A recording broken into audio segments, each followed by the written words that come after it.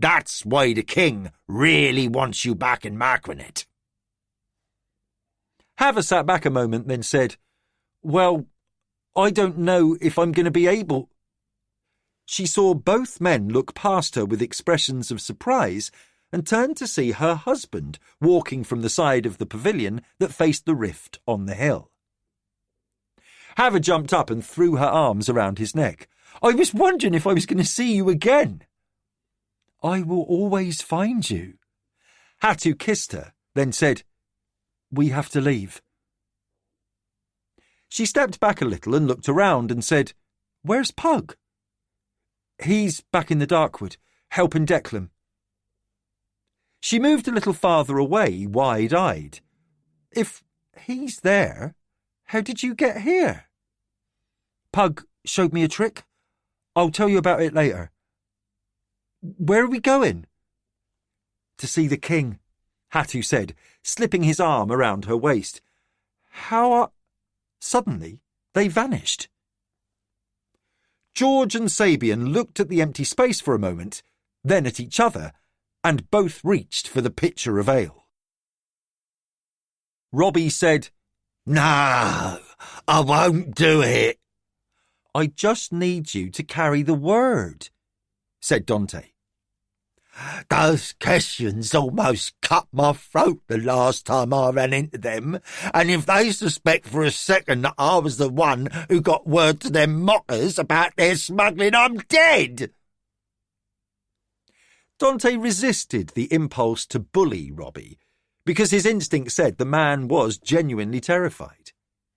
Years of training had enabled him to judge this man would no longer be a valuable source, so he said, "I understand. But besides you, who else is a good rumour-monger?" "There's no one else in Port Vicor." Dante held up his hand, cutting Robbie off. "I don't need a sales pitch. If you want to—" Dante realised he had been going about this all wrong. "Never mind. Forget about a rumour-monger. I need a tipster." "A snitch?"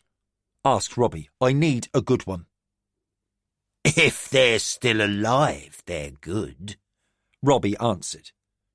"Obviously," Dante agreed. "I need an informant." His eyes widened as he realised he had an answer. "I don't need you to go to the Keshians," he said with increasing enthusiasm. "I need you to tip a snitch." "How's that?" asked Robbie. "So, here's what you do," Dante began. "You find the least trustworthy bastard you know, and just tell him you're more desperate than usual, and you're eager to find out where the Keshians are lying low." "Well, I know where they are," Robbie whined. Dante tried not to show his frustration. "I know that, but whoever you're talking to won't. Tell him you have valuable information and you're willing to share a few coins, don't get too generous or he'll suspect, and let him know that you know where those mockers took the Keshian booty, but you're not sure how to reach the Keshians. You'll work out the rest of the story. Play stupid about where the Keshians are hiding." Dante slid a silver coin across the table. "Give him this and offer him another for getting word to the Keshians." Robbie looked unconvinced, but Dante's willingness to pay well so far had him eager to keep getting paid. "I think I know a fellow, but he's a shrewd one, which is why he still has his neck about him. I'll see what I can do."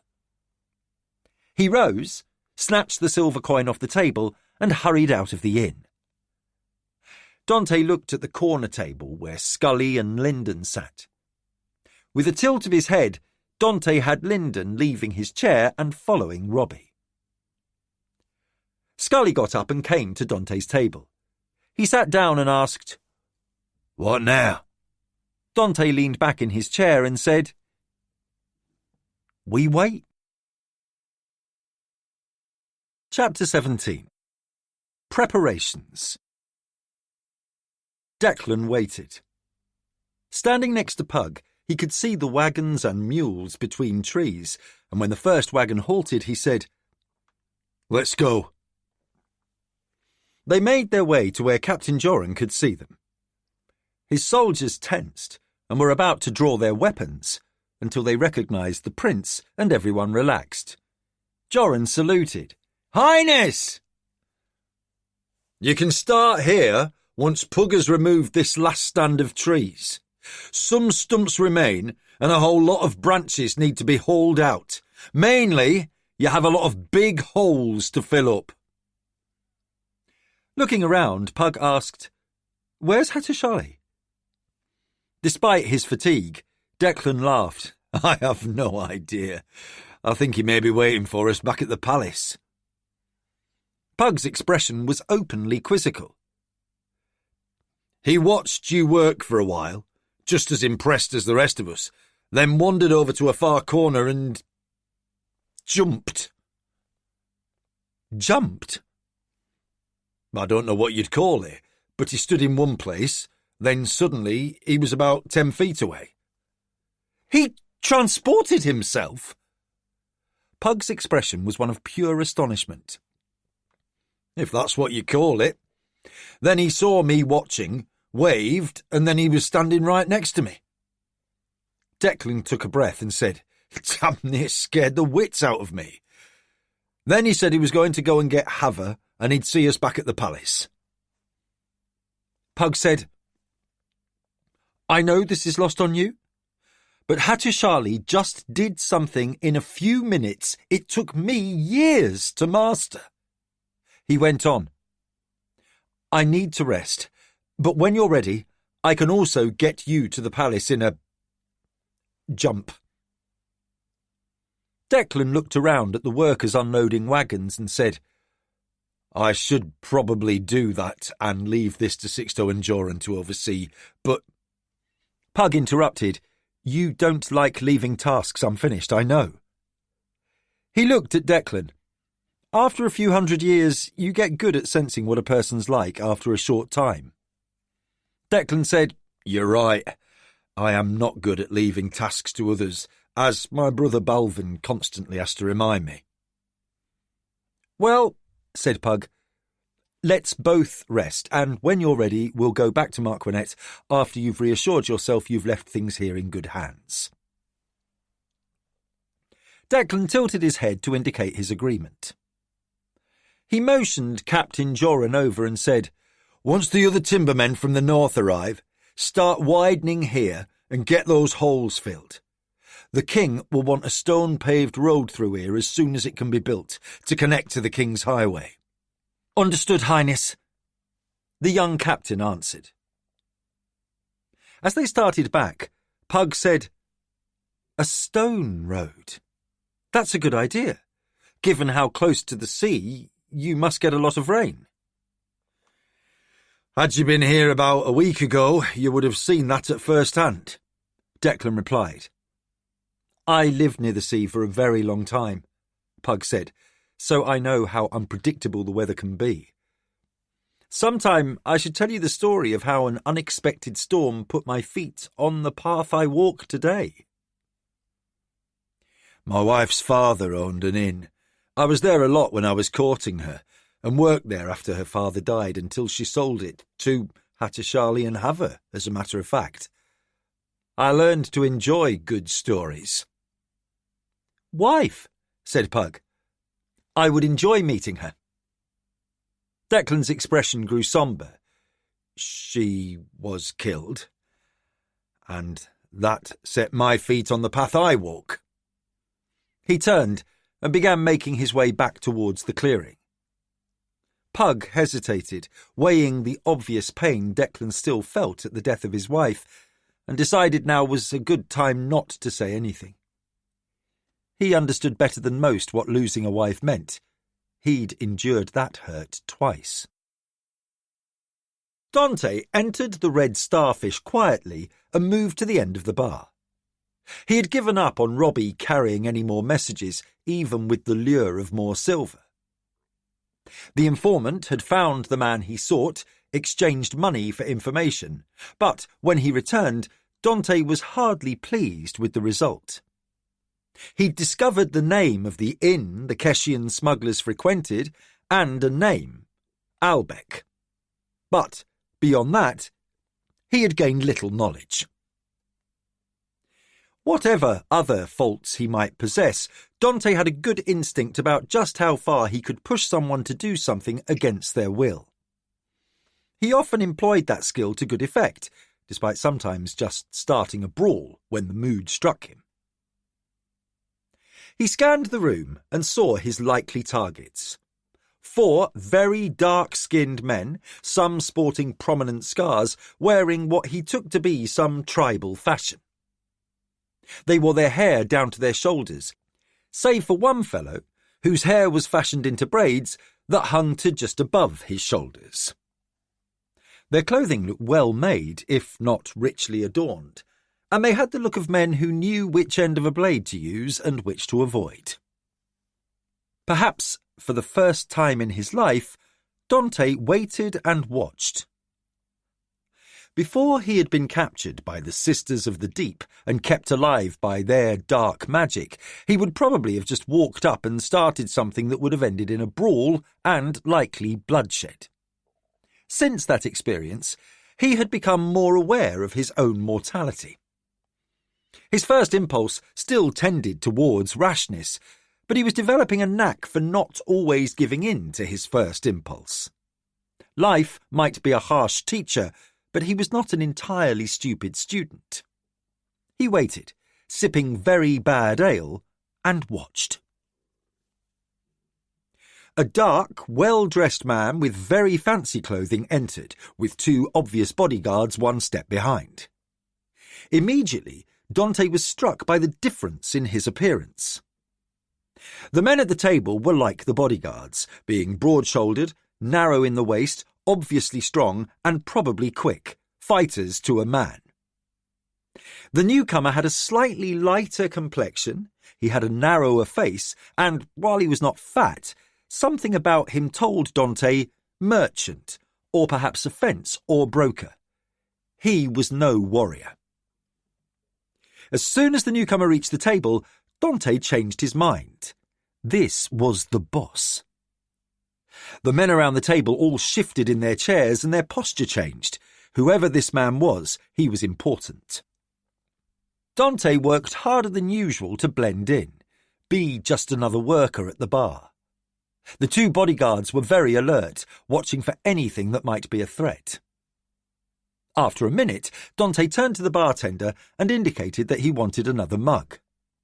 He'd hardly drunk the first one, occasionally tipping his drink to spill here and there. Given the condition of the floor in a place this seedy, no one noticed. When he looked back, the boss, as Dante thought of the man, was still speaking to the men at the table, and the guards were still being attentive to the room. He did notice that those moving through the tap room were giving that table a wide berth. That told Dante the locals had seen these men before and wanted no trouble. Risking a little attention, Dante turned to a solitary drinker next to him, a burly fellow with a thatch of unkempt dark hair, a short beard, and the clothing of a worker. Probably a stevedore or warehouseman, rather than any manner of thief, basher, or dishonest sort, he thought. In a light tone, Dante said, "Who's the fancy fellow with an audience?" The man raised his eyebrows and said, "New around here?" "First visit," said Dante, feigning slightly drunken speech. He added, "Stands out a bit here, doesn't he?"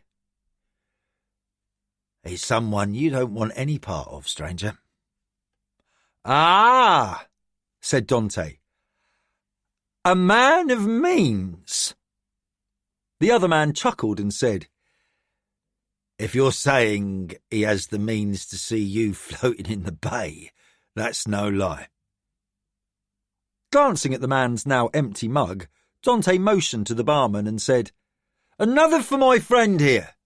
He smiled. "My name's Peter." "I'm Bert," said the big man. "As I said, I'm new to Port Vicor and I'm looking around a little." "Where you from?" Bert asked. "An island so far from here you'll never have heard of it." "Try me," Bert said jokingly. I travelled when I was younger. Coltaction? Said Dante, knowing the fewer lies he told, the easier it was to keep track of them. You're right, said Bert. Never heard of it. He drained his mug.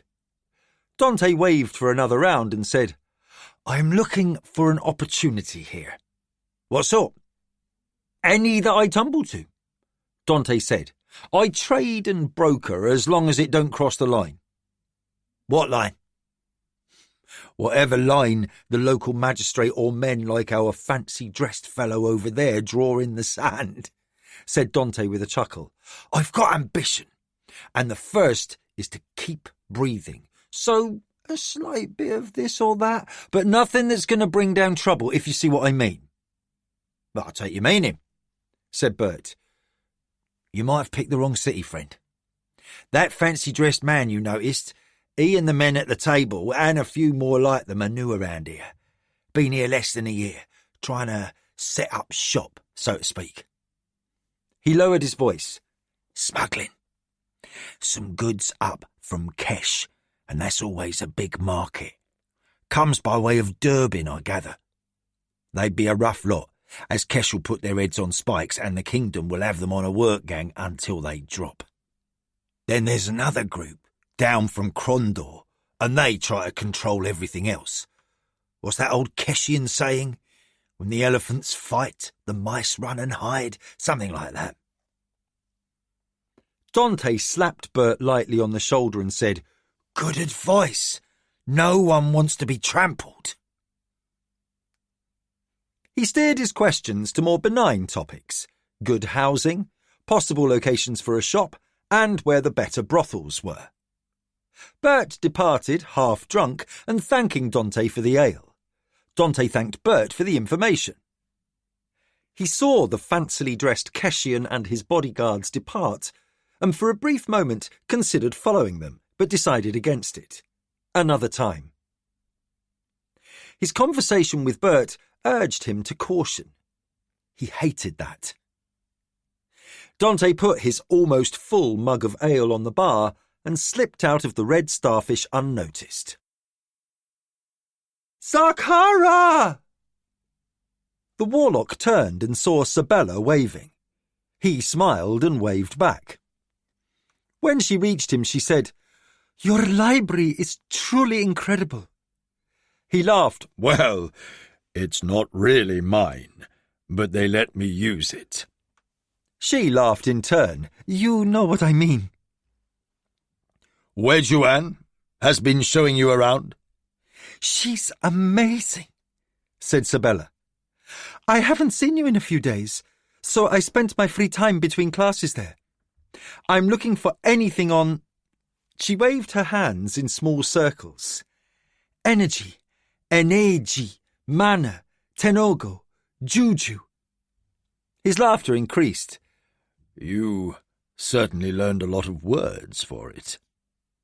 She shook her head emphatically as her humour faded. You know what irks me?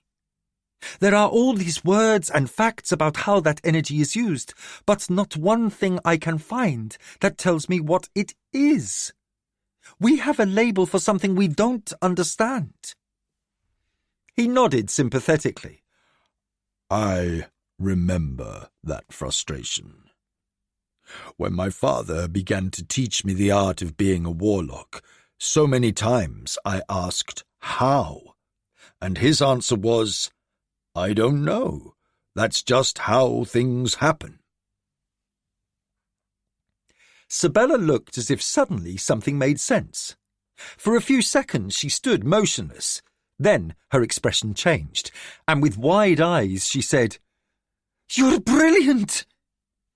She grabbed his head, pulled it down, and gave him a kiss on the cheek, then turned and ran back towards the library. Zakara watched her run off and realised, even though he was a century older, that she might be the most remarkable woman he had ever met. Sabella almost ran into Wejuan as the older woman was carrying books around a corner. It was only by sheer luck that she pulled up in time to avoid knocking the librarian to the ground. What? demanded the stout woman, her grey hair tied up in a knot and her face a map of fine wrinkles. "Something I have wondered about since I arrived, and now I think I have an answer." "Help me put these away and tell me what this is all about," said Wedgwood. Sabella took half the books and followed Wedgwood to the end of a massive shelf. Next to it lay a spiral staircase that rose to a landing halfway up the wall. She followed the older woman up the stairs until they reached that landing, and Wedgwood said, "This task is pure drudgery." Sabella said, "I can help if you'd like." Wedgwood found the first space she sought and put the topmost book in her stack with her right hand, while deftly balancing the others with the left, and said, "That's a lovely offer. But you're a student. You won't have the time, and besides, it would take me a long time to train you." Sabella laughed softly. "People always underestimate me." Wedgwood looked at her.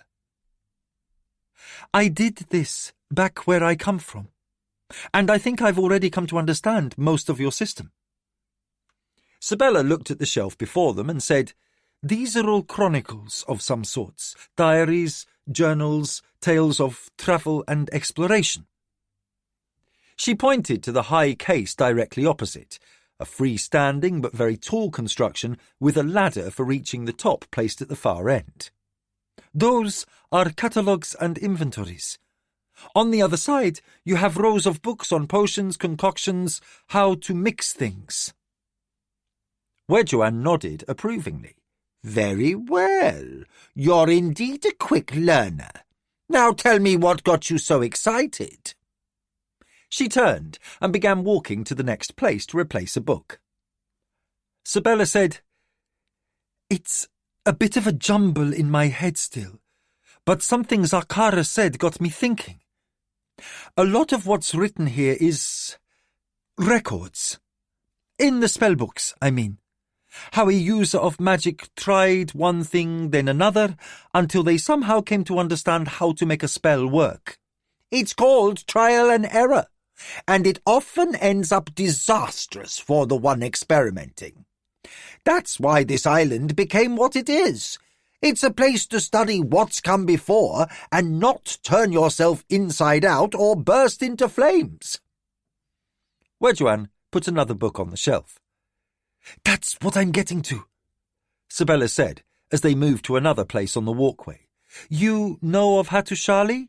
"Everyone here knows of Hattushali," Wedgwood answered, "especially me.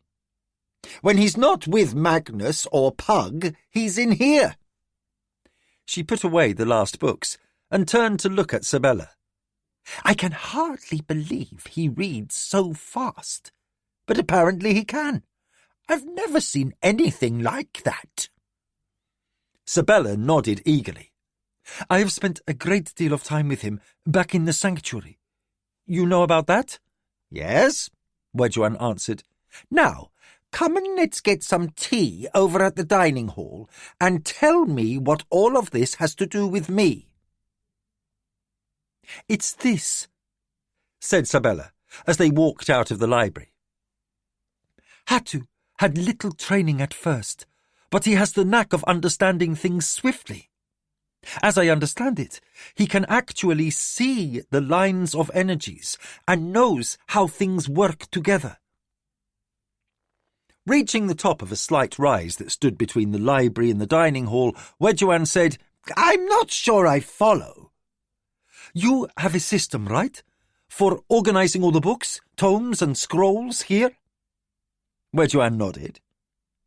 "Hattushali sees how things are organised, underneath all the spells and devices used, and he just uses that energy." Again, Wedgwood nodded. "Mana, juju, whatever it's called." Then she laughed. "Stuff, as Nakor calls it." "He's a strange man, but I think he knows a lot." "You're not the first person to make that observation. Even before he turned up with Pug, stories abounded about him. He's a walking invitation to chaos, but he was also a valuable source of knowledge when the great conflict ended. Wedgwan smiled. That was many years ago, long before I was born. I'm old, but not that old. I only met him briefly here, and then he was off with Pug and Hattusili, said Sabella, and he said some very odd things about stuff and tricks that I didn't understand. You are hardly alone in not understanding, Nakor, Wedgwan replied with a wry smile. Anyway, it's still a jumble in my head, but so far it's like this. What if we gather all the works on one thing, say a spell to start a fire or bring rain, anything? We look at the works and try to determine what they all have in common. What Zakara said a while ago was that each of those spells was arrived at through trial and error. A lot of what they did was particular to each spell, but maybe that process is unnecessary. Wedgwan's expression began to change from amusement to a keener interest. Go on. Maybe some of those details are getting in the way of how people learn. I don't know how I learned to levitate. I just did. Something about the abundance of stuff here, maybe. But also, maybe because in looking for Hattusili, I spent a great deal of time sensing his mind, I suppose you could say. So, anyway, my idea is to strip away the unnecessary and leave only what is absolutely necessary to make the magic work. Maybe then each person will need to change a bit here or there, but it would be like building from the foundation up, not the top down. Whatever the reasons, the things I saw in Hattusili's mind showed me a quick and easy way to float up in the air without having to unlearn the unnecessary bits. So, what do you think? Now, with an expression of focused attention, Wedgwan reached over and patted Sabella on the hand. A lot of very smart people have lived and worked here for centuries, but you're the first person to think of this. I think there is far more to you than meets the eye, girl. Pug and Declan appeared in the courtyard, startling the troops nearby. Seeing the prince, they eschewed drawing their weapons, but the sight of his sudden appearance with the black-robed magician left them shaken. Declan ignored the confusion as he led Pug through the marshalling yard doorway into the palace. Ignoring those who bowed or saluted as he passed, Declan headed straight for the king's private study, where he was certain he'd find his brother and Balvin. He signalled to the posted guard to open the door before he reached it. Inside, he was not surprised to find his brothers, Delnosio, Hava, and Hattusili seated. "Ah," said the king. "I was about to send for you. Everything secure in the dark wood?" "So far," said Declan, sitting in the chair next to him. Daelon waved to Pug to sit down. As Pug sat next to Hattu, he gave him a questioning look. "Later," Hattu said softly. Nakor entered and looked around. Grinning, he said, "Am I late?" "Where, might I ask, have you been hiding?" asked the king. "Here and there, poking around." Without waiting for permission, Nakor sat in the last empty chair. Pug looked at the king, shrugged, and said he does that a lot. Looking at Nakor, he said, "Were you back on Sorcerer's Isle?" "For a while. Then I went to some other places." The king said, "Very well. If there is even more menace about to threaten this kingdom, I need to know about it, but one thing at a time." He looked at Declan and said, "First, I need to know exactly how things stand with our current plans. So tell me, does the work go apace? Pug opened his mouth to say something, then closed it again. Daylon noticed Pug's expression change, and before Declan could answer, he held up his hand saying, "Wait." To Pug, he asked, "Something troubling you, magician?" Pug felt a rising impatience, but recognised it as Philip's nature asserting itself. Patience had been hard-learned during Pug's life as a slave on Kellowan, and his training with the great ones of the Assembly of Magicians had instilled patience in him down to his core. "There is a matter of grave importance, Majesty," he replied, "but as you said, one thing at a time." The king looked at Declan and said, "So, again, how goes the work?" Declan indicated the magician. "Pug cleared more forest in a day than the men could in a week. A road to the highway has now begun, and the construction of a redoubt is underway." Balvin had listened silently, then looked at his two brothers and said, "It might be wise to clear even more forest, and as soon as the redoubt is completed, start building a permanent garrison, a small fortress." Daylon said, "Agreed. If we're going to press a claim to the western half of Ilcommon as now being part of Marquensis and the rest as a vassal barony, we'll need more fortifications to the east. The new garrison in the Darkwood will serve as a staging point for that. Now, we will need to finish the road before next year's rains come, otherwise whatever we build there will effectively be cut off. Pack horses and mules will get there, but wagons will be hub-deep in mud if we don't get the stonework in." Pug said, "If I may, on my world we have workers in stone, geomancers, magic users, who can create stone out of the soil already in place." Daylon stared at him in amazement. "Truly? Can you bring them here?" "A pair," said Pug. "It's an art practised by a race of elves from—" He stopped. It sounds far-fetched. "Says a man who came here from another world," inserted Bernardo.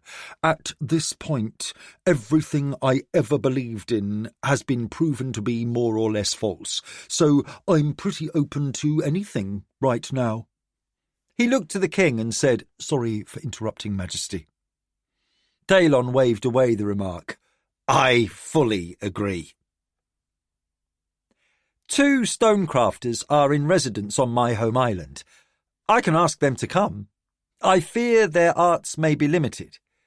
When I aided Declan, I felt my strength to be only a fraction of what it is back home." "Not as much stuff," said Nakor. "I knew that." Hatu nodded. "Even if they only help, it will still speed things along," said Balvin. "Finishing that road means we can resupply through the winter.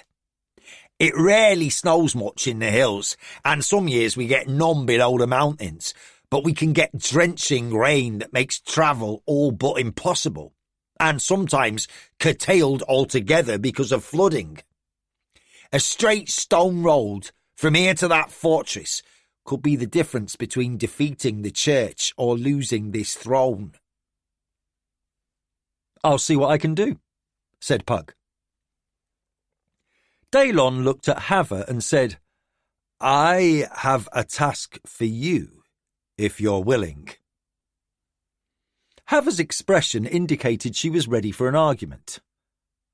"I'm having a ship built on his world," she said, pointing at Pug, "so I can stay close to my husband, who wants to study everything. I don't want to be, an admiral and command a fleet?" "I want you to command a fleet," said the king, "but not as an admiral." Whatever the title, I won't do it, said Hava. Hatu was about to say something, but she held up her hand and her eyes held a warning. Hatu stopped before he started and sank back into his chair a little. The king said, I need the best captain this world has to offer, and if you can find a better one, I'll take him. But I don't need another warship, at least not yet. I need someone to sail food from his world, he pointed at Pug, to this one. We're on the verge of starvation, and the Sanctuary has sent us all the food from Nitani they can. Pug didn't look pleased. Sailing through a rift is tricky. The only time I remember someone attempting it, the ship ended up crashed on the rocks in Criddy. That's another long story. It can be done, and I think with enough preparations, it can be a relatively short voyage, perhaps as short as a few hours, as the ends of the rift can be close to the docks here and there. Some time is required to ensure the best chance of success. Pug paused, then said, I think it can be done. Balvin said, I have no idea of the cost of food and livestock on your world, but we have gold in abundance if your people value it. They do, said Nakor. It often leads to mischief. Pug said, I'll send word to Sorcerer's Isle and have them begin arranging for grain. That will be easy. The other things, cattle, hogs, and vegetables, will take more time. We can manage to provide enough to feed your army for the near future and the rest of your people until your own farms and herds begin producing more abundantly. I will stay here against any manifestation from the greater threat. Good, said the king. We shall discuss that next. Looking at Hava, he said, Can you sail a ship through a hole between two worlds? Hava looked intrigued. I'll need to know about different winds and tides so I don't cause a disaster. She thought for a moment, then said, You want a fleet, then? As much as that booty you took from the Pride Lords can buy to fill as many ships as you can muster. Pug said, We need to discuss details. We can try with a single ship first. He looked at Hava, who nodded her agreement. There will be few sailing the bitter sea who can imagine a voyage to a distant world, let alone sign on to man one. Let me see about that, said Hava. I have an idea. No doubt, said Hatu, repressing a smile. Good, said the king. So, fortifications are in progress and food being sought. Daylon paused a moment, sitting back a little, and then, looking at Pug, he said, Now, as loath as I am to ask this, Pug, tell us of this other menace to our kingdom. Not just your kingdom, said Nakor. Everything. Everything? Asked Balvin. He'll tell you, said Nakor, pointing at Pug. The king looked displeased, but said, How much time do we have to prepare, and what sort of enemy is coming? Pug started to speak, but Nakor interrupted. Nobody knows about time. Hatushali nodded. Yes, he began, but Hava put her hand on his, stopping him. It will come when it comes, said Nakor. It? The king looked confused. Why, it? Because it's not an army, or it might be, but we don't know, said Nakor. He motioned to Pug. Pug threw Nakor a dark look. He put aside his irritation, as that again echoed how Philip saw things, and while his former persona was emerging more as days went by, Philip would never be totally gone. Composing himself, Pug took a breath and began, It's the void, Majesty. To attempt to describe it will take a long time, but if you're willing to listen, I will try to share what we know of it. We have faced it many times before, in various guises and forms, agents working on its behalf, and still we hardly understand it. It has some link to my world, going back perhaps to the creation of everything. We just don't know. If it's tied to your world, asked Balvin, why would it come here? Why not? Nakor replied. You don't have a lot of stuff here. What he calls magic, he said, pointing at Pug. Pug said, a host of magic users on my world barely prevailed in our last conflict with the Void. Midkemia paid a terrible price but survived. Here, without that sort of power, this world would be consumed in days. Nakor nodded. Yes, because if you got all the armies on this world to stop fighting and come together, you'd still lose. The colour drained from the king's face. Quietly, he asked, Can anything be done? We need to work out how to take some stuff from Midkemia and bring it here. Then we can fight it. Is that possible? Asked Daelon. I don't know, said Pug, but we'll try, somehow. Because here you need more magic to fight the Void than has ever been imagined in the history of this world. Daelon slumped down in his chair, his hand over his eyes for a moment. With a tone more pleading than commanding, he said, Please, do whatever you can. Chapter 18. Missions. Dante bided his time. For a day, he returned to the farm and oversaw what was turning into a tiny enterprise. While this farm would never make anyone wealthy, it would provide shelter and food for the littlest children. The older children were toughening up a bit as they were being taught the finer points of brawling, eye gouging, blows to the throat, kicks to the groin, all designed to give a smaller fighter a moment's advantage to escape. None of the youngsters was likely to grow up to be a proper brawler, though David was putting on a little weight with steady food and exercise. Mark showed some signs that he might do well at picking pockets, sleight of hand, street grifts, and anything requiring dexterity and a good eye. The others would make decent farmers. Tommy, the boy who had taken Dante to meet Healer, was showing remarkable quickness, but he lacked size. Dante considered him a future night thief, but hardly fit for a fighting crew. Now he was back in the Red Starfish, again trying to blend in. He had found a base at the Four Ravens and had paid Shad just enough silver to secure him a room on demand, but not enough that the innkeeper might try to poison him for his coin. Pug had been generous with the purse, but his funds were dwindling, so he began looking for his own opportunities to replenish his means, and now he was beginning to fully comprehend what the kids had been up against. When he recognised a street grift, the mockers had ample muscle nearby to prevent a mark from causing harm to the grifter.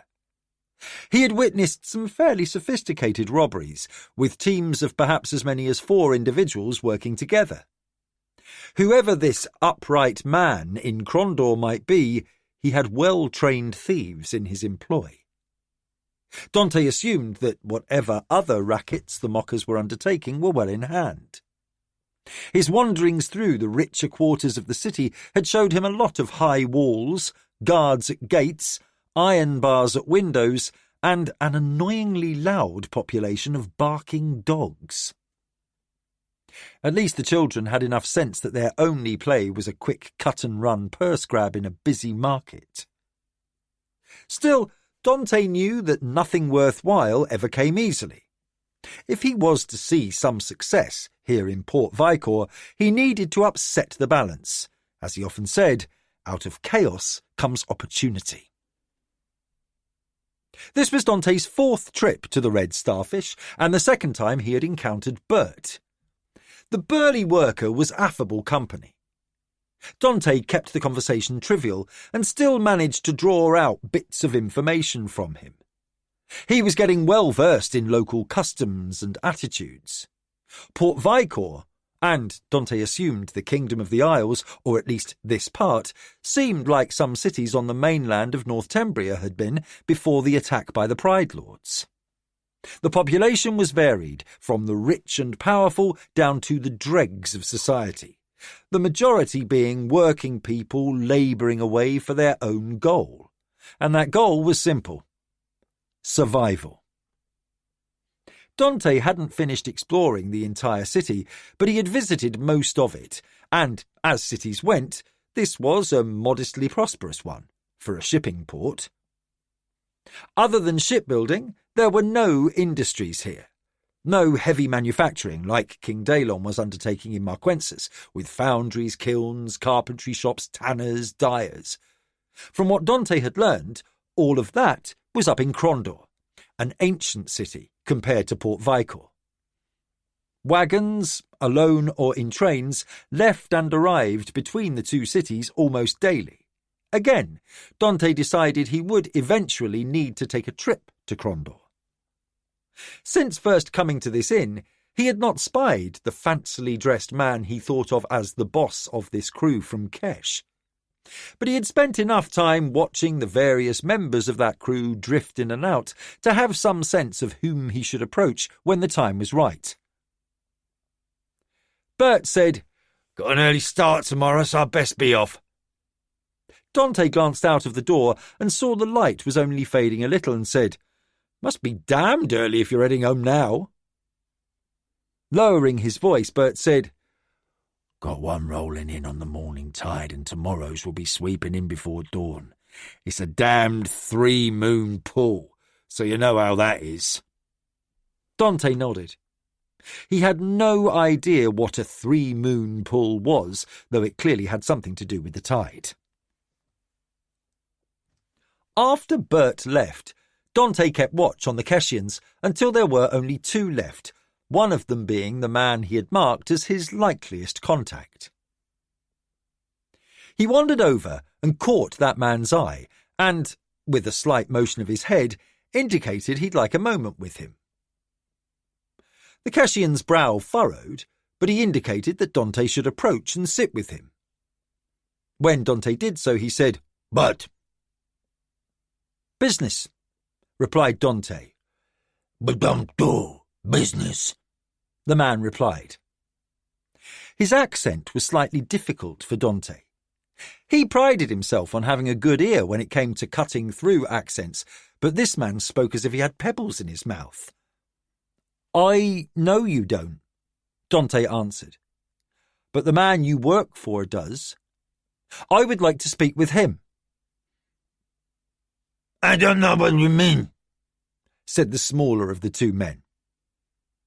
The other spoke in harsh tones, and Dante realised whatever magic Pug or Magnus had used, so Dante, Hava and Hatu could understand languages here, appeared to have worn off somewhat. He understood the languages he'd heard on Sorcerer's Isle and here, but he didn't understand the language these 2 spoke.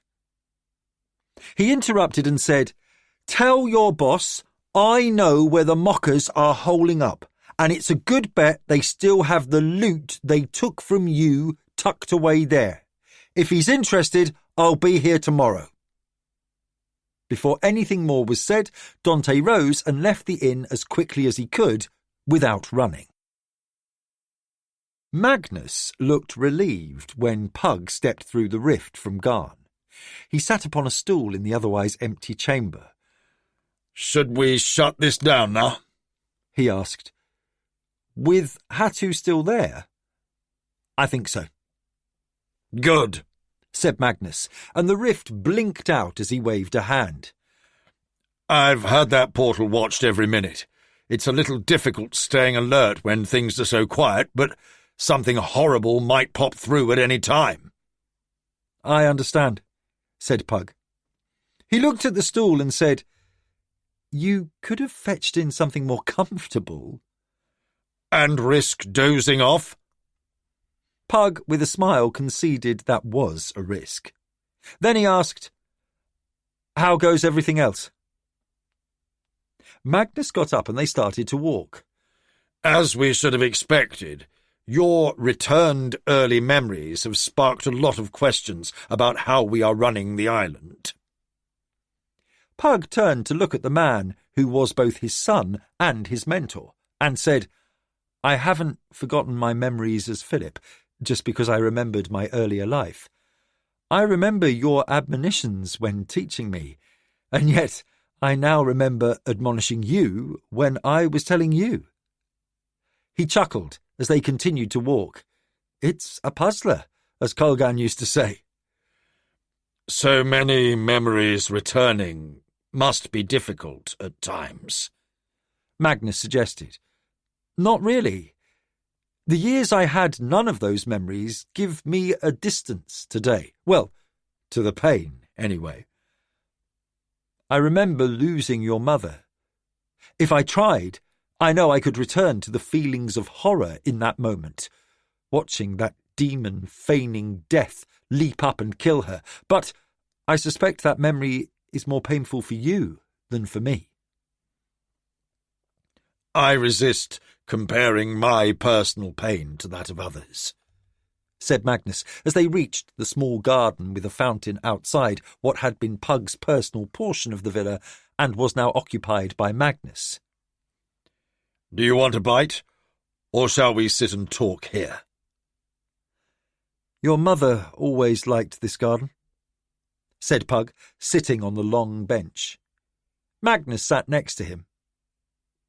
We can work out the confusion over my being who I am eventually, I'm certain. But for the moment I'm very comfortable with your leadership, as it's what I've known for years. I certainly have no desire to return to my dark state of mind during the last confrontation with the Void. As we have no idea how much time we have before the assault on Garn truly commences, let's put aside morbid introspection and look forward as much as we can. The problem seems to be that even with Hattusili returned home, the level of magic there is low by our standards. I'm not sure moving every magic user we can muster there would help much. Magnus said, I believe you're right. He looked out over the meadow and said, It's hard to remember the fury of that final battle, and how I survived is still a mystery to me. One moment, everything around me was exploding out of the ground. Even with my shielding spells, I was thrown into the sky so fast I blacked out, only to regain my wits a little while after, almost a mile away, without a mark. Pug had bargained with the goddess of death, his life in exchange for Magnus's, but felt no need to share that with his son. Sometimes we get lucky. Remember the followers of chance? Magnus nodded. Strange cult, putting themselves in harm's way, so if they survive it's a sign of the goddess of luck's favour. They may be a bunch of mad heretics, but perhaps they know something about luck we don't. In any event, let's focus our minds on the problems at hand, and leave such speculations for another time. You may never know how you survived the battle at Magician's End, while I did not.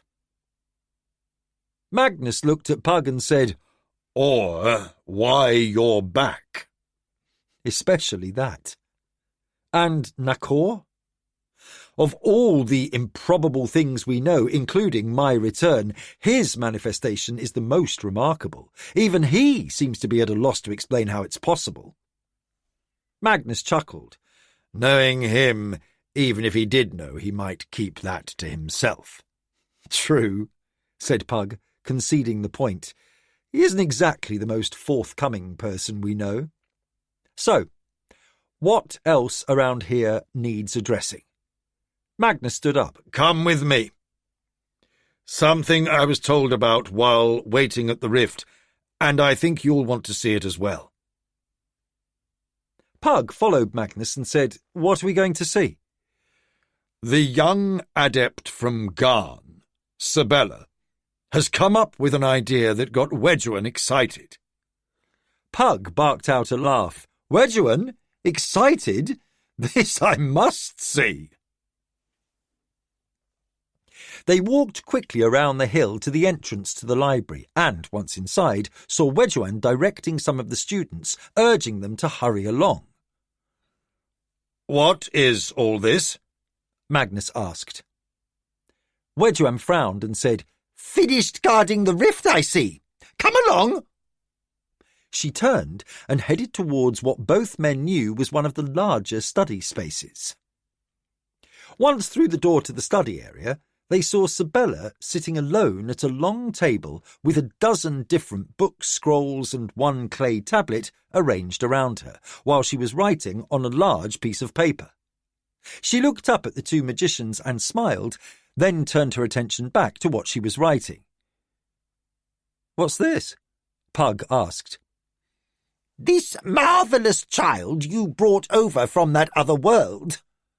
"Zakara brought her over," Pug corrected.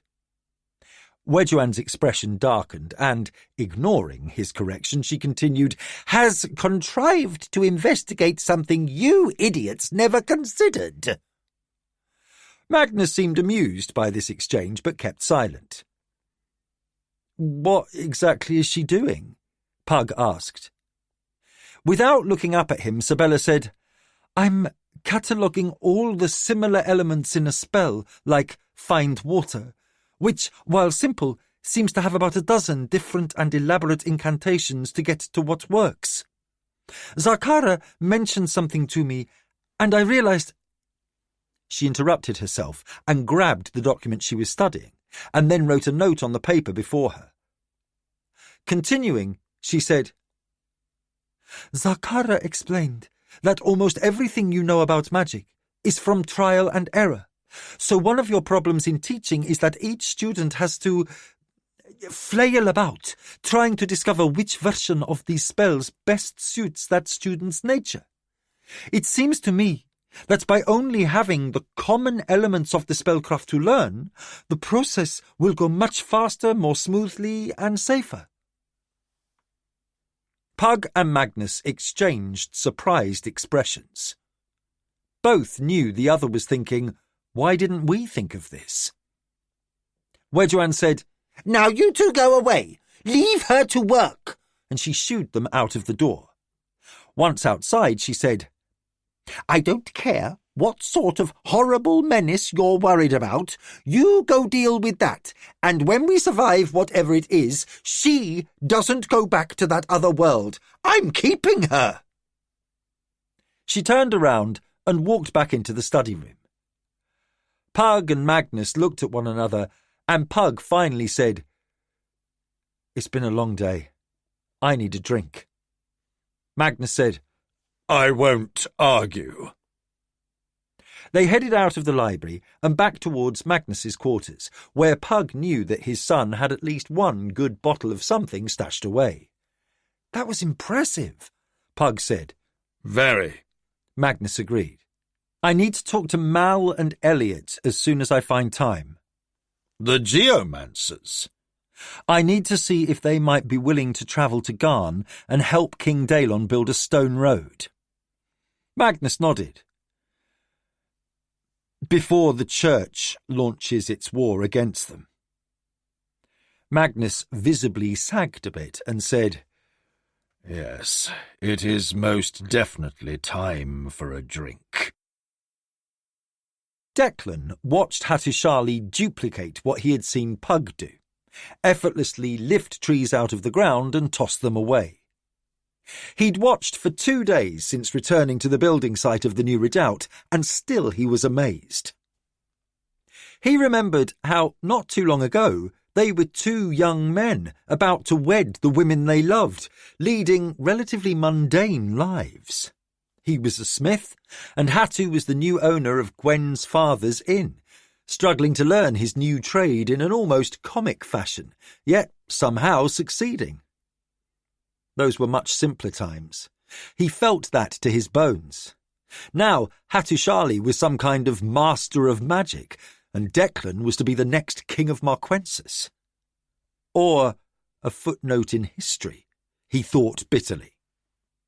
He might be little more than the next victim of the Church of the One. In their onslaught, they had already burned one king at the stake. A dark foreboding rose in him, and Declan felt mounting dread when he considered it might be some other horror he fully didn't understand. He pushed aside those numbing fears, took himself away from the traps of his own mind, and returned to his fundamental belief: deal with what's before you, not what may come one day. When Hatu finished, he turned to Declan and said, "That took more than I thought." Workers were rushing with picks and shovels to start filling in the large hole left by the tree. "I now understand what the differences are between here and Midkemia that Nakor told me about." Declan looked around. "Speaking of Nakor, where is he?" "Who knows?" replied Hattusili. "I don't know him well, but I think I'm safe in saying he's the most capricious person I've ever met. He makes Dante look predictable."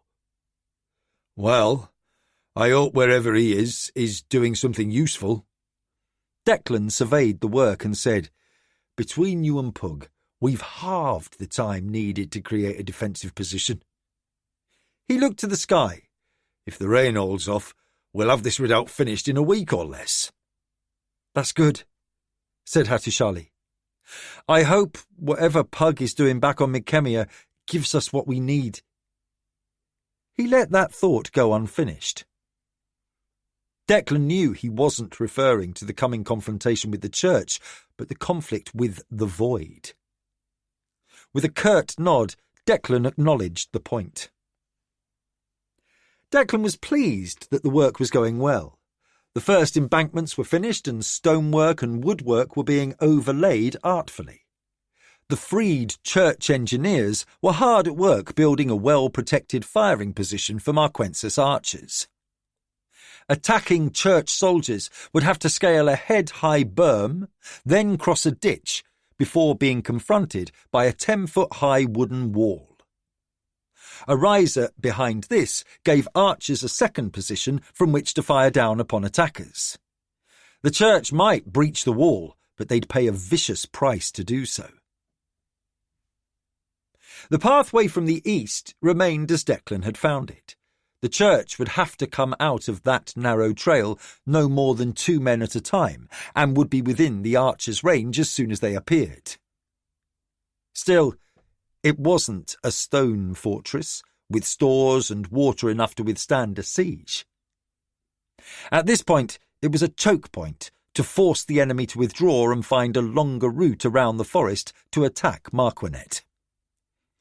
If the attack came within a week, Declan knew he could bloody the church army, but defeat it? Out of the question. Turning to Hattusili, he said, "Do you need more rest before we return to—" Before he could finish, they were standing in the throne room in the castle. Declan almost lost his balance and just caught himself. He looked around with an expression of amazement. "I thought you had to touch me to carry me here." Hatu looked around in his turn. "I did touch you. With my mind." Declan saw the one guard before the door to the king's chambers was trying to regain his composure after the sudden appearance of the prince and his companion. "I will never get used to this," Declan muttered as he motioned for Hatu to follow him into the king's study. He knocked once and began opening the door before Balvin's voice bade them enter. Balvin sat back as the two came in and said, "How goes it?" Declan sat opposite his brother and Hatu took the next chair. "Better than we could have hoped. Between Pug and Hatu, we have gained weeks in preparation. If the church lingers for another month, we'll hold the forest without question, perhaps even if they wait 2 more weeks." "If Pog can persuade those rock magicians, whatever they're called," said Balvin. "Geomancers," Hatu supplied, "to help, and we can finish that road, We can start patrols between the north and south garrisons in the Darkwood and hit their army in the flank if they skirt the forests." "Where's Daelon?" Declan asked. "Out riding with the cavalry. He said he had a few ideas to improve their training, but I think he just needed to get out of the palace and get on a horse." Declan let out a long breath. "I fully understand." "So, what news from that magician friend of yours?" Balvin said to Hattusili. "No word from Pug as yet," he replied. "He should return soon. He's not one to be careless in important matters, and I'm certain those things he and Nakor warned us of are very important." "Speaking of that funny little man," said Balvin, "I haven't seen him with you for a while. Did he return to the other world?" Hattu gave an uncertain gesture and said, "Actually, I have no idea where Nakor is." Nakor sat in a tree eating his last orange. He scolded himself for not having discovered the whereabouts of a fruit vendor in Marquinet. Marquensis was rich with groves, and the oranges were good. He preferred the deep red fruit pulp of his native Isolani blood oranges, but they didn't seem to exist on this world. Licking juice off his fingers, he peered down into the village below in the southern branch of Garn's Wound. He'd been observing people called eaters for the better part of the day. He knew as soon as he reached this area that very bad things were happening here. This part of the valley had been rigorously avoided by the men Declan had discovered stranded in the northern part of Garn's Wound. With good reason, Nakor thought. Freakish magic had played havoc with this region, and Nakor was at a loss to explain how the events on Midkemia at Magician's End related to this world. He usually found odd questions delightful, but not this one. This one involved a massive threat to everything, and that was not amusing. He was missing many of his memories. He imagined that he might have seen other things as sad as this, but he couldn't bring any to mind. He was still puzzling out what was missing and had given up on why. Some power had decided he needed to be here, and maybe he'd find out why and who, and maybe not. He had borne witness when Pug defeated the Void's attempt to invade Keloan from a higher energy reality. The most powerful creature of the Dread had been rising through that reality on its way to destroy the mortal realm. The only way to defeat the Desati had been to destroy Keloan, which was being overrun by the more powerful invaders. The last thing he recalled was dying on the Desati world, and then he had found himself walking the Hall of Worlds towards the door into Garn. It was as if only a moment had passed. The memory of that destruction had been bouncing around in the back of his brain ever since. He had a germ of an idea how to fight the next battle, but it wasn't properly formed yet. He'd let it keep bouncing around. His attention was now focused on some bloody rite the people below were conducting. This area abounded with odd animals. A pig-like creature with quills like a porcupine seemed to be a staple of the people's diet, and several were being slaughtered and thrown into the pit to the creature below. Nakor could feel only sadness at what he saw. These were a people enthralled to dark forces from the moment of their birth. Whatever joy they felt must be savage, and there was nothing of love in their being. They were damaged beyond imagining, and he could see nothing less than divine intervention could save them. And, as Nakor well knew, the god's benevolence was in short supply. He surveyed the parts of the valley he could see from his perch and decided that the sun was setting low enough that he might find himself stuck here all night if he didn't leave. That would not be a good thing. Besides, he had seen enough. Climbing down the tree quietly took a bit of time. Once on the ground, Nakor knew where he needed to go.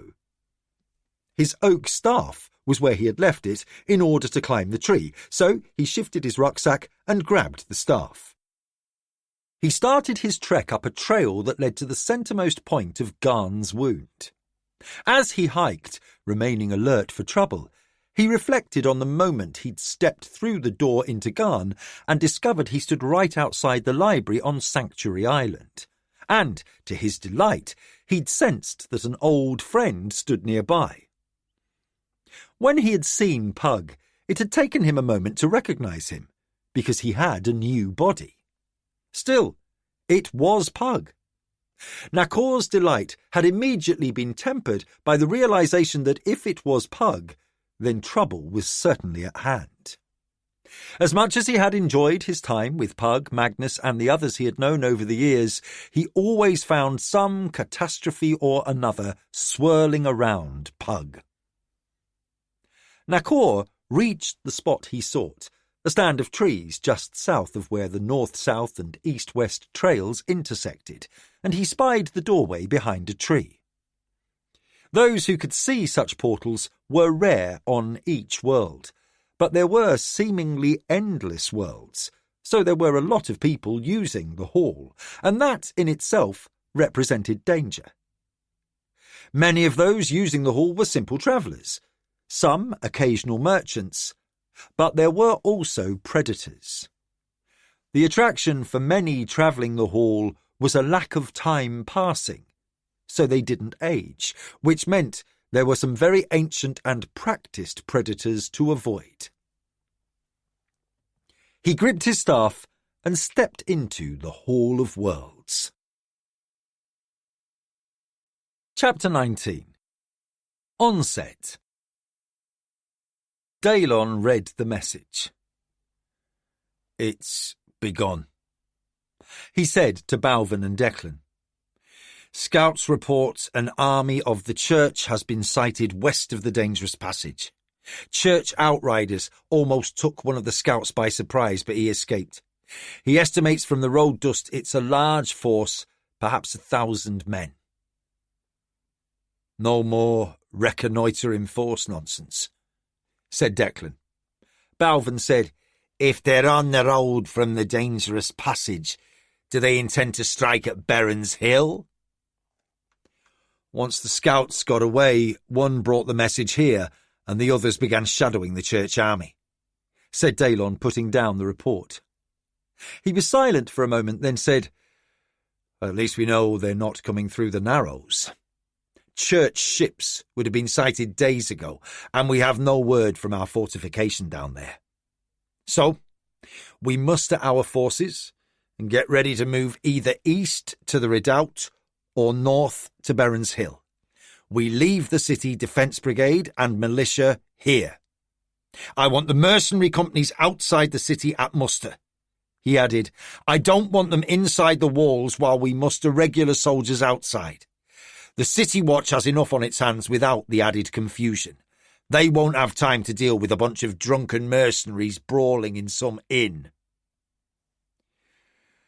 "I wish we could use Hattusili's jump ability to scout them out," said Declan.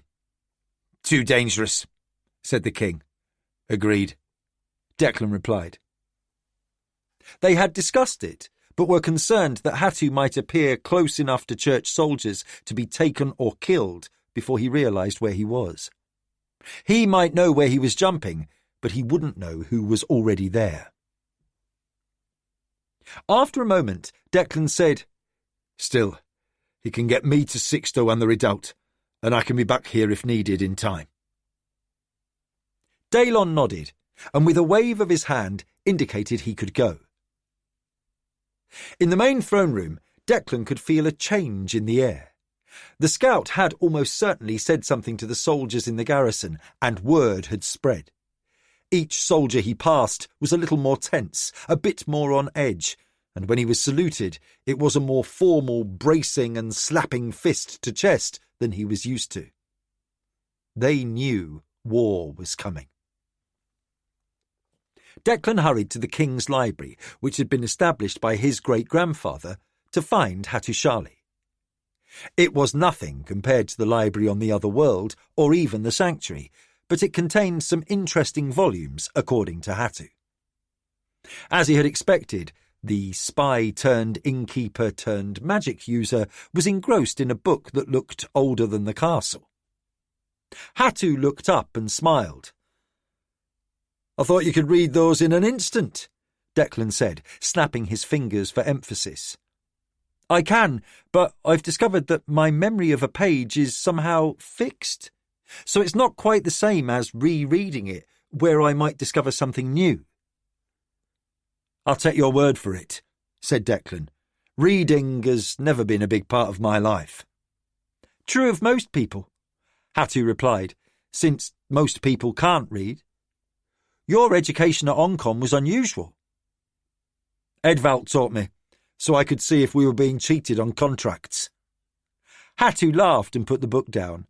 Standing up, he said, "The life of a blacksmith." "Indeed." "Can you take me to the redoubt?" "When?" "Now would be good." "Very well," said Hattusili, "but time is growing short to intercept Bodai and bring him back." "Should we do that first? It shouldn't take too long, right?" "We can hope," said Hattusili. "When I was on Sorcerer's Isle, my energy seemed endless. Here I find I tire more quickly, and my abilities grow weaker when I do. I just took Hava down to the sanctuary so she could reclaim the Queen of Storms and sail to the island of Shechal to see about ships. 3 trips in so short a time. We run the risk of getting to Bodai's ship, then finding I can't return all 3 of us. Or worse." "Worse?" "I don't know what might happen if I try to return here and we jump short." "Short?" Now Declan's concern was evident. "End up in swimming in the Narrows or standing on an empty road in Ilcommon? Sharks or bandits?" Declan squinted at him. "Are you joking?" Hattu laughed. "Only a little." He put his hand on Declan's shoulder and said, "I think if I get too tired, it just won't work. The jump, I mean. And we will be stuck on a ship, heading in the wrong direction." "Yes, and ships are hardly a great resting place. I've slept on them before, but I think I need more than sleep. I need quiet and perhaps some contemplation. I don't know. Even Pug is unsure of what my talents are. From what I can tell, he probably knows as much about magic as anyone, but he often seems baffled by my abilities." Declan considered. "The weather's good, and it's a 2-day ride back from the redoubt now that the way has been cleared, and you don't have to ride all the way around. If you take me there, then come back at once. How long before you can go after Bodai? Until we really understand what's happening, getting the Kingdom of the Night involved might not be our best choice." "Nor Bodai getting his throat cut," added Hattu. "I can take you there, return here, and with 2 days more rest, I can go and fetch Bodai back before he reaches any port in the Kingdom of the Night."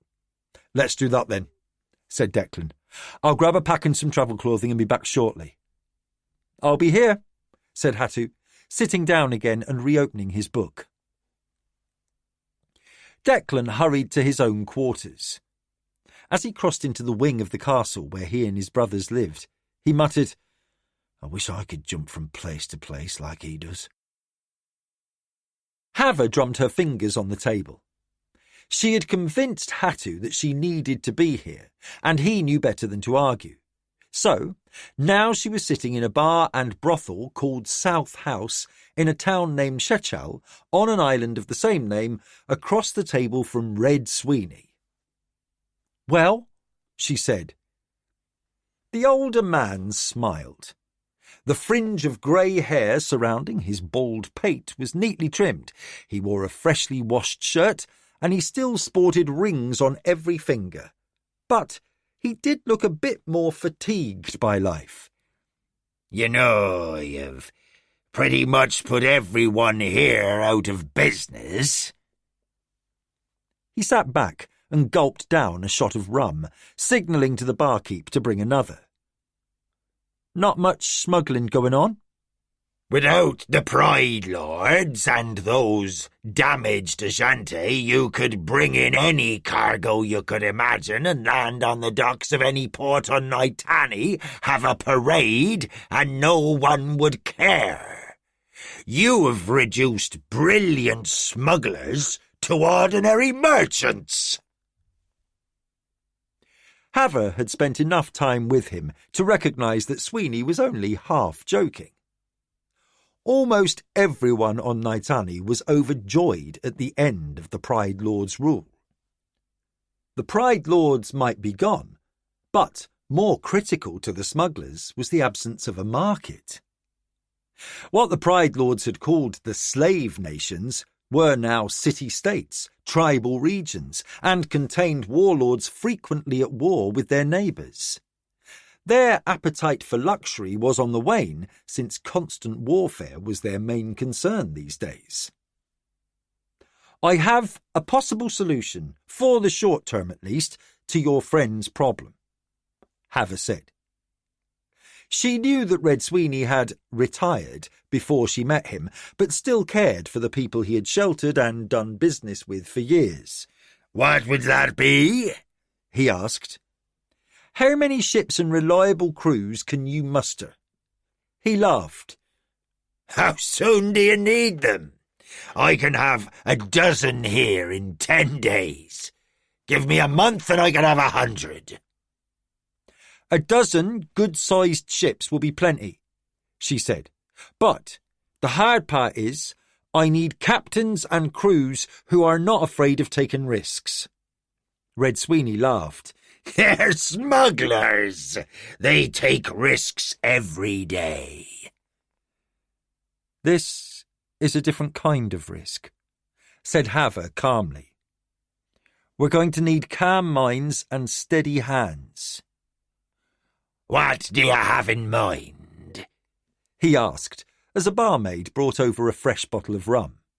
He started to pour a second drink for himself and offered one to Haver, who shook her head, then said, As impossible as it may seem, I need a small fleet of cargo haulers to sail to another world and back. He stopped pouring. What? I said, I heard what you said, he replied, putting the bottle down. Another world? Sail there? Too much sun on the quarterdeck without your hat? Seems mad, I know, she said, but I'm as serious as I was about ending the Pride Lords. You still doubt me? Girl, I doubt my own senses. For a youngster, you've proven yourself more than once. You're as tough as an old boot. So, how does this magic work? She laughed. Magic is exactly how it works. She motioned for the offered drink. Change your mind? She nodded, and after he filled her mug, took a swallow and said, This will take some explaining. I'm not going anywhere, he said, sitting back comfortably in his chair. Haver started by explaining a little of what Hattusili was doing and the legend of the fire mains.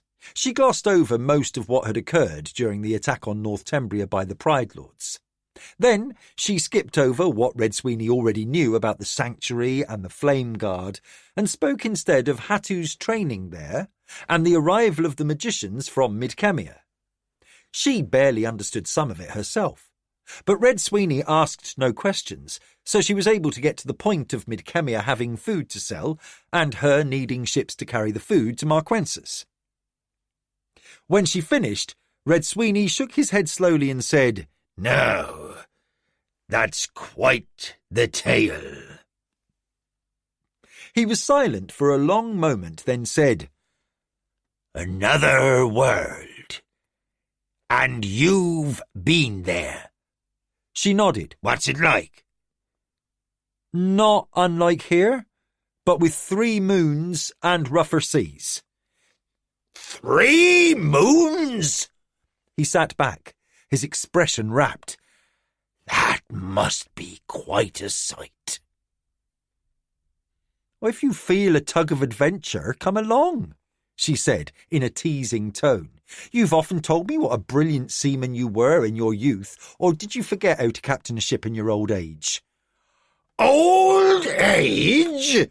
He said in mock outrage, slamming his hand on the table. I damn well might, old age. Good. So that's one ship.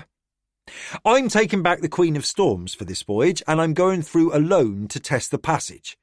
She's the nimblest ship ever built here, so if I survive, I'll know what ships we need and how to sail this route. You're a bold one, Haver, I will say that. Red Sweeney poured another round, then asked, How many ships?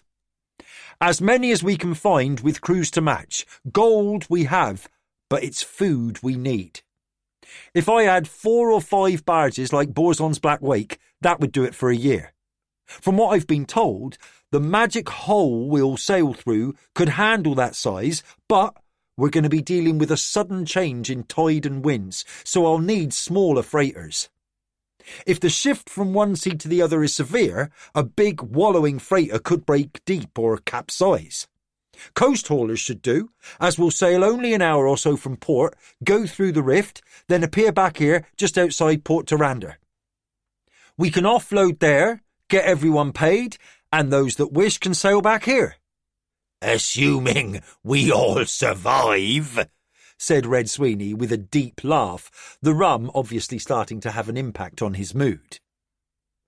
So, how many nimble freighters like the coasters that run along here or out to the border ports can you get?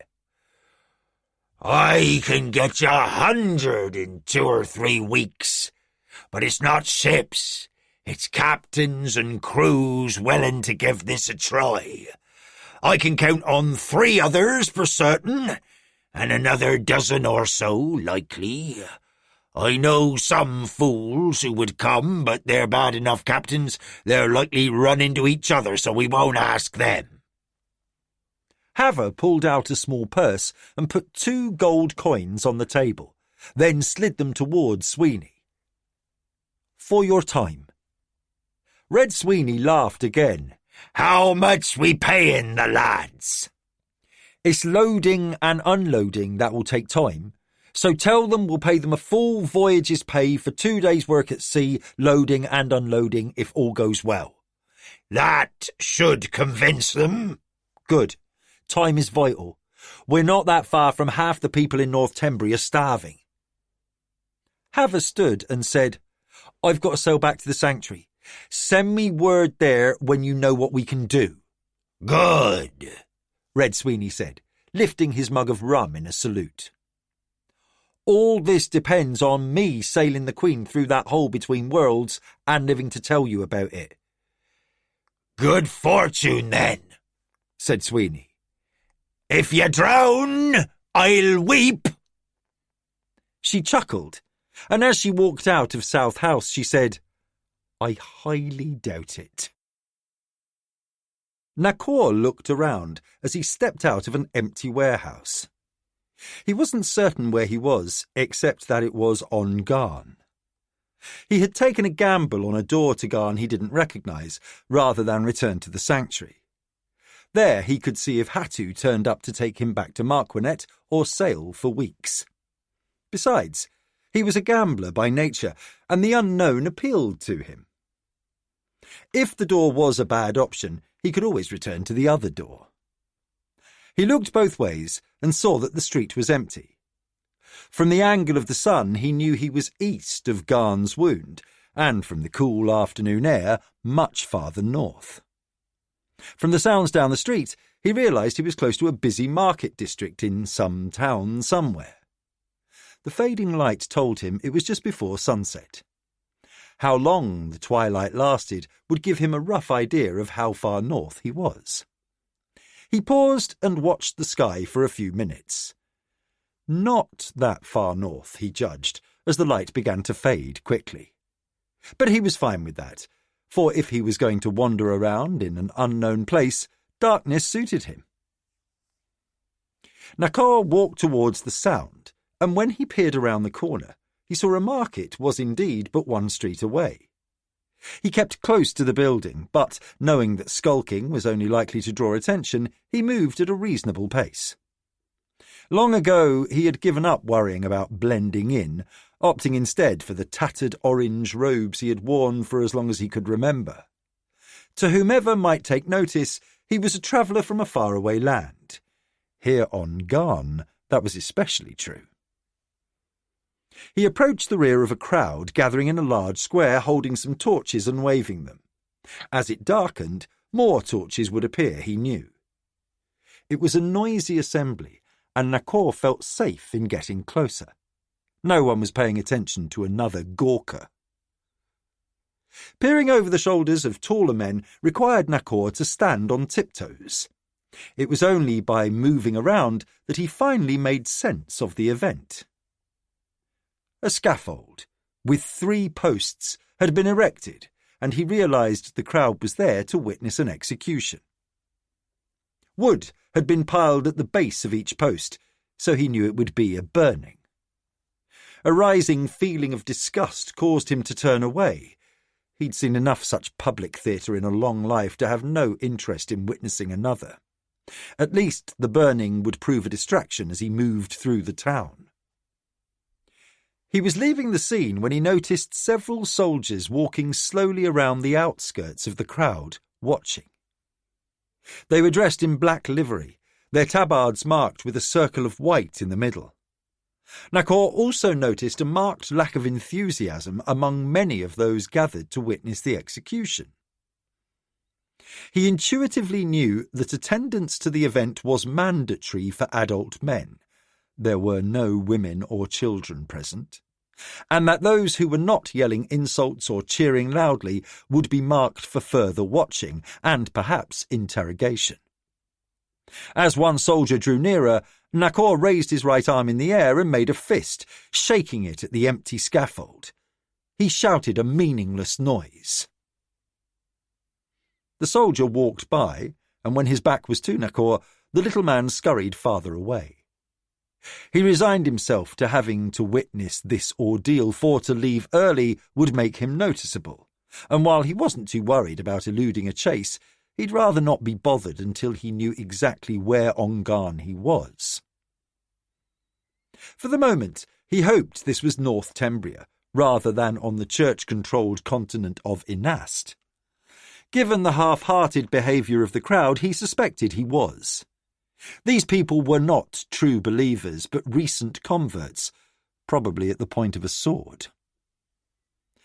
On the other side of the scaffold, a wagon appeared, and 3 bound prisoners were roughly forced to their feet and offloaded.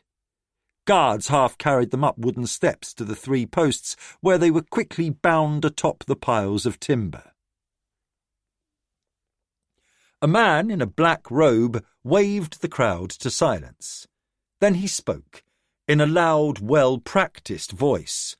"Heresy will be torn out, root and branch, never to be spread." Nakor ignored the rest of the litany of charges. He had unfortunately heard the like before in many places.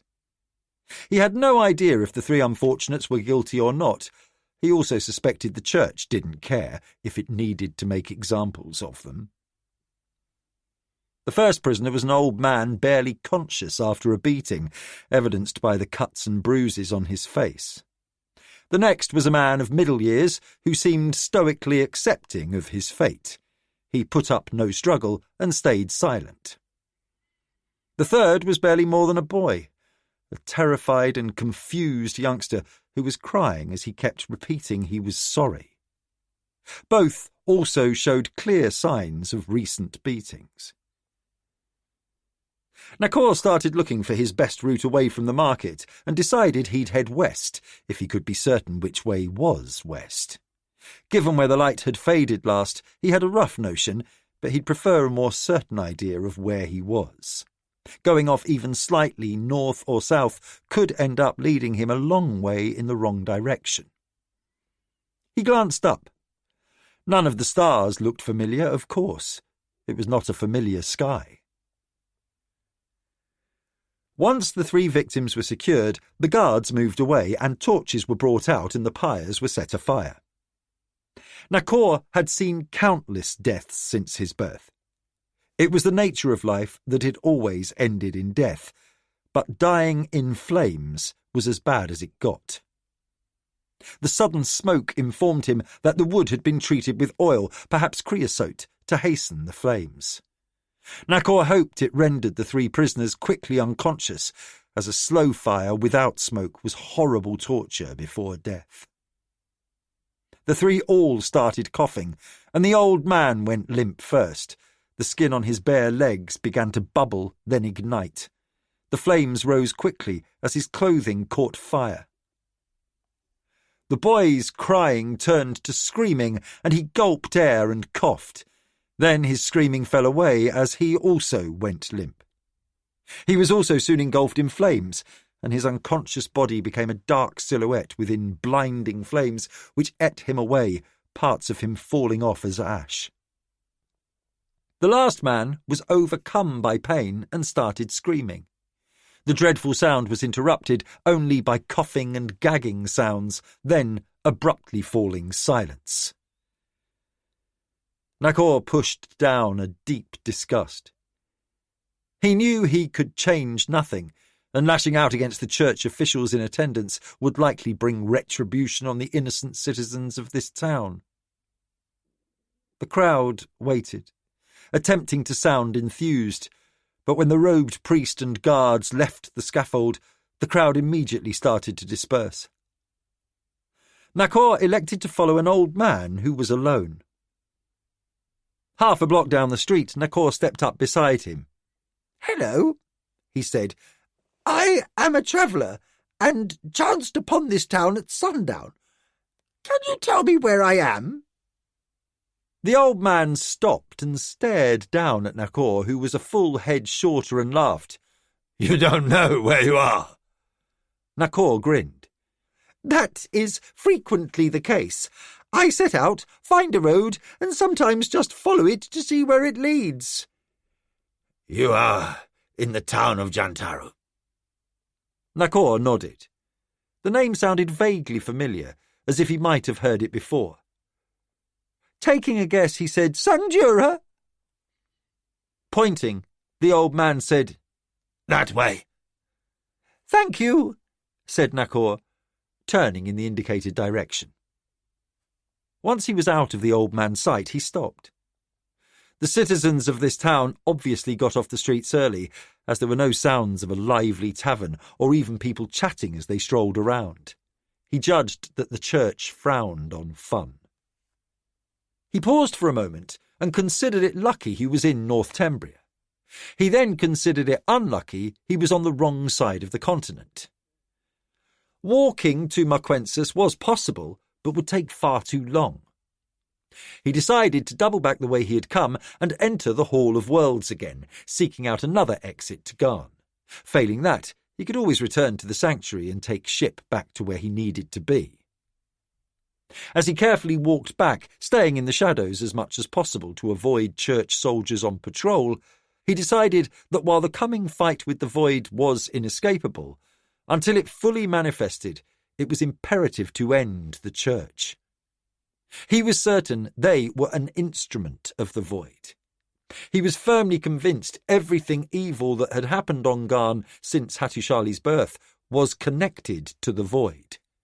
Its influence was insidious and far-reaching. Dante sat motionless, knowing that any move he suddenly made would be the wrong move. He was sitting at a table surrounded by agents of Kesh in the Red Starfish, when the man he thought of as the boss entered. Saying nothing, he waited until the man sat down. The boss looked him up and down, then finally said, "You know where the mockers are hiding?" Dante said, "I do. And you do as well. Somewhere in Sad Landing, but I know exactly where." "How is that?" The boss leaned forward. None of my men got close. Dante smiled, resisting the urge to laugh. That told him a great deal about whom he was dealing with. Smugglers and fighters, but not a decent thief or spy in the bunch. I have experience that perhaps your men lack. In any event, let's get to it. I'll happily tell you exactly where your loot is hidden and the best way to take it back. In exchange for what? Asked the boss, leaning back in his chair. Consider it a gesture of friendship. I am looking for certain business opportunities here in Port Vicor, and it's in my interest to have dangerous men like you inclined to feel they have a reason to keep me healthy. The boss smiled slightly at that and said, Perhaps a wise choice. What sort of business had you in mind? I hail from a distant city, one I doubt you've even heard of, so I'm unsure of which opportunities here are best for me. I have dealt in goods with questionable provenance and also in rare goods over the years.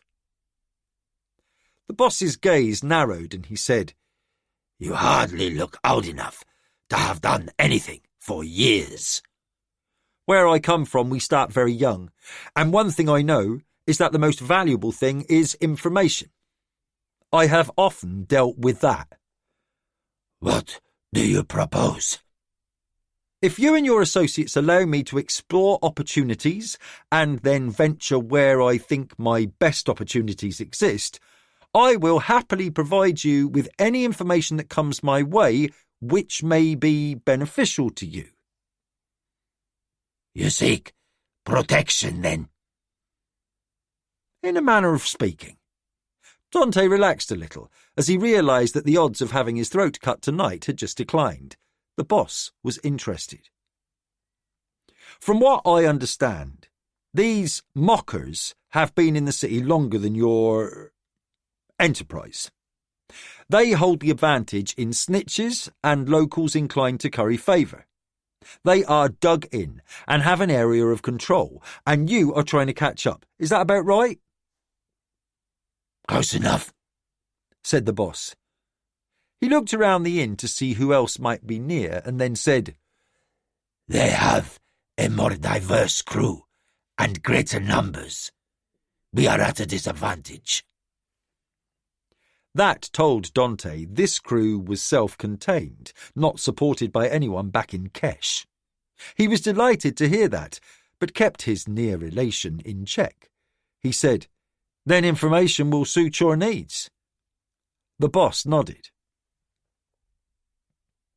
On the westernmost boundary of Sad Landing, the street that empties to the centre of the abandoned wharf, the broadest street, at the other end it empties into another broad street. Across from that intersection lies the entrance to the old underground market's basement levels, where fish were once delivered. It's there your loot is stored until they can move it, perhaps up to Crondor. I was told that all the other old entrances have been sealed off except for one, a bolt hole. If you can stop that up so they cannot escape, you have them trapped. The boss nodded.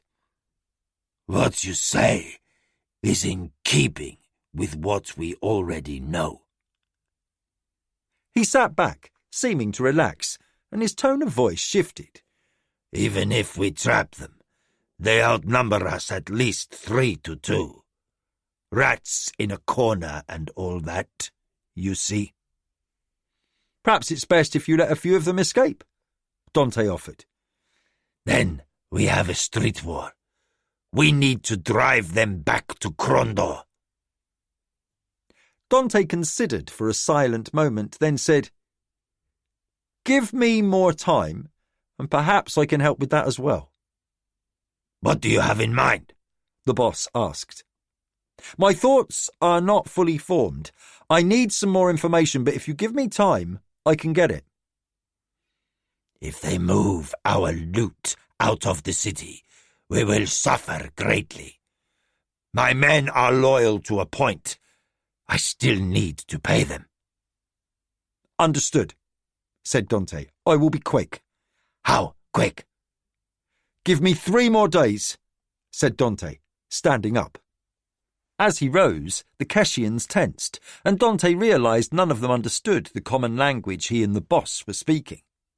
He saw that the man he originally spoke with was absent, so he assumed he was the boss's second-in-command. The boss signalled for his men to relax, and they did. What do they call you? He asked Dante. With a chuckle, Dante answered, That depends on where I am. Here, I am Peter. Very well, Peter, said the boss. I am... Dante interrupted. I think of you as the boss. The man smiled broadly. I rather like that. Dante said, 3 days here? 3 days here. As he left, Dante felt a sense of accomplishment that a first step had been taken. Now, if he could only work out what to do in the next 3 days... Chapter 20. Inception. Pug made his way to the bow.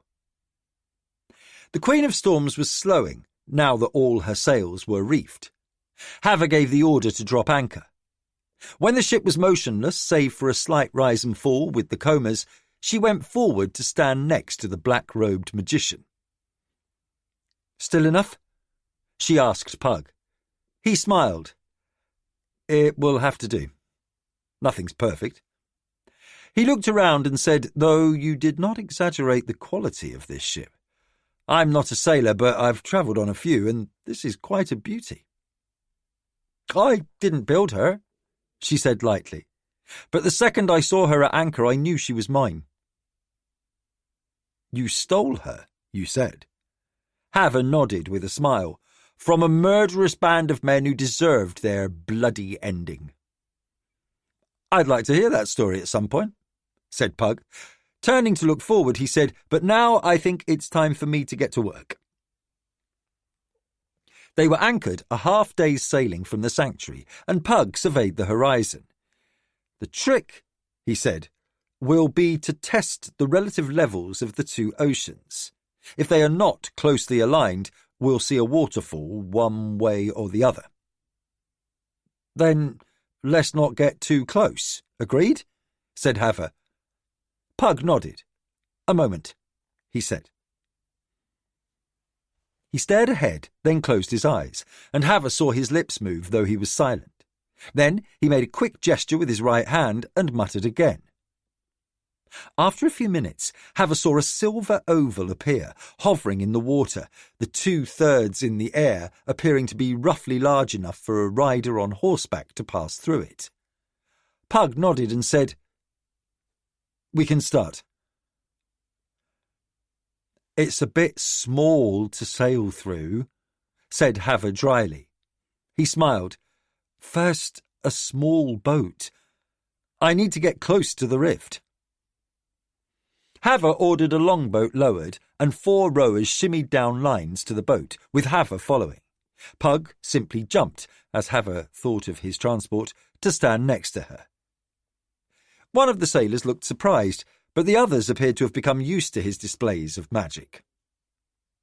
They rowed to where the rift had appeared, a silver, shimmering oval mainly above the water. As they got close, Hava had the men reverse their stroke, backing water to stop the boat, and said, No waterfall on this side. That's a very good thing, said Pug. He untied a knot in his rope belt and loosened it, then deftly pulled his robe off over his head. Standing in a white breechclout, he stretched and said, It's been a while since I've swum in the ocean. I hope I haven't forgotten how. She gave him a dubious look. You're going to swim through? He nodded. Only way to be sure. If there's a waterfall on the other side, I can protect myself, and on Midkemia my powers will easily allow me to elevate myself to come back. Once I see if this works, we will establish where you want the rift to open in both worlds and how big it needs to be. Likely I'll need to do that from the Midkemian side, as it will require a great deal of energy. Without another word, Pug stepped up onto the gunwale and dived into the sea.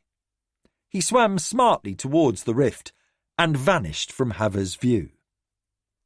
A sudden sinking feeling hit him in his stomach, and Pug felt himself fall several feet and almost shoot out of the Midkemian side of the rift, for Garn's ocean was elevated perhaps 6 feet above the bitter sea.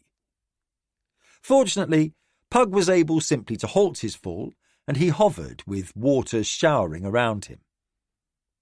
He moved himself by will beyond the torrent of water and glanced around. The rift on this side was where he wanted it to be, a short distance from the west side of Sorcerer's Isle. Elevation was going to be trickier. Any stout ship could handle an easy drop of 6 feet or more, though it might rattle the cargo. But going the other way, trying to climb even 6 feet on inertia alone, would be impossible without a strong wind. He might need Magnus's help to get it right, but at this point he judged the task doable. He orientated the location and attempted in his mind to adjust the height. Somewhere in his past, his first life as Pug of Criddy, he had intuitively managed to create rifts at ground level without having to think about it. This challenge was fascinating, for the rift not only had to be large, but enough of it had to be underwater so that a ship could sail through. He now fully appreciated the danger that long ago had driven a Serani Great One to attempt a rift during a storm on Kellerwan. That failed attempt had carried his ship onto the rocks at Criddy. Pug felt slightly annoyed with himself that it had taken him 2 lifetimes to fully appreciate the problem. And he was now aware that he was hanging in the air, dripping wet and getting chilly. He transported himself to the entrance of the rift and started swimming upstream. Immediately he was in calmer water and swimming towards the boat where Haver looked at him with a questioning expression. "Well?" she asked as he clambered aboard. He shook off as much water as he could and said, "We can do it. I'll need more trial and error and perhaps help, but it can be done." She handed him his robe, which he lifted and dropped over himself. Tying his rope belt, he said, "Sometime I'll tell you a story about the first time I saw a ship that had tried this. I believe I made the same offer to Declan. One day when we're all together." Haver said, "Good, but for now, let's get back to the ship." She gave the order, and as the longboat began to swing around, Pug caused the rift to vanish. "I know where to anchor that rift near Sorcerer's Isle, but you'll have to show me where the other side needs to be here." "Outside the port of Toranda," she answered. "Nearer to North Point is too shallow for a fleet of ships to appear suddenly, and Port Kolos is just too far away." "Good," said Pug. He sat on the second seat ahead of the first pair of rowers and said, "I'm going on ahead to the sanctuary, if you don't mind." "In a hurry?" she asked, half joking. "No, hungry," said Pug with a laugh. Then he vanished. Shaking her head, she chuckled and said, "You and Dante." Nakor held as still as possible, pressing his back against a wall. The sound of footfalls grew fainter as the creature headed away from his location. He cursed himself silently and looked upwards. There was a faint line in the ceiling indicating the path through this maze. He was almost certain he had passed through this way before, but it was so long ago and, given the gaps in his memory, he wasn't entirely certain where this particular way led. He knew there would be a door back to the Hall of Worlds somewhere nearby, but the creatures wandering around were very distracting. When it was completely quiet, he took a breath, glanced upwards again, then set out. As he walked, He wondered what the monsters ate when people didn't blunder into this maze. Each other? Nakor cursed the powers that had brought him back to this existence. He knew he'd lost his humanity ages before, perhaps even before his death on the Dasati homeworld Khosridi. He knew his very existence was something contrived by unknown agents. Perhaps the Midkemian gods, and prime among those suspects would be Ban-Ath, also called Kalkin, the trickster god. Or it could be some other agency, but whatever it was, which memories he kept and which were omitted seemed maddeningly random at this moment. He knew he had entered that particular door in the Hall of Worlds for a reason, but he had no idea what that reason was. He could be given to foolish choices, occasionally dangerous ones, but never suicidal. He had been trekking through the maze for some unknown time. It was hard to judge with no passing of a sun or movement of stars, and he had never been one to count his own heartbeats. That was too unreliable, given the heart sped up when one confronted danger. Still, he knew he had made some sort of progress. Turning a corner, he realised he had come to the end of the maze. A doorway hovered before him, and instantly he knew where he was. Mixed emotions touched him momentarily as fragments of memories returned, then faded before they could be fully apprehended. Nakor pushed through the door and found himself once more in the Hall of Worlds, a seemingly endless roadway marked on both sides with doorways that led into different worlds. Each had a sigil hanging above it, glowing against the dark grey of the void.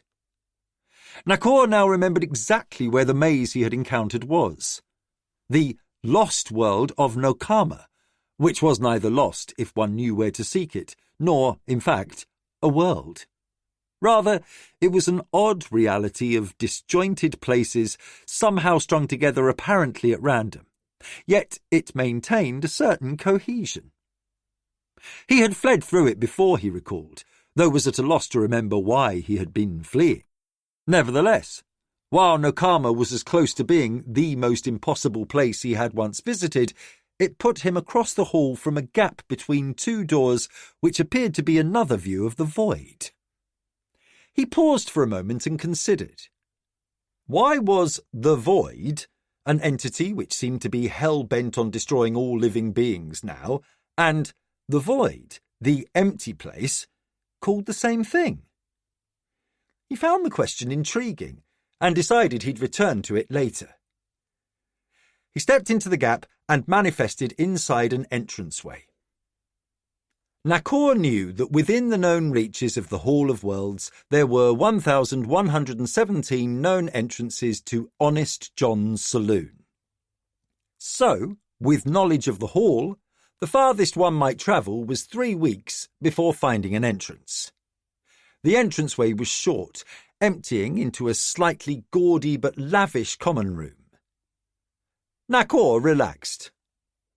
"Quad!" said Nakor, greeting the saloon's bouncer, a Korapaban giant 9 feet tall and covered in black-spotted white fur.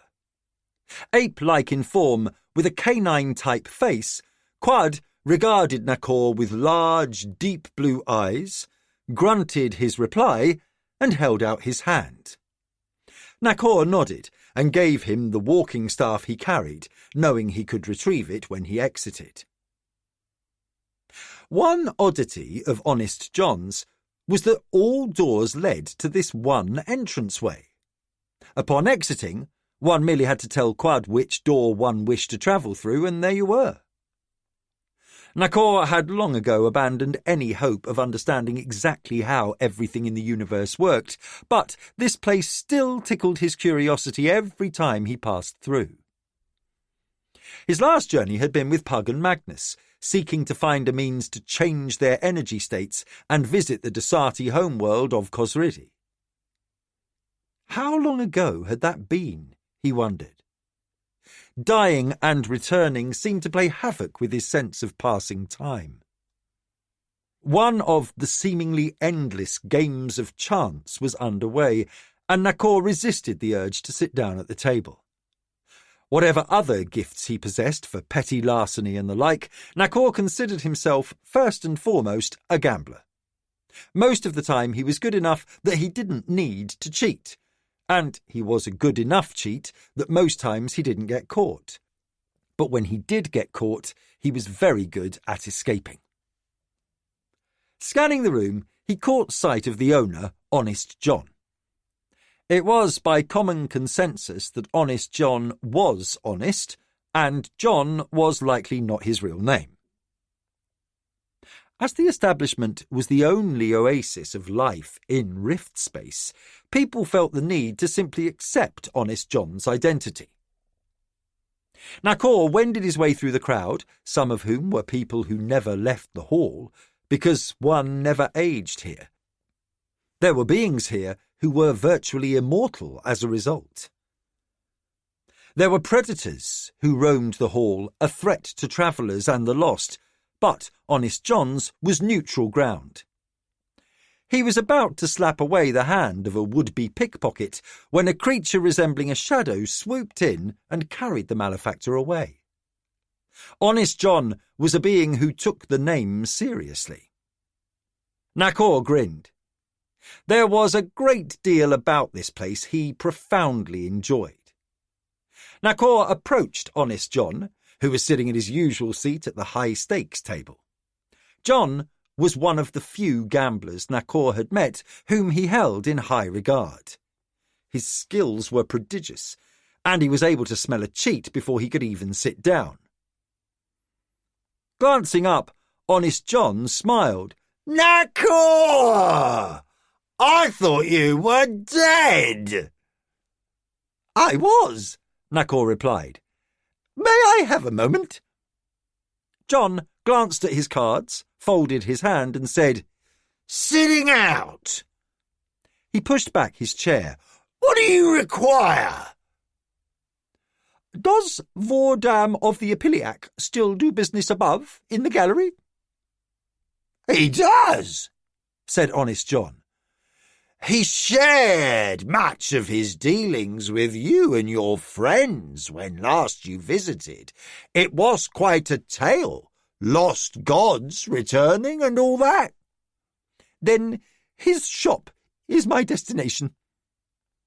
Do you have other needs?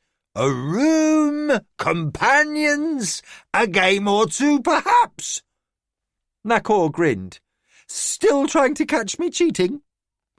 To live up to my name and be honest, I am still convinced no one can be as lucky as you are without cheating, Nakor. Yet every defence I have against it, magic and mundane, shows me nothing. Nakor said, Time does not permit me to stay now, but should it be possible, I'll return and relieve you of more of your wealth. I think I'd enjoy that, said Honest John. He watched as Nakor moved deeper into the crowd until he vanished from sight and, with a pleased expression, returned to his chair and resumed the game. Declan and Hattushali appeared in the clearing to be greeted by a frenzy of activity. A soldier turned and dropped his axe at the sight of his prince and the black-robed magician standing before him. Declan saw Sixto and, without a word, hurried in his direction. Hattu a step behind. He was impressed by the amount of work that had been done in his absence. The redoubt was fully finished, and now the soldiers and engineers were working on a surrounding ditch, which was almost fully dug, and were sharpening stakes to be planted between the ditch and the wall. Seeing Declan approaching, Sixto said, Good, you are here. I just dispatched a raider yesterday. The church is moving this way. If they still think we're a troublesome patrol or small force, they're going to be shocked. Declan looked to the west. How goes the road?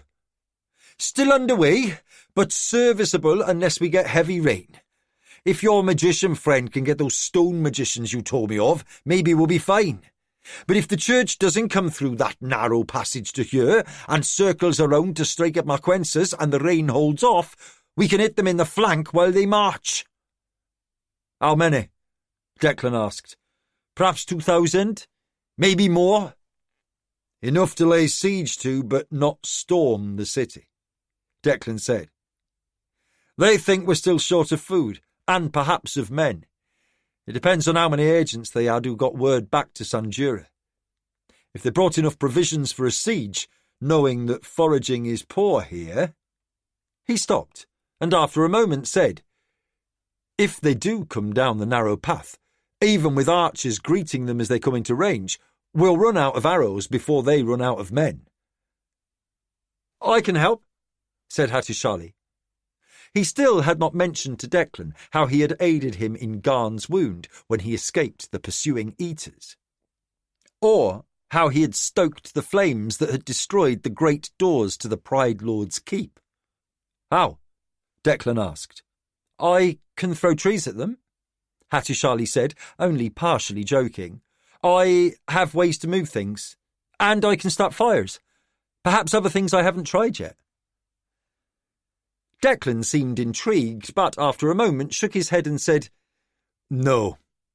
I don't fully understand, but what little I have gleaned from those black-robed magicians and that funny little man is that you are too vital to risk with even a remote chance of a stray arrow. By the time the church's army gets here, you need to be far away." Hattu seemed on the verge of arguing, but seeing Declan and Sixto's expressions, he ignored the impulse. "Very well, but if you think I can make a difference, I'm willing." "I thank you. We have both come a long way since meeting in Berrens Hill, but I will always consider you a friend." "As do I," said Hattu, "and as a friend, I want to know you'll help save Marquensis, even should I fall." Sixto seemed about to say something, but Declan's expression caused him to remain silent. "I will do everything to help," Hattu answered. But in his mind, he knew that so much more was at stake than just the existence of one kingdom. And he also knew exactly what Sixto was thinking. Without Declan, there would be no future for Marquensis. Nakor moved through the always crowded main floor of Honest John's. Several 100 yards wide and twice as long, it was always populated by as diverse a population as found anywhere in the universe. Most were humanoid and bipedal, but many were not. And over the centuries, Honest John had fitted the place out to entertain any who entered his establishment, so long as they had the means to pay. At last, he reached one of several large staircases to the upper gallery, a broad walkway that was flanked by shops, some vast, others tiny, and a few that were difficult to find. Had he not visited the shop of Vordam of the Epiliac before, he might have spent days trying to locate it. But, once in the gallery, he made his way quickly there and entered. As before, there was nothing remotely familiar to most humans denoting a shop. Rather than a counter, shelves, or cases, there were many large cushions littering the floor. Picking one close to the door, Nakor sat down. Within a minute, Vordam appeared. He was tall, slender, and almost human, despite a long face, longer than human fingers, and a slight blue tint to his skin. He paused for a moment, studying his guest, then said, "Nakor the Isolani?" Nakor used his staff to get to his feet. "You remember," he said. "I remember all I do business with, no matter how long ago," said Vordam. "It is a gift of my race to have good memories, and those of us in trade hone it as finely as we can." He paused for a moment, then said, "Word came that you had died on the world of Kelowan when it exploded.""Actually, I was between Kelowan and Khosridi, but close enough that I died." Apparently things improved for you since then. That remains to be seen, Nakor replied. What Nakor took to be a smile crossed Vordam's face. How can I be of service? It occurred to me that in reviewing what you told Pug on his first visit to this shop, and what you said to all of us when we returned, that you, perhaps more than anyone I have met, may know something about a problem Pug and I now face. Pug lives? We heard he died in the war with the Dread. He did, said Nakor with a wave of his hand. He's back, too. His expression showed he didn't wish to explain. When we travelled to Delacordia to stay with Castor, the magic apothecary who prepared them for the Desati homeworld of Cosridi, while we got ready to travel to the realm below this one, I was given the impression that the best analogy to how energy differs between realms is that of water running downhill. That is exactly the analogy I used when I first explained the planes. The concept of the 7 heavens or hells is common to many worlds and peoples, and from what I have gleaned over a very long lifetime, is that all reality is like an onion, Nakor interrupted. Pug told me that bit. Peel away a skin, and there's another layer below, and so on and so forth. But why 7? In each direction? I can only surmise that is because wherever you live, the limits that perception and understanding can possibly bridge lies at 15 levels, with your level being the centre, and 7 above, 7 below. That seems reasonable, said Nakor, especially as there's no means to test the theory. Just getting to the Desati realm was difficult enough, and that was 1 below. He paused, then his brow knitted in thought. Belog, the demon with my memories, he and child walked here. That's 4 levels. I have no understanding of that occurrence. Was that during the war with the Dread? Nakor nodded and sat down. That's a story. If you wish, I can share some of it. Vordam said, I'd like to hear it. He sat on a cushion opposite Nakor.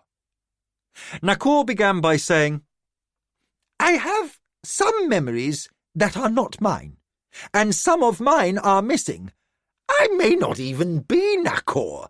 I may be a memory or echo, though it feels as though I am me. Vordam said nothing, just nodded. When a demon named Belog gained my memories, he was smart enough to realize that a great battle was coming, and he set out with another demon, Child, who now possessed the memories of Miranda, Pug's dead wife. This is becoming unusual even for me, said Vordam. It gets worse, Nakor said. He shared the story of the conflict that had concluded at Magician's End with the time-frozen conflict between the greatest dreadlord created by the Void and the revived mind of Ashen Shugar, last of the Valheru, the Dragon Lords, in the body of Thomas, Pug's lifelong friend. When he finished, Nakor added, I am convinced that struggle was not the last, and a bigger threat awaits us all. Us all? Asked Vordam. All of Midkemia? Nakor said, If only it were just that. I mean all of reality, all the realms. And with a sweep of his hand he added, Even here, in this oasis in the rift space. That strains credibility, Vordam said. I understand, said Nakor. But if what we know about the Void proves to be accurate, this place, Honest John's, floats in the centre of the very thing that seeks to destroy it. The Void is aware and has purpose. The void, said Nakor, emphasizing the name, is nothing remotely like any life as we know it. It may not even be alive, yet it exists, is aware, and has fashioned beings that have come to harm us in the past. Wraiths, spectres, wights, death dancers, demons, spirits, the names are endless, but they are all children of the void. For the first time in ages, you bring me disquiet. A reasonable reaction, said Nakor. Have you wondered how this, he waved his hand, indicating all of Honest John's, came to exist in the middle of the void, rift space? Few who have found their way here have not, Vordam replied. No one knows. As with the city forever and the garden, the hall of worlds itself, existing within this void, but not consumed by it. Yes, we have all wondered at one time or another. Mysteries. Very much so, Nakor acknowledged. Now, let me ask this. Where are we? By that I mean, where is Honest John's within rift space? Vordam pondered the question for a few moments, and then he said, All here assume this is somehow at the centre of the void, a place linked in numerous places to the hall. You said assume, Nakor observed. Mortal minds are limited first by perception, second by logic, and last by imagination. Yet much exists beyond our ability to comprehend, and beyond that, our ability to be aware of that existence. We must again be willing to accept the existence of realms higher and lower than the 7 above and below those we imagine. Vordam looked at Nakor, his expression one of concerned interest. Just because we're limited in our perspective doesn't mean reality is also limited. Yet we know one thing, that energy, mana, juju, whatever it's called, flows downwards like water. That is the prevailing theory. More than theory, said Nakor. When Pug, Magnus, Rallan Beck and I travelled to Cosridi, both Pug and Magnus felt their powers diminished, yet Beck, a being of that realm, brought prodigious powers with him from our realm, the one above Cosridi. You have an idea, then? One is forming. Before I share it, another question.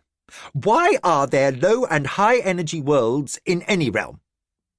My best surmise would be that within any level of reality, energy ebbs and flows like currents, but perhaps in such a leisurely fashion as to seem ages from a mortal perspective. Perhaps, to use the water metaphor, swirling mountain lakes between cascades. Water levels may rise or fall gradually, but in a mortal's lifespan show little change. Ah! Nakor sat up straight. That is exactly what I wish to hear.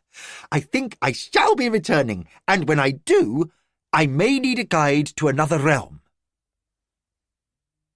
Again, to the realm below? Vordam's expression was quizzical. Castor, who prepared you before, died ages ago, living in a mortal plane. There are a few others on Shusar who can enable you once more, but that will take time. Perhaps I can find you another guide. Nakor pulled himself up and said, A guide, yes, but preparation? Not this time. If what I believe is possible can be done, we'll need to go the other way, to the next realm above, the first heaven. Without a word, He turned and departed the shop, leaving Vordam speechless for the first time in centuries. Chapter 21. Unforeseen. Dante crouched low. He had found a decent vantage point to observe the expected attack. This was his third night awaiting the Keshian assault on the mockers. He'd met with the Keshian boss earlier, who again said the attack would be soon. But Dante knew time was running out. If the plunder was moved out of Port Vicor before the Keshians struck, his plan would fail. If the Keshians didn't move soon, he knew exactly how weak their position was. He assumed the last 2 days had been spent reconnoitring, possibly recruiting some extra fighters, and planning the best time for the raid. The middle-of-the-night vigils, on top of a quick trip to the farm and back, had him close to exhaustion. Part of his training had been staying alert when his body demanded sleep. Lessons and life-threatening reality were two entirely different things. A noise alerted him to something changing. The surprise quickened his pulse and drove off the drowsiness.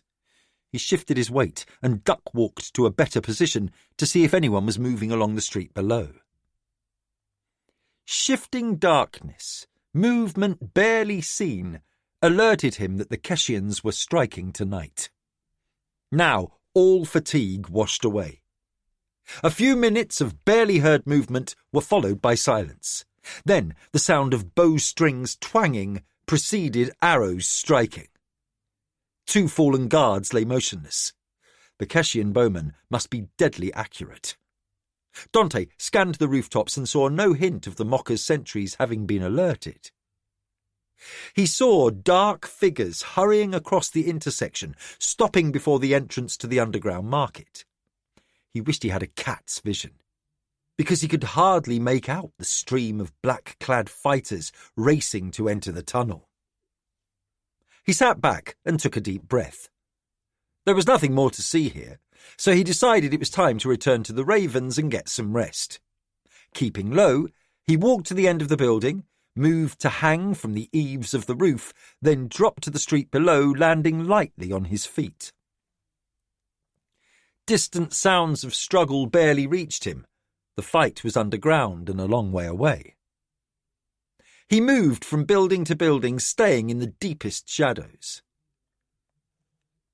Dante emerged from the Sad Landing quarter and hurried to the inn.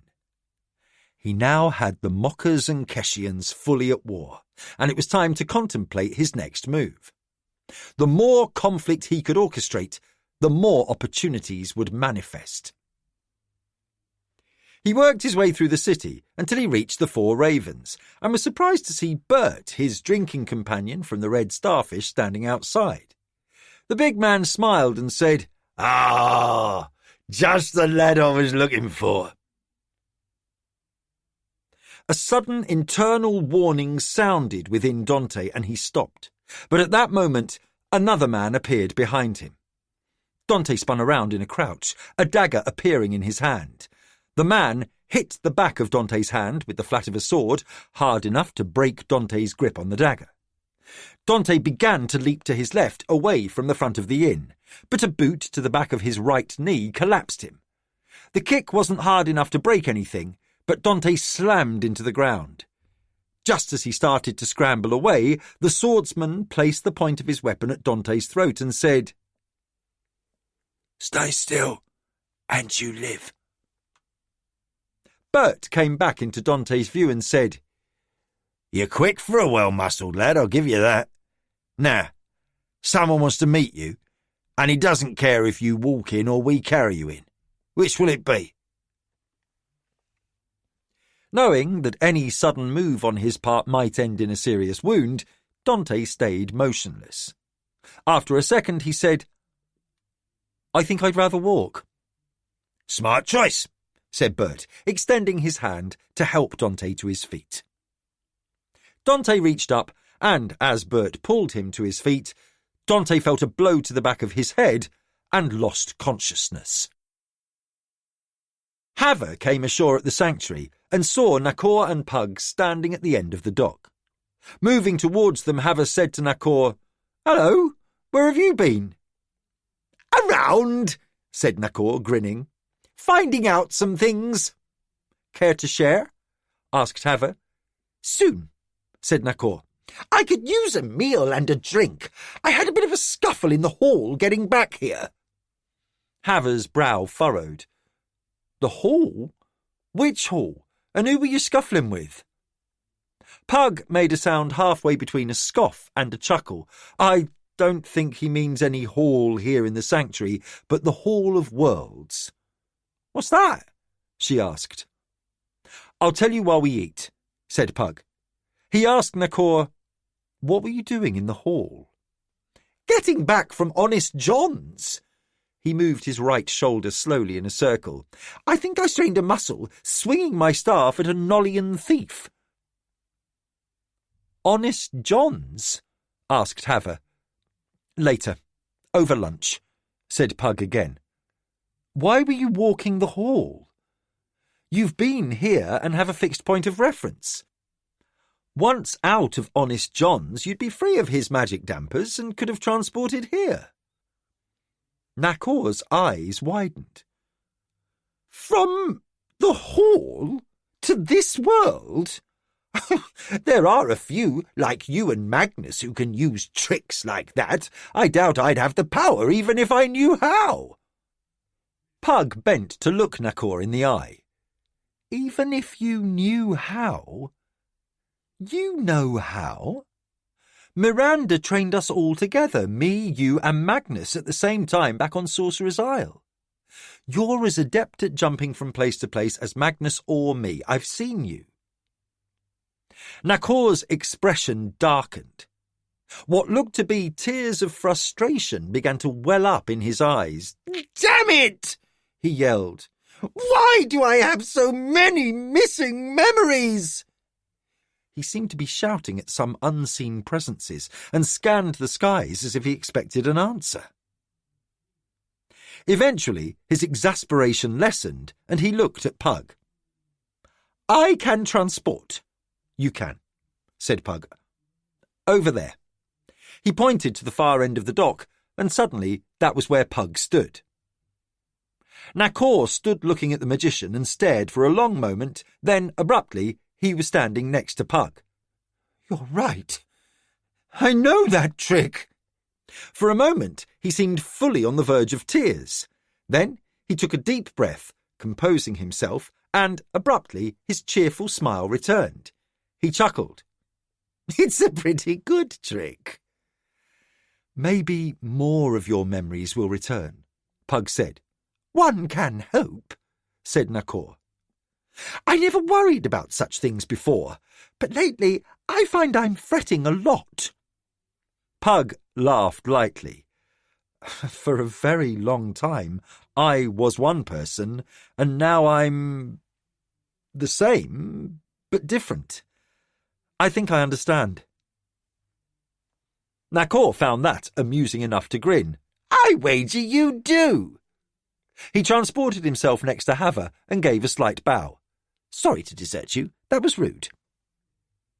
Haver took a slow breath and said, "I may eventually get used to you two, but it will take some time." Nakor laughed. "Probably not, but you're very young, so perhaps if I'm still around in 10 or 20 years. Now, Pug, he's easy to get used to. Despite all his worry, he's a very nice man." Haver slowly shook her head and smiled. She glanced around the dock and said, "The hell with lunch. Time for a drink." Pug appeared next to Nakor, saying, "I didn't know if you were coming back or not." "Once was enough," said Nakor. "Make that several drinks," said Haver, turning towards the dining hall and walking away. Declan watched as the scout ran into view, leading his horse by the reins through the narrow passage. Declan understood why he didn't try to ride from the east side of the forest, with the path still littered with fallen branches and stumps in the forest shadows, there was far too much risk. The horse was exhausted, and a single misstep could kill either horse or rider. "They're here," said the scout, before Declan could ask for a report. "How far?" he asked. "A half day, no more." "Are they coming straight on or moving to the north or south?" "Straight on, Highness." Declan nodded. "Go tend to your mount, and then eat and rest." Sixto had seen the rider approach and overheard the exchange as he came to stand next to Declan. "So, they'll come up the path?" "So it seems," Declan answered. "Send the fastest runner we have to wait at the far end. If he sees them, he's to come back at once, or, if he doesn't see them, to be back here by dusk." Sixto waved over a young soldier and gave him the prince's orders. The young man took off at a brisk trot towards the eastern edge of the forest. "It makes little sense," said Sixto. "Either one of the church's scouts made it back and warned them, or no one came back and they got suspicious. Either way, they should expect trouble here. Given the way they fight, I think we're looking at some arrogant bastards who don't care how many men they send out to die, as long as they get what they want." "I wonder what sort of faith does that," said Sixto. "The same faith that burns people alive because they don't share their beliefs. They burned King Ludovico and half the royal court of Sandura," Declan answered. "It's the same faith that convinced Ludovico to destroy Thrace, then turned on him." "Bad people," said Sixto with no humour. "Very bad people." "Indeed," Declan replied. "Even if they get to the forest's edge before sundown, they can't be foolish enough to try to get through the trees in the dark. We can't take anything for granted," said Declan. "Traps? Good idea." Declan looked around, saw one of the engineers taking a drink from a barrel, and motioned him over. When the engineer approached, Declan said, "Jaden, isn't it?" The engineer, who had been forced to labour for the church, seemed pleased that Declan had remembered his name. Despite being exhausted and covered in grime, he brightened noticeably and said, "Yes, Highness." "How long would it take for you and some men to create a nasty surprise for someone coming along that eastern trail in the dark?" "Not long, if you only want to slow them down a little.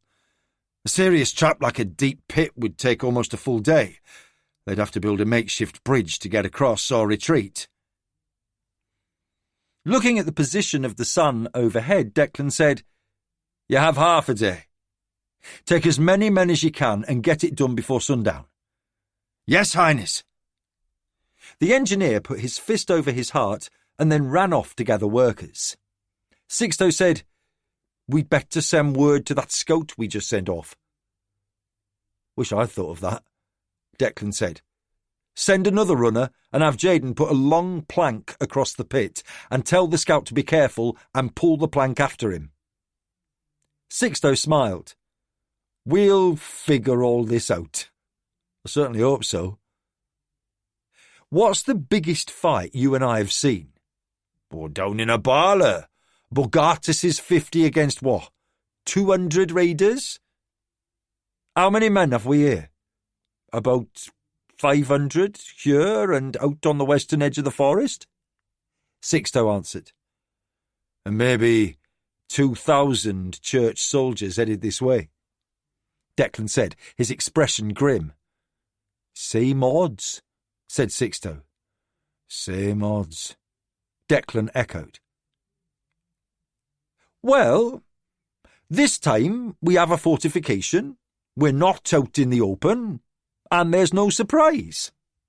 "Let's hope it's enough," said Declan. "Go and alert Captains Remfor and Markham and have them set up skirmishers to the north and south of their positions. I don't want even a small church squad hitting us from the flank." Sixto nodded. "Then we wait." "We wait," said Declan. Sabella sat back with a look of frustration. "I can't find a thing," she said to Zarkara. We still have a lot more books and scrolls to consult, he reminded her. I don't think we're going to find anything that will help. If there was any mention of moving mana, juju, whatever we call it, from place to place, someone would have made mention of it, don't you think? Zakara said, You make a good point. Still, here the energy is abundant, and it's reasonable to expect that those who wrote these books, scrolls, and tomes were also from worlds with enough energy for them to practice magic. So, perhaps the question has never come up. That's also a good point, she conceded. You're tired.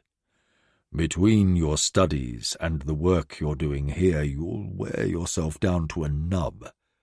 You should get some food and rest. You're probably right, she said, pushing back her seat and standing. He stood also. It's just that I could feel energy flowing from here to Garn when Magnus opened the rift. The others felt it too. We all gained energy we never had before. It was as if it was flowing from here to there. So, perhaps a permanent rift?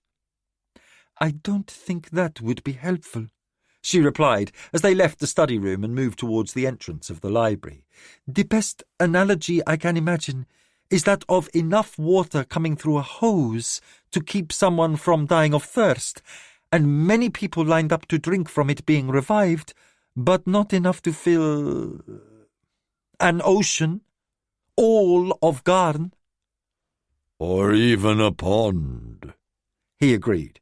Perhaps if you rest for a day or two, we may find another way. Now, as much as I enjoy your company, I also have some duties to attend to. Let me know if you discover anything useful. I will, she said, turning to the dining hall while he moved back towards his quarters in the villa. As she walked, she muttered, There must be a way. Dante revived in a dark room with barely a hint of light, save what he could see coming under the door from the next room. By the yellow colour and flicker, it was torchlight, which meant it was night. His head throbbed from the blow, and he knew he had a serious knot on his skull, but couldn't reach up to touch it. His hands were tied behind his back. "Awake at last," said a voice Dante recognised as Bert's. "Go tell him," he said to someone else in the room. The door quickly opened, and a man stepped through, and in that moment of illumination Dante could see that Bert and two other men were standing between him and the door. Dante was on a stone floor near a wall. He scooted back a foot and got himself sitting upright. "Take it easy, and you might live through this," said Bert in an almost friendly voice. "I genuinely would hate to see you dead. You're pleasant drinking company." The door opened again, and this time a man with a torch entered, followed by another. The second man came to stand before Dante and said, "Get him up." He was the biggest man in the room, and Dante sensed he was probably the biggest threat. You didn't get to be leader of a rough bunch like this without being the most dangerous. Two men came over, one on each side, gripped him by the arms and got Dante on his feet. From the torchlight, Dante could tell he was dealing with very seasoned crew. These men were relaxed but ready, and he was outnumbered 5-1. Not only was he groggy from the blow on the head, a bitter aftertaste in his mouth suggested he had also been drugged.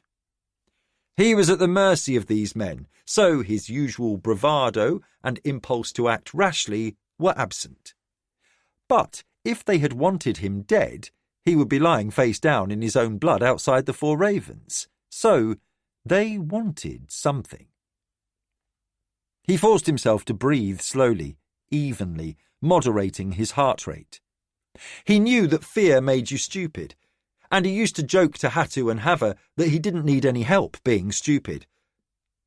At last he said, "I'm here, so what do you want?"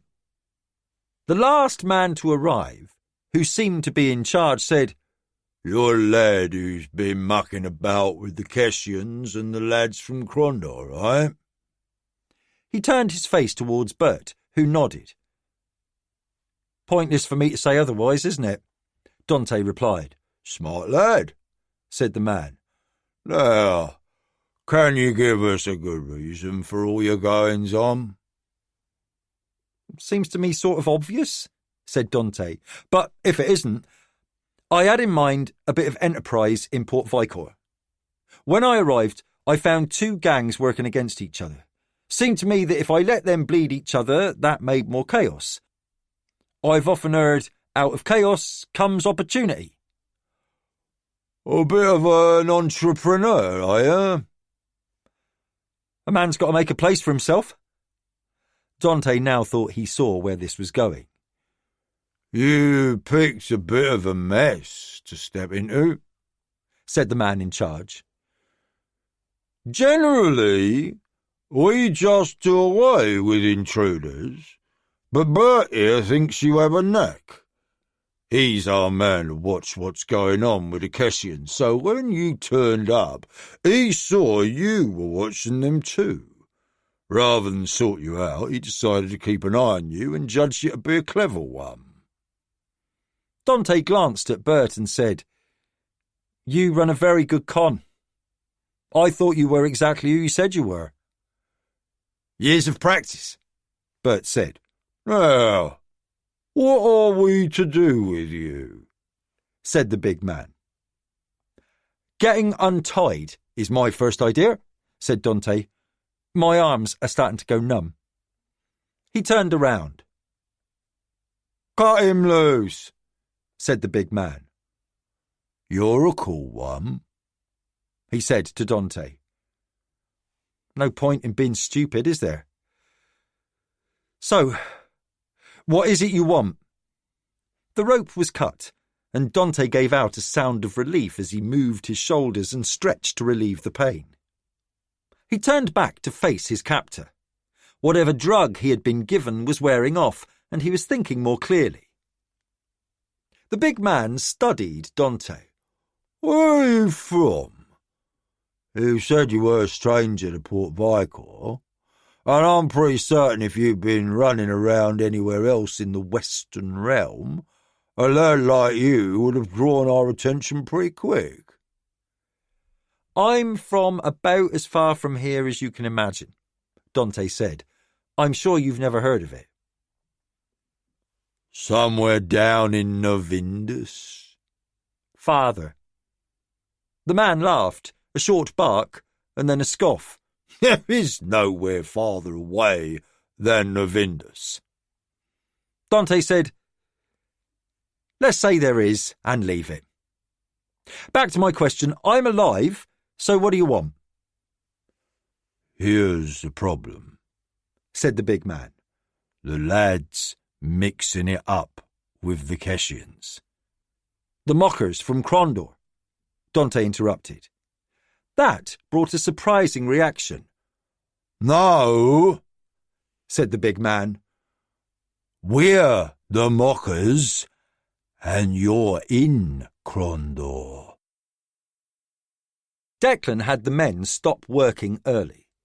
He ordered food and rest as the sun was lowering in the west. There was a fight on its way, and he wanted every man fit for battle. For a moment he wished Pug or Hattu were still here to throw some trees or whatever at the church soldiers when they arrived, but Pug was off with Hava discovering how to get ships from one world to the other, and Hattu was back at the castle in Marquinet. Sixto and the other captains were inspecting every emplacement and ensuring that the men would be ready the next day. Sixto came to stand next to Declan and said, "Everything is as right as we can make it." After sunset, the scout he had stationed at the east side of the forest returned. He jogged over and saluted. "They're out there, Highness, but they've camped for the night. I could see sun glinting off armour and weapons, and heard horses and wagons as they arrived, and as the light faded, I could see fires.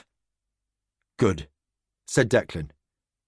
We need to be alert, said Sixto, so let's be wary of assassins wending their way through the trees. A single man can get through the forest if he knows his craft. In the dark? Declan asked. It's possible. I stationed sentries around here and there just in case. Wise, Declan replied. Let's try to rest. Both men returned to the campfire next to the cooking shack and took the same meal as the fighting men, a bowl of stew and a large hunk of bread. Declan chose plain water over a mug of ale. He wanted to be as alert as possible tomorrow, for everything rode upon him not failing in his mission. Dante said, Crondor? How long was I out? A day, answered his chief captor. After you were clubbed, they slipped a sleeping draught into you so you'd be no problem along the way. They got you here a few hours ago before sundown. Sorry about messing with your lads down in Port Vicor, was all Dante could think to say. Well, said the big man, that's the thing. They're not our lads, or at least no longer. He waved his hand to his men and said, Let's move this to the other room. The two silent men stood on either side of Dante as Bert followed the big man and the fifth man out of the door. Dante moved and his escort moved along with him. The next room proved to be well lit, with 4 torches in wall sconces, a table and half a dozen chairs. 2 men moved the table to a corner and pulled 2 chairs around so Dante could sit opposite the big man. Let's start with why you chose Port Vicor, said the leader as he sat down.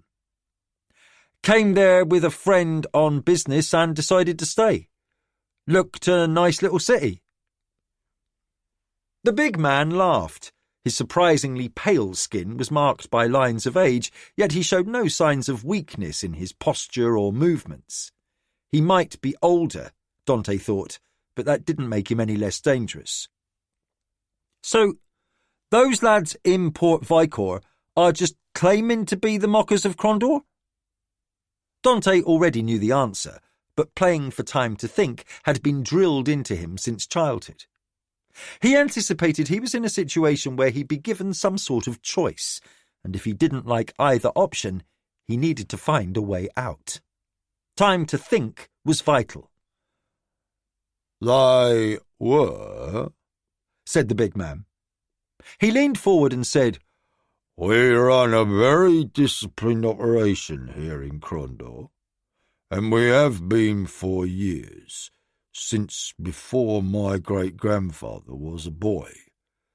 The mockers have been around almost as long as the city itself, and we are what you might call an institution. Dante slowly nodded in understanding. My family, much the same. My grandfather is a master of crews in many places, as was his grandfather. Where did you say you were from? I didn't. As I told you, you've never heard of it. Try me. It's called Koltachin. The big man sat back, his face now openly amazed. You're one of the off-worlders? Dante was genuinely taken aback. For a moment he remained silent, then slowly nodded. You must have some very good spies, he said. Let's say we have a lot of friends in many different places. As I said, we are something of an institution here in Crondor. We have come to an accommodation with the Crown, so long as we keep our business, shall we say, from becoming too much of a burden. We try to keep out of each other's way. You're the upright man. The big man laughed. No. There are only two men in Crondor who know who he is. I am one. I am the Night Master. Dante nodded. That would explain why you're rather pale. I suppose then the other is called the Day Master? You're a sharp one, I'll say. He looked hard at Dante, then said, Even if your answers are wrong, I think I'd like to keep you around a while, just to learn how that place you hail from works. We have only a few rumours about you and your two friends, but that can keep, said the Nightmaster, standing up. I was to decide if we should kill you, or take you to meet the upright man. I thought you said only two men knew who he was, Dante said. With a chuckle, the Nightmaster said, I should have said, we take you so he can get a look at you. You won't see him. He looked at Bert and said, Bag him. We need this done before sunrise. Dante looked towards Bert, who approached with a dark bag, which he put over Dante's head, plunging him into darkness again. At least, Dante said through the cloth, I don't get another bang on the head. Chapter 22. War. Declan dozed. Sleep had escaped him all night, but he had rested. He'd been through enough conflicts to know that rest was vital, for that last bit of energy during a fight might be the difference between life and death. He came awake as he felt a sense of urgency fueled by the sound of men hurrying. He opened his eyes just as Sixto was about to awaken him. "They're here," said Sixto. "We had a man near the pit, and when he heard men fall into the trap, he fired a whistler into the clearing." A whistler was an arrow with a small shrill whistle tied to it. Declan had decided that a flaming arrow, while better to see in dim light, brought too much risk of fire, given all the dry debris in the clearing. Coming to his feet, Declan said, "I hope it didn't hit anyone." Sixto appreciated the dark humour and said, "Came close." So they didn't turn back. "Worked around the edge of the pit and found the board. Our scouts said they came across in single file but gathered into squads before moving forward. They should be here." A shout from the pathway was answered by the sound of arrows being loosed. More shouts and screams followed. Declan gathered his wits and saw that the sun was visible behind the trees and judged it to be perhaps half an hour after sunrise. "They must have started at first light," he said. He hurried up the ramp to the wall behind the earthen redoubt and saw that his archers were shooting at any figure appearing at the opening of the pathway. "Target practice," he muttered. Sixto said, "Something's not right. They're just throwing away men." The sky was growing lighter. It would be a bright day. Declan felt thankful they weren't doing this in the rain. But the deep shadows of the forest still masked anything beyond a few yards deep into the trees. "A diversion?" he asked. Sixto looked around, quickly scanning one side then the other. For what? "They can't send enough men through the forest to attack in force." Abruptly, the flow of church soldiers stopped, leaving scores of corpses littered around the entrance to the eastern trail. Then the sky began to darken. Declan looked up and saw no clouds. "Gods of our fathers," said Sixto. "What is that?" "Nothing natural," said Declan. "The light is just fading." The soldiers of Marquensis were also looking around in all directions as the very air around them took on an almost tangible feeling of evil, a miasma of anger and despair. "Stand fast!" Declan shouted. "Be ready!" To Sixto he said, "Get a runner to the west and have the captains bring up every man. This is where we will stand." Sixto ordered a runner to carry out the order, having to shake him by the front of his tunic to get his attention. After he had gone, Sixto said, "We're about to lose some men if it gets darker." Declan saw that some of the men were already starting to move back from the wall, and those at the rear of the redoubt were looking for a path of retreat. "Stand fast!" he shouted again. "If you break, we all die!"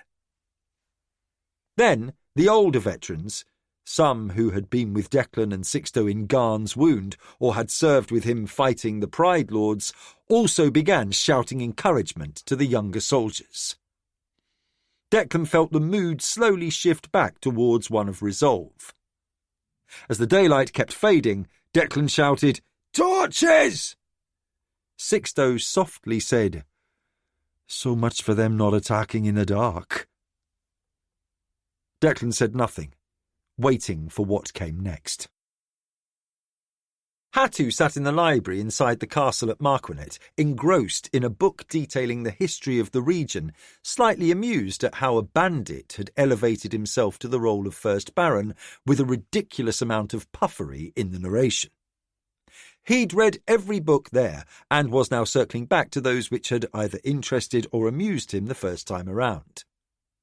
As he had discovered, a second reading of something he knew by heart still gave him an improved perspective. The second time he'd read this history, he had been utterly amused. As he had learned as a child in Koltachin, history was written by the victors. He felt as if something cold had touched him. Putting the book down, he sat motionless, listening for something, a sound on the edge of his perception. He felt more than heard anything, like a vibration that should have been a note of music but wasn't quite audible. He closed his eyes and used his ability to envision lines of energy stretched between opposing furies, and within a moment had found the source of his odd feeling.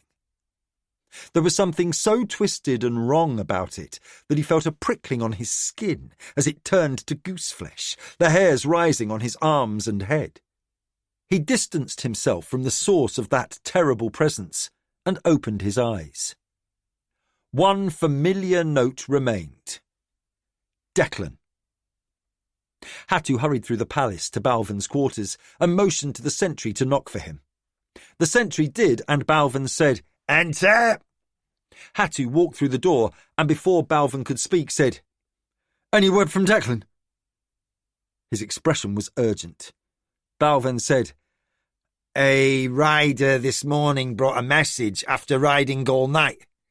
He picked it up and read, "Church forces within sight, camped and apparently ready to attack tomorrow, which is today." "They're attacking now." Hattu's expression made Balvin alarmed. "How do you know?" Hattusili looked at Balvin with a pained expression. "It hurts." He had tears welling. Then, suddenly, he vanished. Balvin sat back, eyes wide. He paused for a moment, then ran to find the king. Declan stood atop the wall, looking down at the carnage littering the clearing between the first defensive trench and the trees to the east. He estimated that over 200 church warriors lay dead, less than half the distance from where the path intersected the clearing and the first line of defence. Sixto said, "Utter madness! The skies are black, and the dead never had a—" He stopped. "Look, that man is only wounded." Declan looked where Sixto pointed and saw that one church soldier, his body sporting half a dozen arrows, was twitching. "Death throes," he muttered. "No, he fell too long ago." Again, Sixto stopped, for another corpse had also begun to move. "What?" Declan asked. Slowly, the corpses strewn across the clearing began to twitch, then tremble, and, after a moment of thrashing, started to rise. Declan's forces stared on in collective horror at the sight of the dead standing. After long moments of stunned disbelief, a few archers began shooting at the animated corpses. When they were struck, the force of the shaft would knock them down or turn them, but they kept moving. The corpses grabbed fallen weapons, hefting them with purpose, and turned for the redoubt. At first, they stepped slowly towards the men from Marquensis. Then they began to pick up the pace. After a few strides, the dead were charging. Arrows flew furiously, knocking some of the dead over, but they just sat up, then got to their feet. Declan shouted, "Save your arrows! They're useless! Swords and axes! Pass the word!" Several soldiers threw down their weapons and turned to flee. But at that moment, the reinforcements from the west arrived. Captains Remfor and Markham both brandished their weapons and shouted, "Stand!" A few hesitated and were almost overrun by the soldiers behind the captains. The other soldiers turned and went back to their positions. The first wave of the dead struck the base of the redoubt and began scrambling up the earthen incline, ignoring the protruding, sharpened stakes that would have injured or killed mortal men. A few became impaled on the stakes and thrashed as they attempted to release themselves, but the rest kept coming. The first, who breasted the earthen wall, began swinging at the nearest living soldier. Corpses with dead eyes, covered in blood from their own wounds, some with helms gone, arrows protruding from their bodies, were a sight to terrify even the most battle-hardened warrior. Fear drove rage, and the men of Marquensis slashed at every creature within reach. A few were beheaded and fell back, only to try to regain their footing and resume their attack.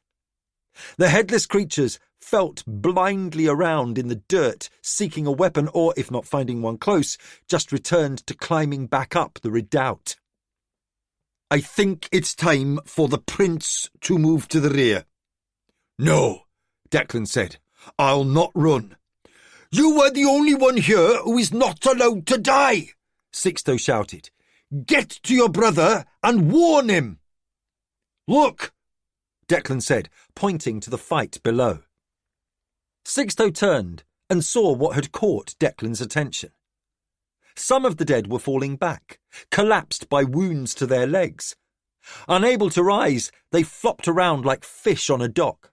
A few rolled over and started crawling back towards the top of the earthen fortification. "Chop them up!" shouted Declan. "Cut their legs out from under them!" Sixto repeated the order, then said, "We need to drive them back." Declan turned to the two captains who were waiting for his orders. He pointed to the still open gate behind their company and said, "Markham to the right, Renfort to the left, circle and take them from the sides. Chop them into pieces, but do not let them over the top." As the two captains turned and divided the company into squads and began the ordered manoeuvre, Sixto shouted, "Look!" It took Declan a moment to see what Sixto was pointing to. Then he recognised that a dead Marquensis soldier was now moving, turning to attack the living defenders. "The more of us they kill, the stronger they get!" Declan shouted. He stared around frantically, seeing other Marquensis corpses starting to join the army of the dead. "We need to chop them to pieces," said Sixto, "or burn them to ash." "Fire? Here?" Declan shook his head. "We set this forest ablaze and we're all dead." "Not if we set it on fire and run like hell," said Sixto. "These dead men are unrelenting, but they are not fast." "Last resort," said Declan. "That may not be long in coming," said Sixto. He turned, grabbed a young soldier who was close and said, "Get to the camp to the west and have the horses there saddled and ready. I want 6 riders ready to escort the prince back to the city. Do you understand?" The soldier's expression was halfway between terror and anger, but quickly resolved to a calmer state, and he said, "Sir!" He hurried off to carry out his order. "If we set fires," said Sixto, "you will be on a horse, even if I have to knock you out and drape you across the withers myself." Declan did not look pleased at this, but he didn't argue. The sky continued to darken, so now it was dusk everywhere, and Declan knew that evil powers were now orchestrating this fight. He pushed away a feeling of dread and sought the power he knew was within him when the rising anger slowed down the battle and gave him the almost inhuman ability to fight. And if ever he had needed such an advantage, this was the time. Pug and Haver looked at the slowly assembling fleet, smugglers that Red Sweeney had judged reliable, with crews fearless enough to try something that most would think folly. "Nicely done," Pug said. "This tidy fleet should bring a year's provisions or more to the city." Haver nodded. "People are starting to notice we're only a few weeks away from running out of sugar, honey, salt, grain, a lot of what they need every day." She looked around and smiled. "Not to mention, everyone but the fishermen are getting tired of fish. We bring food now, and next time cattle, sheep, ducks, chickens and seeds. Lots of seeds." Pug said, "Marquensis will be back on a solid footing." Suddenly, his expression changed. Haver looked at him and said, "What?" I don't know. A sudden feeling." He cocked his head as if listening. Something is off." "What is it?" she asked again. He shook his head. "I really don't know. If that feeling returns, I'll see if I can find the source." Red Sweeney approached from the town, and reaching the end of the dock where Pug and Haver stood, said, "5 good ships and crew is all I could gather without risking fools and idiots." He glanced at the black-robed magician and said, "This the fella you told me about?" "Red Sweeney, this is Pug." Red Sweeney extended a hand and Pug shook it. "I've heard a lot about you," Pug said. "And I've heard only a little about you," said the old smuggler. "Apparently, you can take us all to another world." His tone was a mix of humour and disbelief. "I can," said Pug calmly. Then he added, "And I'll try not to drown you doing it." Red Sweeney laughed. "That would be much appreciated." Abruptly, Nakor appeared next to Pug. Red Sweeney's eyebrows shot up and he stepped back reflexively. He was saved from falling off the wharf by Haver grabbing his arm. When the shocked smuggler was safe, Haver said, "Red Sweeney, this is Nakor." Nakor nodded in his direction, then turned to Pug and said, "Did you feel it?" "I felt something," said Pug, "faint but noticeable." Nakor nodded emphatically. "It's bad." "Are you certain?" asked Haver, as she let go of Red Sweeney's arm. "For us," said Nakor, "stuff is muted. So our tricks, our senses are less acute. Things we would recognise on Midkemia are hard to recognise here," Pug said. "It's bad," Nakor repeated. "We need to go see." "Where?" asked Pug. "Somewhere over there, I think," said Nakor, waving in a general northwesterly direction. Pug looked at Haver and asked, "Marquensis?" Haver nodded and said, "That's the general direction." "I'll be back," Pug said to her. To Nakor he said, "King Daelon's palace?" "Good place to start," said Nakor, and he vanished. Red Sweeney stood mutely astonished. Haver grabbed his arm again just in case. Pug said, "I'd better go." Then he too vanished. After a moment, Haver asked Red Sweeney, "Are you all right?" The old smuggler took a deep breath, his eyes still wide, and he said, "Now I believe we can go to a different world." Sixto and Declan stood ready as more of the dead crawled up the wall trying to reach them. For the time being, the men of Marquensis were holding their own, literally chopping up the animated corpses to the point at which they were unable to pose a threat.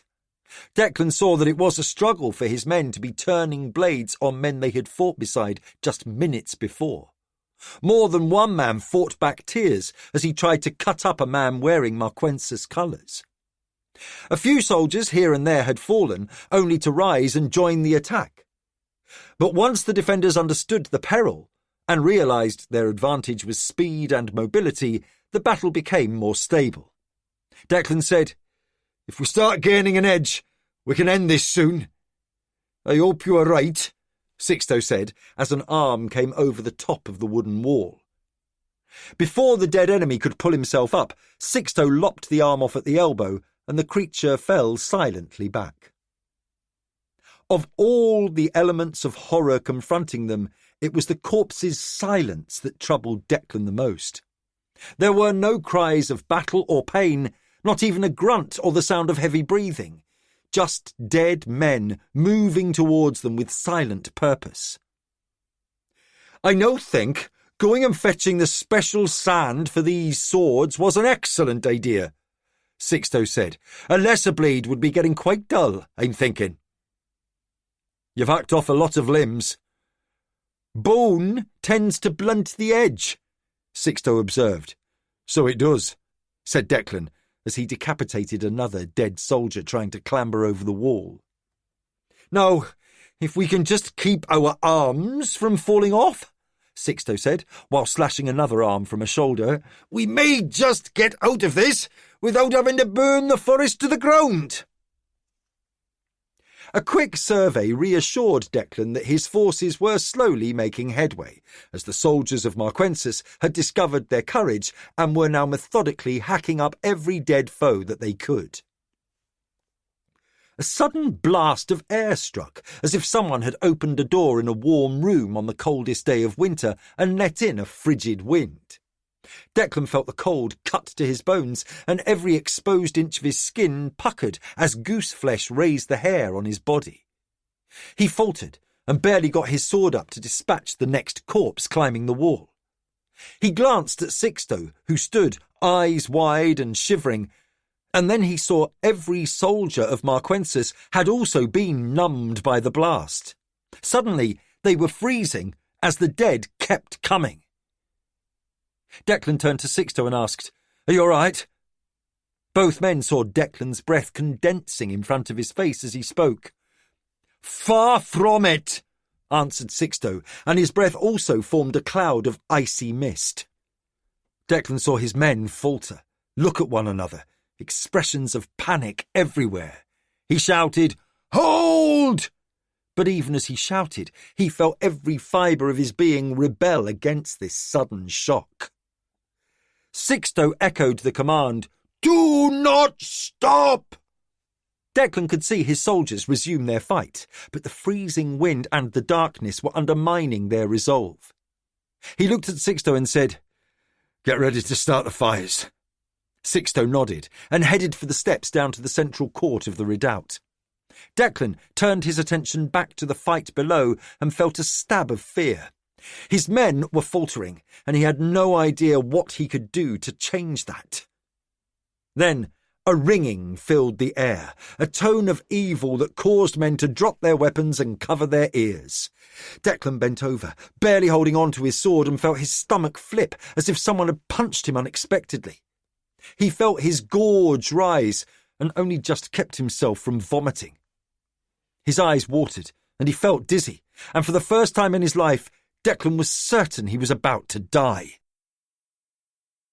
Pug arrived minutes after Nakor, who was standing with Hattusili while the king looked on with a stunned expression. Nakor turned to Pug. "Something terrible is underway." Pug nodded. He looked at Hattusili and asked, "You felt that too?" "Like a blow to my heart," Hattu answered.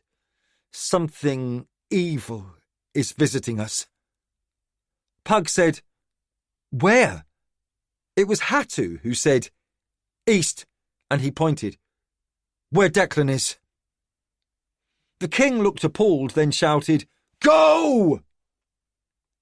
Hattu had been arguing that he should go and help Declan, but till now Dalen had held to the position that Hattu was too valuable to risk accidental death. But the horror that now visited them all, the nameless terror they felt to the core of their being, was too severe to ignore. Pug said to Hattu, "Can you show us?" Hattu said, "Yes," and suddenly both Pug and Nakor had a vivid vision of Declan atop a battlement with a battle raging around him. Then Hattu vanished. Pug looked at Nakor, who said, "I know where we're going. Look for me." Nakor vanished. Pug extended his senses. He again recognised that the range of his powers on Garn were diminished, yet he could sense where Nakor was. Pug vanished. Daelon, King of Marquensis, sat mute, his emotions overwhelming him as he realised that for now nothing he did would matter, and the fate of his nation, his home and his family were in the hands of people he hardly knew, whose powers he barely understood. Pug appeared on the battlement next to Nakor, and it took only a moment to see that things were far worse than he had imagined possible. Where he had expected 2 human armies in battle, he found evil unleashed, a chaotic struggle in a dark and freezing landscape. The wailing noise had the army of Marquensis in disarray, and the dead soldiers were oblivious to it. Men were unable to defend themselves and were dying, only to rise again moments later. Pug closed his eyes and discovered the source of the horrible noise, darkness and cold. It was an evil presence that felt both alien and vaguely familiar. He ignored any questions that might be answered later and attempted to counter the spell. After a moment of struggle, he found what he sought, the handiwork of magic, the source that dimmed sunlight, robbed heat, and created noise. Tentatively at first, he engaged the dark forces he could feel, pushed back slightly at what he perceived as the boundary between the normality of this world and the intruding evil. Summoning everything he could from deep within himself, he lashed out with the most powerful counterspell he could manage on Garn. He could almost feel a physical resistance as he gathered his will and unleashed every scrap of power he could muster. The noise ceased. Pug opened his eyes and saw the sky was again blue, with daylight flooding down. He steadied himself as his knees threatened to buckle. The soldiers were in disarray, but the return of sunlight and warmth on their faces and the ending of the ear-shattering din seemed to revive them a little. A few rallied, and after a few minutes, order began to take hold. Still, Pug could see the soldiers were worn down, fatigued from a long fight. He couldn't see Hattusili, and with a hoarse voice shouted, "Where is Hattu?" Nakor pointed upwards, and Pug looked and saw the young man hovering in the air directly overhead, observing the battle. Then Hattu descended to stand next to Pug. "There's something happening that I don't understand," he said. "I tried to see what was causing the darkness, but—" He blinked. "Something here is confusing me. I couldn't see the lines of energy I needed to see. The darkness hid everything. How did you end it?" "I'll tell you later," said Pug, turning his attention to the battle. His breathing was heavy, but he seemed to be regaining his composure. Nakor gripped Hattu's arm. "It's a trick to stop you from seeing. It's something we can train you to overcome, but not here or now." He looked at Pug and said, "Something very dark is near." "I can still feel it," Pug said. Pug extended an arm towards a knot of fighting corpses, and a lance of energy erupted from his hand. Instantly, 4 of them flared in a scintillating shimmer of light, then turned to dust. "I'm weakening," he said. He looked at Nakor with a questioning expression. Nakor said, "I can't do that trick, but I can do this." He waved his staff over his head, causing Hatu to duck as it barely missed striking him. The little man pointed with his left hand while twirling the staff with his right, and where he pointed, a swirl of air manifested, and suddenly a 10-foot-high whirlwind appeared. Nakor guided it through another group of dead church fighters, who were caught up in it, swept off their feet, and carried high into the air. With a flick of his wrist, he caused them to be thrown up and over the top of the trees and out of sight. Declan shouted, "Thank you!" over the sounds of battle. "We are exhausted!" Sixto said, "But where is the rest of their army?" Hatu said, "I'll find out." And he shot up into the air, high enough that he was barely visible. After a few minutes he returned. Declan asked, "What did you see?" "They are just sitting there. The church army is all ready, but they look as if they're waiting for something." Declan looked around and saw that with Nakor and Pug's help, his men were finally overcoming the dead. "Waiting for what?" he wondered aloud. Pug directed another beam of energy towards 6 dead, and they too vanished into light and dust. Hatu closed his eyes, put his hand on Pug's shoulder, then said, "Oh, that's how you do that." Hatu then extended his right arm, and a flash of energy identical to Pug's took a church corpse and flashed it away. Pug said, "Thank you. I'm nearing the end of my ability to help." Between Nakor and Hatushali's magic, the fight turned quickly, and a few minutes later it was over. Every dead soldier was now gone or hacked to pieces. Some body parts twitched or moved slightly, but the fight had ended. Pug took a deep breath and looked at Declan. "The lack of energy here weakens us. I could have ended this in minutes back on Mid-Kemia." "That's why we have to fix the problem," said Nakor. His expression was unusually sombre. "I have an idea, but I don't know if it will work." "Once we clean up this mess, we can talk about it," said Pug. Men of Marquensis were slowly leaving the field of battle, some helping injured comrades get to where their wounds could be tended. Many paced around, still wary, as if unsure that they were safe. Many were drained of colour, horror at the battle still vivid in their minds. A few simply sat where they were, regaining their strength before they attempted to leave the field. "What was that gloom?" asked Sixto. Pug said, "It was a simple enough spell, but who cast it?" Declan had sheathed his sword and was wiping his brow with the sleeve of his tunic. "We've had no reports ever of the church using any sort of magic. Until I met him," he pointed at Hatu, "I didn't believe magic existed." "Not a lot here," agreed Nakor. "Let's get the wounded cared for, rest, and wait to see what the church does next," Declan said. A small tent in the centre of the new fortification held most of the supplies already delivered from the wagons west of the forest. Declan led the others to it and said, "We should have a bottle of wine somewhere in here." In the tent, Declan moved a box and found the wine. He drew his sword and deftly sliced the neck below the cork and looked around. Seeing no cups, he shrugged and put the bottle slightly above his mouth, poured a little and swallowed. He handed the bottle to Pug and said, "Mind the glass." Sixto laughed.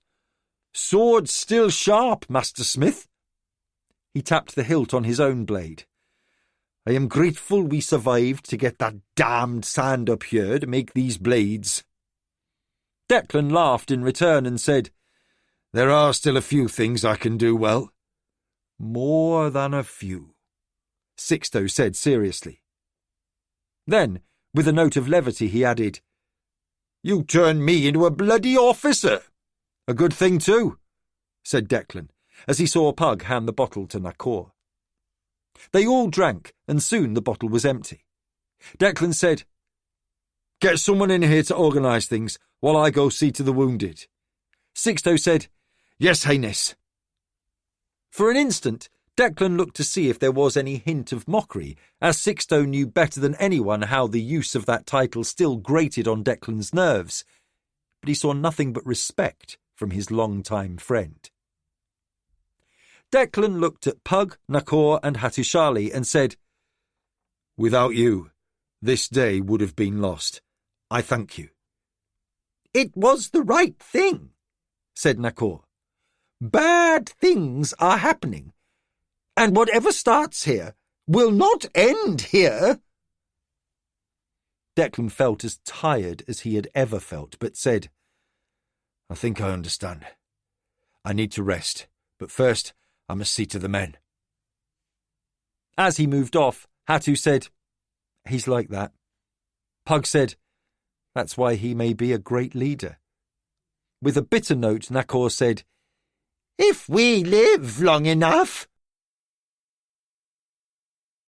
Chapter 23. Accommodations. Dante blinked.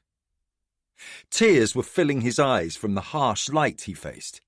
The bag had been unceremoniously pulled off, and he was staring at two very bright lanterns with polished reflectors that completely blinded him to anything else in the room. As no light was reflected off the walls, Dante assumed the room was painted black specifically for this arrangement. Damned clever, he thought, as he finally blinked away the tears and got his eyes adjusted to the blinding illumination. He felt the ropes binding him to the chair, not as tightly as before, but hardly comfortable. He twisted as much as he could, so the light wasn't directly in his eyes. A voice said, "It sometimes helps if you close your eyes and just listen." Dante said, "Seems like a good choice," and he closed his eyes.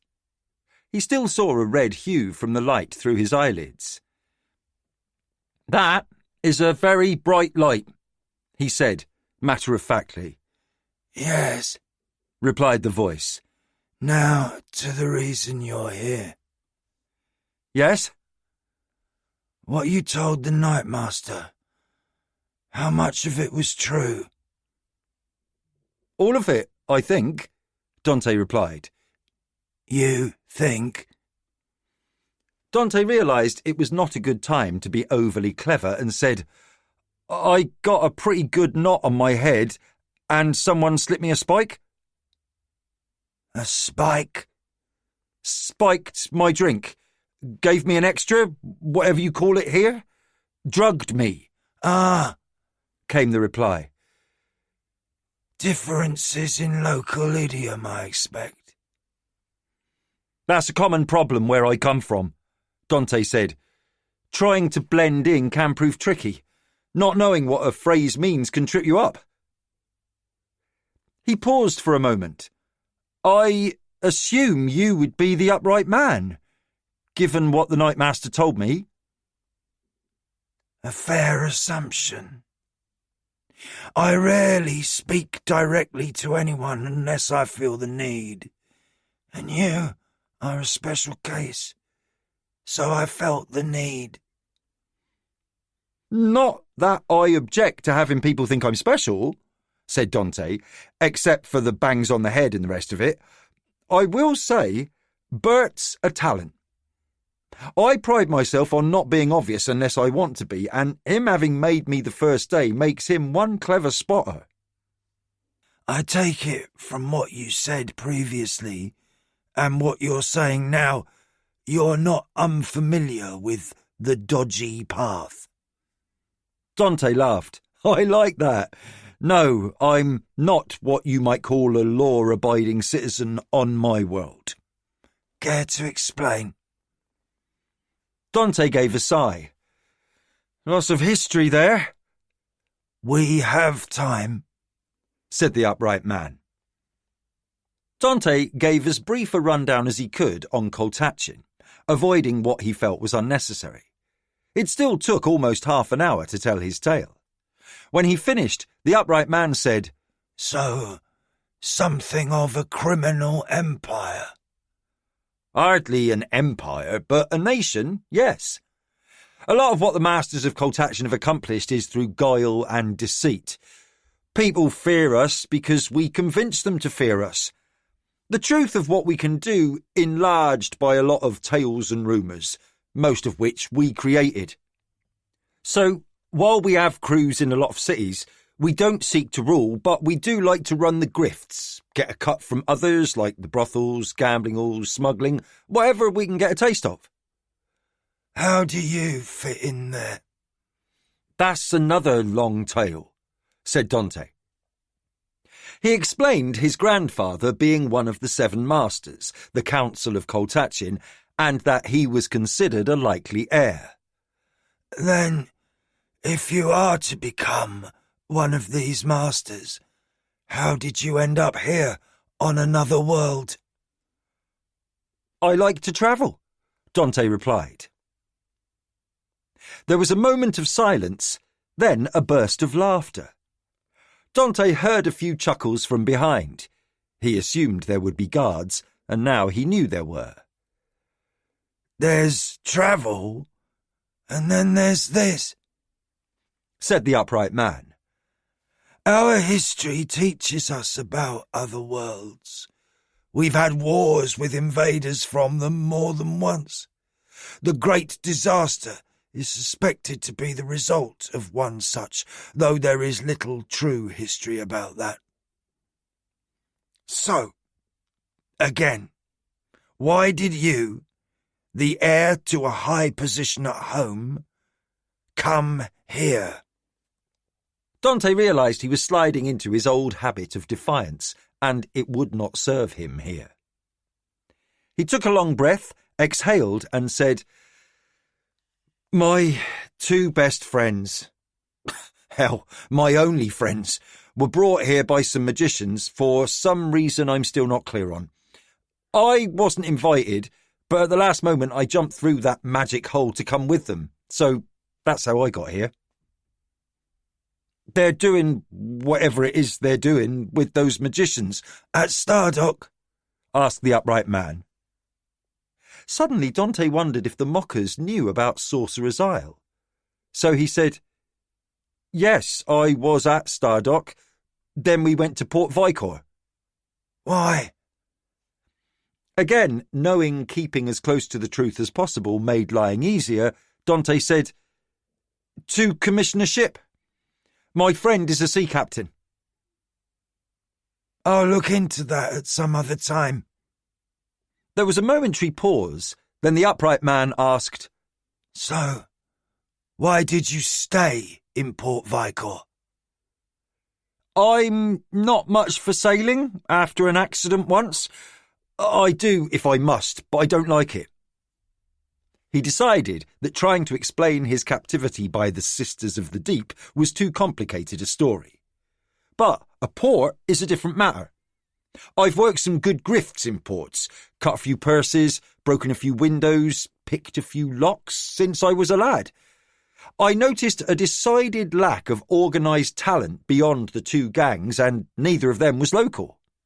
Ah, said the upright man. To the heart of the matter. You sought to create a local mob. In one sense, said Dante. Maybe not a mob at first, but say a tidy crew to start. Explain, said the upright man. Dante tried to keep his experiences with the kids and his other observations to a minimum, but give the overall conclusions he had reached. When he had finished, he said, So I then played the Keshians on getting their booty back. Clever. There was silence for a few moments, until Dante asked, "So, now what?" "Now, I think it was wise to keep you alive. The lads you thought of as mockers were once, but they decided to head south and begin their own little mob. Once, ages ago, my predecessors would have sent a squad to crush them for disobedience. Since the Great Disaster, our resources are more limited. Once, the mockers controlled every harbour and dock from Yillith to the north in Yabon, west to Land's End, and had agents in Kesh and the Free Cities. Now, we just do well enough to control various enterprises here in Krondor and a few nearby towns. But that doesn't mean we lack ambition," said the upright man. "It is logical that the first place we'd expand into would be Port Vicor, as it's the largest kingdom harbour in the west. Sarth, Land's End, and the rest would follow if trade warranted. My concern is twofold: our future expansion, and not allowing another rival gang to rise up and challenge us before we're ready to move in." Dante said, "Makes sense. Getting rid of them before they dig in." "So, as I said, I am pleased we kept you alive, because I want you to return to Port Vicor and continue creating havoc for the Keshians and my wayward lads, in particular the self-styled leader of those false mockers, a boy named Lester Ving.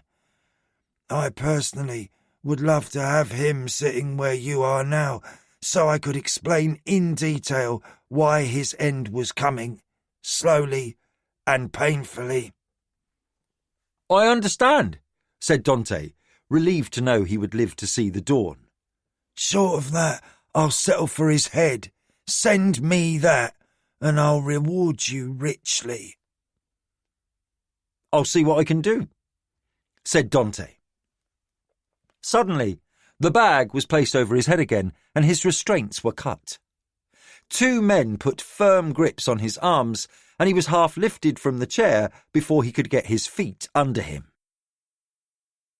"They're just waiting," Hatu said to those gathered in the king's throne room.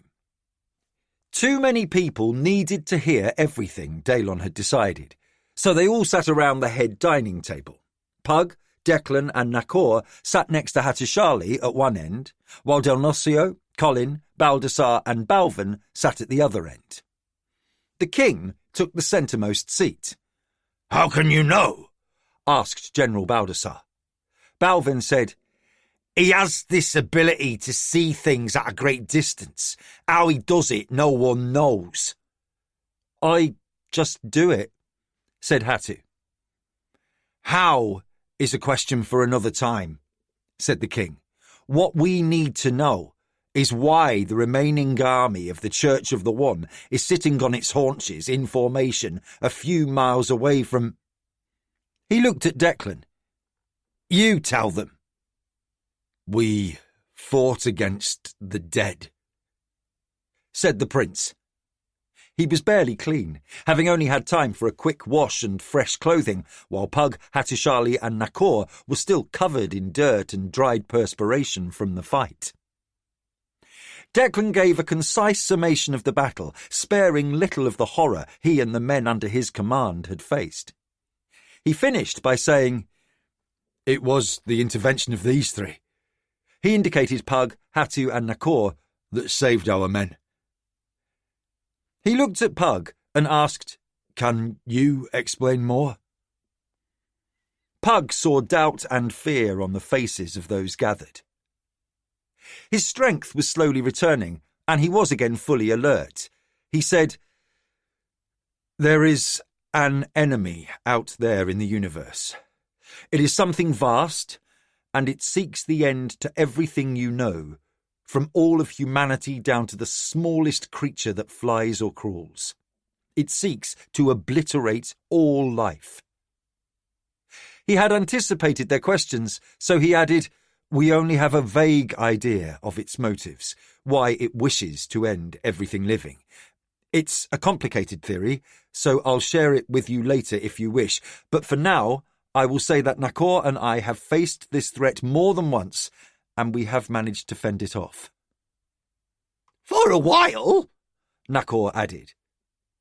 Seeing the expressions of Colin, Baldassar and Bernardo, he added quickly, "We will have to do it again." "Just what is this threat?" demanded General Baldassar. "We call it the Void," said Pug. "Again, after this council, I can attempt to explain it all, but understand I will be speaking of things you believed were myth and fable just hours ago." "Explain now," said the king. "We will try to understand." Pug glanced at Nakor, who gave a slight shrug of resignation, and the magician took a breath. "To understand the Void, first you must know something about the universes around you." He tried to give as simple a summation as possible, given the complexity, history, and unknown aspects of the nature of the Void. After a few minutes, it was clear that the subject was beyond the comprehension of those from Garn, except for Hattusili. So Nakor interrupted. "At the start of everything, I mean the very beginning, everything split into good and bad. We are the good living things. The Void is the bad, something that wants to end life. Understand?" Colin and Baldassar both looked relieved. It was Del Nocio who said, "That's basic church canon. The one is good, everything that's not the one is bad." Nakor grinned. "That's ironic. You see, your one is the Void, and the church serves it." Even Pug looked surprised by that pronouncement. The church worships the Void. Nakor gave a quizzical expression. "They don't know they do, but yes. That feeling at the battle, a strange presence. It's the Void. It's here." Pug was motionless for a moment, then slowly nodded. There was an alien presence, but it felt familiar. Old memories returned, and he said softly, "Sathanon. I felt it there." "That other time, too, I think," said Nakor. "The big fight where you—" Pug held up his hand, not wishing to have to explain his two incarnations to those at the table who were ignorant of that fact. "I know." He looked at Nakor and silently wondered what powers had brought them both back from death. "I know you're right." Nakor said, "And there's someone or something else out there that services the Void. That darkness and noise. Somewhere the church has a necromancer or someone wielding death magic." Del Nocio said, "I barely understand half of what you're explaining, but I know the church and have lived within it most of my life. One thing does make sense. The actions of the church adamant and some of my brethren made no sense when I first was betrayed. These were men in power, men with almost nowhere to go above their current stations. Episcopos and generals, men who sometimes were at odds with me and my allies, but only in terms of expanding the church. It was more about how to do it, nothing else.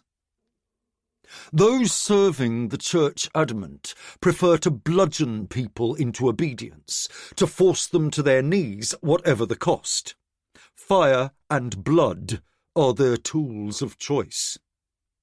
We of the Holy Orders preferred persuasion. From the accounts of wholesale killings throughout Sanjura, after the betrayal of me and my allies, it's clear the Church Adamant is now fully in control. The carnage will only get worse. You saw this coming? Asked Balvin. I knew there was something afoot, and my agents were trying to uncover those secrets for years before the sudden upheaval that drove me here.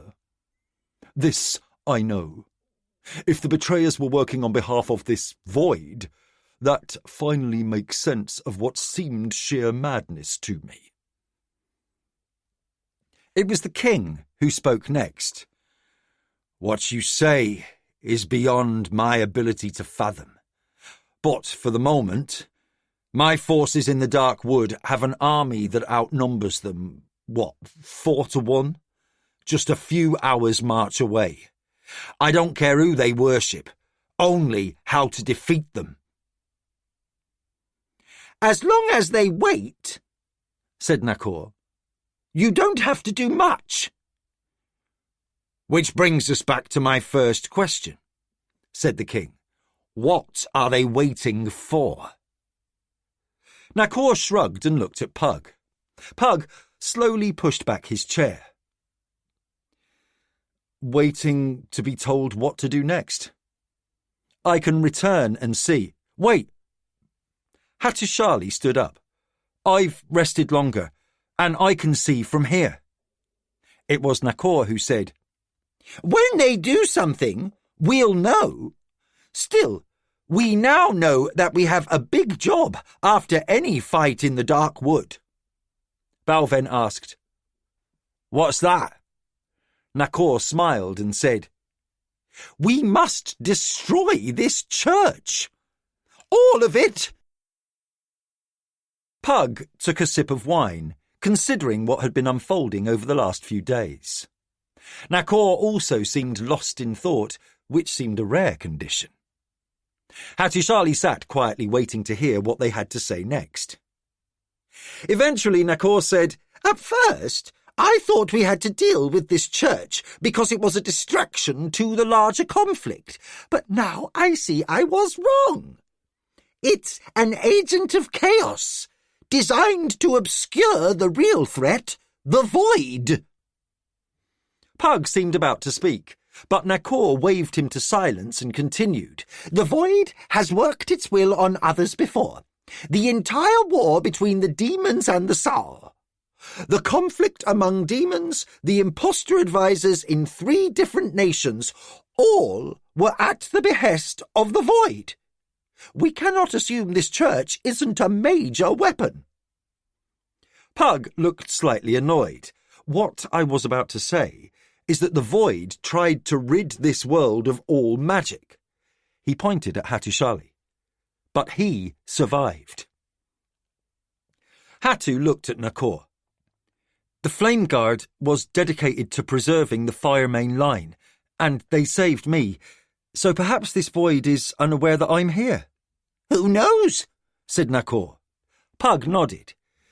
We've opposed the void and its agents for centuries, yet we still understand little about it or its capabilities.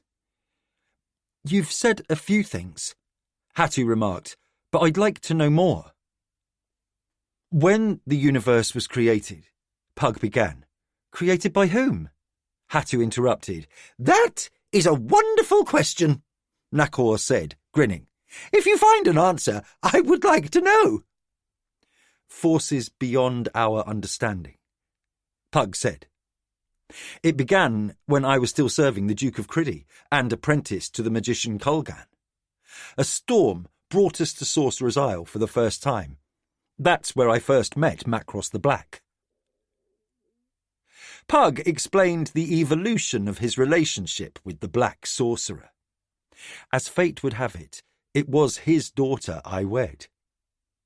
He glanced at Nakor to see if he was going to inject something gratuitous, but he was surprisingly silent. Pug told Hattu about Thomas. On the same journey, My foster brother Thomas became separated from the Duke's party in the vast dwarven mines we were using to travel under the Grey Tower Mountains. He detailed how Thomas had eluded a wraith, Pug's first encounter with one of the Children of the Void, and how he had eventually found his way to a dragon's lair. At the mention of the blind dragon Ruagh, Hatu's eyes widened. The dwarf leader Dolgan found him, and both witnessed the final passing of that great dragon. As a gift, Thomas was given the magic armour of Ashen Shugar, last of the Dragon Lords, and eventually gained the mystic powers within that armour. Despite all he had come to know about magic and other worlds, Hattusili was captivated by the story. By the time Pug had explained their search for Macross to find aid in confronting the darkness, Hatu was riveted. He hung on every word and seemed eager to ask questions, but remained silent. Pug told his story for almost an hour, reaching the part about the time trap concocted by the Pantathian serpent priests and the flight backwards through time.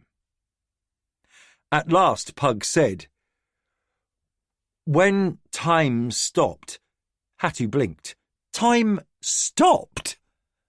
"Well, we stopped our flight backwards in time," said Pug, "and all of reality stood before us as a very large ball." "A ball?" Pug waved his hand. "Since then, I've learned that our perceptions are limited. Everything is a matter of how we see things and our perspective." Nakor grinned and nodded. "Before I died the first time, in between realms, I saw things—" Pug held up his hand, as did I. "More than once in my life, I've learned it's vanity to assume what we see is real and not just what we can perceive and apprehend." "Tell me, what do you understand?" Hatu asked. We reached our goal, the garden at the edge of the city forever. Hattusili's expression was puzzled. The city forever is a place inside the void. Pug began, and then he stopped. We need to differentiate between the void, that grey, featureless place, and the void. Nakor shrugged. "We also call it rift space." Pug smiled. "We shall call the grey void rift space." Hatu tilted his head. "Rift space makes sense." Then he asked, "If it's an empty place, why are those other places there?" Nakor laughed. "A question that has been asked by many, explained by none. One day you will have to visit the Hall of Worlds and Honest Johns." Pug waved this comment aside. The garden floats just above the edge of the city forever. Both places appear to be adrift in time, somehow separate from time itself. In any event, we were seeking Macross. We sat down in the garden, and as he tried to warn us away, a time trap was sprung, hurling us into the past. I still don't know how that trap was fashioned. Macross and I used our magic to increase the speed of travel, doubling it repeatedly until centuries flew by in moments. When we reached the beginning of time, the trap ceased to exist. Back then, time had no meaning. Then we saw the creation of this universe. That ball exploded with the brilliance of countless stars and spread out in all directions. It was the birth of this universe. Once out of the time trap, we were able to return to our current time. Hatu was silent, considering what Pug had just said. Then he asked, "How did you return without waiting for billions of years?" Nakor looked at Pug and said, "That is a very good question." Macross had opposed the void before I was born. He and a dragon named Ryath together made the journey possible. It was she who could breach the barriers of time and space. Macross and I accelerated the passage of time using the same magic as before. So, you travelled to the past, then again to the future? Asked Hatu. Yes, Pug answered. Ah. Hatu looked at Pug and said, Then I think maybe I need to speak with a dragon. Perhaps this Ryath. A great many dragons perished in our last confrontation with the servants of the Void, the Dread. We barely survived, and the world of Midkemia paid a terrible price for that victory. Nakor pointed at Pug. He died! Pug looked annoyed and continued. During my second incarnation, before my earlier memories returned, I spent years travelling Midkemia with Magnus, and not even rumours of dragons were heard. I know not all perished, but it seems likely they chose no longer to reveal themselves to the other races. Nakor said, Still, if they're out there, we might be able to find one for you to talk to. Pug went on. The Pantathian serpent priests constructed the time trap. At least, that was our assumption. But if they also served the Void, even unknowingly, that would answer questions I have had for a very long time.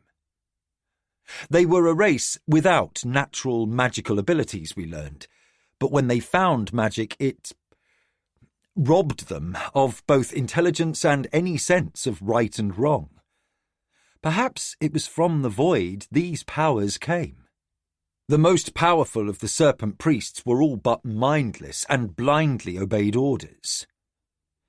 Perhaps like an army, sitting, waiting, in the middle of Marquensis, Nakor suggested, raising his eyebrows. Pug nodded slowly. That is very possible. Maybe that's why I was sent back. So many questions, Pug replied. That's why I think this church must be ended, said Nakor. The Pantathians were enough of a problem, and there were only a few of them. But this church, they control nations and armies. They can put dead people in the field by the thousands. Pug sat back, took another drink of wine, and said, I'm at a loss what to do next. Do what we know we need to do, said Hatishali. Get that fleet Hava is taking to your world, keep looking for where the church attacks next, and hope we come up with a means of confronting the Void when it next appears. Nakor grinned. The energy of youth! How I miss it! Pug chuckled. I've never noticed you lacking energy in all the years I've known you. Nakor smiled again. You should have seen me when I was a young man. The mind boggles, Pug replied. He stood up and said, Hatu, you should return to Declan and the king, and if you can use your far-seeing ability to spy out the church's army, please do. Information is key. Nakor, you and I have some work to do back on Midkemia. What? Asked the little man. I need to see if any geomancer is willing to travel here and hasten King Daelon's road building. I've been putting it off, and now's the time. And then we both need to start looking for a dragon. Nakor nodded his head enthusiastically. I like that. I may have met dragons before, but if so, I don't remember. So it will be my first time. That is very interesting. The three left the room, and Hatu moved back towards the king's chamber. Nakor stopped and touched Pug's arm. Pug looked at him. Yes? Nakor took a breath, grinned, and said, I guess we go find a dragon. Chapter 24. Searching. Pug stepped through the rift. A young magician named Helena sat in a chair in the rift chamber. She put down a book, stood up and said, Welcome back. She was petite, with close-cropped light brown hair and dark eyes and a winsome smile. Pug knew her to be a gifted student, though a novice. He smiled back. "Where's—" he almost said "my son," but caught himself at the last moment and said, "Magnus." "He's here, in the meeting room by his quarters," she replied. Pug thanked her and left the chamber. Magnus must feel comfortable leaving a youngster to watch the rift. Since Hatu had detected a tiny gap at the rift's edges, suggesting that was where creatures of the void came through when rifts were left open too long, Pug and Magnus had fixed it. After that, nothing unwelcome had slipped through. Pug hurried to the meeting room and found Magnus in discussion with Zakara and Sabella. Magnus said, "We're discussing something interesting. You're just in time." As Pug sat down, Magnus looked at Sabella. "Why don't you fill Pug in?" She nodded. "We just started a little bit ago, and you already know most of what I've discovered, that energy flows from Midkemia to Garn, just enough that Zara, Daria, Ifa, Beryl and I could aid Zakara in opening a small rift back here after Hatushali left Garn." "Yes," said Pug. "What have you found that's new?"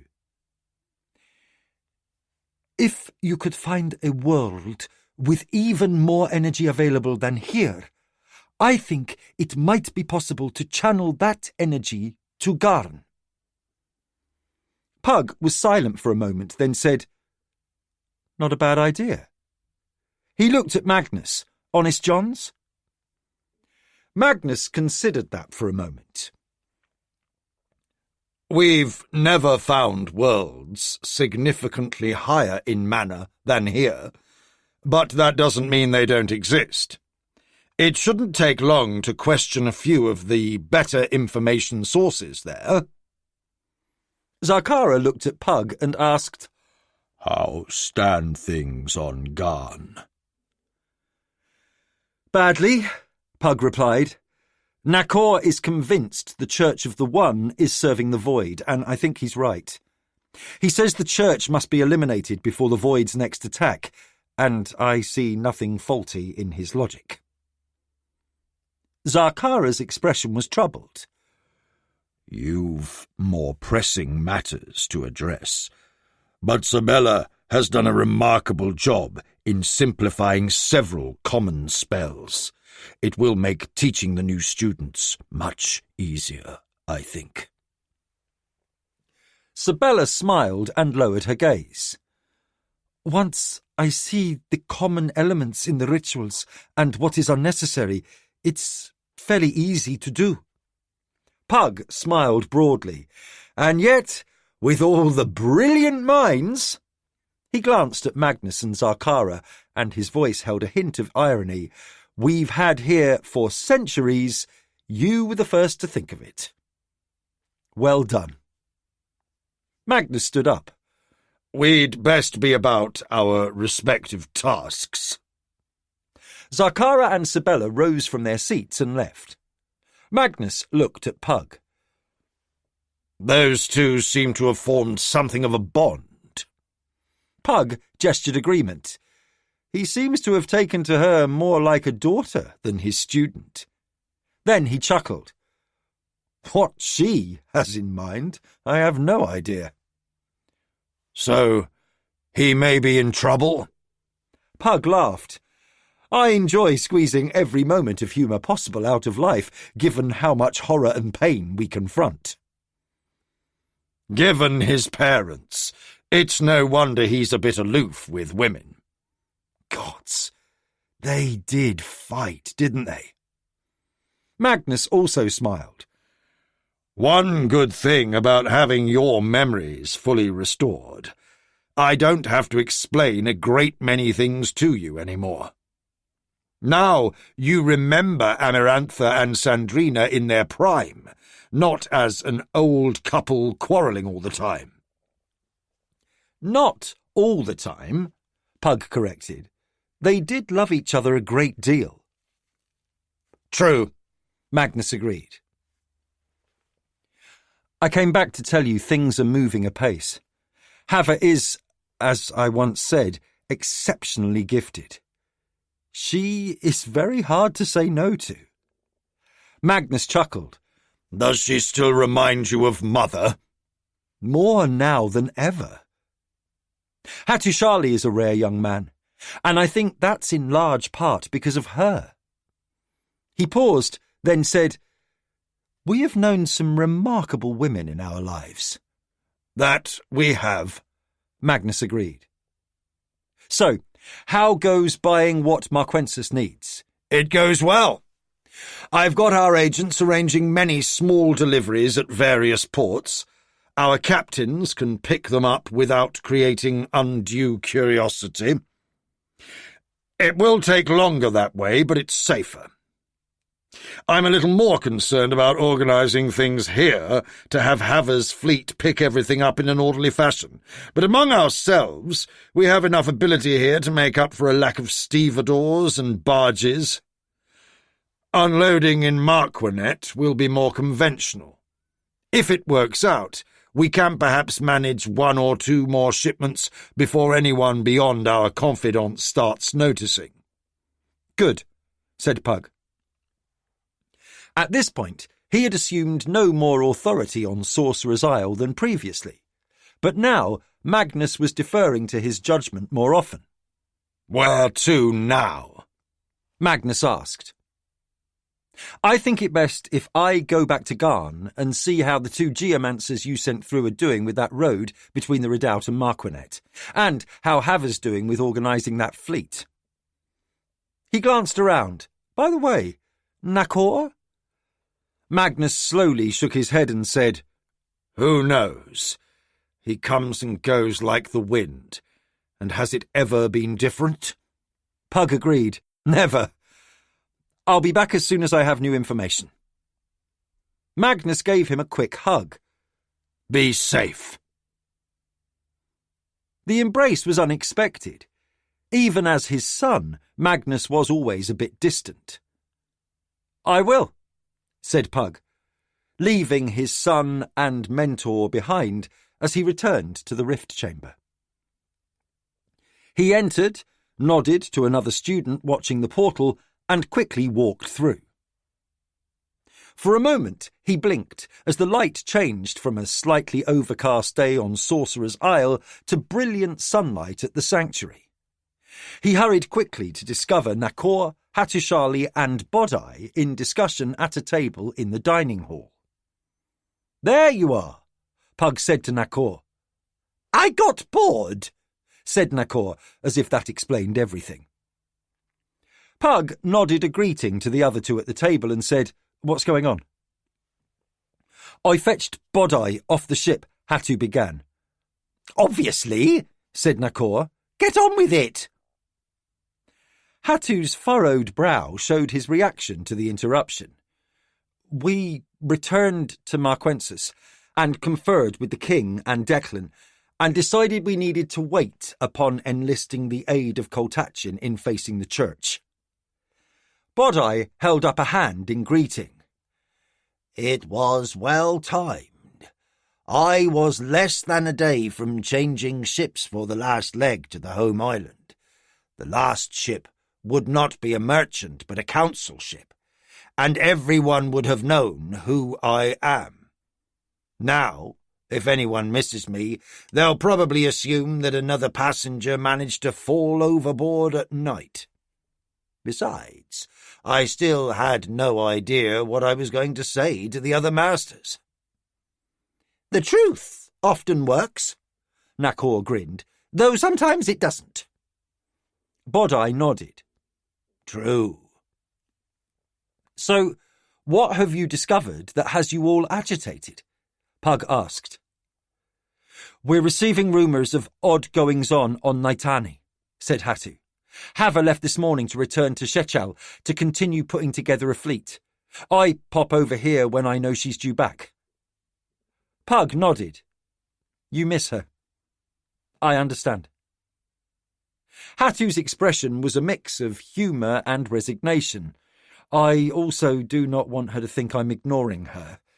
I've had to deal with her mood after getting lost in my own studies far too often. Wise man, said Nakor. The rumours? Pug asked. The entire continent is still in chaos, but something unusual is starting to happen. Hatu's concern was obvious.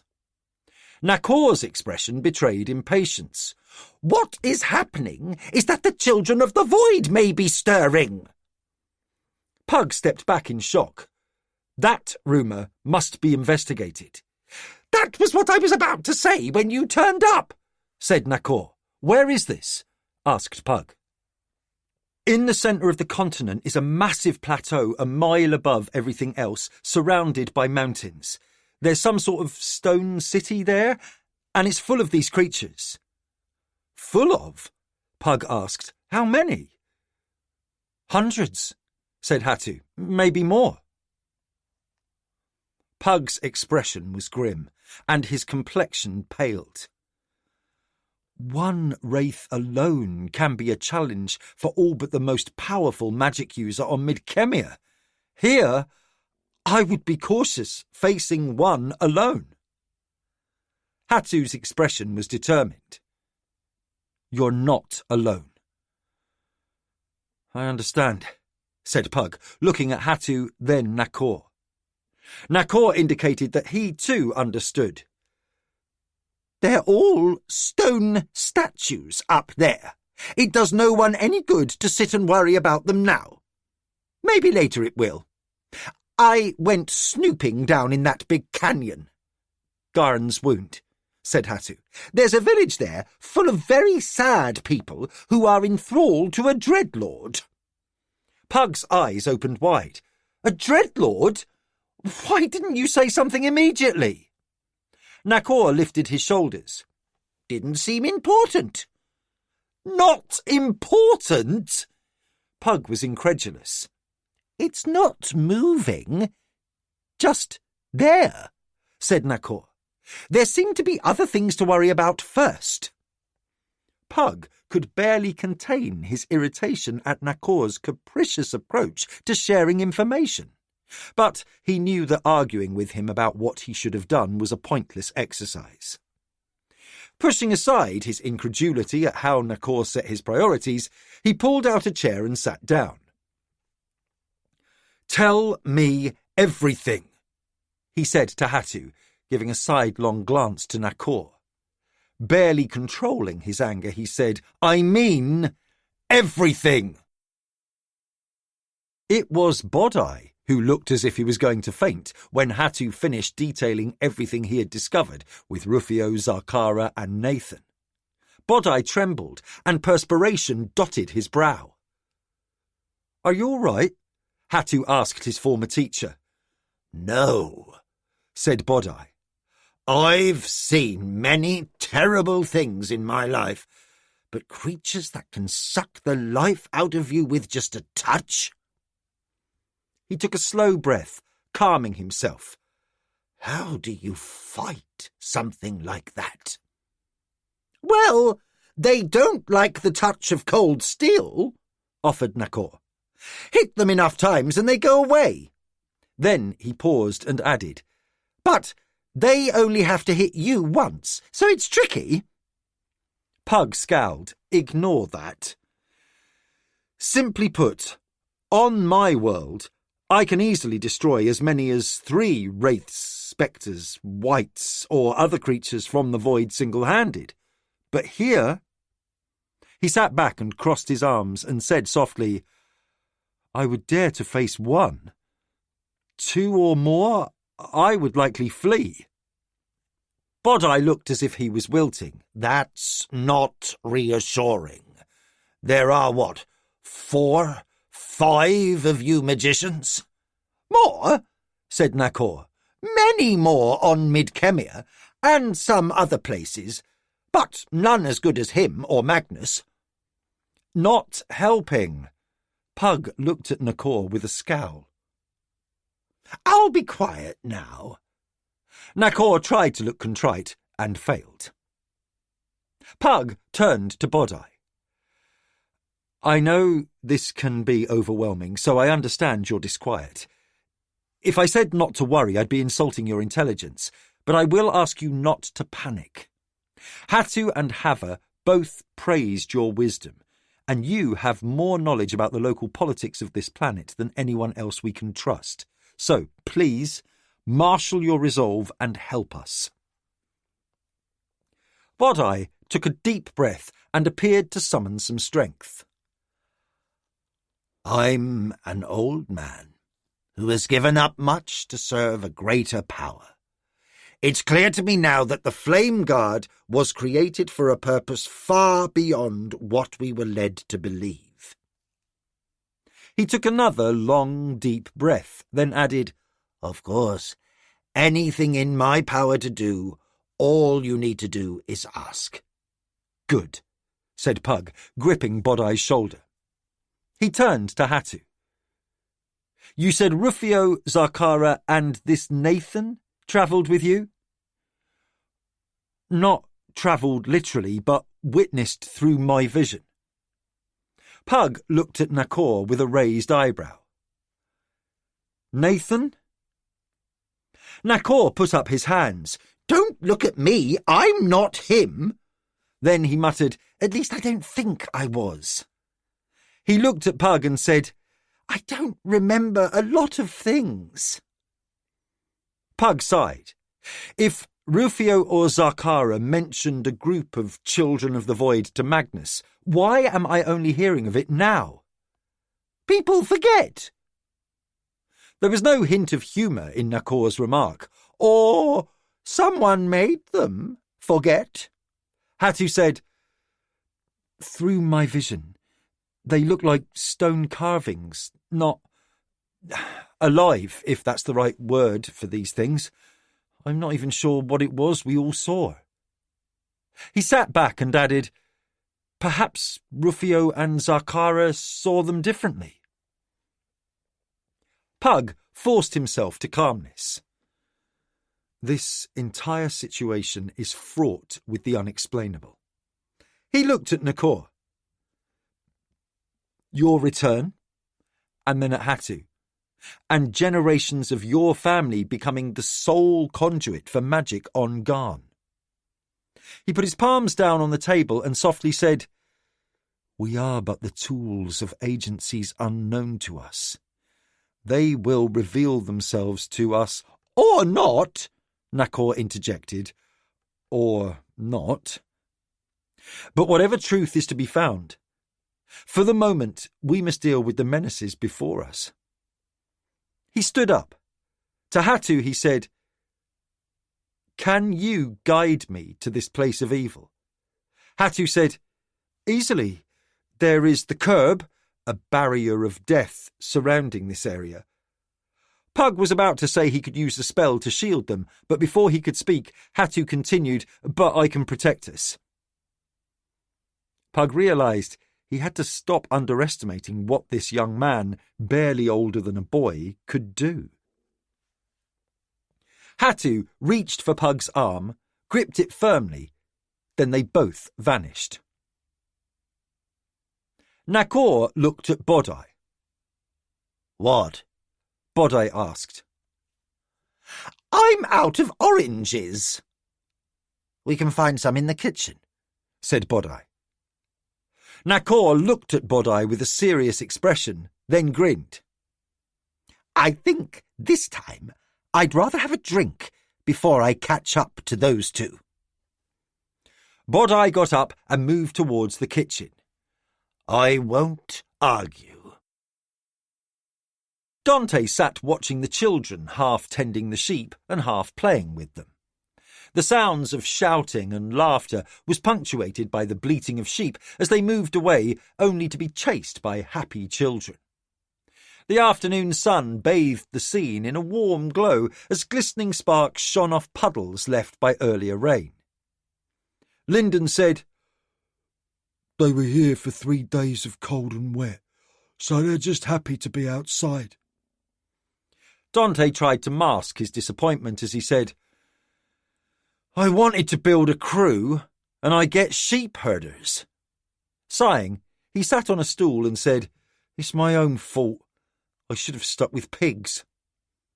Scully tried not to laugh and failed to hide his amusement. It may not work out as you planned, but at least it's a better situation than we hoped for. If the mockers are not going to meddle, we can keep petting the Keshians against the boys from Crondor for a while. Robertson straddled a reversed chair, his arms folded across the top of its back. And if we can deliver Lester Ving to Crondor, there's a sizable bounty for us. Dante was tired, and he needed to think. I need to know more about those false mockers. From what little I've seen, I'd have guessed maybe they were 30 or 40 strong before the Keshians hit them. Guessing when someone else is risking a sword point is one thing, but when the blade's pointed at your own throat, that's a different matter. Agreed, said Scully. So what next? Information, said Dante. He almost grimaced. So much of his life had been spent acting out against the discipline and lessons his training demanded, yet here he was, taking those very lessons to heart and, by utilising them, acknowledging their wisdom. Still, survival was paramount, advancement next, and if this was the way to get to those goals, so be it. How so? Asked Scully. Who's ready to mingle in the streets with open ears? David, easily, said Robertson. He's a quick one, catches on fast, Mark as well. The older lads have a better knack for staying alive. Where's Healer? Dante asked. Got an ill sheep, trying to see if it's something might turn the whole flock sick. Wonderful, said Dante sarcastically. Just what I need now, a plague. He stood up and said, Get David and Mark ready to travel. They'll be leaving with me in an hour.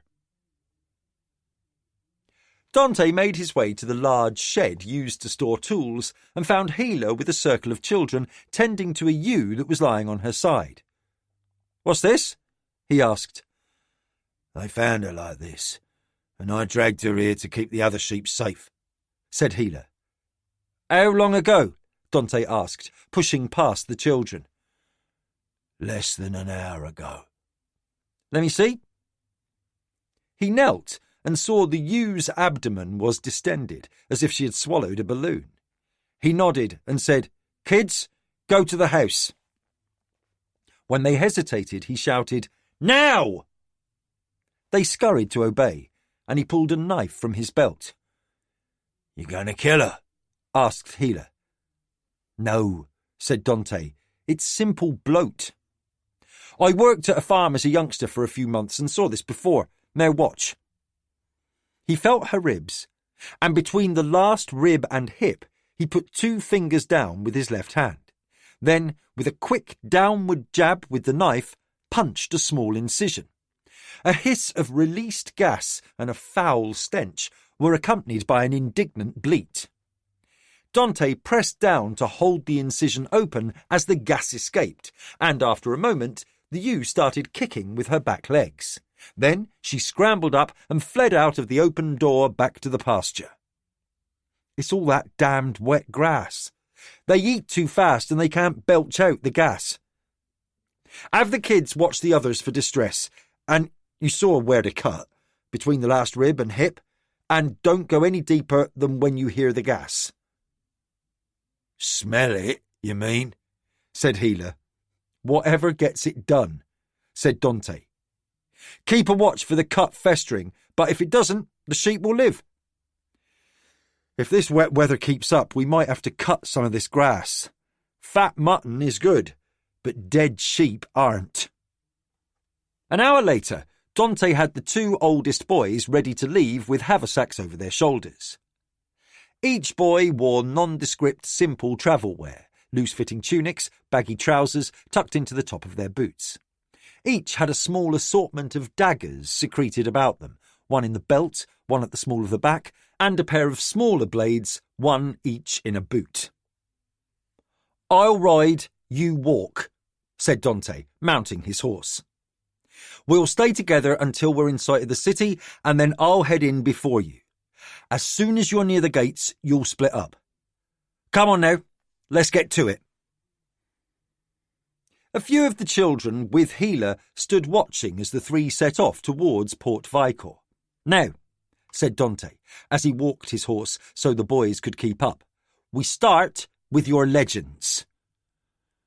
"Legends?" said Mark. "What's that?" "The lie about who you are. You need to learn it like it's truth, so you don't accidentally say something to botch the con. Got it?" David nodded, but Mark looked doubtful. "This may be a very long ride," Dante muttered. Hatu said, "The last time I saw that city, or whatever it is, was in a vision. Even then I felt the curb encircling it, and I had to defend against that harming us through my vision. This time we're going there physically, so I don't know what to expect." Pug looked first at Nakor, who nodded his understanding, then at Hatu and said, "Get us to a location close to this barrier, and we'll examine it before we cross." Hatu nodded and said, "Ready?" He reached out and put his hands on their shoulders, and immediately they stood on a wind-swept granite ledge atop a rocky precipice. "I can feel it," said Nakor. "As can I," Pug said. Hatu looked towards a cliff face which rose hundreds of feet.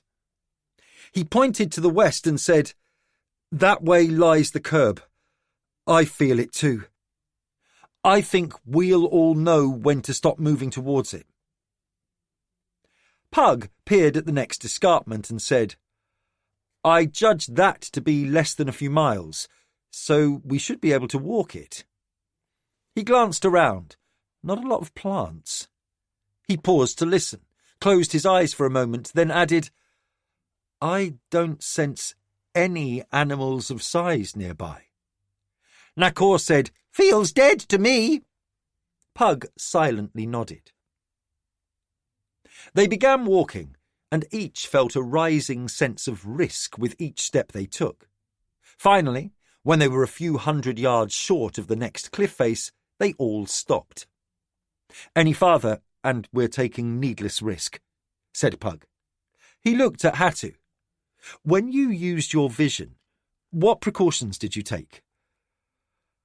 "I don't know if I can fully explain it, but I sensed how energy moved between the Furies, one way or the other.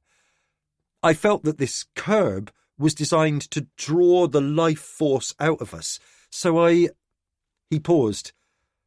"I guess you could say I just wouldn't let it." "Impressive," said Nakor. Pug motioned for him to stand close, then cast a spell. He asked, "Did it feel like this?" Hatu extended his senses and said, "Something like this, yes." Nakor grinned. "As I said, impressive." "Protection wards need to be as powerful as what they are shielding us from, Hatu," said Pug. "This is a very powerful defence, and to fend it off takes great mastery. Like many other things, you did it intuitively." He reached out and put his arms around Hatu and Nakor's waists. "While we investigate, I think it best if we stay close." Without waiting for a reply, Pug elevated them straight up until they could look down into the plateau's centre. A flat ring of empty land circled a massive structure, seemingly fashioned out of the heart of the plateau, carved into the stone. It was an open maze, but punctuated with domes and square edifices without apparent purpose. Pug cautiously moved closer and downwards, and as he did so, more details became apparent. Most terrifying were frozen figures Pug knew all too well. "Children of the Void," he said. "That's what Rufio called them," said Hatu. "They look like stone," said Pug. "I can see why you may have thought them statues or no threat." After they descended more closely, Nakor said, "They aren't stone." Pug reached out mentally and gently probed a figure of what he took to be a wraith close by, and after a moment he softly said, "It's alive." "Or as close to that as these things get," said Nakor. Pug steered them down until their feet touched the stone, and all three felt a strange tugging, as if something was seeking to suck them down. "The life-draining force here is fierce," Nakor said. "Worse than anything I've seen before," agreed Pug. "What is this place?" asked Hatu. "I have no idea," Pug admitted. "It resembles a warren, an alien imitation of a city, perhaps?" "We're only going to find out by looking," Nakor said. Pug moved towards the nearest structure, and they descended through an opening. They settled on the stones, and Pug said, "Stay close. Let's see what's here." They entered the structure, and Hatu created a circle of light around them, and they found a ramp leading downwards. The walls were featureless, as if somehow carved out of solid stone by some device or agency that created perfect tunnels. They descended to a large room with a vaulted ceiling. Across the floor lay a lattice of stones, tilting slightly downwards towards another tunnel on the far side. Walking towards the tunnel, they inspected the chamber. Upon the walls were dozens of odd symbols carved into the stone. "What is all this?" Pug wondered aloud. "It's not any language," said Hatu. Pug and Nakor both looked at him, and Nakor asked, "If not any language, what is it?"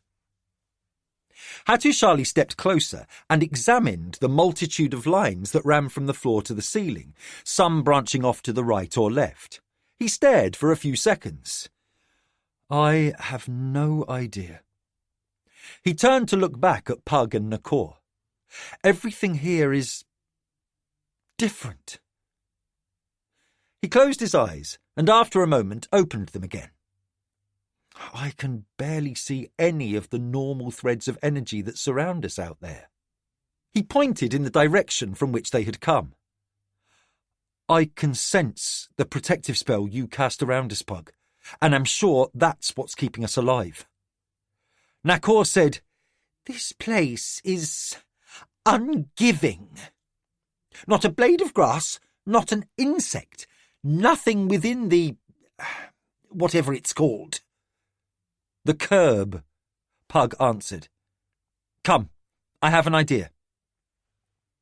He motioned for them to stay close and continued walking across the chamber and up an incline opposite the one by which they had entered. Lines and geometric designs were carved everywhere, and finally, when they emerged above ground, they could see hundreds of motionless figures, shadow creatures of various sizes and shapes.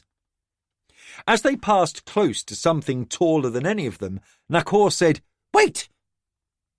He dropped to his knees and half crawled until his face was down above the stones, mere inches from the bottom of the figure. It was a roughly human shape, but appeared as if it were created out of smoke, partially translucent and frozen in an instant. "What are you doing?" Pug asked. Nakor sat back on his heels. "There may be no spiders or insects, birds or grass here, but there is dust. Look closely.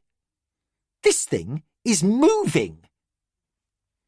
Hatu got down next to Nakor, while Pug used his magic to look closely at the bottom of the figure, which looked something like the hem of a long robe that swept the ground. Behind it was a tiny, thin line containing noticeably less dust than everywhere else around. How did you notice that? Hattusili asked. Noticing things is how a gambler stays alive as long as I have. Or did. You know what I mean. Nakor stood up. Time here did not stop. It just slowed to the point at which a second may take years or even longer. Pug's brow furrowed. I used a similar spell to slow time around Princess Anita when she was poisoned, so Prince Aretha had time to travel, to find a cure. He cut short the story. Come close, he said. When they were close, Pug again put his arms around their waists. Hattu, you have the power. Take us up for a better view, please. Suddenly, they were rising into the air. Abruptly, the sun shone brightly. Hattu said, Letting more light in helps. Looking down, Pug asked, What do you see? Nakor said, A very odd-looking city, full of evil things. Hattusili took a moment, adjusted his senses to the energies that now flooded his senses, then said, It's a dome! In an instant, they again stood at the edge of the plateau. What is all this? Hattusili asked. I don't know, Pug answered, but at some time in the past, the void or its agents created this horror, and someone else froze it. Macross? Said Nakor. Pug's eyebrows rose and his eyes widened, but before he could speak, Nakor said, This world has no apparent divinities or celestials. Of every mortal we have met, human or otherwise, he is the only one who might have had the power to do something like this. Imagine appearing here with all your skills and doing this while fighting off those creatures, or the dread. Pug said, With the low energy here? Impossible. Perhaps that was before, when stuff was more, he shrugged, abundant? I don't know what I'm saying. He pointed at Hattusili. Him! All the stuff to do tricks ends up in one family. Then just in Hattu? Again, he shrugged. How did all that happen? There's a design to all this I certainly do not understand, Pug admitted. Then we should find someone who does, said Nakor. Who? Asked Pug. Nakor waved his hand in a circle. This place must be known to someone who wrote history. We just need to find out who. Hattusili said, Declan and the king were here, fighting the Pride Lords. Most of the army of Marquensis was here. Someone may have seen something?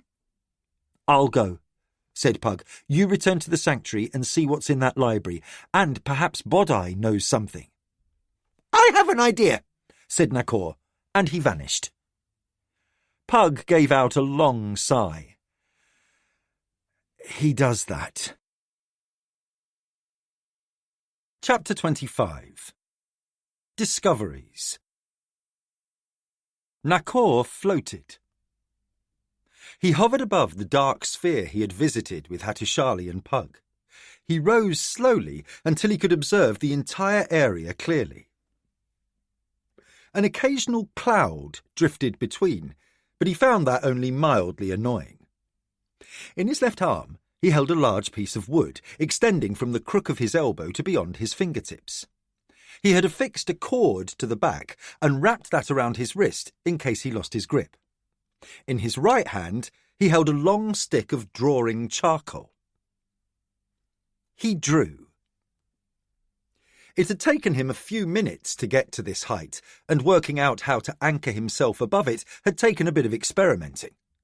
Before that, he'd used the same trick he had seen Hattusili employ to rid the dome of the darkness, and had been pleased to discover it was a very easy trick.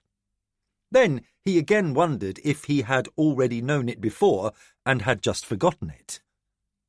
He had armoured himself against the cold at this altitude, and while the air was thin, he could cope with it. He'd endured higher mountain peaks before. He had been drawing as much as he could see from above, wishing he was a better draftsman, but content that he was getting enough detail to convey a good idea of what this place was to anyone who might understand the design. Dark clouds were coming up from the western side of the escarpment, and the sun was moving towards the horizon.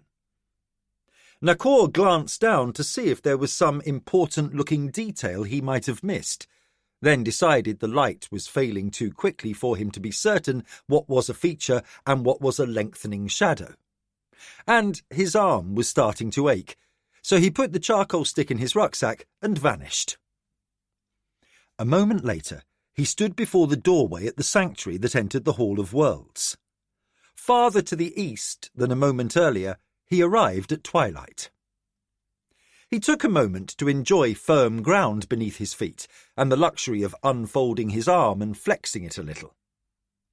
He had no idea if he was who he thought he was, if this was truly a mortal body or some construction of energy created by an unknown entity.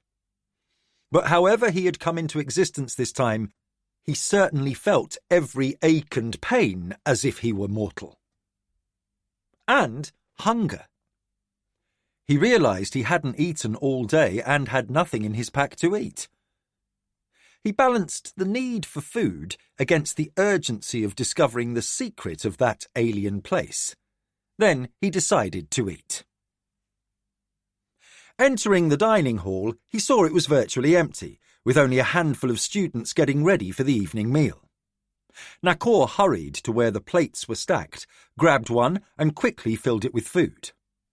He elected for some fruit, tossing 2 oranges into his pack, a large portion of dark bread and a thick slice of cheese. Juggling the board over one shoulder, his rucksack over the other, and a platter, he managed to grab a flagon of ale and get to a chair without spilling anything. Halfway through his meal, he saw Pug and Haver enter the hall.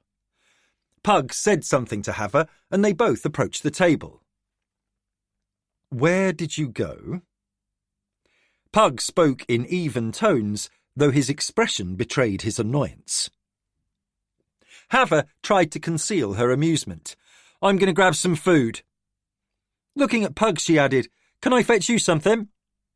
He shook his head. "Thanks, but I'll be along shortly." Nakor motioned towards the large board leaning against the table. "Look at that!" Pug picked up the board and inspected the drawing. "Don't smudge it!" Nakor warned. Pug studied it for a moment and asked, "Is that the place under the dome?" "As well as I can draw it," Nakor answered. "I think you got it close." "I just need to show this to someone I think may know what it is." Nakor shoved the last piece of cheese and bread into his mouth, chewed and swallowed, then said, "It's not a city." "It's big enough to be one." Nakor said, "Damn!" "What?" Pug asked. "I left my staff there. This damned low-energy place. Still, I better get on." He grabbed the drawing and his rucksack, then vanished. Haver returned just as Nakor disappeared and said, "I will never get used to that, I swear. Where's he off to?" Pug looked at her. "I don't think even the gods know where he goes." "Better get something to eat," she advised as she sat down. "A swarm of hungry workers is about to descend, and if you want any of the good food, you need to be quick." Pug smiled. "There are moments when you do very much remind me of Magnus's mother." "Is that a good thing?" Haver asked. Pug smiled. "It's a very good thing." He turned and moved towards the food tables. Dante halted his horse and dismounted. In the distance lay Port Vicor, with the sun halfway to sundown. "Now, any last questions?" he asked the boys. David glanced down the road. The boys knew that from this point Dante would ride ahead and they would enter the city after him. He slowly looked around and said, "My name is Davy, from a village near the edge of the border, Ilbundy, closer to Landreth than here. I'm looking for my brother." "What's his name?" Dante studied David to see if there were any hint of lying. "Tommy. He and our father got into it over him staying on the farm, so he ran away. We know he went north." "And?" Dante kept his eyes fixed on the youngster. "Our father died, and our mother sent me looking for Tommy while she and my little brother worked the farm." "What type of farm?" "Sheep," said David. Dante pointed at Mark. "You?" "I'm Mickey from Landreth, and I want to go to sea, so I needed to get to Port Vical." "Good. Makes for why you're acting like a dock rat." Dante asked a few more questions, then said, "I guess you're as ready as you'll ever be. Now, keep your secret purse inside your trousers secret. You know Port Vical well enough to stay out of needless trouble. Remember, with Healer at the farm, you're on your own. Try to avoid anyone who might remember you, and if you need me, leave word at the Four Ravens and we'll set up a meet." He mounted his horse and, without another word, rode towards the city. He entered the city an hour later and found his way to a reputable boarding stable where he arranged for his horse's keep and getting his saddle and tack cleaned. It was nearing sundown as he set out for the Four Ravens. On arrival, everything looked exactly the way it had the last time he had been there. Not unexpectedly, Shad's first words were, "Buying a drink?" Dante muttered, "It's nice to know that in an uncertain universe some things are predictable." He raised his voice and said, "Yes, a mug of ale." When the mug was placed before him, Dante took a long swallow, then said, "If I go up to my room, will it be empty?" "Should be," said Shad. "Kept it like you told me."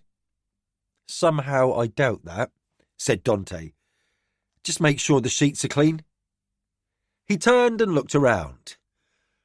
"Now we get to work." Declan read the report the king handed to him. "Have you seen this?" he asked Balvin. "Of course." Balvin had a troubled expression. The message from the redoubt had arrived while Declan was making an inspection of the forges and speaking with Edvald Tasman on what was needed to continue arming the kingdom. Word of the rider reached him there, and he had hurried to the king's chamber without being summoned. "They're dead. All of them." He tossed the message back on the table in King Daelon's council room. "You read it," said the king. "The church soldiers in the field before the forest and those in the big encampment behind them. Corpses everywhere." "I left after the battle over 2 weeks ago," said Declan. "They should have been provisioned for a long march, so food and water would have been ample. Why are they dead?" "I sent back word that we need more information," said Balvin. "Retreating, I would understand. Quitting the field to regroup, plan another attack, seek another course of action, but to just sit there and die." His distress was obvious. "It's as if they don't need this army." Declan considered that for a moment. "They don't. Or at least, they don't need a living army. I know that all too well." Daelon and Balvin looked at him expectantly. "Dying of thirst and starvation is obvious. But this part about the dead just lying there, it..." Then he sat up, almost leaving his seat. "The bodies should have stunk enough that any breeze would have washed the stench to the redoubt, and the carrion birds and scavengers should have descended in flocks. Those corpses would have been mutilated by now." Daelon recalled the scene after the Battle of Betrayal, when the last king of Ithrace had been murdered. Crows would be swarming. Vultures would be soaring above to swoop down upon the dead. The field would be overrun with carrion eaters, wild dogs, foxes, right down to beetles and ants. "I must go and see," said Declan, standing up. "If Hatter Charlie turns up, have him find me. I'm leaving by horse now." He departed before the king formally gave him permission to depart, which hardly surprised Daylon. Things remained informal when the brothers were alone. He turned to look at Balvin. "I'll be relieved to learn what he finds there." Balvin said softly, "I won't. I have a sense of foreboding." Daylon drummed his fingers on the table. "Yes, relieved is the wrong word. There is too much here of dark magic, especially when I didn't believe in magic only a year ago." Balvin said, "That is indeed my foreboding." Nakor had found his staff where he'd left it, outside the dark dome on Naitani, and had recovered it without incident, then had gone back to the door from the sanctuary to the Hall of Worlds. Once in the hall, it had been a short jump to the entrance to Honest John's. He entered and again was greeted by Quad, the large Korapaban, who had been the door bouncer for as long as Nakor could remember. He gave over his staff and a small dagger in his robe, then entered. As with every time before, he took a moment to inspect this improbable establishment. A vaulting roof of 4 stories rose overhead, each floor revealing an open gallery overlooking the main floor. This main floor was a massive casino, displaying games of chance from a multitude of worlds, offering almost numberless opportunities to lose a fortune. Interspersed were open cafes, moneylenders' booths, and around the edges were brothels, sleeping quarters, tailors, and other common places of business. The galleries above were populated by purveyors of rare goods, skilled craftsmen, illicit merchandise, and any service imaginable.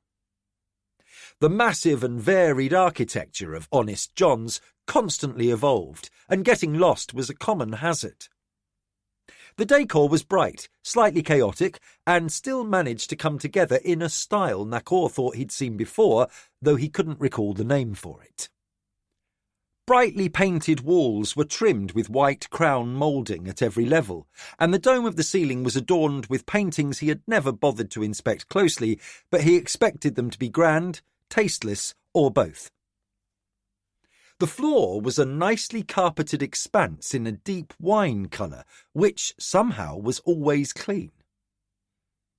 He made his way through the crowd, avoiding many who were indifferent to his passing, twice almost being stepped on, and once avoiding someone from across the room he did not wish to waste time speaking with. A short man with a wide smile and a slightly deranged look in his eye. Nakor was unsure if he was someone to whom he owed money or someone he just didn't care to spend time with. That part of his memory was missing, but in any case he felt the need to avoid him. So he adroitly made his way through the gaming tables and curled back around to the grand staircase to the upper levels. Nakor hurried up the steps and dodged among the many beings working their way up and down, then entered the first gallery level. Quickly, he reached the shop he sought. He entered Vordam's establishment and found the Delacordian dusting the room with a strange-looking contraption of feathers. "You know, you could hire someone to clear up for you." Vordam smiled. "It gives me something to do while waiting for clients, and besides, it saves me money." "There is that," Nakor said. "What have you there?" "Something I am going to show to Iphicad, if his shop hasn't moved." "The Darlanian? He still works with his toys in his shop. You know time has no meaning here, and many of us stay as long as there's trade. Iphicad has always done brisk business." Nakor looked pleased. "Good. Then I'll go in a moment." I first wanted to ask what progress you have made regarding my request. To visit the level above Midkemia. Yes, that plane of reality. I have inquired, and there is perhaps one being who may be able to help. Lacking any familiarity with the realm above yours, I was at a loss as to where to look, so I sent out inquiries. Apparently, there is a being by the name of Eleleth, a celestial from the very realm you seek, who is in the realm in which you reside. That sounds promising. Where might I find him? Therein lies a problem. Vordam's expression was usually difficult for Nakor to read, but now he was clearly struggling as to what to say next. What problem? Nakor's gaze narrowed. His location is fixed, as he is now on the world of Synoth. I know that world, or at least word of it. Nakor's brow furrowed, and he looked distracted for a moment. I don't know if I've been there. He returned his attention to Vordam. What else? What don't you wish to tell me?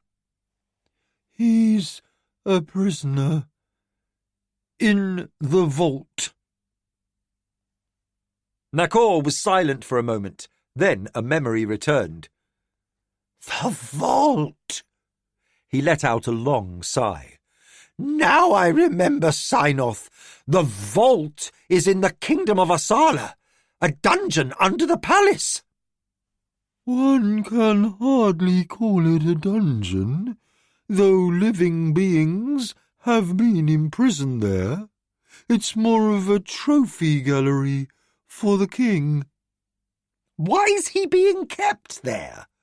Asked Nakor. I have no idea. It's a hellhole, no matter how fancy the decor, Nakor said. He was silent for a few moments. Then he said, So, at least we know where he is. Thank you. What do I owe you? Vordam smiled, his white teeth made more dramatic by contrast to his bluish complexion. Consider this a favour. Nakor smiled warily. In exchange for... Vordam laughed. For returning and telling me just how you conclude all this adventuring. Rumour is that few, if any, ever escape the vault, and if you manage to do so, the how is valuable information. Done, said Nakor with a broad smile. He gave Vordam a bow, turned, and hurried out. Making his way down through the crowds to one of the lower levels of Honest John's took a bit of time. Eventually, he reached the level where most of the manufacturing shops were.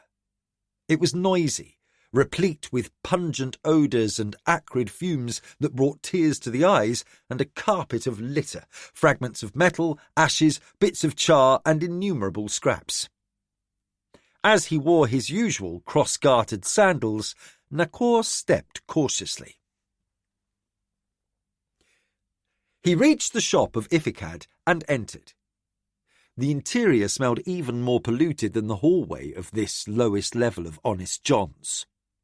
John claimed to have put in proper ventilation ages ago, but Nakor found this to be a dubious assertion.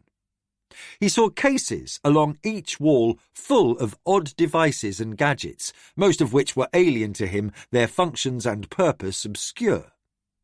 Towards the rear of this open shop, he saw a pair of workers sitting at benches on the left side, and on the right, a small furnace that seemed to be a kind of kiln or forge. Leaning over a bench on the other side of the furnace was the person Nakor sought. Ifikad, A Darlanian tinker, a master of mechanical and other devices with an apparently encyclopedic knowledge of apparatuses and instruments of all types from many worlds. Nakor approached. Ifikad! The named being looked up, saw Nakor and said, Is that really you? I thought you were dead. I was, said Nakor.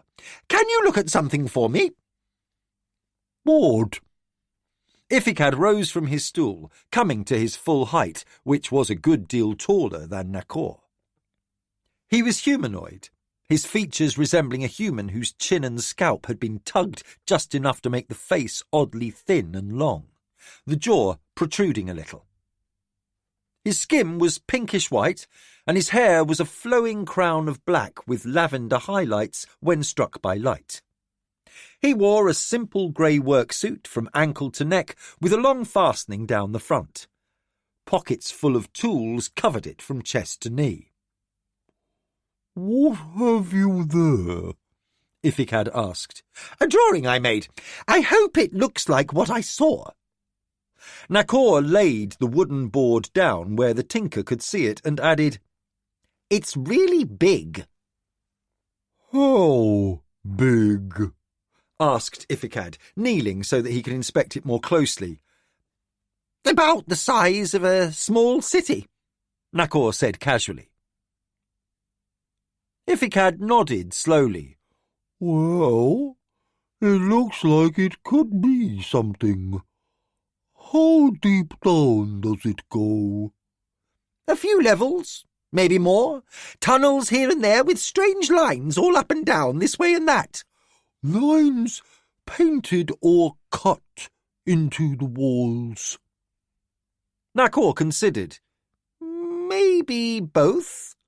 Etched lines with paint in them? Ifikad stood up. Not paint, but dried liquid metals, perhaps. Well, it does resemble an engine. Engine? Nakor said. Something used by an engineer? Ifikad made a clicking sound with his tongue and lower teeth, which Nakor knew was a Darlanian laugh. He said, waving Nakor to follow him. Engineers make all sorts of things using tools and mathematics, all sorts of knowledge. They build bridges, raise castles, dig out canals, and construct any number of objects. But an engine is another thing. Let me show you.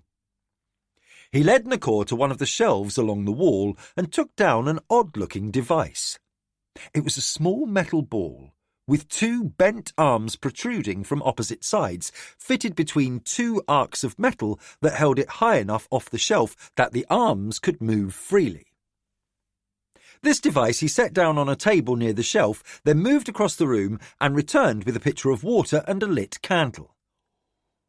I fill this device with a little water, he said, pouring the water through a tiny hole, which he then stopped up with a small rubber cork. Then he put the candle under the orb. Observe, he repeated. In a few moments, wisps of steam came out of the two small openings at the end of the bent arms. After a few more moments, the steam started to whistle, and the ball began to rotate on the stand. This is an engine. It's a child's toy, but it uses the same principle. He pointed as the steam lessened and the ball slowed. He removed the candle. What I saw was no child's toy, said Nakor. No, it isn't, agreed Ifikad. What an engine does is to take energy and convert it into something else, in this case, motion. Imagine a device a great deal larger anchored firmly to the ground, with a huge fire below and a large volume of water within. Now, imagine that the whirling engine has a wheel connected, and it turns a mill to grind grain somewhere with no running stream, river, or waterfall. Nakor's eyes widened as he began to comprehend the concept. So, a ship sails? In one sense, yes. The ship is an engine that converts wind energy to motion through the water. What type of engine do you think I saw? Ifik had said, I don't know. I might speculate if I knew what sort of energy it was to convert. Fire, or heat, light, or even electrical lightning. Nakor suddenly went pale, and things he had learned from those who had seen the carvings of the Pride Lords and those who had told him of the law came flooding back. And at last he said, "Human lives! The tale said instead of simply draining victims, the children of the void would sweep down and carry them off." He sighed. "They took them up to the plateau and drained their lives into that place. It's a death engine." Ifikat moved his hands suddenly in a gesture that appeared to be a superstitious warding against evil. If this thing is a death engine that big, I can only guess it's a creation for massive evil. Necromancy is the most unholy and foul of the magic arts, and those who wield it are beings with the darkest hearts. He took another look at the drawing and asked, "These 3 round spots," his long finger pointed, "look as if they are aligned in a triangle." Nakor looked again at his drawing and said, "I was floating in the air 1,000 feet or so above it, so the proportions may be a little off." Ifikad seemed unfazed by the statement and said, "If they are exactly equilateral, then when energy is pulsed through this massive engine, whatever that energy is transformed into will burst forth and strike a point in the sky above." "Well, what will that do?" "One can only guess," offered Ifikad. "but it can be for nothing good. And depending on how many lives are sacrificed into that thing, it could rip open the sky." "Sky?" "That very thing you seek to do. Reach a higher plane of existence. This device could possibly rip open a massive passage between realms, either up or down." Both stood in silence for a moment. Then Nakor said, "My experience with the human life force is limited, but it seems to me that a lot of lives would have to be sacrificed at the same time to make this work. Am I correct?" "Not necessarily," Ifikad responded. "If they are stored." "Stored?" "In a cell, battery, or other means to hold energy." Ifikad stopped and then said, "Those lines are—" He blinked. "Nakor, that entire structure is an accumulator." Nakor was silent. Then his eyes went wide. "I must go."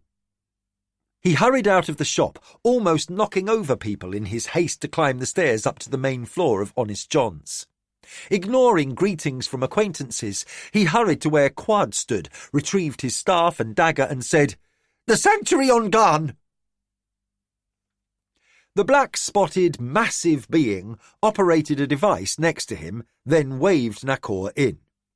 He stepped through, seeming to appear from between two other doors from Rift Space and across from the door leading to the sanctuary.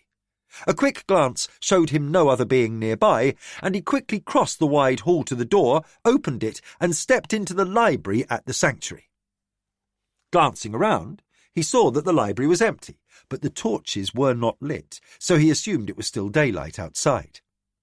He hurried to the meeting rooms, found them empty, then outside and to the dining hall, and saw this was also empty but for the servers. A young worker was clearing away what appeared to be remnants of the midday meal. "Are Pug or Hattusali nearby?" Nakor asked.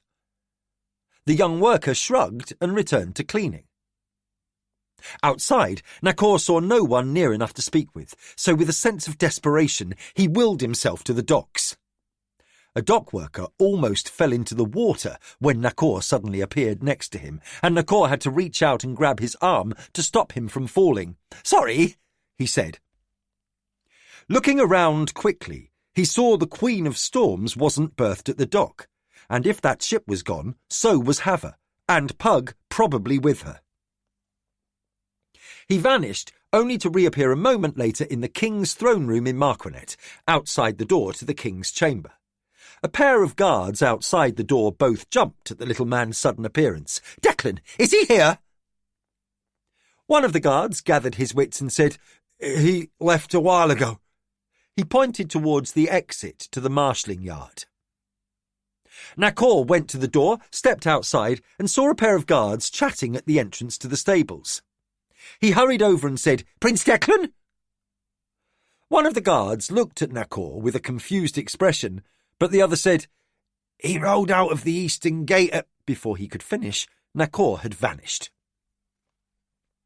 Nakor stood on the road outside the eastern gate and fixed his gaze on the horizon. The trick, as he thought of it, was to transport to what he could see. He jumped and jumped again, and after half a dozen jumps saw a company of horsemen down the road. With a deep breath, he gathered his strength, then appeared a few yards ahead of Declan. Declan held up his hand, signalling a stop. "What?" Nakor said, "We need to find Pug." Declan pulled on the reins and his horse circled. "Last I saw, he was arranging the transfer of food from your world to this. What is this?" "Things best discussed somewhere else." Nakor looked around and said, "What are you doing?" Declan quickly explained the information about the entire church army lying dead, and Nakor said, "We must find Pug. We must send for Magnus, and you and I need to see this dead army." "We're a day away from—" Before he could finish, Nakor came to stand next to his horse, grabbed the bridle, and suddenly the two of them were outside the redoubt. The horse whinnied, beginning to buck, and Declan had to use every trick he knew to calm it. After getting his mount under control, Declan gave Nakor an evil look. The little man was unsteady, obviously weakening. Declan looked around and saw Sixto. He dismounted and grabbed Nakor by the arm. Half dragging the little man to where Sixto stood, he said, "What do you know?" Sixto said, "Well, since I sent the message, I've had scouts trying to reach the main church position on the far side of where the dead lay, but they couldn't seem to get close. They became light-headed, felt weak, and were barely able to get away to regain their strength." Nakor said, "We must go there now." He pointed to the entrance from the eastern passage.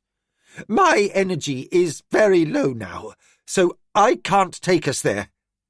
He took a deep breath, then added, "So we must run." "Run?" asked Sixto. But Nakor was already 3 steps away, adroitly running through the debris strewn across the clearing between the redoubt and the trees. "Slow down!" Declan yelled as he and Sixto set out after the nimble little man. They quickly caught up with him and stayed with him despite the litter of debris along the path.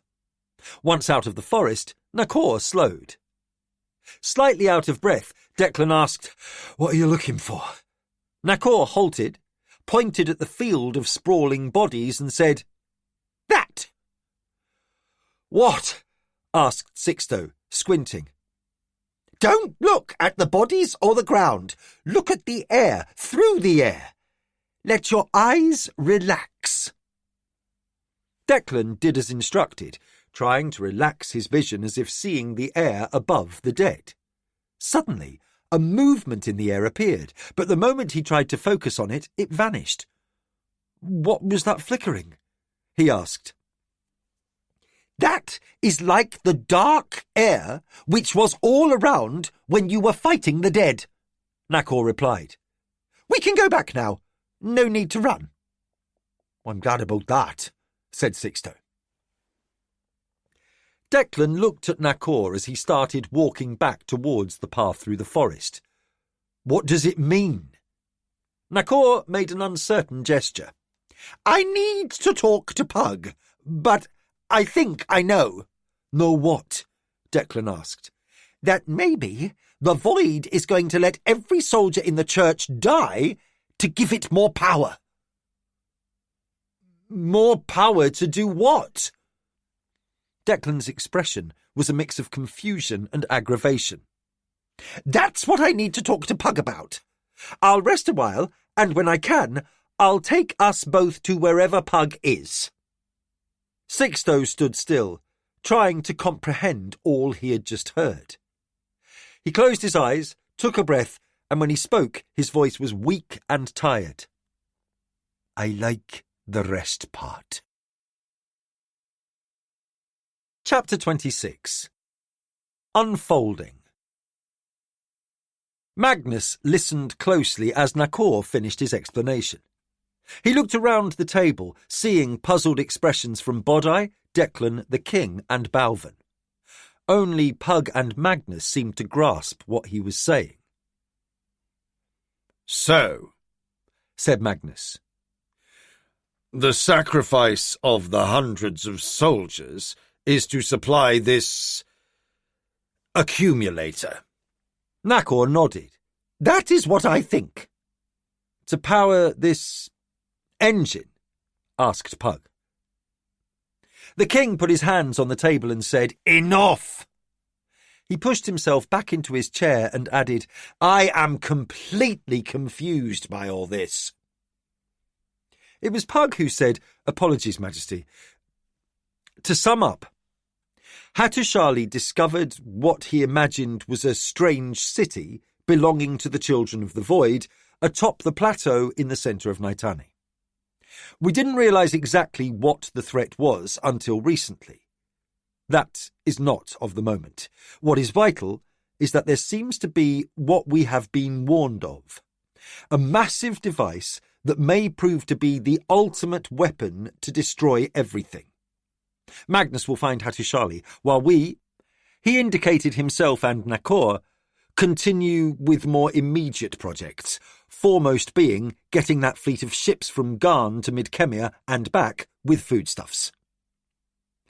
Daylon looked baffled. "It looks as if I have to accept that there are many things beyond my understanding." He stood up, and everyone also rose. "I'll focus on the tasks before me." His frustration at the limits of his ability were obvious. "I will personally oversee preparations for war with the Church. As for the rest, this dark threat, I'll leave it to the rest of you to do what you must. Balvin will coordinate with you." He departed, heading through the door that would take him to the marshalling yard. Balvin waited until the door was closed and said, "My brother is a man who finds leaving things to others difficult. Delegating tasks was a hard lesson to learn, especially when he's unsure as to exactly what those others are doing. Now, I think I comprehend a little of what you've said. Let me reiterate. There's a device the size of a small city atop a plateau on Naitani. It is something called an engine that takes life and turns it into a weapon of indescribable power, and somehow it's paused. Is that the right of it? Pug nodded. Hattusili saw it first, and 2 magicians from my world shared his vision. The creatures look like stone carvings, alien statuary, but they are not. Hattusili has little understanding of the children of the void, which is why he thought that massive construction was a city. The turrets and domes do resemble one on casual inspection, and he wasn't there physically, but seeing it through a distant viewing. Now we have a better understanding. Can it be destroyed? Balvin asked, his expression suggesting he didn't want to hear the answer. It was Nakor who said, "Anything built can be destroyed. It's just sometimes very hard to do that." Magnus intervened. The king is correct. He, the general, master-at-arms Colin, and Prince Declan can only fight as they know how. In the matter of the darkness, the void, that's best left to us magic users. We must proceed as planned. He spoke quickly but calmly. If that device suddenly activates, then fate has taken a turn, and we will do what we can. Until then, we can investigate. But while I go and find Hattu, and then see this place for myself, we'd best concern ourselves with what we are able to do. Livestock, grain, and everything you need. It's all gathering in Midkemia, and we need to bring it here. You can aid your brothers in preparing for attacks from the church. They may have sacrificed a small army just days ago, but from what Del Nocio has said of them, they still have a big army out there. Correct, said Balvin. On all counts.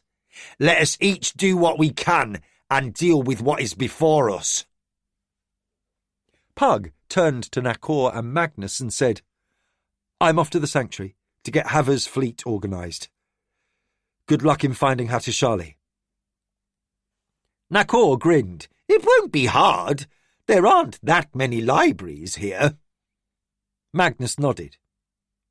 Pug said to Bodai, Where do you think you can serve best?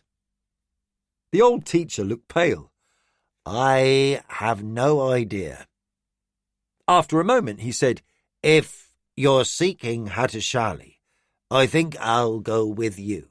I've known him long enough to sense when he may act rashly. Without Haver, he can be unpredictable. Pug smiled at Bodai. Your contributions have already been important. Without your guidance, Hattusili might not have survived long enough for us to find him. Pug vanished. Magnus said, Let's see if he's in the library here. Then we'll move to the sanctuary. Nakor smiled. If he's not there, Sorcerer's Isle. Likely, said Bodai.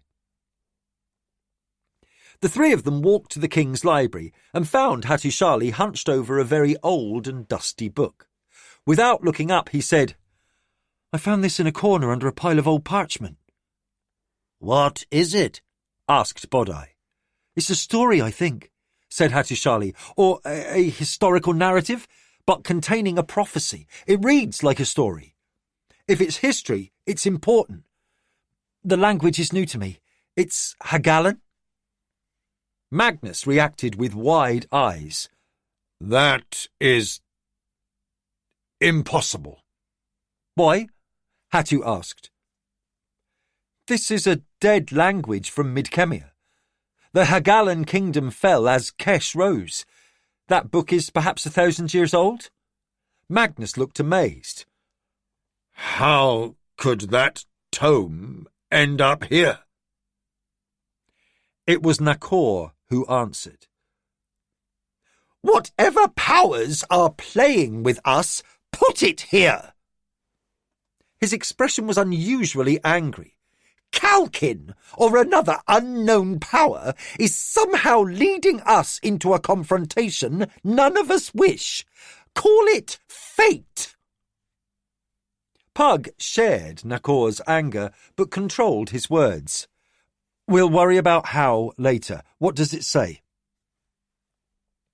Sensing their anger, Hattusili looked uncertain and glanced from face to face, worrying he'd done something wrong. Suddenly, Pug realised that despite his incredible abilities and powers, Hattusili was still very young. Not yet 26 years old, he was facing 4 people who measured their lives in centuries. Pug took a breath, then smiled to reassure Hattu. You have done nothing wrong. We are simply frustrated about what we don't know. Hattu relaxed. Well do I know that feeling. Ask Hava about my temper as a boy when denied knowing things. Pug continued. We can only deal with what we know is threatening now, not an unknown future. We have never been able to predict what the void creates. To guess is a waste of our time. Bodai asked, What is this book about? As far as I can tell, Hattu answered, there was a prophet who was captured by some king in Hagala, the city the kingdom was named after. It's unclear why he was taken prisoner, or I'm not understanding something, but the prophet was brought before the king, who demanded that the prophet prove he wasn't a charlatan. Hattu took a deep breath and then went on. There's a lot of this king will beget that child who will fight this war and so on, but the part that caught my attention is this. He began to read. The kingdom shall crumble, and another shall rise, but the order shall continue. He paused. I have no idea what the order is. Command? An organisation? Some sort of system? He went back to reading. This is the part I was talking about. Then shall come a darkness which will engulf worlds. Worlds, not just Midkemia. He who must travel against time's wind will halt the darkness before. He looked at Pug, Magnus and Nakor and said, I don't know what that means. Pug was silent for a long moment, then he said, I think I understand part of it. Centuries ago, when I first lived on Sorcerer's Isle, my daughter Gamina came to us. My wife, Katala, did not bear her, but we took her into our home and hearts. She had travelled with a kind blind man, a seer named Rogan, who was the first to warn us of a coming darkness. That ended in our first battle with the Void and its agents at the kingdom city of Sethanon. Some ancient seer in Hagala foretold of the Void's coming. Pug sighed and looked down at Hattusili. I think I know where we must go. He turned to Magnus and said, We will not be long, but I must take this tome and Hattu to... The Oracle, Magnus finished. I've known you too long not to know what you're thinking. I'll continue to work with Hava in anticipation of your return and getting that fleet through the rift. Pug looked at Hattu. If this is a clue of some sort, it's that a seer predicted the Void. On Midkemia, there is only one who might have that ability. Nakor interrupted. The Oracle of Arl! He grinned at Pug. I'll go too. Pug looked resigned. After all these years, he knew better than to argue. Bring that tome, he said to Hattusili. Where are we going? Hattu asked. First to the sanctuary, then to Midkemia, then to the abandoned city of Sethanon. Dante waved David over to his table and asked, "What word?" The youngster glanced around and then sat down, and Dante was pleased to see he was checking his surroundings instead of automatically assuming he was safe because Dante was here. "I think I'm in as a boy looking for a lost brother and have avoided being seen by anyone who might know me." He smiled. "I'm a bit taller than when we left here, and I've got a lot more weight on me. Besides, nobody pays attention to a street boy." Dante asked, "Any word on Lester Ving or the Mockers?" "Not that I heard, but I'm just the new boy. I can work as a slot boy at the Red Starfish like you suggested, so if the Keshians say anything about the Mockers or their own business, I should catch a hint." "Slot boy's a nasty enough job, but the good thing is no one will look twice at you. You'll be furniture with ears. One thing, if you see a big burly fellow by the name of Bert at the bar, looks like a labourer, ignore him. If he says anything to you, play stupid and tell me as soon as you can. He works for the real Mockers, but you don't know that, understand?" David nodded.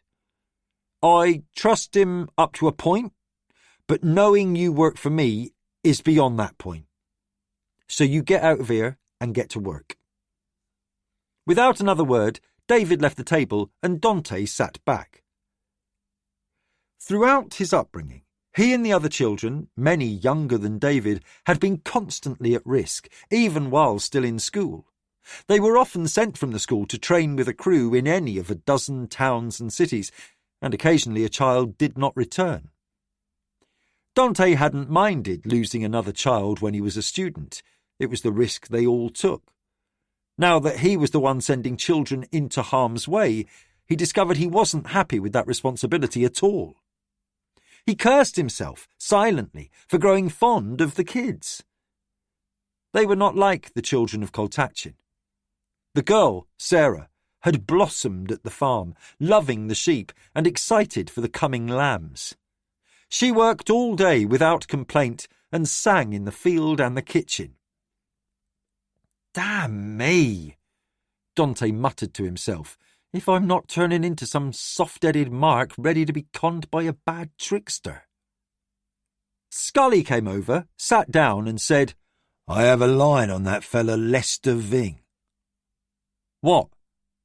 Scully said, "The Keshian payback hit them Mockers hard, so he's looking for reinforcements. Wants some leg breakers."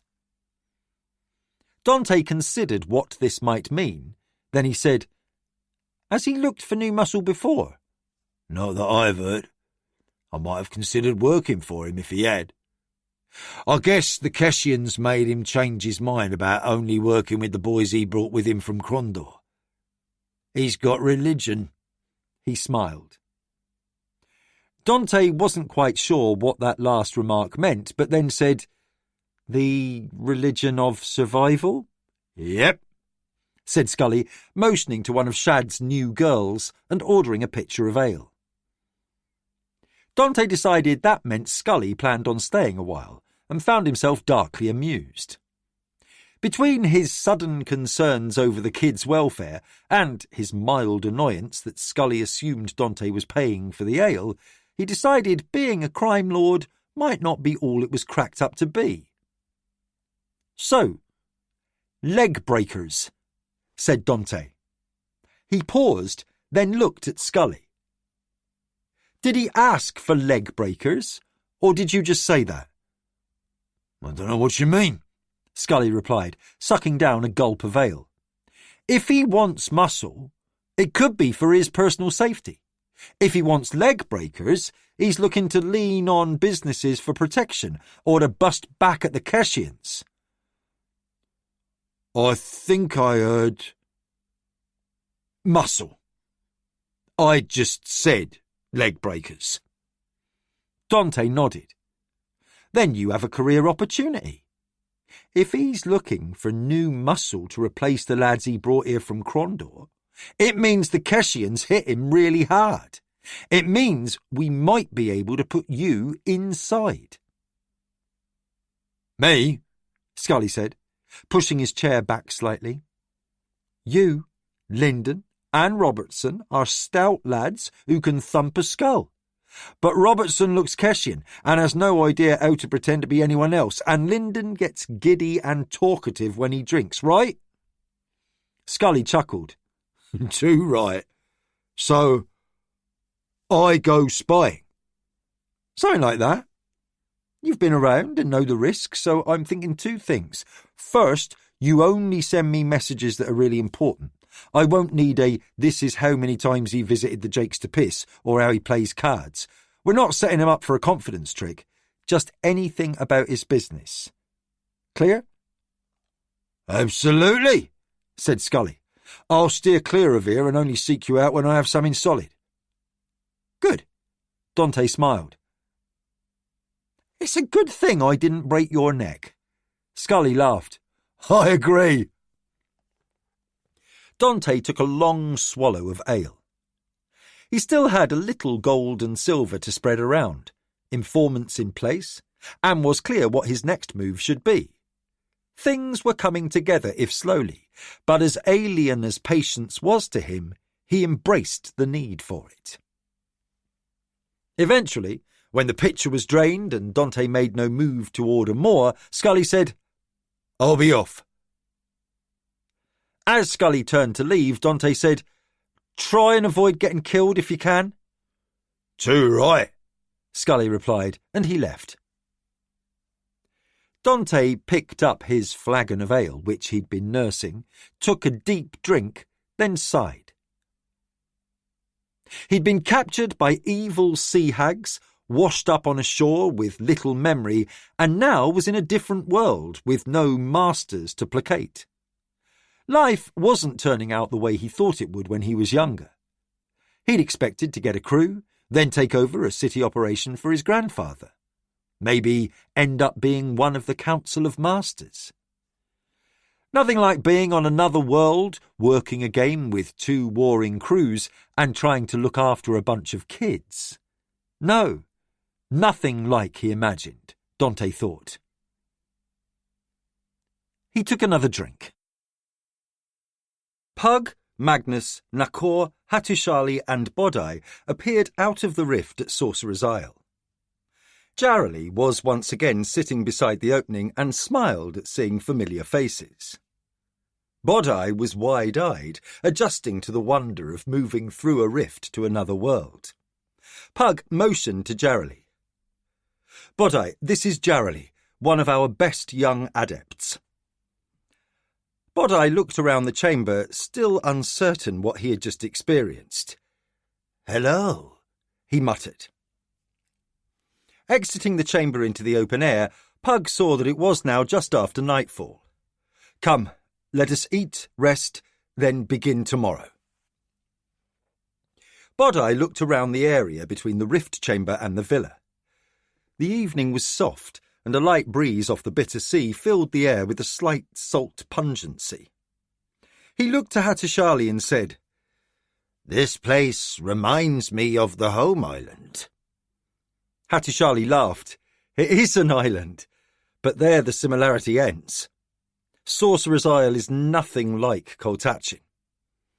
He pointed upwards. Bodai looked, and when he saw 2 moons above, his eyes widened. "There's a third one which hasn't risen yet," Hattu said. "When time permits, you must see the library here." "That would please me." They made their way to the dining hall, with Bodai stumbling several times, trying to look at everything they passed. Entering the dining hall, they heard a delighted shriek from across the room. All of them looked to the source to see Sabella hurrying towards them. She threw her arms around Bodai's neck and gave him a vigorous hug. "I wished you could see this place, and here you are." Her enthusiasm was infectious. Bodai laughed and, stepping back, said, "You've put on some weight. Good. And you've a bit of colour in those cheeks." "I feel wonderful," she responded. "This place is amazing. Wait, let me show you." She elevated herself a foot off the floor, her grin as broad as he'd ever seen. Bodai's eyes welled up and he wiped away a tear. "You have magic," he said in astonishment. "There is so much energy here compared to home," she replied as she touched down lightly on her feet. "I'm learning more every day." A regal-looking man, perhaps 7 feet tall, came into view, and Bodai recoiled reflexively, bumping back into Hattusili, who steadied him. "Easy," Hattu said quietly. "There is no being here who would do you harm." He chuckled. "Here there are many who are not like us." Pug said, "That's Noramendis, an elven geomancer. His father was an ally the last time we faced the void." "Elven?" Bodai asked in a hoarse whisper. "Elves," said Hattu, amused at his former teacher's befuddlement. "The stories." Bodai took a breath to regain his composure. "They're little creatures that flit around on tiny wings." Pug laughed and clapped Bodai on the shoulder. "One mystery a teacher such as yourself will find fascinating, I think, is how so many myths are commonly held from world to world. The details, however, tend to vary widely." Bodai stared at a short, stocky man with dark green hair who was hurrying past. Pug laughed again. "That's not any otherworldly being. Martak just likes to dye his hair that colour." Bodai joined in the laughter. "This is an amazing place," he said, somehow relieved by a man's vain choice of hair dye. "Come along," said Magnus. "Let's rest, and we'll plan for tomorrow." Dante motioned for Scully to approach the table the moment he entered the inn.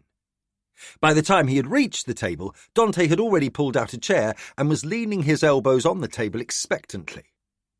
He had sent Scully out to infiltrate the false mockers only 3 days previously and hadn't expected to see him this soon. Scully sat down. "It's important." "I assume so, or you wouldn't be here. Did you get into the gang?" "No need," said Scully with a grin. "I was nosing around trying to get a hint of where to go and join up when I saw 3 men heading out of the sand landing, so I tagged along. Lester Ving has a gal stashed away in a little house just outside the turf they control. 2 nights running he went down there, and the 2 guards stayed out front for a few hours, then he left and went back inside the landing." "You know it's to see a woman?" asked Dante. "Second night, I hung about until dawn. Then as the markets began to open, this gal comes out. Pretty little thing, so I followed her to the market, and she did some morning shopping. She got enough food for 1 person for a day or so, then strolled around looking at this or that." "You stayed out of sight?" "Not my first time, you know," said Scully, looking a little annoyed. "I reckoned it was a good bet Ving wouldn't leave her on her own, so I played it safe, and I saw a big fella keeping close watch on her, one of those mockers, making sure she was untroubled." Dante sat back. "The 2 guards stayed in front of the house?" "The place is set back to back with another on the next street over, no alley between, so they're only worried about someone coming in from the front." Dante's face was a mask of contemplation. After a moment he asked, "Roof?" "Best way, if you're looking for a stealthy way in, but it might be tricky. Falling through old shingles is a risk. These are broken down buildings, and a wrong step might land you in somebody's kitchen." "Then the front is the way in," said Dante. He glanced out of the door and said, "We have plenty of sunlight. Show me this house." Dante followed Scully out of the door and down the street to an intersection. He recognised this was just before the street where he would turn right to approach Sad Landing, but Scully led him straight on. 2 more streets and Scully turned right and halfway down the street stopped. Turning his back to the house on the right, Scully looked down as if examining something. "Other side, Third house up from here with the faded green door. Dante looked down as if examining something Scully held, but gave a sidelong look across the street. It took him only a few moments to see how best to hit that location. Let's head back. Once they reached the Four Ravens, Dante grabbed a pitcher of ale from Shad and went back to the table where Scully waited. Pouring out 2 mugs, he said, "Go fetch Robertson and Linden. 4 of us should be able to handle 2 of Ving's lads." "That'll take me a couple of days, you know," said Scully. "I'll keep watch on Ving. I want to see if he goes every night and if it's always 2 with him." Scully nodded, drained the goblet and said, "Horse?" Dante opened his purse and handed a pair of silver coins to him. "Even if you were stealing my horse for a silver, the lad at the stable would let you. But tell him it's me. Richard's the name I used, and don't ruin my horse." "I'll be gentle. I'll push through tonight, then rest tomorrow. Me and the lads will be back here in a few days." Dante said, "Before you get the horse, see if you can grab the boys. Have Mark and David find me here." Scully nodded and left. Dante sat back and considered. The simplest approach was direct, but before he committed to that course in his mind, he reminded himself the simplest was not always the best. Again, he realised this whole being in charge thing was an annoyance. Pug sat with Magnus, waiting for the others to arrive. Magnus said, "I'm getting a little apprehensive about this visit." Pug smiled. "You? Apprehensive?" Magnus rolled his eyes. He knew he was about to be teased. Pug added, "You could be as good a card player as Nakor, except for the cheating. You almost never show your feelings, let alone admit to them. Years ago, I worried about that, when you became very distant after losing Helena. Over the years, I've realised that it's simply who you are. Not everyone is gregarious. Caleb was far more at ease with people than you were." Magnus relaxed a little. This was more his father speaking than Philip. The youngster he had taught for years, that personality was fading, and his father's character was becoming dominant. Philip would not have ignored the opportunity to sling a barb. Magnus said, "One doesn't visit the Oracle of Arl uninvited." Chalmers, the Oracle's servant, said that we are always invited. Magnus nodded. "What about the others?" "Stop Nakor from coming along?" asked Pug. Magnus smiled slightly. "Not likely." "My other concern is Hatishali." "You think he should go?" "Absolutely. That youngster is unique and has a critical role to play in what is coming. Of that I am certain. I've encountered countless users of magic. The assembly on Kellowan numbered hundreds, as did the academy at Stardock. And among practitioners of magic, you were the most powerful, with arts like mine and your mother's combined. But Hatishali already has abilities to rival ours, and more, the ability to see, do, and understand things we can hardly imagine. And he's hardly more than a boy." Pug was silent a moment, then added, "Look how long it took for you to come into your full power." Then he smiled.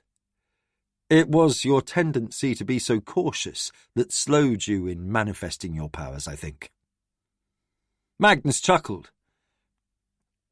"The fire I started that got Mother so upset when I was a boy, I think that was the cause of my becoming cautious."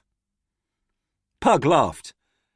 "I thought of that the exact moment Rufio told me the story he'd heard from Bodai about Hatu burning a ship to the waterline." "Anger will do that," Magnus agreed. Hatu and Bodai entered with Nakor a step behind. They arrived at the table and Pug said, "Let's eat, then get on with a very busy day." They all got their food, and returned to the table. Pug stayed silent while they ate, listening to Bodai asking questions which were mainly answered by Magnus, with Hattusili and Nakor occasionally chiming in. Eventually, Pug said, "Bodai, we need to visit somewhere I fear you would be unwelcome, but I think you can lose yourself very easily in our library for a while. You'll no doubt find Sabella there if she's not in class.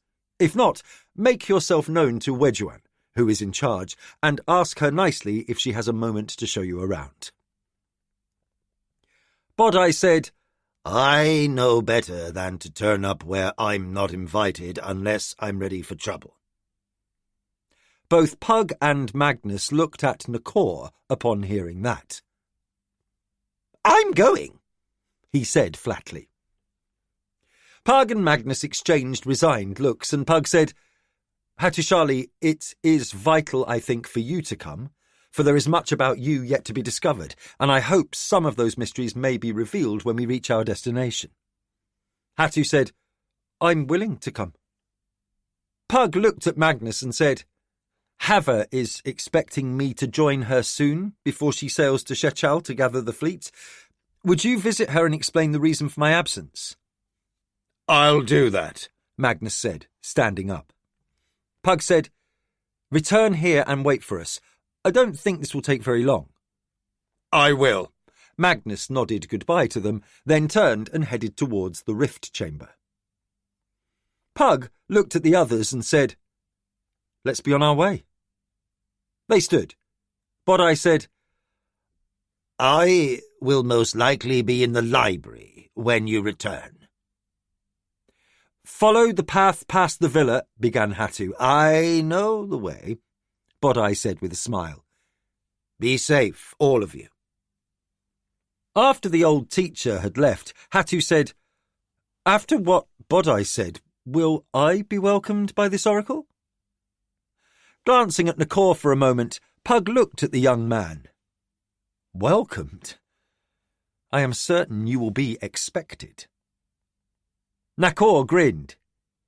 "She's an oracle, after all." Pug rolled his eyes. Then he motioned for them to step closer and put his hands on their shoulders. Suddenly, they stood in a massive cavern, illuminated by a huge wheel of lights which hung from a great chain. The walls had been smoothed and crafted into arching rings from one side to the other and scintillated with flickering lights. The ancient stone floor had been replaced by smooth marble, reflecting the light from above, illuminating the entire chamber far more brightly than the last time Pug had visited. A shimmering wall of light stretched across the immense chamber, which also danced with colours. "Oh, pretty," said Nakor. A robed figure stood a few feet away and, with a bow, said, "Pug, you've returned." The man had his hood thrown back, revealing a bald pate, high forehead and dark eyes. His narrow face was set in a neutral expression, neither friendly nor hostile. Pug returned the bow. "When last we spoke, you granted us leave to return at will. We seek counsel." He looked around the chamber. "Some fine changes since last I was here." "When the oracle sleeps, we who attend her have little to do, so using our magic and a great deal of labour to create a more commodious home seemed a clear choice," said the robed man. "Welcome to all. I am Chalmers, first attendant." "You are different than I remember," said Pug. "As are you," the robed man said. "True." "We both possess different bodies, but the essence within remains the same." Chalmers turned to Nakor. "The gambler," he said, with another bow. Then, to Hattusili, he added, "and the master of furies, who can bend energy to his will." Hattu's expression was one of awe as he spoke in a near whisper. "We were indeed expected." We serve the greatest oracle ever known," said Chalmers. "Surprises are exceedingly rare." "Where is the oracle?" Nakor asked. "This place is pretty empty." A smile crossed Chalmers's face. "She is here." He waved his hand towards the rear of the vast hall, and the shimmering wall of light vanished, revealing a massive, brilliant form. The dragon sat upon a mound of cloth the size of a hill. Her body was covered in scales that seemed fashioned of gold, embedded with thousands of gems of all colours: sapphires, rubies, emeralds, opals, diamonds of all shapes, cuts and sizes. Her body was enormous, her shoulders easily 4 times Hattushali's height. Her head was the size of a huge freight wagon, and her long snout had a downturned beak-like shape. The tips of 2 fangs protruded to overhang her lower jaw, and black eyes the size of doorways peered down at the 3 visitors. A silver crest ran from the crown of her head down her spine, and her claws were like ebony. She rose up and slowly unfolded, then extended her gigantic wings, as if in greeting. She lowered her head almost to the floor, and a voice sounded in their minds. "Greetings." Pug bowed deeply and spoke aloud. "Greetings. Are you well?" "As well as can be expected." This time the words sounded out of nowhere, hanging in the air. Hattushali regarded the dragon with wide eyes, his mouth open. He was visibly shaking. Nakor grinned in delight. "I once saw a dragon flying towards the Dragon Mere when I was a boy. No one in my village believed me." "The darkness returns," said Pug. "I know," the voice in the air replied. "We must know anything that will aid us." Pug's tone was pleading. "When we fought and won here against the servants of the void, I thought the world safe. Then, when I died at what is now called the Battle of Magician's End, I again thought us safe, and the void vanquished. But now we find the void manifested on another world." "What you call the void," said the dragon, "is a manifestation of the very fabric of all reality. You cannot vanquish that part of reality any more than you can vanquish air or sunlight or the soil beneath your feet. You could destroy Midkemia and the sun around which it circles, but there are countless other worlds with air, sunlight, and soil. Stars are being born. Worlds are forming even as we speak. The vastness of multiple universes cannot be comprehended even by me." "Is our task hopeless, then?" Pug asked. "Are we fated to end in oblivion?" "There are outcomes beyond my ability to see," said the oracle. "Again, we come to a fixed nexus, and beyond that is only uncertainty. Endless possibilities that exist as potential until that point in time is past. Only then will the future reveal itself to me."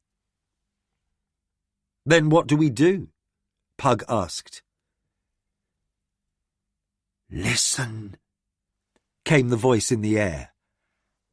"And witness," said the voice in their minds. They plunged into darkness. Chapter 27. Revelations. Dante waited.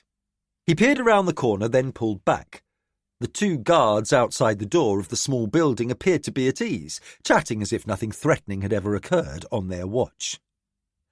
Lester Ving was upstairs with his lady, and Dante was getting ready to ruin his night.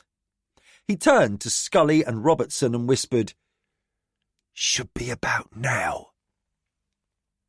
At the other end of the street, two shadowy figures appeared, running towards the two guards. The guards both turned and quickly had knives out. The two runners slid to a stop just yards away from the guards. Dante could now see Mark and David in the dim light. One guard shouted and charged, and the boys set off as fast as they could run. "Hey!" the remaining guard shouted, vainly waving for his companion to return. "No!" said Dante, leading Scully and Robertson in a rush towards the lone guard. By the time footfalls alerted him to turn, Dante had slammed into him and slashed him across the throat. The guard who had chased the boys turned to see three men running towards him. He hesitated for an instant, then spun and fled. Dante shouted, "Enough! We don't want him!" He led them past the guard bleeding out on the ground and up to the door. Dante put his thumb on the door latch and pressed down. It yielded without protest. He inclined his head and opened the door. In the dark, it was difficult to see anything other than vague shapes. "Light," whispered Scully. "No," Dante whispered back. "Wait." After a moment, their eyes adjusted a little, and Dante made out stairs opposite the door and a faint light from above. "Follow me," he whispered. He trod lightly on the stairs and moved upwards. At the top of the stairs was a single door with a pale glow showing below and above the edges. Dante paused to listen and heard grunting and the sound of wood creaking. He slowly opened the door and saw a naked man's backside. With a quick step, he moved behind the man who lay atop a young woman and struck him hard on the back of the head with his dagger hilt. The young woman shrieked as her now unconscious lover rolled off the bed and pushed herself back against the wall, her eyes wide in terror. She was young, barely older than David, he judged, but in the streets they often started young. She had large brown eyes, dark hair, and otherwise resembled many girls Dante had known in the gangs. He suspected that she was a lot tougher than she looked. Dante smiled and said, "Not to worry. We're here for his scrawny ass. You'd best skip out. When his lads come looking for him, they may decide you were in on this." Her expression went from fear to relief, followed quickly by a calculating look. "I'll need a bit of help," she said. Dante realised she might be young, but there were years of experience in her manner. He turned to Scully and said, "Let's get some trousers on this rascal, then get out." He turned back to the girl. She sat in the bed covered by a small sheet that barely hid her thin frame from view. He dug into his belt pouch and fetched out a pair of coins. Smiling, he said, "If you're travelling, starting now would be a good idea." He looked at his two companions. That fleeing guard is probably on his way out of the city, but he may be fetching his mates to head back here. So if that's the case, we'd all best be gone before they arrive. Scully and Robertson hauled the unconscious form of Lester Ving upright, while Dante got his feet into the trousers that were on the floor. With a quick lift, he had the man half-dressed, grabbed his legs and picked him up. "Don't drop him," he said. "I think he's worth a bit more alive than he is a head in a box." Dante glanced back to see the girl dressing, unashamed of her nudity. He muttered to himself, "Too skinny for my taste." They carried the unconscious leader of the false mockers down the stairs. Once on the street, they stopped and had Robertson sling Ving across his shoulders while Dante and Scully got their daggers out ready for trouble. "I hope Lyndon is ready," Dante said. They lugged Ving down a street, turned north, and in a few minutes found a wagon waiting. Lyndon jumped back into the wagon bed and helped haul Ving up into it. He had laid a carpet across the wagon and quickly rolled Ving into it. "You stay in the back," Dante said to Lyndon. He smiled as he grabbed Scully's arm, saying, "Find the boys and get them back to the farm. Tell them I'm very happy with them. When I return, we shall have a feast." Almost giddy with how smoothly the operation had gone, Dante climbed up to the seat next to Robertson and took the reins. With a flick and a soft grunt, he moved the horses forward. Heading towards the north gate, he said, "Lyndon, if that lump behind us begins moving, smack him a good one across the head. I doubt the upright man cares if he's a bit damaged when we get to Crondor." Lyndon laughed and said, "No worries." Pug, Nakor and Hattusili were on a wide white stone road, one Pug and Nakor both recognised. Nakor glanced around.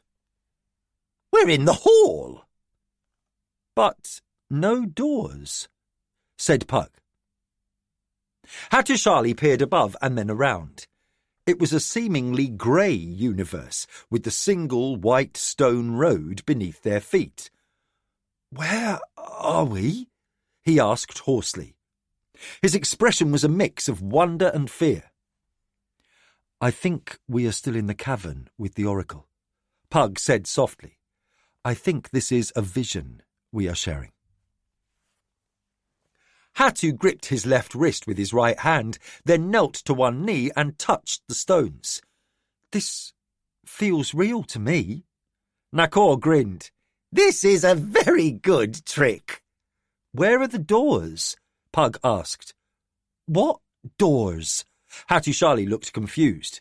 Pug said, "The heart of the Hall of Worlds consists of countless doors which lead directly into different worlds." "There's that one in the sanctuary, into the library," Nakor said. They looked both ways and could see nothing but open roadway.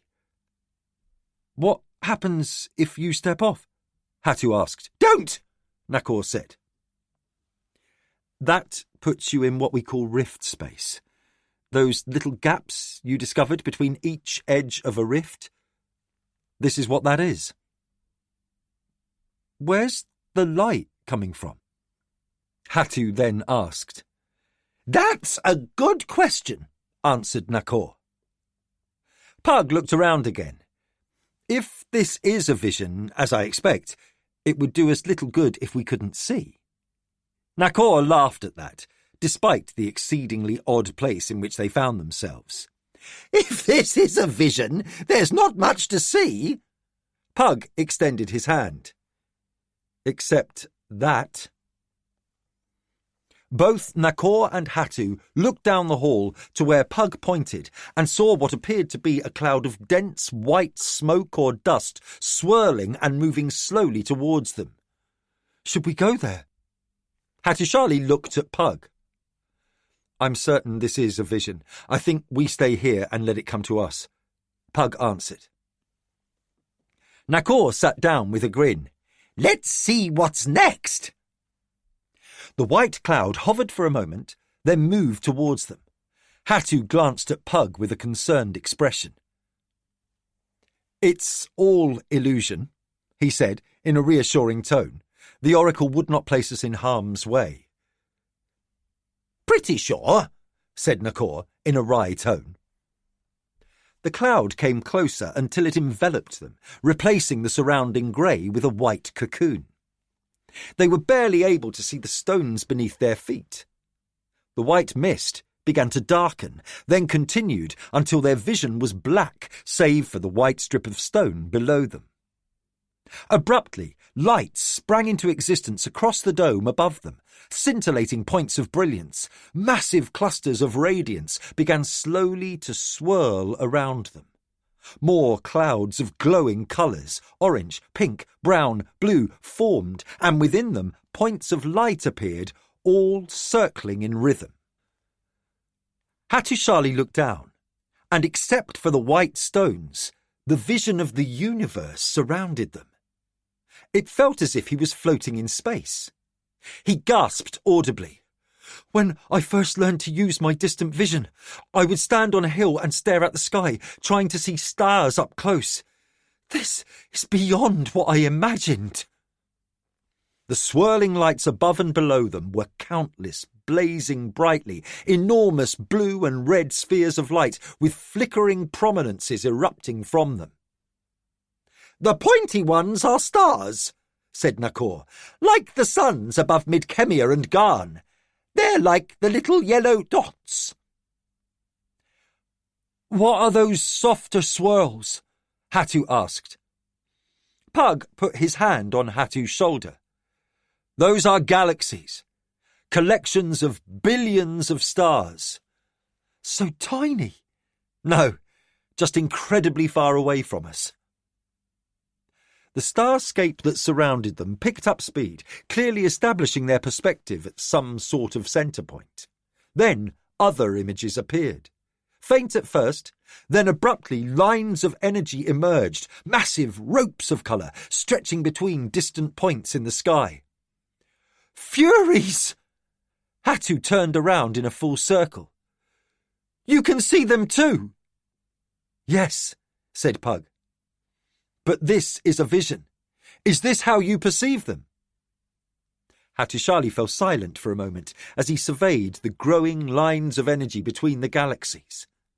At last he said, "I see countless fine lines between everything in the world. These seem more like ropes in size to the threads I see. If all the threads of energy on Garn or Midkemia were spun together into twine, and thousands of those strands of twine were woven into ropes—" He paused and softly added, "No, not ropes. These are cables woven from millions of ropes. This is the power of the universe." "We see pretty pictures," Nakor said. "It's what we can't see that fascinates me." Suddenly, their vision moved swiftly, the illusion so vivid that Hattusili reached out to grab Pug's shoulder to steady himself. Nakor laughed. "Just remember where your feet are, and you won't fall over." The movement stopped so suddenly that Hatu swayed before he took command of his own senses, realizing that Nakor's advice was good. He laughed quietly in relief to discover nothing beneath him was moving. At intersections surrounding them, like a net of impossible size, forms began to take shape. Hatu calmed himself and took a slow, deep breath, then asked, "What is this?" "Gods," said Nakor with an ironic chuckle. "Celestials, divinities, higher beings, whatever label pleases you."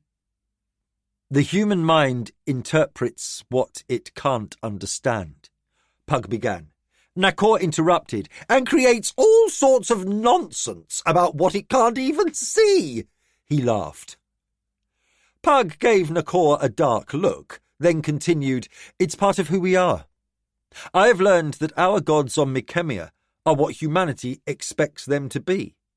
We do not bend great power to our will, but rather we influence how they appear to us." "We have no gods on Garn," Hatu said, "but we still believe in them. At least some do." "It's the lack of stuff," said Nakor. "Midkemia has a lot, Garn only a little, so you don't have great power turning up uninvited." Pug looked exasperated. "This is very much like what I saw on the Tower of Testing on Kellowan when I came into my power and gained my black robe. It was the history as known there from their chronicles, but it's much the same." "But from whose history?" Hattusili wondered. "That we will probably see soon," said Nakor. "From everyone's history," said a voice from behind them. All three spun to see a slender man clothed in green and gold diamond-patterned garb. A fool's hat with 2 points ending in bells sat rakishly atop a thick crop of dark hair. His face was inhumanly perfect, a straight nose above full lips and dark eyes set widely in a face of chocolate hue. His smile was dazzling in contrast to his skin, and he moved like a dancer, his lithe body seeming barely to touch the floor below his feet. Who are you? Pug asked. I am called Piper, he answered. Suddenly Nakor's eyes widened. I remember. What? Asked Pug. When the Svengari trap sent us to the higher realm. Pug's eyes narrowed. You're Belog? I don't know, Nakor answered in hoarse tones. Piper laughed. You mortals live in such confined ways of seeing, understanding, thinking. Nakor said, When we were trapped, each of us had a vision. Pug nodded. I saw my old teacher, Kulgan. And Belog saw Lord Boric, said Nakor. I have that memory now. Pug said, and Miranda, child, saw... He pointed to Piper. In a fashion, said the green-clad being. Abruptly, his form changed into that of a young woman, slender and blonde. Then again a youngster, a boy barely past a dozen years. One of these forms, perhaps. When I am needed, I leave the bliss and acquire the knowledge I require for whatever task the One sets before me. The One, said Hattusili. You serve the Church of the One. Piper twirled on his left foot, his other leg off the ground, knee bent, then laughed. The Church of the One serves the enemy of the bliss, and the Church's name is an evil joke. The One needs no servants, no worship, no allegiance, for it simply exists, and all are but parts of it. What are we here for? Pug asked. To see what is needed, answered Piper, who now appeared as an older woman with grey hair and piercing blue eyes. Her pale skin was almost as translucent as parchment, and yet there was an energy about her manner that belied any suggestion of age or infirmity. Why do you keep changing your appearance? Nakor asked. Because it amuses me, she answered with a laugh. Nakor appeared delighted. That I fully understand. Then his mood turned more sombre. Am I who I appear to be? Or am I... She interrupted. You are an echo of all you have ever been before. Nakor the Isolani. Time and distance have no meaning in the sphere of bliss. Only once past the realm of emergence, upon whose boundary you now stand, are such things meaningful. Hattu's eyes went wide. Tell me about time. She smiled and suddenly became a young man with brown hair and freckles. His youthful laughter was pleasing to their ears, and he cried, It is but another illusion! He spun on his toes and sang, Come follow! Piper skipped along the road below them, away from where the white cloud had formed, and they followed. Doors were shimmering into existence, barely visible. Piper said, Behind is the Crystal Highway, a path no mortal can perceive or endure. Now we travel the Star Walk, the Gateway Path, what you know as the Hall of Worlds. Pug said, It was without doors a moment ago. Piper laughed again. Illusions! Before the path existed and after it will continue to exist. Before and after what? Hattusili asked. Everything! Nakor nodded, his expression set in consideration, lacking any of his usual signs of mirth. I begin to understand. Where are we bound? Pug asked. Here! Piper sang, and abruptly they floated in the grey of rift space. An enormous structure hovered below them. It stretched in all directions, surrounded by emptiness. Directly below them was a circle of green. Pug whispered, "The city forever." Piper said, "And the garden." They drifted downwards, and when their feet touched the grass lawn in the garden centre, Pug tensed slightly, half expecting the time trap. "What is this place?" Hatu asked, eyes wide. "It's still an illusion," Nakor reminded him. "It feels so real," Hatu replied. "The good tricks do," Nakor said, with a hint of admiration in his tone. Pug spoke softly. "No one knows what these places are. The city forever, the garden, Honest John's are all places within rift space, but somehow able to exist." Piper laughed. "You know what they are. You just don't know yet." Now a young woman, she said, "Time confuses me." Hattusili was about to ask a question, but the illusion vanished, and abruptly they stood before the Oracle of Aal. Again, Hattusili almost fell over, as if his balance was betraying him, but he caught himself in time. From the air came the Oracle's voice. "You have seen." Pug took a slow, deep breath and said, "I have witnessed some of that before. I think I know where we must go next." "Seek wisdom and knowledge from ancient times, magician, from those who were here before. Know the truth. The Aal are not the eldest race. We are the eldest, the first race in this epoch. But there are some who linger from before." Nakor laughed delightedly. He turned to Hatu and said, "Don't ask!" Hattusili stepped back slightly. "What?" "Before! Because it's the same answer. Everything!" Nakor gave the oracle a low bow. "I thank you, for you have given me a great deal." He reached for Pug and Hatu, and they were suddenly back on Sorcerer's Isle. "I really have got good at this trick, haven't I?" he said with a chuckle. Hattusili looked around, pale and shocked. "What now?" Pug looked at Nakor and said, "I think we need to eat." Nakor grinned. "Then we need to go find some elves."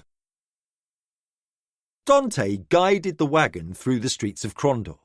He stayed on the alert for anyone who might be a mocker lookout, since he was sure eventually word would reach the upright man that he was back in the city.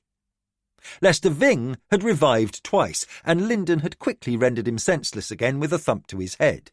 The second time he groaned and moved a bit, but then fell back into unconsciousness. "I think this is it," said Dante, pulling over to the side of the road. He left enough room on his right for pedestrians to pass, and enough on the left for another wagon. This was a rather nicer quarter of the city than he had anticipated. "Wash yourselves," he said to his companions. "I'll be back shortly." He jumped down from the driver's bench and muttered, "I hope." Dante crossed the street and stopped at a small shop door.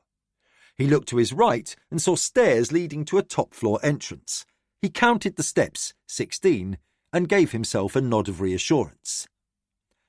He glanced both ways to see if he was being observed and saw no one obviously watching. He returned to the door and opened it, stepped through, and saw a large man behind a table with a device Dante didn't recognise. The man regarded him with dark, deep-set eyes.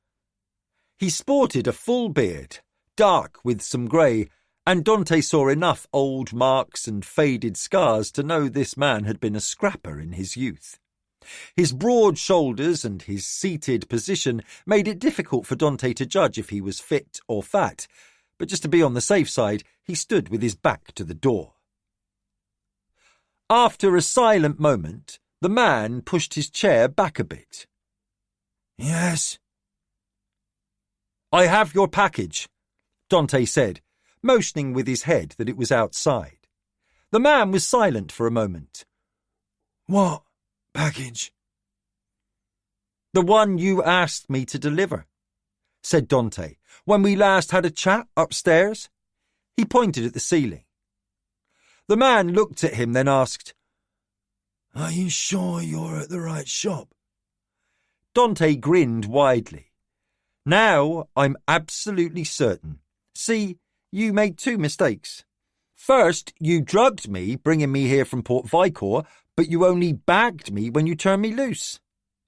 I learned how to blind trace a route by counting steps and turns, and your lads never even tried to hide the route. Second, you didn't disguise your voice.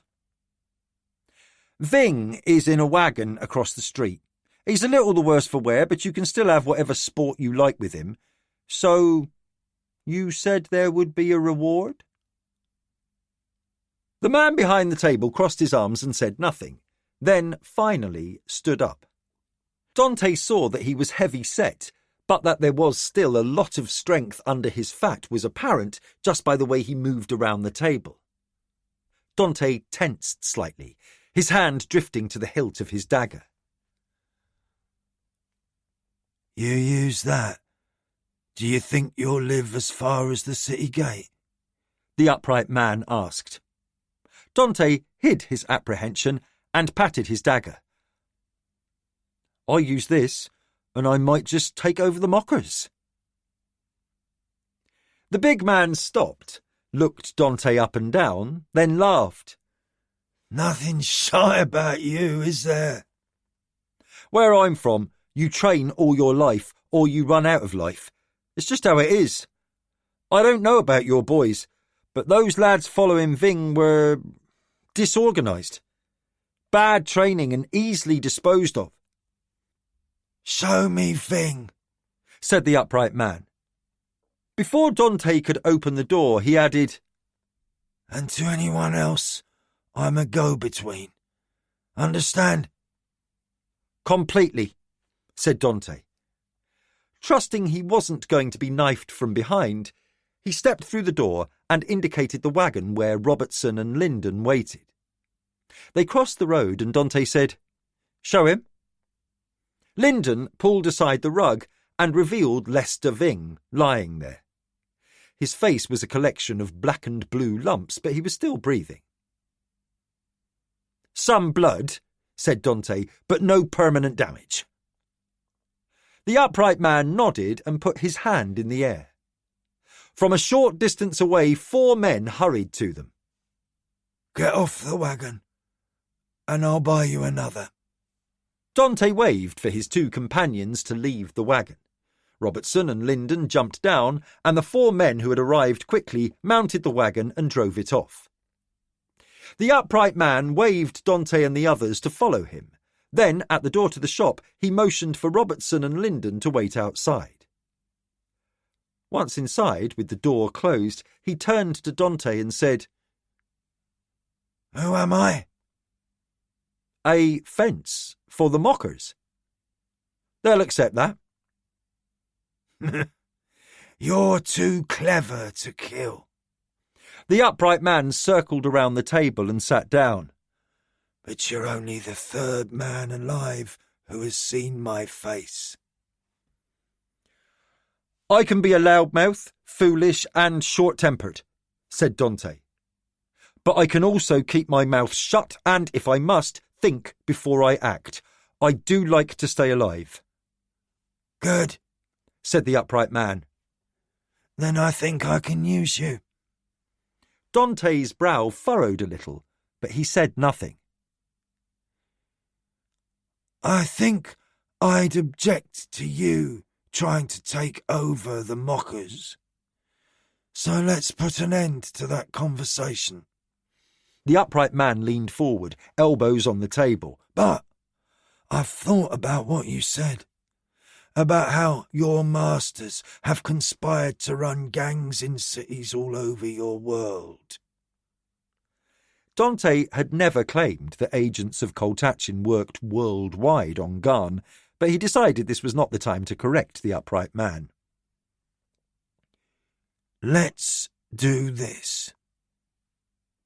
Return to Port Vicor and rid it of the Keshians. Set up the crews and get the merchants sorted out.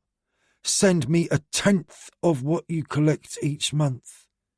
If you can do that in a year, I'll get you up to another city. The Day Master and Night Master each manage Krondor in my name, but outside the city, we've lost all control. It's time to return the Guild of Thieves, the Ragged Brotherhood, the Mockers, to its former authority. Dante grinned. Ambition. That's good. You're willing? Dante laughed. Do I have a choice? No, said the upright man with a chuckle. I'll need help, said Dante. You've met 2 of the 3 men who work for me. I'll need more if I'm going to rid Port Vicor of the competition. The upright man sat back. 3? You only had 3 helping you round up Ving? Dante nodded. You are dangerous. The upright man sounded impressed. I've tried to track down the traitor for 4 years. Dante nodded. Training. You don't train your people. Training. He considered that, then said, We will talk more. What do you need? A little coin, always, but 6 men. Give me 3 of your best and 3 youngsters who can be trained to become the best. I'll do the rest. You can take over Port Vicor with 9 men. I can do it with 6, but 9 does it faster. Done, the upright man said. Wait here. He stepped through a curtained doorway and after a few moments returned with a heavy pouch. He tossed it to Dante, who jingled it and then stuck it inside his shirt. Not going to count it? Asked the upright man. It's fair, I expect. You'd kill me before you'd cheat me. Dante smiled broadly. I can't say I understand you fully, but I'm getting there. The upright man sighed, smiled, and sat back. You finish in Port Vicor, and we'll have a long conversation about training up the mockers. We lack that precision. Dante gave a shrug. It's brutal, but effective.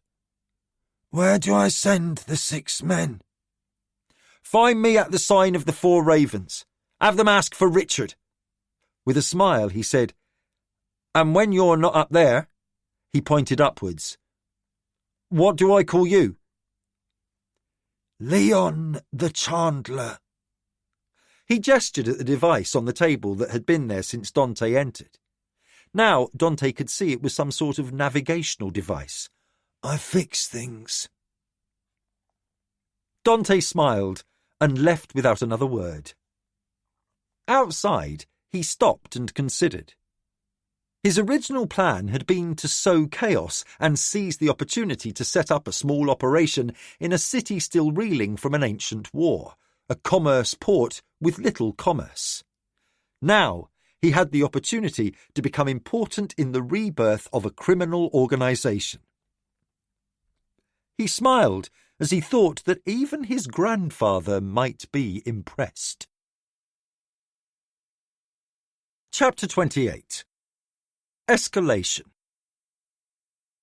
Hava gripped the helm of the Queen of Storms. The sea was choppy as the ships were breasting combers in a rhythmic up-and-down motion. Every sailor balanced as they moved about their tasks. She marvelled at how all this had become second nature to her over the course of only a few short years. The core of her crew comprised those who had survived the slave ship from which she had broken free, then captured. The Pride Lord's raids on the west coast of North Tembria had been vicious, and only her training and ability had spared her a lifetime of slavery. She had taken freed slaves and homeless men and women and built a crew around a few experienced sailors. By capturing ships and freeing prisoners, she had turned that first ship into a fleet. That fleet was becoming the heart of what was now the Marquensis Royal Navy. Magnus stood to her right, looking towards the bow, balancing like an experienced seaman. He might not be a sailor, she concluded, but he had obviously spent a great deal of time aboard ships in his long life. "Do you think we can do this?" she asked him. "From what Pug told me, and you've shown me, I think it will be fairly uncomplicated once the rift is opened. The trick of it will be quickly communicating to those behind us what we encounter." She pointed to a sailor holding 2 pennants. It was a simple system. Each ship could quickly see if they were to bear right, a red pennant, or to the left, a blue pennant. No pennant shown meant straight on. Magnus had spent an hour using his arts to jump from the ship to the rift on Garn, through that to Sorcerer's Isle, then back. As far as he could judge, the sea on both worlds was navigable. "Let's see if this is folly," Haver said, as they moved through the chop towards a massive rift oval which was large enough for the ships to sail through. Magnus had created it, with the aid of Rufio on the other side. Turning to Magnus, Haver said, "Pug had to swim around to calculate matching currents, tides and levels." She almost winced. She had already expressed her worry about Magnus taking over this task from Pug. She hated that she felt the need to repeat herself. Magnus barely hid a chuckle. "I think you'll be well served. My father may have more experience, but he'd be the first to admit I have more power." "Father," she muttered to herself. Out loud she said, "Well, if we need muscle, more power is better." "Sails!" she shouted, having decided what she needed given the day's winds. Everyone aloft was ready. Within seconds, reefs were loosened and sails tumbled downwards to be filled with wind, snapping loudly as they pulled against their sheets. She turned the wheel and headed for the rift. Glancing back, she saw the other 5 ships behind lowering their sails. The interval looked wide enough that they would not pile up one on the other. Haver looked forward and took a breath as the bowsprit entered the rift. For an instant, she felt as if she was about to float off the deck, but before that sensation completely registered, she felt the ship lurch and the sky changed from a light overcast to a brilliant blue. A motion to starboard told her that the current was different, but nothing to cause a problem. She looked at the sails and shouted orders to trim for a shifting wind. "No pennant!" she shouted to the sailor, waiting to signal behind.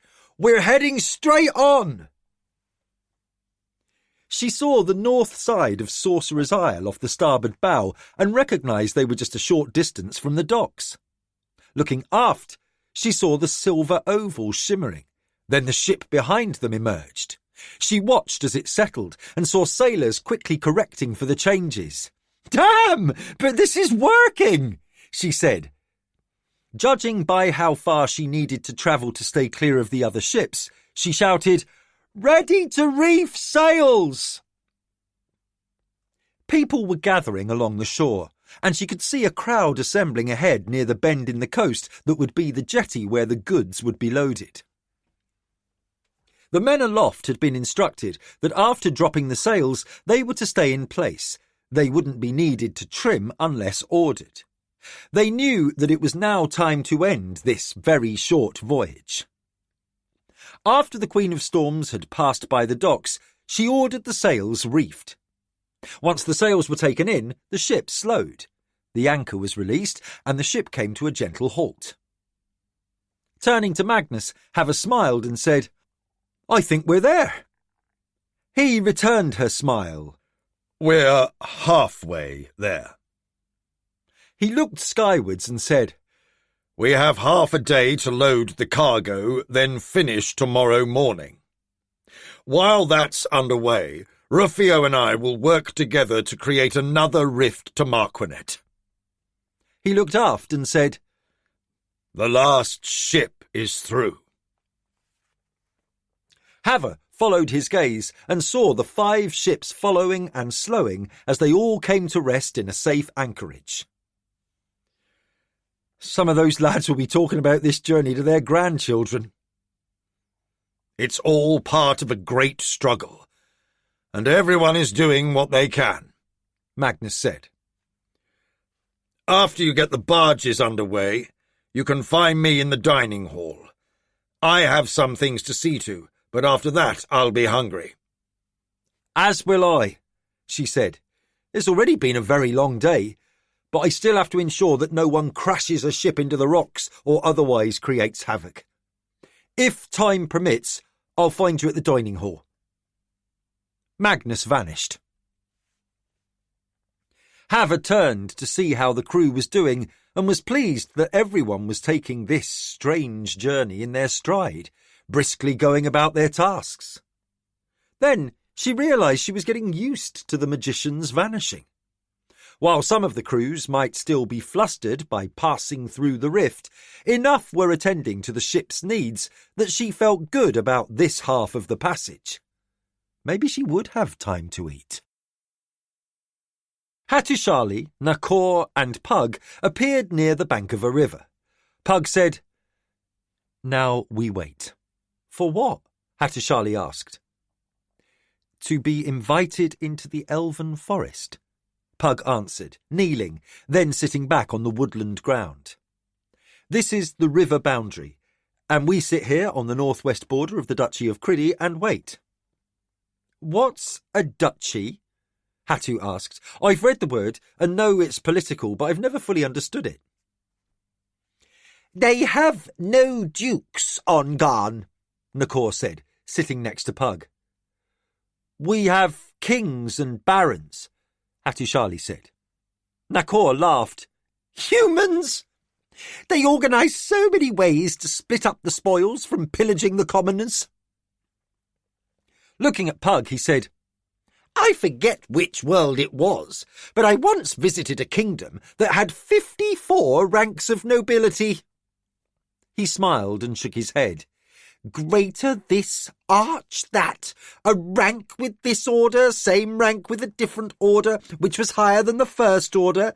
Then there was another place where peasants owned the land, but servants owned the peasants. He sighed. It all seemed very important to the humans.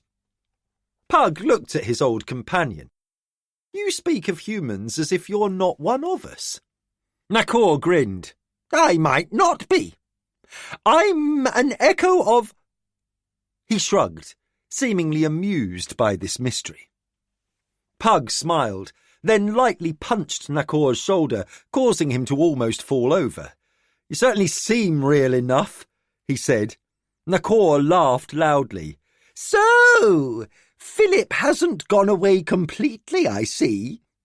Pug laughed with him. Never. From across the river, a voice said, This is a wonder to behold. The 3 looked across the river to see a tall, blonde figure standing in the late afternoon sun. His hair fell to his shoulders, and he wore green-dyed leathers and held an elven longbow. Behind him were 2 other tall figures, dressed alike, one with reddish-blonde hair, the other with raven-black hair. Nakor leapt to his feet. Callis! Pug stood, as did Hattusili. May we enter? Asked Pug. Welcome, said Callis, and Nakor waded quickly across the river. Pug took Hattu's hand and jumped to stand next to the tall half-elf. Nakor came ashore, holding his now soaked robe and laughing. I got so excited, I forgot to do that. Callis said to Pug, "You are different. I don't know what to call you." "Call me Pug," he said. "I have all my memories back, so am my essential self." Callis looked at him in wonder. "I mourned your death." "Me too," said Nakor. "But you know how these things go." Callis slowly shook his head. "Not really." He took a deep breath, then said to Pug, "It's been a very long time." "Yes and no," Pug said. "While I am again Pug, I am still Philip." He paused and then said gravely, "The darkness returns." Callis's brow furrowed. "We have much to speak of then." He turned to his companions and said, "Continue without me." The two elves nodded and silently set off on what Pug assumed was a routine patrol and quickly vanished between the trees. Callis slung his bow over his shoulder. "Magnus never openly said he suspected who you were, but as much time as we have been together—" He let the thought go unfinished. Pug nodded. "We have a long history, you and I. I remember the first time I met your brother when your mother rode to Criddy to share the news of the Surani with Lord Boric. He was generous with his wisdom to a very young boy, a boy who was unsure of himself, especially when it came to what he should do regarding a young princess." His smile faded and he said, "We can reminisce later. For now, I must meet with the king and the Eldar." Callis said, "Since the Battle of Magician's End, few humans have come to the river boundary. Fewer still were welcomed to Elvendar." "I know," said Pug. "The war was harder upon the long-lived than upon us humans. Many elven warriors and spellweavers sacrificed themselves to save us all." He paused and said, "And now the darkness is back." Callis was silent for a moment, and his expression changed so subtly that few humans other than Pug would have noticed. In that change of expression, Pug saw a hint of fear and anger. Callis said, "Your need is understood." He looked at Hatu. Pug said, "Hatushali, this is Callis, war leader of Elvendar and brother to King Kalin. Callis, this is Hatushali, from the world of Garn. He has magic like no other, which is why we need to speak with an Eldar spellweaver." "Come," said Callis. "I expect you can get us to the King's Court faster than if we run for 3 days." Pug smiled. "If Elvendar is in the same place as it was last I was here, yes." "It hasn't moved," Callis said dryly. Pug reached out, and the four formed a circle. There was a sudden whoosh, and they stood in a clearing. Hatushali's eyes widened. Before them, across the clearing, a city of trees rose upwards. Towering boles, dwarfing any oaks Hatu had ever seen, were linked together by huge arching bridges of branches. The bridges were flat across the top, and elves were crossing from tree to tree. Hatushali looked up and saw that the trunks rose above the bridges until they were hidden by leaves and branches. The leaves were mainly a lush green, but golden, silver, or even white foliage was visible. In this late afternoon light, the leaves were aglow with a soft radiance. Pug put his hand on Hatu's shoulder and simply said, "Elvendar." Hatushali was speechless. Callis said, "Let me carry word to my brother king, and then you should walk to the court. You'll just arrive in time to be feasted." He smiled at Pug. "Then we can catch up." "Before you go," Pug said, "how are Elia and the boys?" Callis appeared to be genuinely delighted. "My wife is hale and will welcome the return of an old friend. For a city-dwelling elf from across the sea, she has come to be at ease here. The boys, as you called them, are fully grown men. Pug seemed embarrassed as he said, "It has been a while, hasn't it?" "As usual, a father will always think of them as boys. But they are well past that. Both are wed, and I am a grandfather." "It has been a very long time," said Nakor.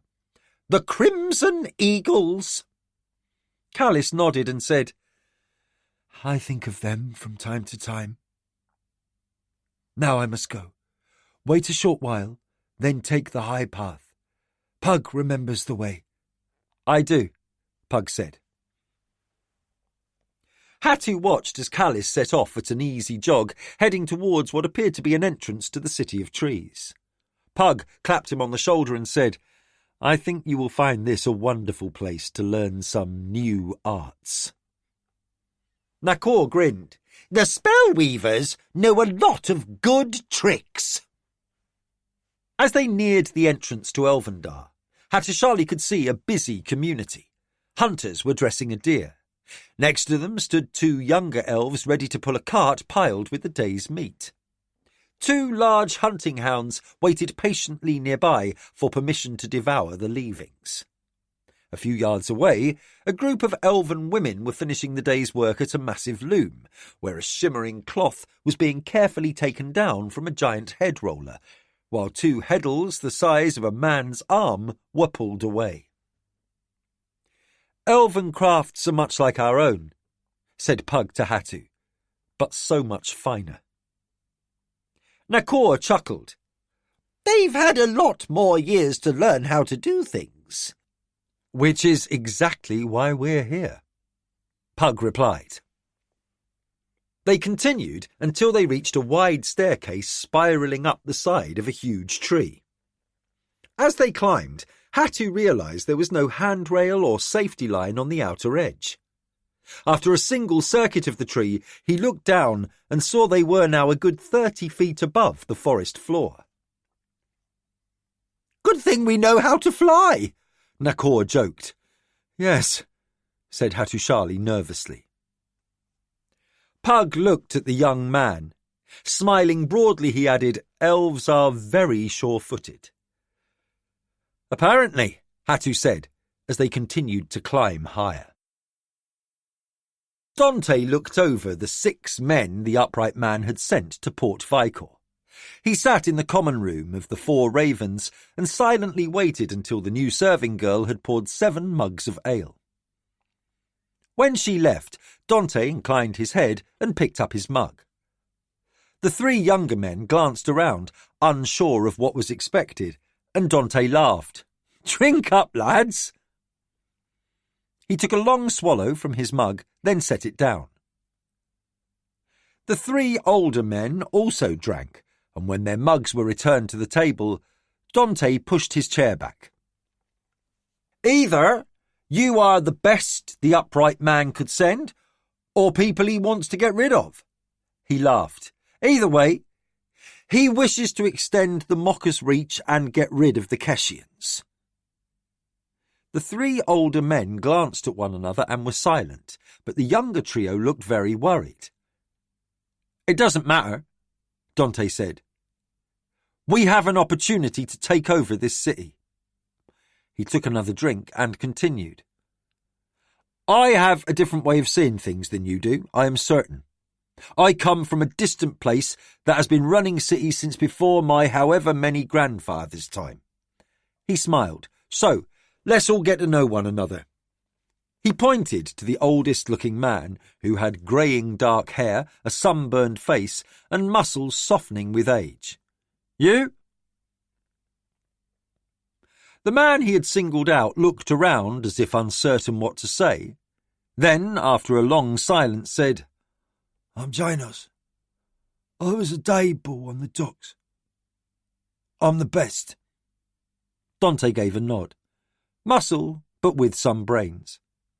He pointed to the next man, A brawler by appearance, more muscle than Janos, and enough facial scars to show he wasn't especially adept at ducking.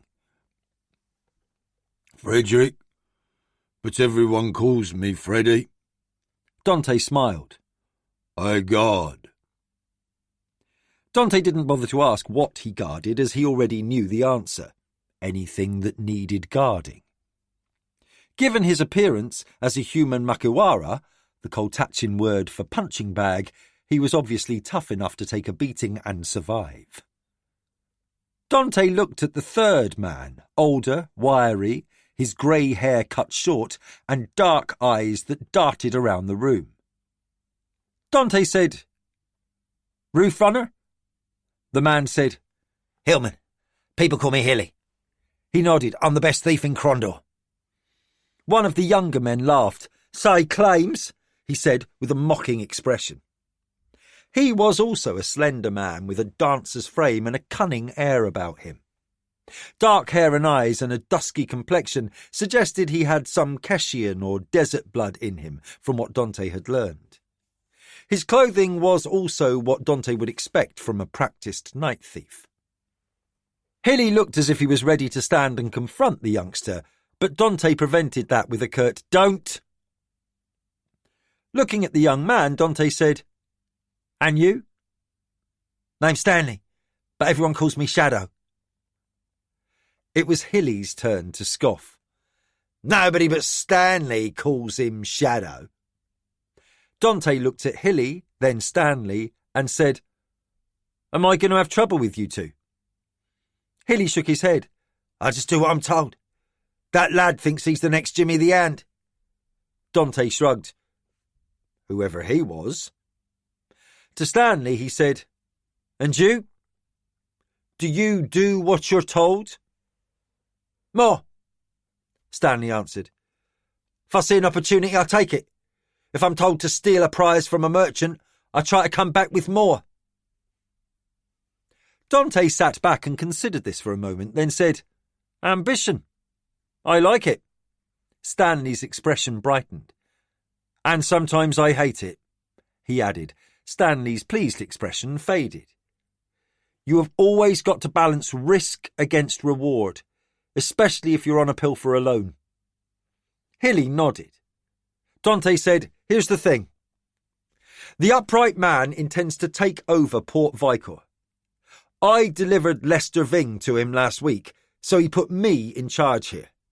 So consider me the upright man of Port Vicor, without all the secrecy. Or the night master or day master, whatever time it is, or simply your boss. Understood?" All of them exchanged looks, and Dante laughed. "Ah, so he sent you here without bothering to let you know what's coming." He shook his head. "I guess that means he didn't tell you this city is your new home. Look, spare yourself any notion of running back to Crondor first chance, because you won't be welcomed back. So, let's make the best of this." Dante stood and said, "Where I'm from, we run things differently, so we're going to make some changes from what you're used to. According to what I've been told, you all come in and out of somewhere called Mother's and get instructions from whoever's in charge at that hour." They nodded. "Well, where I'm from, we're more spread out, so we have crews. That's how we'll do it here. I'll give orders to 3 lads you'll meet soon enough by the names of Scully, Robertson and Linden, and they'll be the ones to keep you informed of what we want done.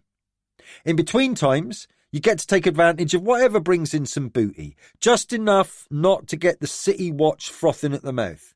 That means no unnecessary blood, broken bones, brawling, abusing people for sport, anything that gets us noticed, right?" They all nodded that they understood. "So here's how I see it. Janos, you get the harbour.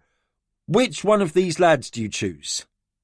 Janos glanced over and pointed to a young man who looked enough like him to be a relative, stocky and with a thick neck, clearly a strong brawler. "Peter. I've done work with him before. He's good in a dust-up, and he does what he's told." "Good," said Dante. He pointed to the last youngster and said, "Your name?" "Andrew," he answered. He was a nondescript-looking fellow, which Dante liked in someone who was trying to blend in. He had light brown hair, brown eyes, was not too tall, short, fat or thin. "You're with Freddie." Dante looked at the older man. "I don't need much guarding these days. I need people who can blend in and stay quiet and who listen. You two may be told where to go and who to follow, but most of the time I want you wandering around the merchants and listening. I'll have runners around who can carry word should you need to reach me." "That leaves you two," he said to Hilly and Stanley. As both stared at him, Dante held up his hand to halt any protest. "I don't care if you have problems. You put them away." He pointed at Hilly. "You have skills he needs to learn." He then pointed at Stanley. "You want to be called Shadow? You earn it. You listen. That's how you learn."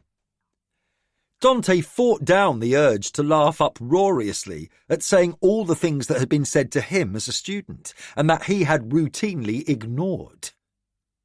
He continued speaking to Stanley. "If you have a hunch, share it. Act rashly and you'll pay the price for that rashness if it brings any heat down on the rest of us." He motioned for them to stand. "Start by cleaning up around here. It may not be Mother's, but it's our home for the time being. From this point on, we are the mockers of Port Vicor." He moved towards the door. "I have other business, but the 3 men I told you about will be rolling in here in a few hours. See that they're not disappointed in how much work you've done today." Dante left the building and turned down the street that led to where his horse was stabled. He was overdue to visit the farm and catch up with Healer on what was happening there. As side hustles went, sheep farming was rarely profitable, but given how much trouble building a criminal empire was becoming, he might just give it up and become a sheep farmer full-time. Declan read the report and threw it on the table. "We need Hatu or one of those other magicians here," he said to his brothers. King Daelon said, "Where are they?" "At least one of them will be returning shortly with Hava and the fleet bringing food from Mid-Kemia," said Balvin. "Until then, all we can do is wait and watch." Declan's expression was clearly one of frustration. No decay, no scavengers, bodies just lying there, looking as if they fell only moments before. It's nearly a month now. I should get back to the new fortification. "To do what?" said the king. "To look over everyone's shoulder, waiting for the dead to rise up and attack again?" Declan appeared to be on the verge of an argument, but he made a noise of frustration and sank back into his chair. "I just need to do something." "Then something to do you shall have," said the king with a laugh. "Seriously, little brother, I think you need to take a ride down to our fortress at the Narrows and see if everything looks as good as the reports suggest. We expect the church to come through the forest, but that doesn't mean we should neglect our flanks. I've already sent Colin up to Berrens Hill, since he's familiar with the region." Declan said, "Well, that's something. 4 days out, 1 day to poke around and then back. This is when I wish one of those magic users was here to pop us down and back." Balvin chuckled. "At times it has made things much easier. If I understand what Hattusharli and the others have said, it's possible we may have a magician or two here after all is said and done." "One can hope," said Daelon. Declan rose from the dining table, gave his brothers a bow, turned and exited.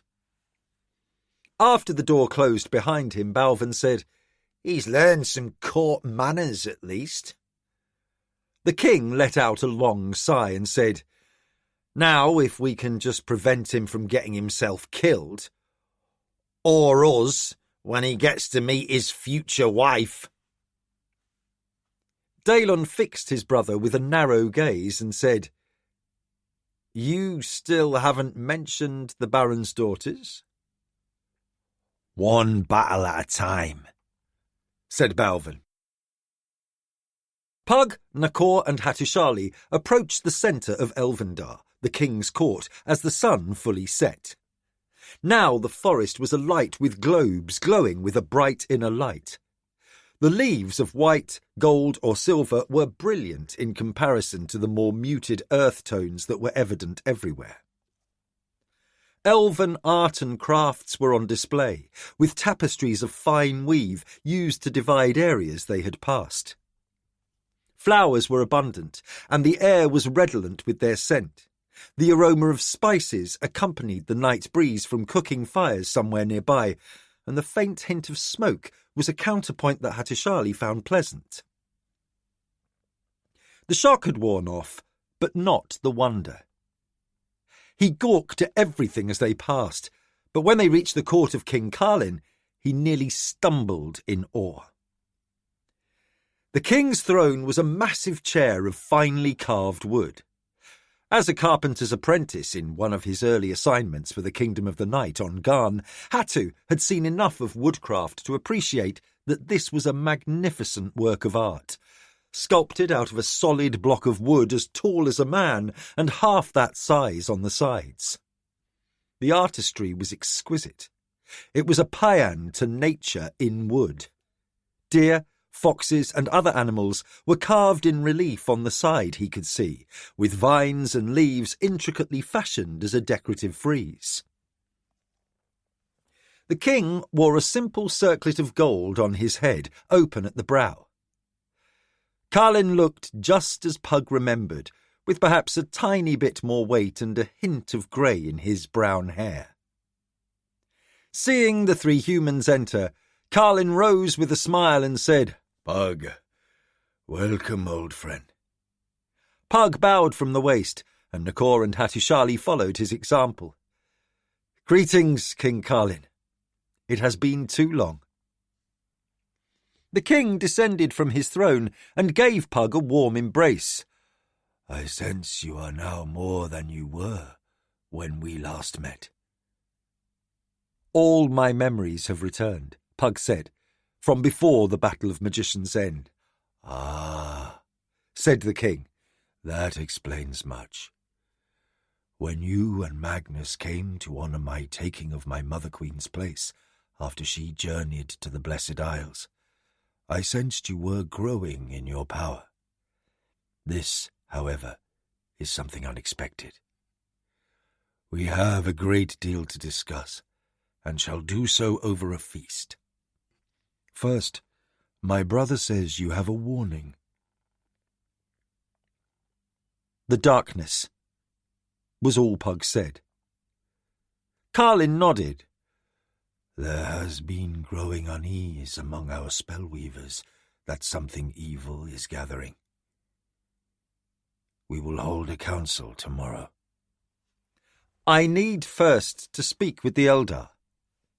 "So few remain," said the king.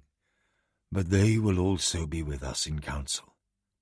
But for now, who is this newcomer?"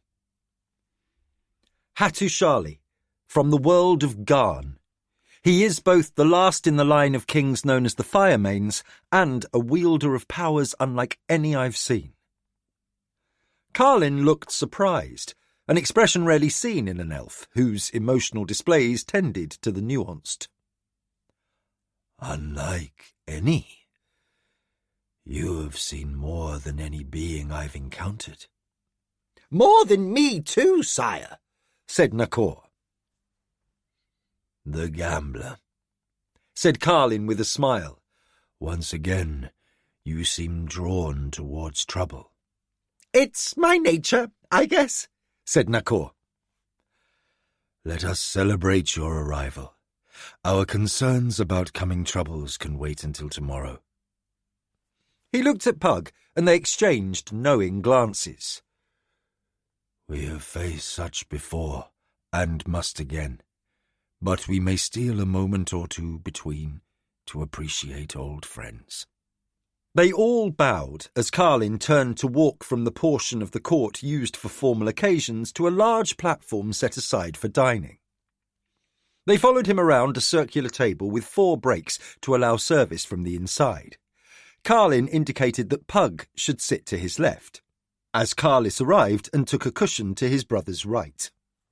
Pug recognised some faces, but there were many younger elves who were now members of the court, and too many older friends no longer here. Pug felt a passing sadness for the absence of those he had come to cherish as friends. Aglarana, Carlin and Callis's mother, the elf queen who had married Pug's childhood friend Thomas, for years a brother. Tathar, the old spellweaver who had taught Pug so much. They and others were gone. Pushing aside his melancholy musings, Pug smiled at those he did recognise and turned to Hattusili and said, "You are doing well for someone who did not know these people even existed before you came here."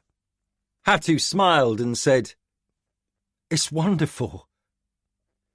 "We must endeavour to keep our sense of wonder, if we are to keep our resolve," said Pug. "Now, enjoy this evening, for tomorrow we begin to unravel mysteries." Chapter 29. Mysteries. Pug awoke. Elvendar was never dark, but the soft glow was all that remained after the illumination globes had been dimmed. Carlis knelt next to the sleeping mat, removed his hand from Pug's shoulder, and, with a single nod, indicated that Pug should get up and follow him. Carlis had been stealthy. The others slept on. Pug adjusted his robe and followed. Once outside, he glanced skywards and estimated there were still 3 or more hours to sunrise. Soon, some members of the Elvendar community would be rousing, those whose duties included preparing the morning meal, hunters setting out in the pre-dawn hours when game was about, and patrols and sentries relieving the night watch. Pug followed Callis to the king's private chamber, which he had not seen since Callis was a baby. There was a poignant moment as he recalled standing there with Callis's parents, the elf queen Aglarana, and Pug's boyhood foster brother Thomas. Within that relatively small chamber, the king waited with 2 old elves Pug recognised. Callis moved to sit next to his older brother. The 2 Eldar sat side by side on cushions in front of the king. Pug inclined his head towards Carlin, then said, "Abadin, Jacinta, it's good to see old friends." Philip had only known those elves whom he had met the one time he had visited Elvendar with Magnus. These 2 had not been among them, but now, with Pug's memories fully returned, he knew them both very well, and was struck by the changes time had wrought. Elves aged slowly, but they did age, and it was centuries since he had last seen these 2. The vigour of elves in their prime had been replaced by grey hair, faces lined with age, and a slightly less energetic demeanour, though, like all elderly elves, they were still alert, with lively expressions and bright eyes. Abaddon and Jacinta had been among the youngest members of the Eldar when Pug had found them on the Serani world of Kelawam. Once servants of the Dragon Lords, the Eldar were living in a forest under the ice cap, protected by magic, a place called Elverdane, a smaller twin forest to Elvendar. The Eldar had lived there for centuries, until Pug offered them the means to return to their home in Mid-Kemia. The 2 old elves greeted Pug warmly, his change of appearance clearly of no matter to them. King Carlin said, "I deduced from what you said that while you wished to consult with our spellweavers, you wished to speak with the Eldar first." Pug suddenly felt a drop in his stomach and said, "Are you all that's left?" Abadin smiled, his deep wrinkles in sharp contrast to his bright blue eyes. We are the last descendants of those tasked with serving the Valheru, who were born on Kellowan. The Dragon Lords had Eldar with them when they raided other worlds. Our children born here are simply Eldhel. The only distinction left is that we still hold knowledge from that time. It is that lore I seek, Pug said, sitting on a floor cushion.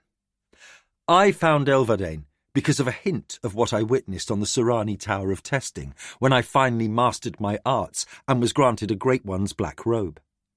When humans knew you only as the Watchers. Finding you was my first step in learning many things beyond what I learned at the assembly on Kellowan.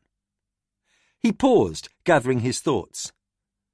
I spoke to the Oracle of Arl, as I have done before, and remembering when I first encountered them on their dying world, the legend of them being the oldest race in the universe seemed fitting. Ancient in knowledge and gentle wisdom, and with the power to see the future. But I am faced with a conundrum. Elves are the oldest people of Midkemia since the Valheru vanished into rift space, but legend says that the Dragon Lords were the first people. So, how is that reconciled? Jacinta studied Pug for a moment.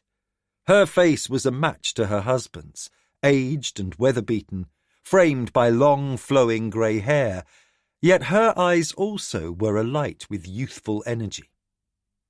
Pug knew that the elves lived for centuries, barely showing their age before looking as these two did. Elves suffered no elderly infirmity unless caused by an injury, but when death came, it was unexpected and sudden. After a few moments, Jacinta said, "Even the Valheru are not the oldest race here.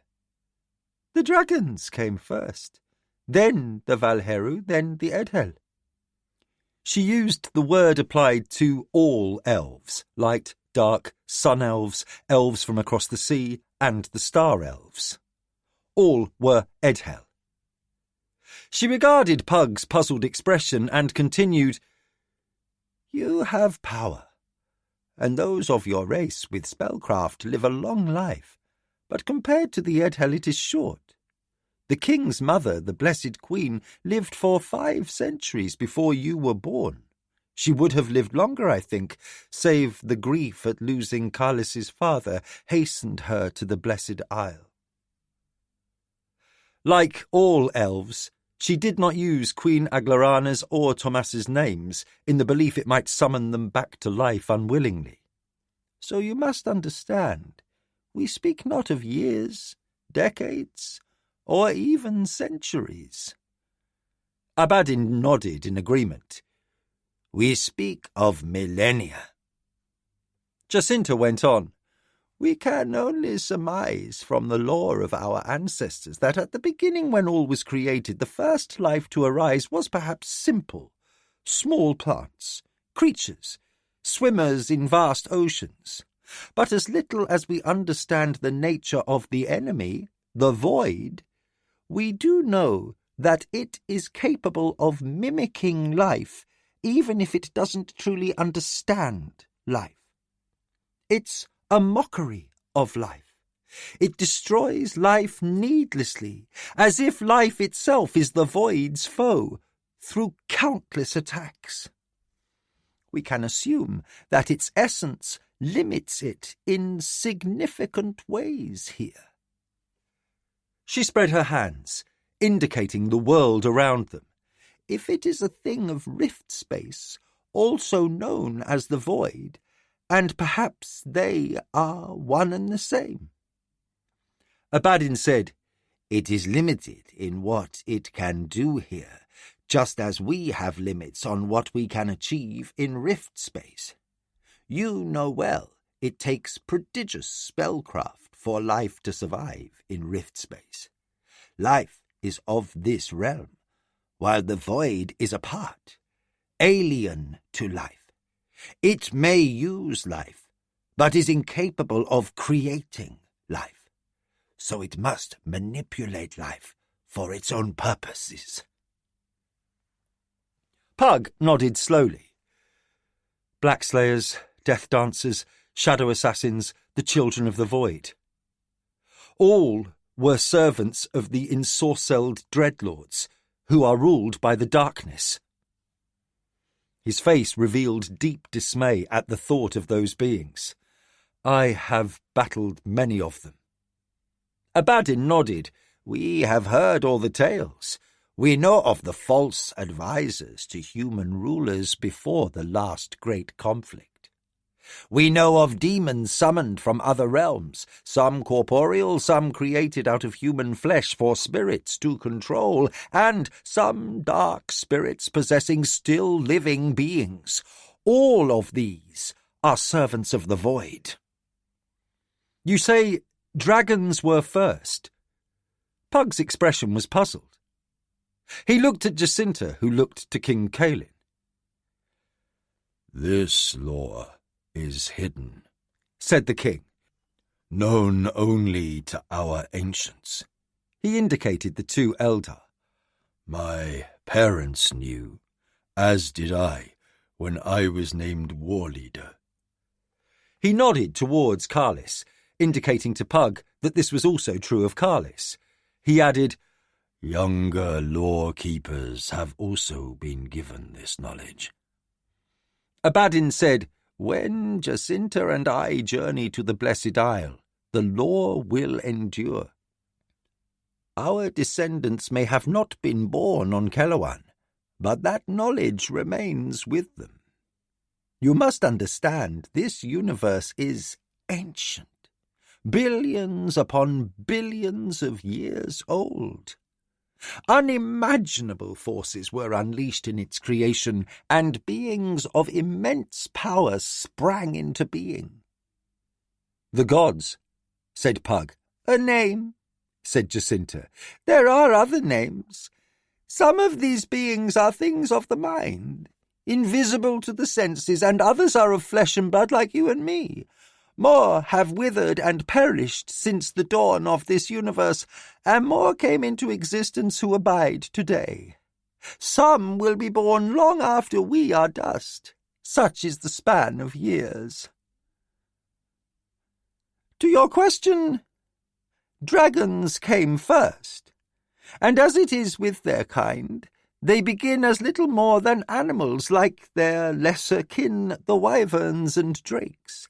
However, as dragons age, they acquire intelligence, then spellcraft. They have unique abilities. Abadin said, It may be that some part of their creation was fashioned by both life and the void, for dragons, above all other creatures, can enter and leave what you call rift space at will. The Valheru, whom humans call dragon lords, said Jacinta, were the first mortal race corrupted by the void at their creation, so says our lore. Elves were created to serve them. You have seen others, the tiger men, serpent people, those who were raised up by the Valheru as servants and playthings. Elves were created by the Dragon Lords? Pug asked. Unlikely, Abadin answered. The void can possess, corrupt, or influence all these things the void is capable of doing. But creation, tiger men, and other such beings began as simple animals, and the Valheru used their arcane arts to mold them into what they became. But they did not create those lesser creatures. We may never know how the Edhel came into being, Jacinta said. But our belief is that life itself created this form. Life finds a way, and for reasons we may never know, we were created as an echo of the Valheru before they were corrupted. But when Carlis's father came to us bedecked in the armour of a Valheru, we discovered we were no longer servants. His influence on us was powerful, but he could not command us all. We had evolved. At the height of his rage during the war with the Surani, some here were willing and able to oppose him. That never would have been possible in ancient times.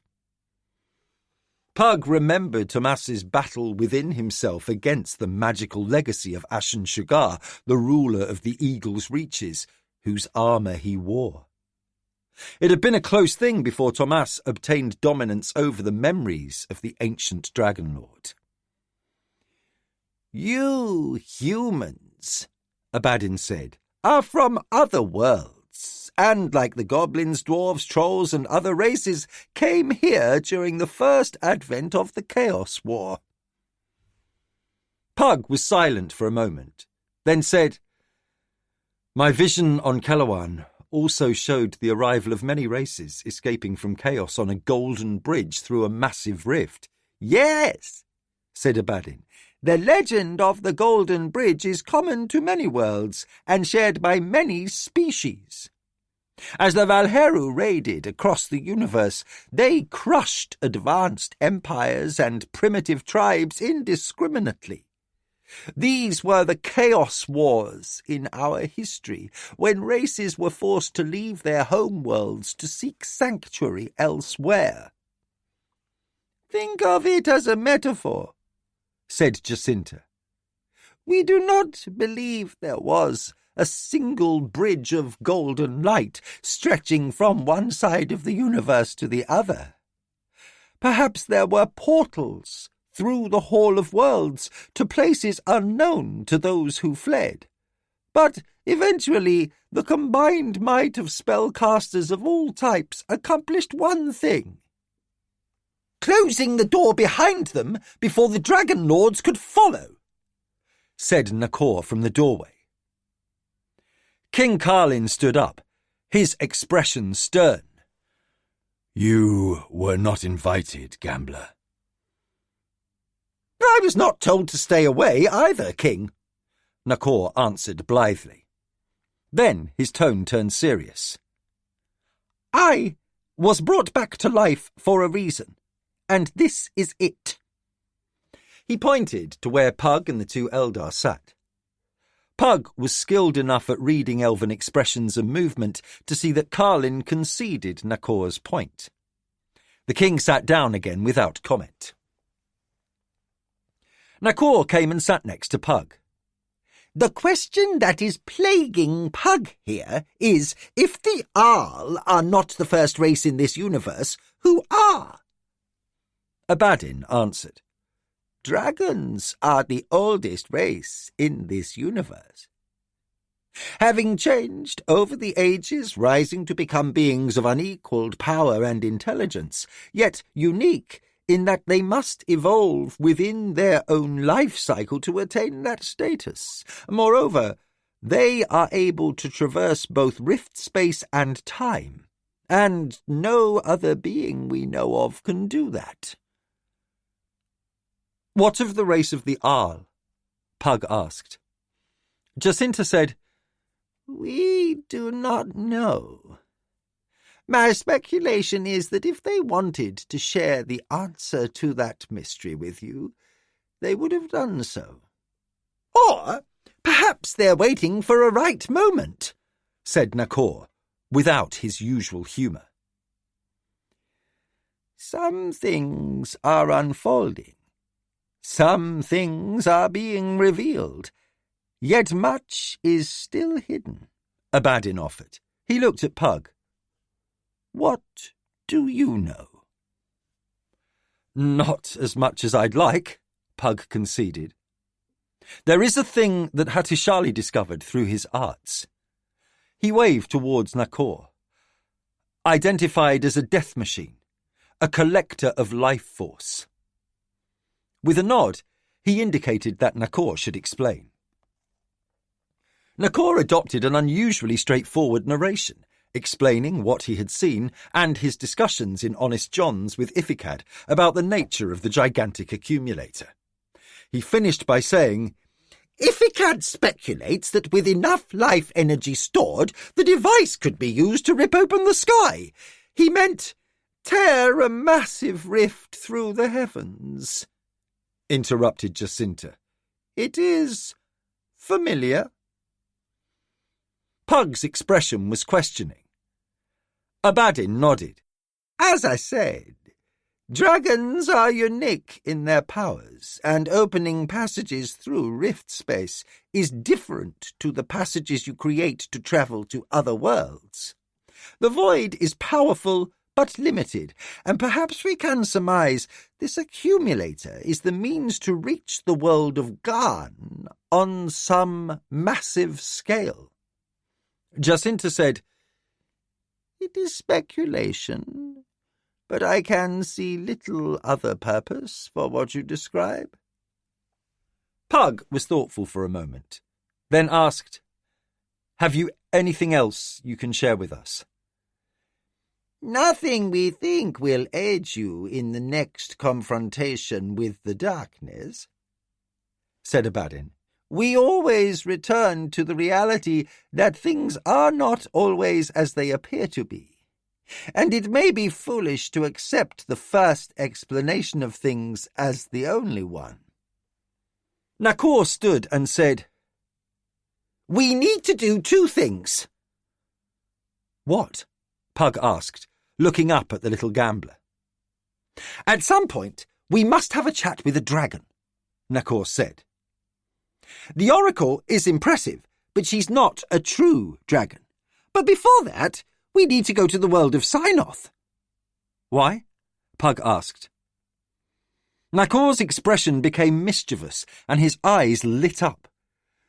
We need to break into the vault below the Palace of Asala to free a prisoner. Who? Pug asked, his expression already revealing apprehension in proportion to Nakor's glee. An angel named Eleleth. Pug was speechless. He can show us a way into heaven. Even the 4 elves could find no words. Heaven? Pug asked. If the lower levels are hells, then the upper levels are heavens, right? Pug could only nod. Magnus looked at Hava and said, Rufio and I are ready. He's waiting at Sorcerer's Isle, ready to deal with any unexpected problems there. Hava took one last look at the line of ships ahead and said, The nice thing about this rift business is not having to turn the ships around. She looked over her shoulder and added, Those ships are damn near wallowing, they're so loaded with cargo. Magnus smiled. Once we get the cargo ashore, you can get these ships back to the sanctuary or leave them in Marquensis as you please. I'll speak to the king about doing resupply by wagon. 12 wagons a week from here to there should keep Marquensis fed until their farms, flocks and herds are fully restored. We shouldn't have to do this by ship again. Hava laughed. I know just the fellow. He had a thriving freight business before the Pride Lord raids. He works for the king now, and he'll be glad of the work. All people here will have to do is learn to endure Ratigan's constant complaints. Magnus inclined his head. Most here have lived very long lives. We're familiar with whiners. He's a bit more prickly than that. She judged the wind and said, Let's be off. Magnus closed his eyes and held up a hand, and a moment later the rift opened 100 yards ahead of the ship's prow. Hava ordered the flag-bearer, Signal that we are getting under way. Then she shouted, Raise anchor! Drop sails! The crew went about their tasks efficiently, and soon the ship was moving towards the rift. It quickly picked up speed and entered the rift without incident. The sudden shift from Midkemia to Garn was far less tranquil than the transition had been the day before. A brisk wind with rain spray hit them hard from starboard. Hava felt the ship lurch and yelled, Trim those sails! As she pulled hard on the wheel. Signal to port! Blue pennant, she instructed the sailor behind her.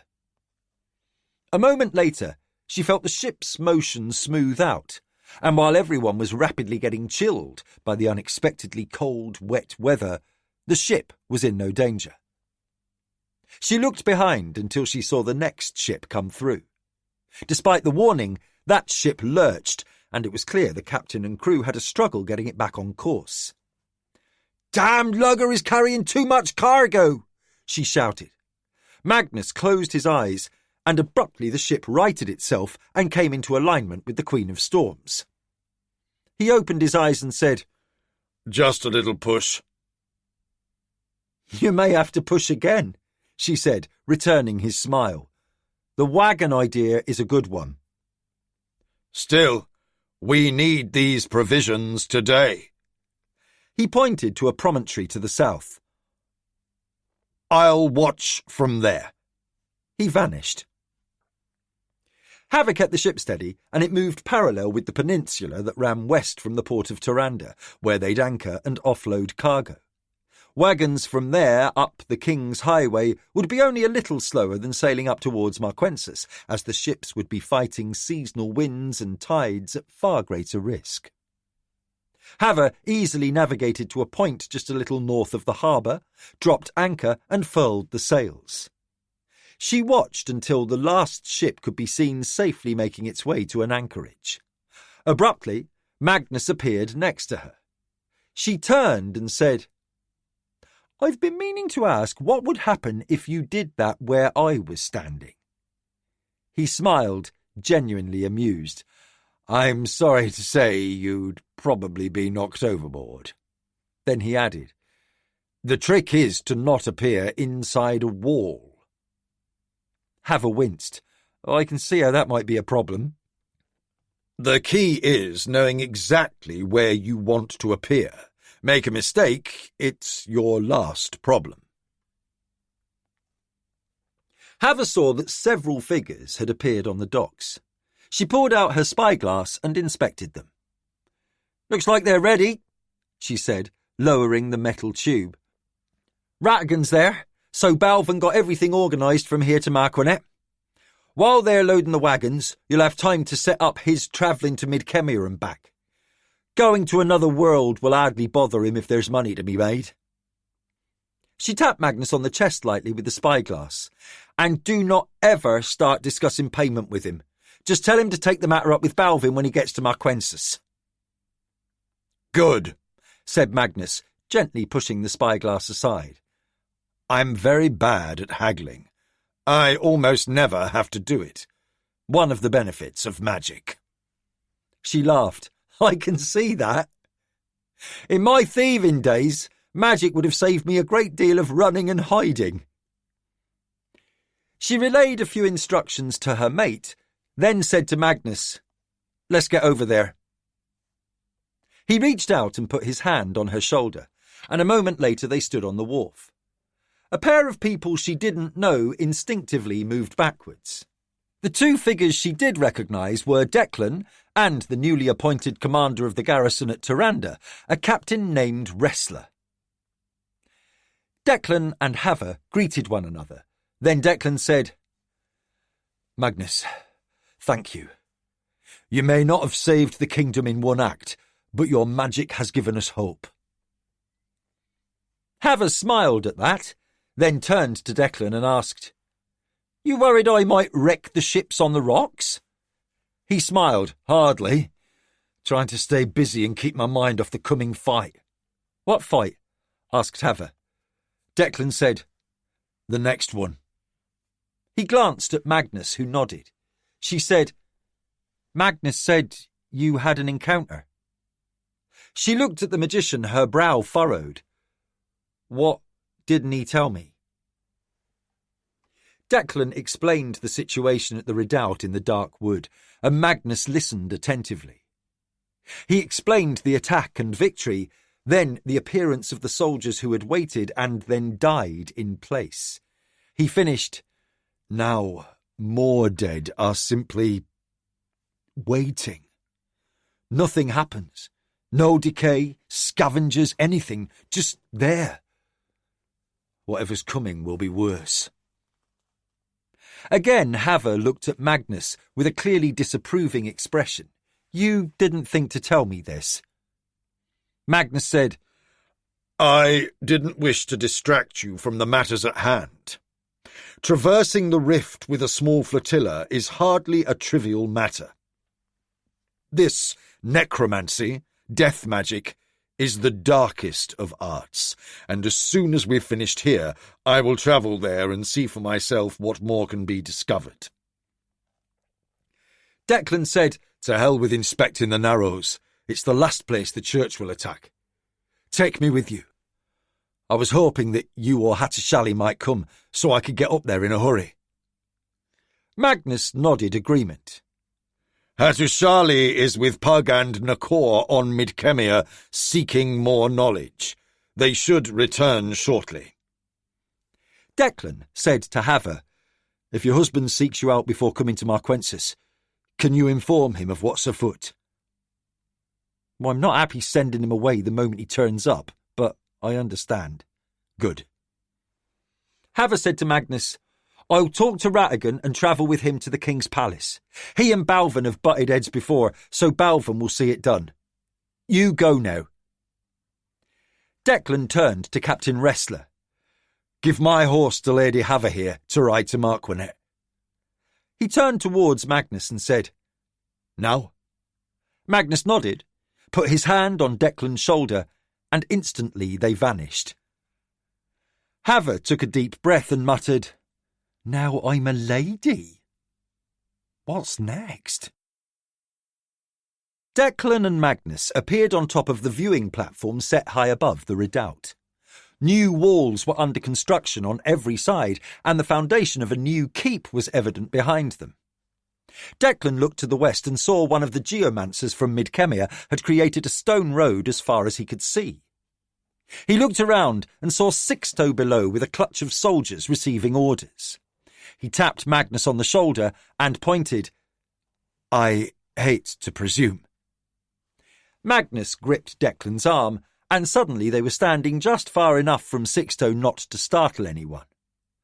Sixto saw Declan and Magnus and stopped what he was doing. You're here! He shouted. The soldiers turned as one and, seeing their prince, saluted. Declan waved them aside and said, What news? Sixto said, Our scouts report something behind the church encampment to the east. Church skirmishers forced them to retreat, so they had to circle widely around that base to get here. They don't know what's coming, but from road dust alone it seems like a large force. When? Declan asked. They were spotted 5 days ago west of the dangerous passage. A messenger to the king should reach him today. The church forces could be here in 2 days. 3 at the most. Declan said, Maps. Sixto said, The pavilion. Before they could move, Magnus grabbed both by the arms, and they were in the pavilion. Sixto went pale and faltered before Declan grabbed his arm to keep him from falling. Sixto took a breath and said, I would appreciate a warning next time. Declan moved to the large table and said, Show me. Sixto traced his finger on the map. The North Road, he said. Moving in force, and more movement from the east. None of our scouts could get close enough to see how many. I sent a galloper to the hills above the road, just east of Copper Hills, to see if he can estimate how big an army is heading this way. He might get back soon. Not that it will make much of a difference. We have what we have, and we're working as fast as we can to bolster this defence. Declan was silent for a moment, studying the map. Then he said, They may try to skirt around us and drive straight to Marquinet, but that would leave us at their rear, nearly 1,000 men. Sixto said, I've been in sieges before, inside and outside the walls. Inside with food and water is better. Outside with another army behind you is bad, so I'm assuming they'll try to end us first. I can take a look, said Magnus, and he vanished. Sixto was startled. Do you ever get used to that? He asked Declan. I pretend I do, he said. How are we on stores? Until the food from Midkemia gets here, we're good for another week, longer if we cut rations. The ships are at Taranda, unloading as we speak. Sixto nodded. Well, that will be good, if no army turns up before the provisions get here. Declan said, agreed. Water? All the barrels are full, but we still haven't hit enough groundwater for a well yet. We're bringing up mud now, so a few more days. We've got a lot done, but there's so much more to do. Sixto smiled ruefully. Life as a mercenary was simpler, he said, with a tone of regret. Turn up, fight, get paid, get drunk, find a woman, go to the next fight. Living from day to day is for the young. What would you do in your old age? Be an old mercenary. Declan chuckled. I have an idea. He motioned for Sixto to follow him and left the pavilion. He climbed up a scaffolding where a wall was being erected. Men hauling stones up with baskets where they were set with sand and gypsum cement. Looking at the wall for a moment, Sixto said, That stone-making magician from the other world? He said on his world he could build this wall in 2 days. Here, his magic is weaker. So I set him to working on the road. He may be finished with the first section tomorrow. Declan said, How does the wind usually blow here? Sixto shrugged. On shore, as always in the city. Here only a breeze, but still mostly easterly.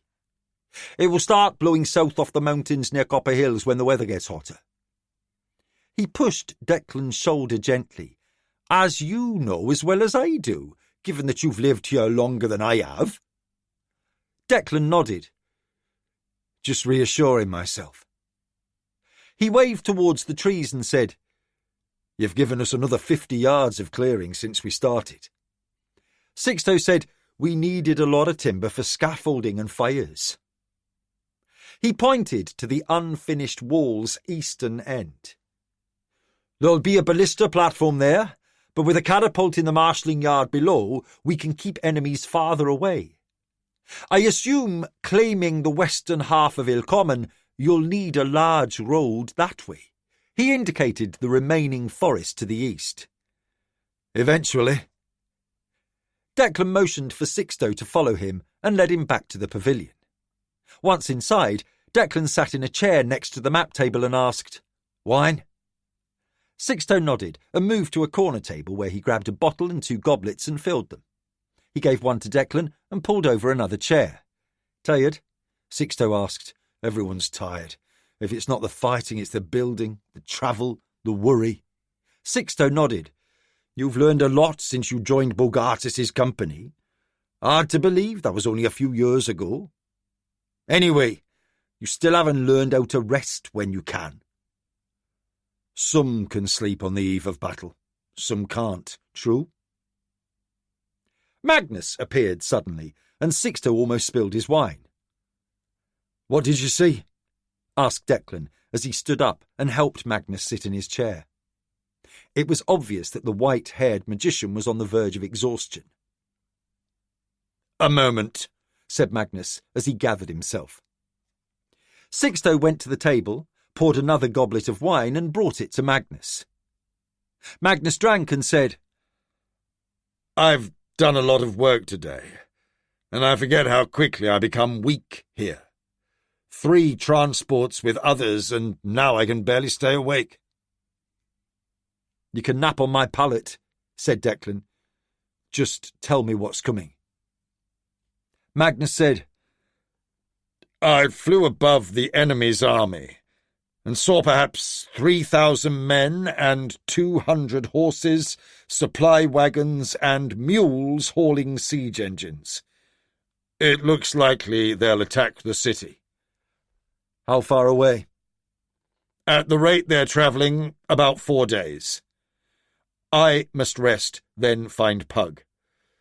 This dark magic confirms the Church is serving the darkness, either willingly or by manipulation.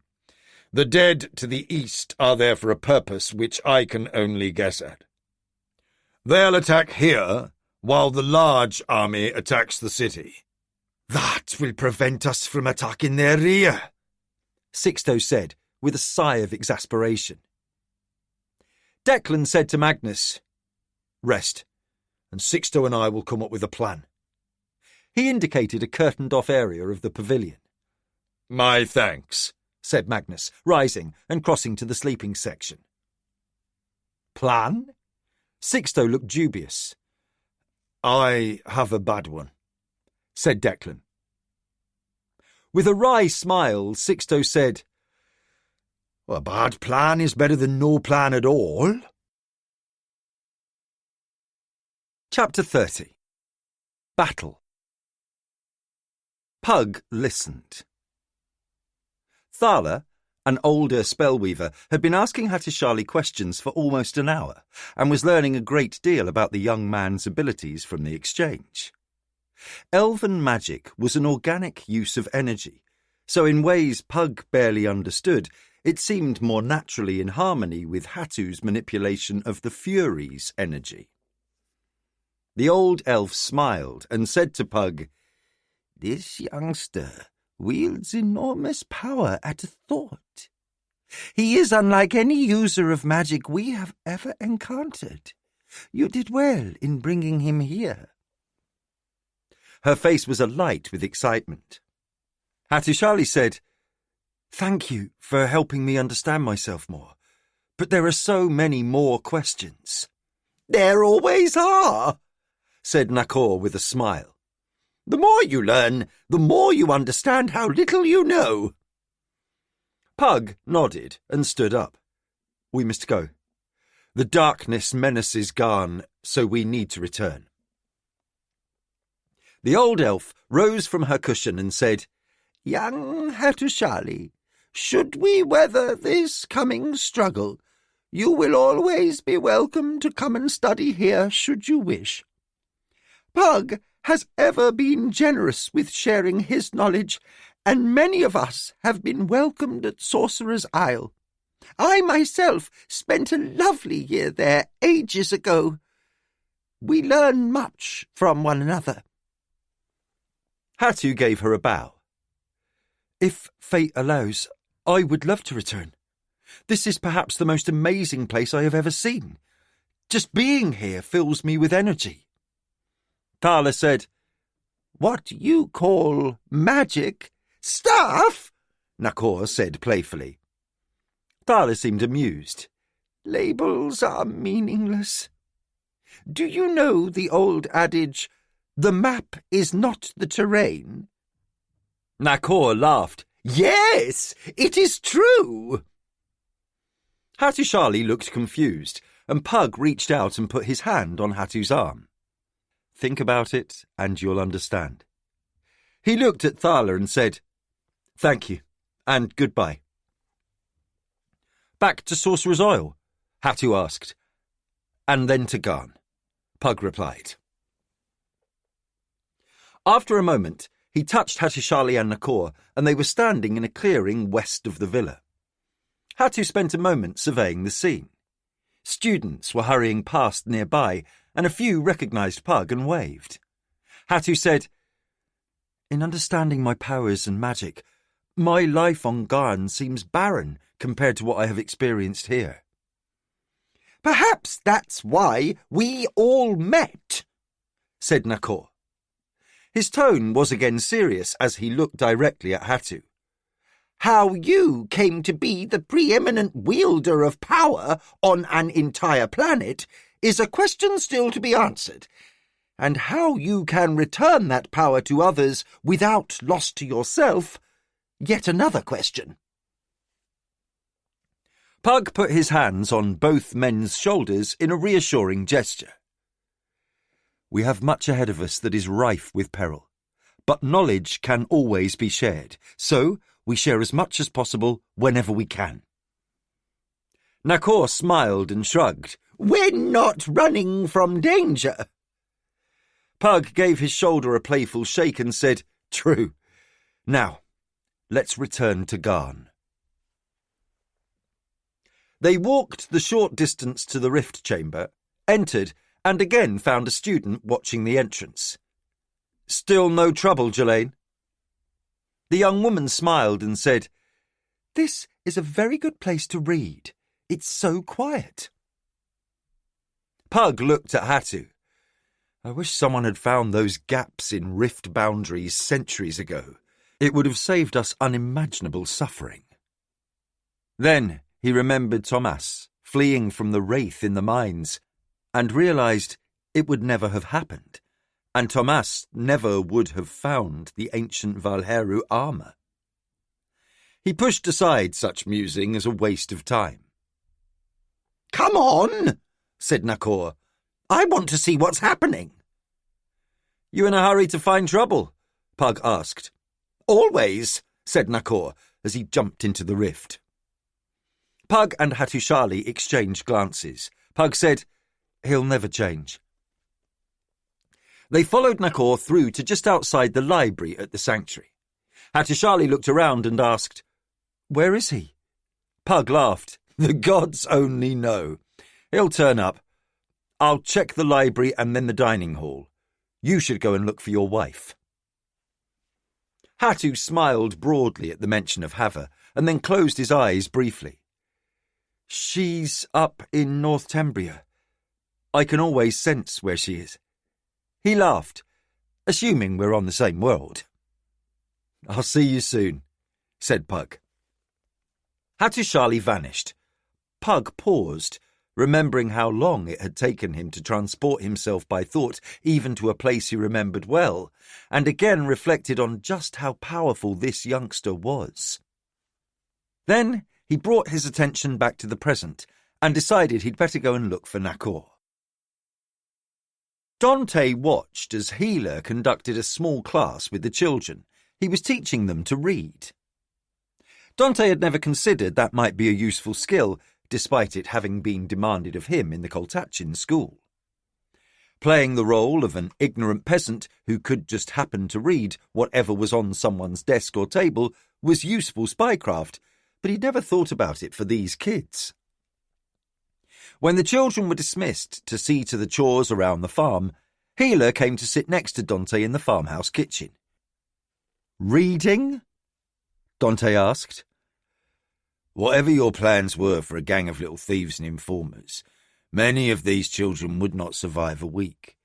But if you are going to expand into other areas, like this farm or other trade, you will need people who can read, write, and deal with numbers in ledgers." Dante sat back, his brow furrowed in thought, and after a moment said, "I hate it when you're right." Healer laughed. "You amuse me." "Thank you." "Well, if my life of crime doesn't work out, perhaps I have a future as a jester." "Why, Dante, you possess depths of understanding I never imagined possible." Dante swung a lazy blow at Healer that he easily avoided, and both laughed at the joke. "I'm surprising myself," said Dante. "What are your plans?" asked Healer. Dante was silent for a moment, then said, "Honestly, I have no plans. The business of driving out the false mockers is done. I thought at first I'd set up my own little crew while they and the ferrets chewed each other up. Now that Ving is in the tender care of the upright man, the rest of those idiots have either left the city or begged for forgiveness and sworn eternal loyalty to me." His expression was dubious. "The Keshian smugglers are depleted, and I may be able to turn the brighter ones to work with me, run them out of the city, or maybe kill them." He sighed. "I guess instead of my own little crew, I'm now part of a major bittersea criminal endeavour." He scowled. "It's as if my grandfather's plans for me to be a master is a curse on me. If not in Koltachin, on Garn, then here, damn it." Suddenly, the absurdity of it all struck him, and Dante laughed. The sound of running feet and laughter reached Dante and Healer. Children were chasing each other or one of the animals. Dante's expression turned pensive. Healer looked at Dante for a lingering moment, to the point where Dante began to squirm. "What?" he said. "I've worked with youngsters for decades, and sometimes it takes a while to understand a particular kid." Healer smiled. "I don't know your past, what you endured, how you learned, but at this moment, I can say something in you has changed." "What?" Healer again looked long at Dante, then said, "I don't know. That's for you to puzzle out." Dante sighed again loudly. "I don't know either. It's just this building a crime family of my own, without help from my grandfather, is not turning out the way I expected." "What did you expect?" "Not this," said Dante. "Something different, I guess. A lot more fun and less—" "Responsibility?" Healer supplied. "Yes, damn it. I never ran a crew before, let alone tried to take over a city. I mean, my family was one of the 7 biggest families. My ancestors were founders of our nation, and—" He slumped a little in his chair. It makes me realise how much my grandfather put up with from me, despite the beatings and lectures about responsibility. There's a lot more to life than simply looking out just for yourself." "You've spoken of your friends. Looking out for them isn't just looking out for yourself." Dante nodded. "True. Hava and Hatashali are like my sister and brother. I would do anything for them, though I'd never admit it to them." He reflected on the witchery used on him by the Sisters of the Deep to find Hatu and kill him, and how that compulsion had simply faded. Part of it was something about waning magic. He didn't quite understand it all. But most of it was that he just wasn't going to do it. He put aside pondering that, as reflection was starting to give him a headache. "Well," said Healer, standing up, "leaving the children to their own devices for a long time is never a good idea. I'd best check on them. You have ample time to consider what you wish to do next. Skull and the others you have working for you can oversee what needs to be done in the city, and I've got things pretty much in hand here. So take your time and answer the question. What's next?" Dante laughed. "I think a glass of ale and a late lunch is next. After that, I have no idea." Healer smiled. "You'll think of something. And if it means anything to you, you've saved these children from a great deal of suffering. Take some pleasure from that, I suggest." Dante sat quietly after Healer left. He wondered what his grandfather would think of all this, and decided he didn't like thinking about what his grandfather thought. "Damn," he muttered. "Life gets complicated." Hattusali appeared on the side of the road a dozen yards ahead of where Hava rode. She smiled broadly and, with a kick, set her mount to a quick trot, then reined in next to him. Jumping from the saddle, she barely held on to the reins as she threw an arm around his neck in a fierce hug. "Where have you been?" she demanded, and kissed him before he could speak. When she loosened her hold on him, he laughed and said, "Nakor and Pug took me with them to meet the elves. I have so much to tell you." She put her hand on his chest. "Later. I'm certain it's wonderful, but we have other concerns at the moment." He took a breath and said, "What are you doing here?" He looked around and saw that Ratigan was driving the first wagon and waving.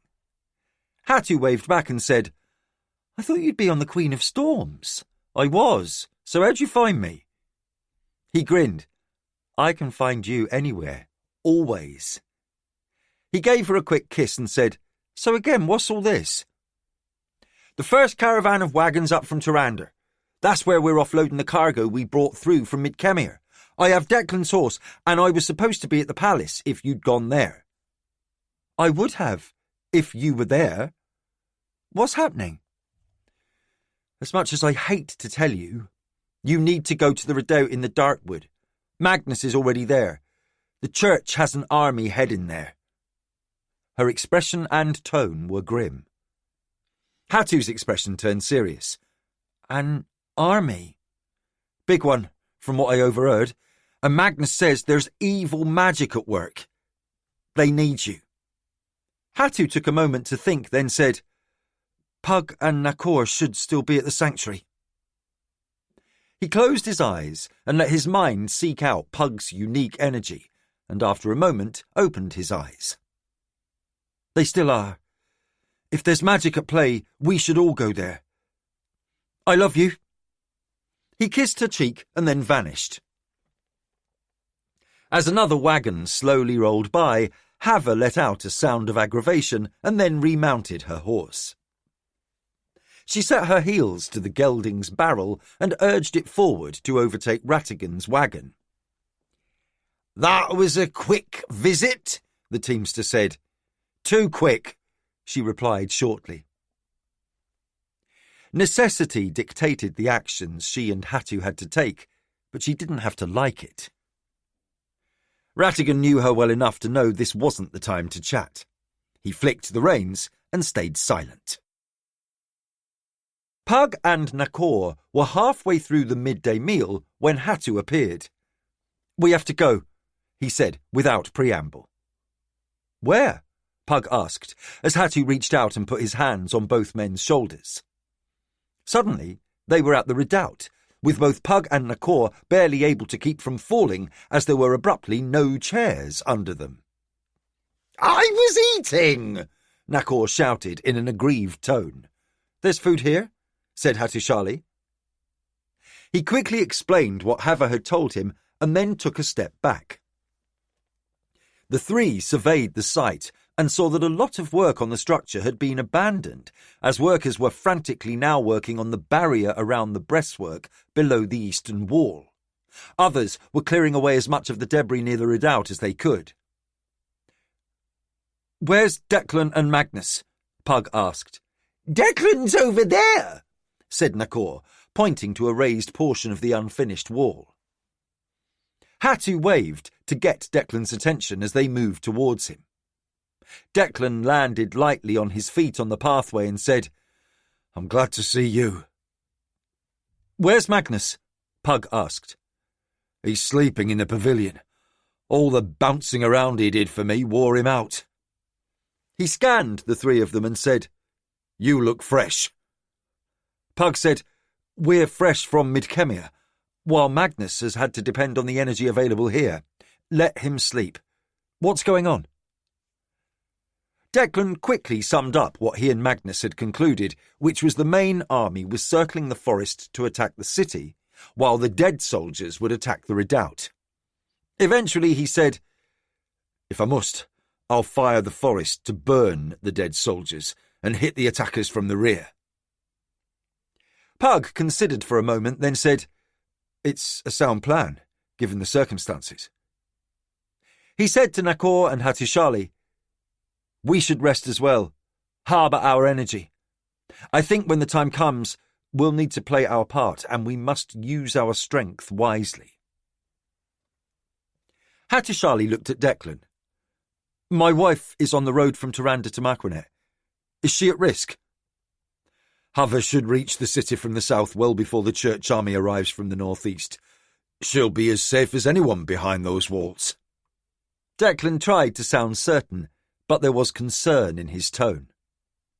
There's ample room inside my pavilion, food and drink. Rest and wait.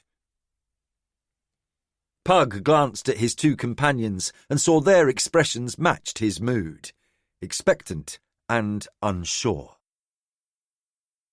Hava rode through the gate just ahead of Ratigan's first wagon. She urged the horse forward, avoiding people hurrying in the streets. There was no doubt. A warning had been sounded, and everyone not detailed to defend the city was either fleeing south past the incoming wagons or rushing about carrying whatever they could find to hunker down and wait out a siege. The throng in the streets made it difficult to move directly from the gate to the castle marshalling gate. She looked back and saw some of the teamsters having to use the wagon reins as a makeshift lash to prevent people from attempting to loot the wagons. Food was about to become even more precious than it had been the day before. Haver kicked her mount forward and reached the castle gate. Seeing Master-at-Arms Colin in the distance, she rode to him and shouted, "We've got food wagons from Tirander! Raggan needs guards!" Colin shouted orders, and within moments 12 palace guards were rushing down the boulevard to drive back those menacing the wagons. "The lads on the walls are so busy waiting for an attack, no one at the gate thought to escort the food through the mob," he said to Haver. "I'll have a word or two with the lads on the gate." Haver had no doubt those would be words those guards would not welcome. Still, it was chaotic in the city, and panic was rising. In her travels, she had skirted enough sieges and eluded battles by wits and stealth. She could sense that this was a city that had not endured a direct attack in a lifetime. The only advantage Marquinet held was the number of survivors of the Pride Lord's raids on Northumbria who now lived here. Those who fled south would soon be out from underfoot, and those who remained were battle-tested. Haver said, "This is Declan's horse." Colin smiled. "So he's off with your lad?" Haver dismounted. "They jumped to the redoubt. Seems there's some dark magic there." A groom hurried over, recognising Declan's horse and rig. Haver handed him the reins. "I should let the king know." "Aye," said Colin. "That would be the correct thing. The king has a galloper stationed to the north, and the moment he returns, there'll be an army following close after him, so then the gates will be closed. If you need to get back to your ship, I can have a fresh mount waiting once you've spoken to the king." Haver considered this for a moment, then said, "No, I'll stay. Hatu will find me if he needs to, and, not to brag, I have a way with a sword." Colin laughed. "Indeed you do. Now, I have tasks ahead of me as well." He moved towards the wagons. Haver hurried over to the side entrance to the castle, used most often to avoid trudging through the large entrance. The guard there recognised her and saluted. "Admiral," he said as he opened the door for her. Once inside, the door closed behind her. She stopped. She shut her eyes for a moment, calming herself. "First Lady, now Admiral," she muttered. "Do I have any say about my life in this kingdom?" Silently, she promised herself that once this war was over, she was going to have a long discussion with Hatu about where they were going to live. She headed towards the king's private chamber to give him the latest news about her journey. Magnus awoke and, after stretching, moved aside the curtain that divided the prince's sleeping section from the rest of the pavilion, and saw Pug and Hattusili seated at the dining table and Nakor sleeping in his chair, snoring. Hattusili brightened at the sight of the white-haired magician. Pug looked up and also smiled. "Are you rested?" he asked. "Well enough," said Magnus. He sat down next to Pug and surveyed the food filling half the table. "I'm hungry," he added, reaching for a pear. "One of those annoying questions. Why do so many worlds have the same fruits and vegetables?" Nakor opened an eye and laughed. "I thought that would be obvious." Pug smiled. "Your theory?" "If people were fleeing from a single world in what the elves called the Chaos Wars, they'd have taken whatever they could with them. Seeds, cuttings, livestock, pets. Not all the same, you see. Garn has no blood oranges like the ones from home. The Surani had no chocolate, and Midkemia no chocha, but both had tea." He shrugged. "Sometimes things change too." Magnus smiled. "Seems logical. And we really don't know how long people had to prepare. They might have been running with what they could carry, or they might have had time to load up wagons and leave at their leisure." Hattusili looked at Pug. I saw enough of what the people went through after the Pride Lords raids to know that people are resourceful. It's what we're seeing here, now, with the rebuilding of Marquensis.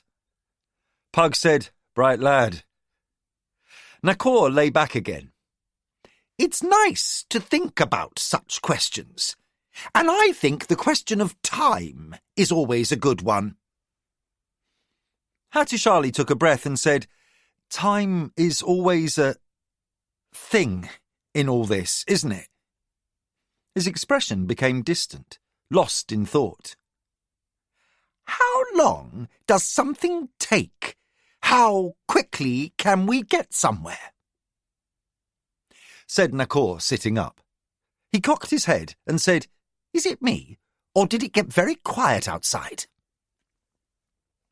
Pug's brow furrowed, and he walked to the entrance of the pavilion, threw aside the privacy curtain, and looked towards the construction. Men were sitting, some eating, others attempting to nap. All were now in battle dress or had missing pieces of armour and weapons close at hand. Pug turned back to the others. "They're getting ready for battle." "How soon do you think?" asked Hattusili. "That pesky time thing again," Nakor said with a laugh. Hattu said, "I'll look." He closed his eyes, and the other three could almost feel him using his far-seeing ability to seek out information. Suddenly, he opened his eyes. "They're here." Pug looked out of the entry again. "It's getting dark." By the time all four got out of the pavilion, the entire garrison was in motion. Shouts and alarms sounded loudly, and men who were not rushing to their posts were finishing putting on armour and getting weapons ready. Declan stood atop the highest portion of the newly erected fortress wall, overlooking the eastern side of the redoubt, as archers scrambled to their assigned positions. There was no hint of movement from the far tree line or along the trail from the east, but the slowly darkening skies heralded an imminent attack. Pug said, "Save your energies. Climb up there." He pointed to Declan's vantage point. "We are as strong as we can be here since returning from Mid-Kemia, but even a short jump up there will deplete us." Hattusili put his hand on Pug's shoulder and said, "That's true for you, but I carry the magic of Garm within me. Stay here." Suddenly, he was no longer at Pug's side, but standing on the wall with Declan. Declan seemed unfazed by Hattusili's sudden appearance and said, "I'm pleased you're here." He looked down and saw Pug, Nakor and Magnus and said, "And them as well. Whatever is coming is more than mortal men can face, I fear." Hattu gave Declan a smile, put his hand on the prince's shoulder and said, "You and Gwen were our first true friends in Berens Hill, and I will always be at your side when you need me." Declan showed a brief moment of strong emotion, but he fought it down and simply said, "You're a good friend, Hattu." Both men stared at the distant tree line as it faded into the advancing darkness. Torches and watchfires were being lit around the redoubt, and everyone waited. Above the trees, something stirred. A vague shape, slightly darker than its surroundings. "What is that?" Hattusili asked. "Something very bad," said Nakor as he approached them. Magnus and Pug a step behind him. The darkness resolved slowly into a humanoid figure, a deep black form against the shades of grey above the treetops. It hovered in place, raising its arms and moving them in a circle forward. A loud thrumming filled the air, and the soldiers of Marquensis took a step back, glancing around, exchanging questions, looking hesitant. "Stand ready!" Declan shouted as loudly as he could. Sixto and the other captains repeated the order. As the visibility lessened, a strange rustling came from the distant forest, followed by a loud cracking noise, and the trees began to shake visibly. Timber emitted a shrieking sound, as if torn apart by a massive invisible hand. The ground shook. "Hold!" Declan yelled. Trees opposite the defences were twisting, as if trying to pull themselves from the ground. Splinters flew, and clouds of wood dust filled the air, and as the light continued fading, figures began to emerge from the forest. Shambling dead, carrying weapons, appeared and purposefully moved towards the defenders. "Hold!" Declan repeated. The figure floating above the trees took form, and Hattusili shouted, "What is that?" Pug put his hand on the young man's shoulder and said, "Stay here." Nakor said to Hattusili, "That is a thing of the dread." Hattu recognised it as something akin to the creature in the pit that he had seen in Garn's wound. He tensed and felt energy starting to rise, but Nakor gripped his arm and said, "Do nothing. You have no idea what you face." "Archers, ready!" Sixto called out from below where Declan, Hattu and Nakor watched. "All arrows will do is slow them down," said Declan. "Slow is better," said Nakor. "Let Pug and Magnus deal with the dread. That is the true danger." Then he smiled, and it was without warmth. "I can help with the dead soldiers if they get too pesky." Hattusili looked at Nakor. "I need to help." "When the time comes," Nakor replied. "Remember, you are the only one here who has his full powers because they reside within you. The rest of us," he gestured to himself, Pug and Magnus, "will quickly lose strength. You must be ready and do as you're told."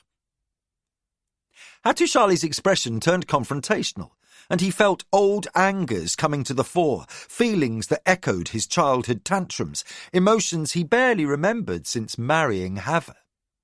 He was on the verge of challenging Nakor, who read that expression and said simply, "Don't." For a moment, Hattu struggled.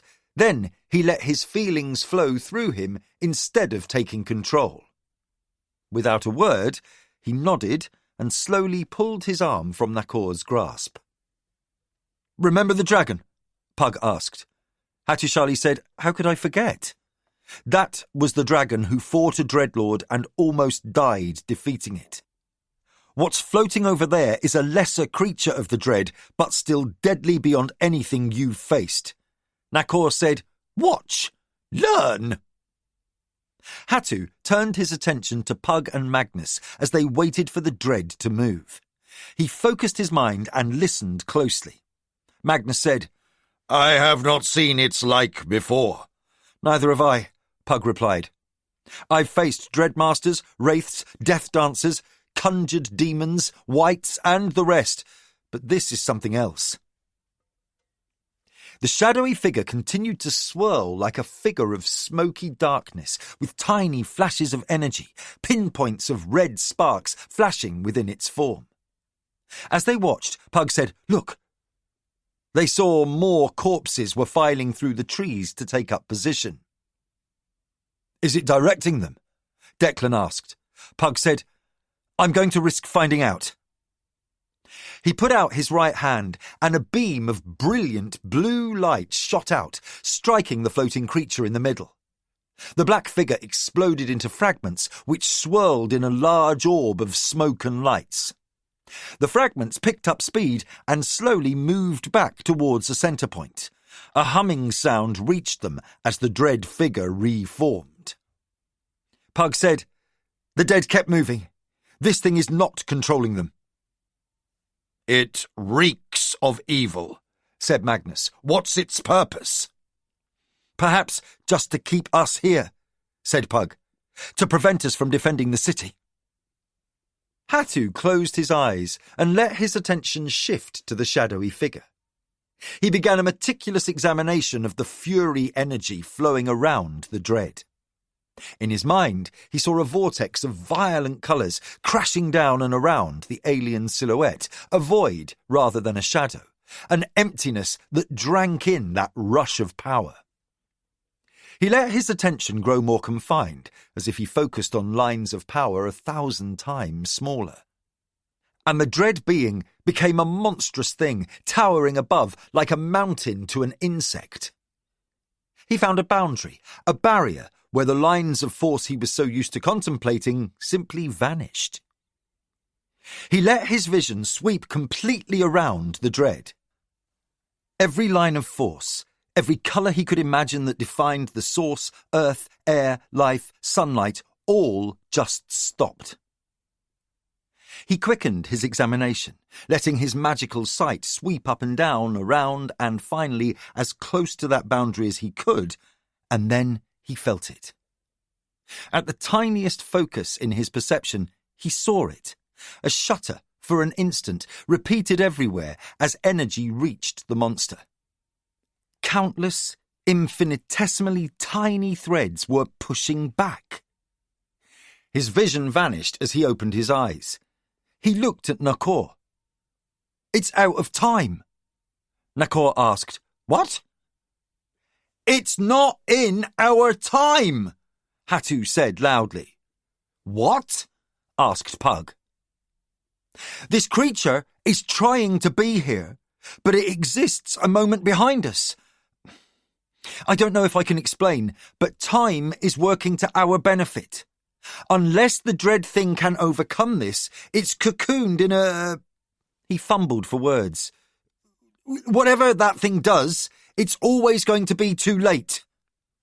Magnus asked, "How do you know?" "I can see the energy surrounding it. I see normal lines between Furies, but this thing is an intrusion. It doesn't belong here."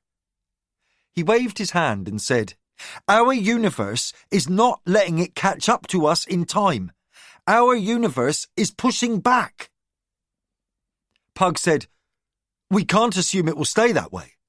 Magnus said, "I have an idea." He closed his eyes and after a moment opened them again. "Sense it," he said to Pug.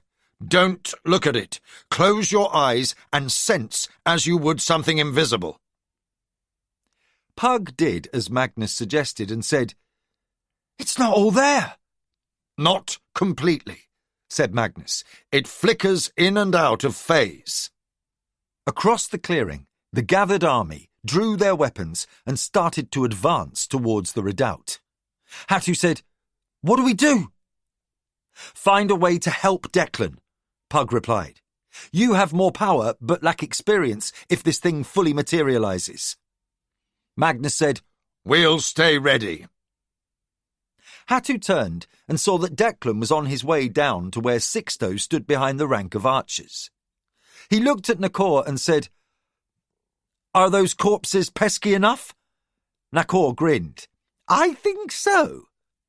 "Save your energy," Hatu said, grabbing Nakor's arm, and instantly they stood next to Sixto and Declan. The attackers were within bowshot range, and Declan shouted, "Loose!"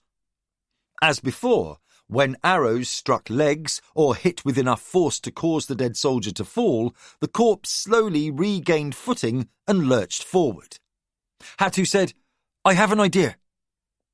He closed his eyes and again sought to explore all lines of energy before him as the first wave of dead soldiers reached the bottom of the redoubt's earthwork. After a minute, he opened his eyes and said to Nakor, "If you can help here, I must speak with Pug again." Hatu vanished and appeared a moment later again next to Pug. He shouted, "It's stuck!" "What?" said Pug. "You're waiting for the dread to attack. It can't. It's stuck." Pug sat down, his face showing relief for a moment, and he said, "Explain." "When I found those tiny gaps between the end of one rift gate and the other, you closed them." Pug and Magnus both nodded. "That's how." He stopped. "What?" Pug asked. Hatu took a breath and calmed himself down. "It is time. It's out of rhythm. I can try to explain later, but for the moment my guess is creatures from rift space, children of the void, need a way to slip into our reality. Maybe some get through by accident, or because of those things you told me about rifts attracting them, but this one seems to be trying to push itself into this world by force. I said earlier, I thought this world wouldn't let it in. I was right. It's stuck. Pug and Magnus exchanged looks, and suddenly Magnus laughed. That is madness, yet it makes so much sense. Pug nodded slowly. There's an irony here that begs understanding. The sounds of fighting grew louder. The dead made no outcry, just the sound of swords hitting shields or polearms crashing against armour, and the cry from the wounded living. First, we need to deal with this, said Hatu. Standing, he said, rest, because once we're finished here, we will need to stop the attack on the city. He vanished. Magnus looked at Pug and said, His power is growing. His potential is unimaginable. I'm very glad that he considers us friends. Magnus nodded. Chapter 31. Triumphant. Hatu appeared on the battlement. He saw Nakor using his limited power to sow destruction. A flame on the leg of a dead soldier caused it to fall, and others tripped over it, also igniting. Declan looked at him and said, We are holding. Barely. Hatu took a deep breath, his face set in an expression of resolve, and said, I will end this. He closed his eyes, and his whole body tensed as if he was about to take a blow. Suddenly, a high-pitched sound that cut through the noise of battle rang out. It was harsh and bone-grinding, and many of the Marquensis soldiers faltered, some dropping their weapons to cover their ears. As soon as the sound rang out, the attackers froze in place. Some fell over in mid-step, toppled like unbalanced statues. Hatu said, Have your men fall back. Pug and Magnus both appeared next to Nakor looking around. Declan's eyes were wide with astonishment, but he gathered his wits and shouted, Retreat to the wall! Some of the soldiers were slow to appreciate what was occurring, and others were wounded. Those able to follow orders quickly took charge of helping the others fall back. Sixto repeated the order to retreat. The fallen dead lay on the ground, quivering. After the Marquensis troops were safely back, Hatu spread his arms, and at once a wave of air slammed along the ground, tossing the dead into the air a few inches. They stopped moving, then fell back to the ground. What did you do? Nakor asked, his usually playful manner replaced by an expression of open surprise. I'm not sure, said Hatu sharply. Declan said, Is that it? I think so, Hatu answered. I just felt something, and I knew that if I could cut off a connection between... He began to lose focus, and Nakor grabbed him around the waist. Hatu's eyes rolled up, and he collapsed into Pug's arms. Pug slowly lowered him to the stones of the parapet, while Declan and Sixto knelt beside Hatu sharply. He's breathing, said Nakor. I think he just exhausted himself doing that trick. It was a prodigious act, said Magnus. Is this over? Asked Declan. Magnus studied the dead upon the ground, and then looked at the twisting figure still hanging in the air above the distant trees and said, A pause, at least. Give me a moment. The white-haired magician jumped by magic to the clearing below and bent to examine one of the dead. He pulled back instantly, then, a moment later, was standing next to Pug and the others again. The putrefaction that was halted is now occurring at an accelerated rate. They're decomposing by the second. If the wind was blowing this way, said Nakor, you'd smell them. Sixto said, I'll take whatever tiny mercy I can get. Nakor smiled. Declan turned to Sixto and asked, "How did we fare?" "I see only a few wounded, and only 1 or 2 dead carried away. I think we fared well." Looking at Pug and Magnus, Declan asked, "Are we safe to go and aid Marquinet?" Magnus said, As long as that thing is there, I wouldn't say safe. The distant, shadowy figure was still twisting in some invisible wind. Nakor said, I can watch Hatu and keep an eye on that thing. We don't know what it is or what it does, but if it somehow gets through here, I can come and fetch you if you want to go help the city. Magnus considered this for a moment, then glanced at Pug, who nodded in silent agreement. Pug said, "Somewhere out there is at least one master of black arts." Nakor tilted his head. I can help if a dark magician turns up or that thing breaks through. Once Hatushali revives, if he has any of his strength left, that makes 2 of us. He looked at Declan. Leave a few swords here just in case, but the rest should go and aid your brothers. Turning to Sixto, Declan said, "Leave a dozen men to watch the wounded and help Nakor and Hatushali, and ready the men on foot to leave for the city as soon as they finish eating. The horsemen leave at once." Sixto said, "Here or there?" Declan knew exactly what he meant. "Both of us, there. If there's magic here, let these 2 deal with it. But hard fighting awaits us outside the city walls. That's our trade." Sixto nodded. "At once." He turned and started shouting orders.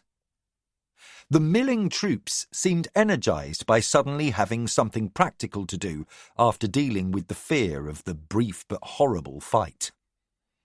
Let's get the boy to the pavilion, said Nakor, who was still cradling Hatushali's head. Pug knelt. I can do that without much cost. He put hands on both Hatu and Nakor, and a moment later they were inside the pavilion.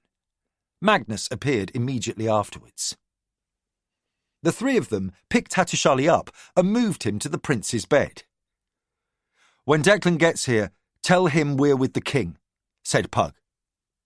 He nodded to Magnus, and the 2 of them vanished. Nakor looked down at Hatushali and said, "What did you do out there, boy?" He let out a long sigh and sat down at Hatushali's side. Pug and Magnus appeared in the king's throne room. A pair of guards half drew their swords in reaction before Balvin waved them back to their posts. A large board had been placed upon a dining table used for celebrations, with the chairs removed so that the map could be more easily viewed. Pug said, "The situation at the redoubt appears to be under control. Declan should be here with that force sometime in the next 2 days. "Where's the king?" asked Magnus. "Ensuring that the defence is properly deployed," Balvin answered. "Daylon, General Baldassar, Master-at-Arms Colin and a gaggle of captains are running around checking every detail in person. The church army is arriving even as we speak, deploying beyond the range of our catapults, hauling up some big machines of their own. We'll see the first assault tonight or in the morning." "Once we've rested, we can help," said Pug. "We may tire rapidly on this world, but we should be able to destroy any catapults or trebuchets they set up. If we can force them to storm the walls, and Declan takes them from behind, and you then sally out with a large enough company at the right time, you might rout them in days." "If they lay siege, it may be messier," said Magnus. "You sound like experts," Balvin said, a little dubiously. Pug smiled. "Magnus and I were witnesses to battles and sieges before your grandfather was born." "I'll take that as a yes," Balvin said. "My brother has done remarkable things in a short span of years. We may not have the blind loyalty that Stever and Langin earned in Ithrace after generations of his line had ruled brilliantly, but Daelon has forged a loyal army out of mercenaries and refugees. His tone became ironic as he added, It helps that they have nowhere else to go. Your brother is a good ruler, said Pug. I've seen the best, even counted some as family, and I've seen the worst. If the church can be defeated, in time, this will become a great kingdom. One can only hope, Balvin replied. I fear that this is just one battle. For now that I have learned of those nightmares you say have caused all this misery, the only logical conclusion is we must marshal our resources and strike across the sea once more. His long face betrayed deep-rooted fatigue and a mood bordering on hopelessness. This time, it won't be a rash act of revenge against pretenders to great power. The Pride Lords were nothing more than what Ava called them, jumped-up crime bosses and not very good ones. This time, it will be an entire continent that has been under the heel of the church for generations. The Ajante fanatics of the Pride Lords were a small cadre of their entire army. The church adamant is nothing but fanatics willing to die on command. Pug said, if we can achieve some semblance of organisation, we may be able to glean more about the church's homeland and what forces they can bring. We know already, said Magnus, that they are a dire threat to everything you are trying to do here. There are dark powers involved, and Pug and I will try our best to uncover what they are. Pug said, if we're going to need our powers once the attack here begins, we must rest. Whatever you require, said Balvin, taking one last glance at the battle map. He motioned a court page over and said, show them to our guest quarters and post someone at their doors in case they need anything. They are not to be disturbed unless the king or I send someone. The young man in the light blue, white and gold livery gave a slight bow, turned and said, please follow me. They followed the page to the guest wing and found themselves outside the very same rooms they had occupied on their last visit. Pug smiled at Magnus and said, starting to feel a little like home. Magnus returned the smile, as they both acknowledged that this was a quip Pug never would have bothered to make before his life as Philip. At home, we wouldn't need constant rest to recover from simple tasks of magic. It's a lesson, Pug said. Never take things for granted. We struggled on Khosridi when seeking to stop the Dasati, but we assumed that all worlds on this plane of reality would be like Midkemia and Kellerwan. Magnus nodded, then said to his father, Rest well. You too, said Pug. They entered their small but comfortable rooms as two pages arrived to stand outside. Daelon surveyed the distant forces of the church as they set up for a siege. Using a brass spyglass, he could see pavilions and tents being erected behind a line of soldiers positioned in case there was a sortie from the city. Clouds of dust from behind the tents revealed the approach of more soldiers, siege engines and supplies. Master-at-Arms Colin stood at the king's side and said, We've got everything ready, Majesty. South gates closed and buttressed, water and food safely stored. It's a stroke of luck those supplies arrived when they did. I wager we can hold fast for months if we must. Daelon said, Months will break this kingdom. This city might survive, but the rest of it? We need to end this as quickly as we can. Keep the topmost lookout at the keep, watching for signs of Declan's forces. If they hit the church from behind, how fast can we ride out? I'll have a force standing ready according to who can be out of the sally ports in under 5 minutes. The rest of the garrison is sleeping with their arms and armour close to hand, and if they don't wish to endure my displeasure, they'll be ready to go as soon as it takes to pull up their trousers, slip on their boots, and grab weapons. Good. said the king. I'm confident you have done all that can be done. Colin smiled. It's my duty. I understand why Rodrigo had you running his army, and that's why I stole you from him. It's more than your duty. It's your gift. I thank you. Colin's gruff manner softened for a moment, and he said, You are worthy of loyalty, sire. You've saved so many of us. In an unexpected gesture, Daylon reached out and gave the old warrior's shoulder a brotherly squeeze. I wish we could have saved more. Both men fell silent as they waited for the onslaught to begin. They came that night. A shout erupted from beyond the city wall, and the first fusillade of massive stones came speeding out of the dark to crash into the stonework. Watchfires were ignited, torches lit, alarms rang out, and men raced to their assigned positions. Inside the castle, Pug sat up and blinked himself awake. He put on his black robe and sandals and grabbed his staff. He opened the door to his room at almost exactly the same moment as Magnus. So much for a good night's sleep, the white-haired magician said. Let's see what we can do, Pug replied. They looked at the two pages who were regarding them expectantly. Pug said, We won't need you any longer. Go to where you're needed. Both ran off without comment. The king will be on the wall, said Pug. Magnus nodded. He closed his eyes a moment, then said, I'll take us there. He put his hand on Pug's shoulder, and suddenly they were standing on the wall next to Daylon and Colin.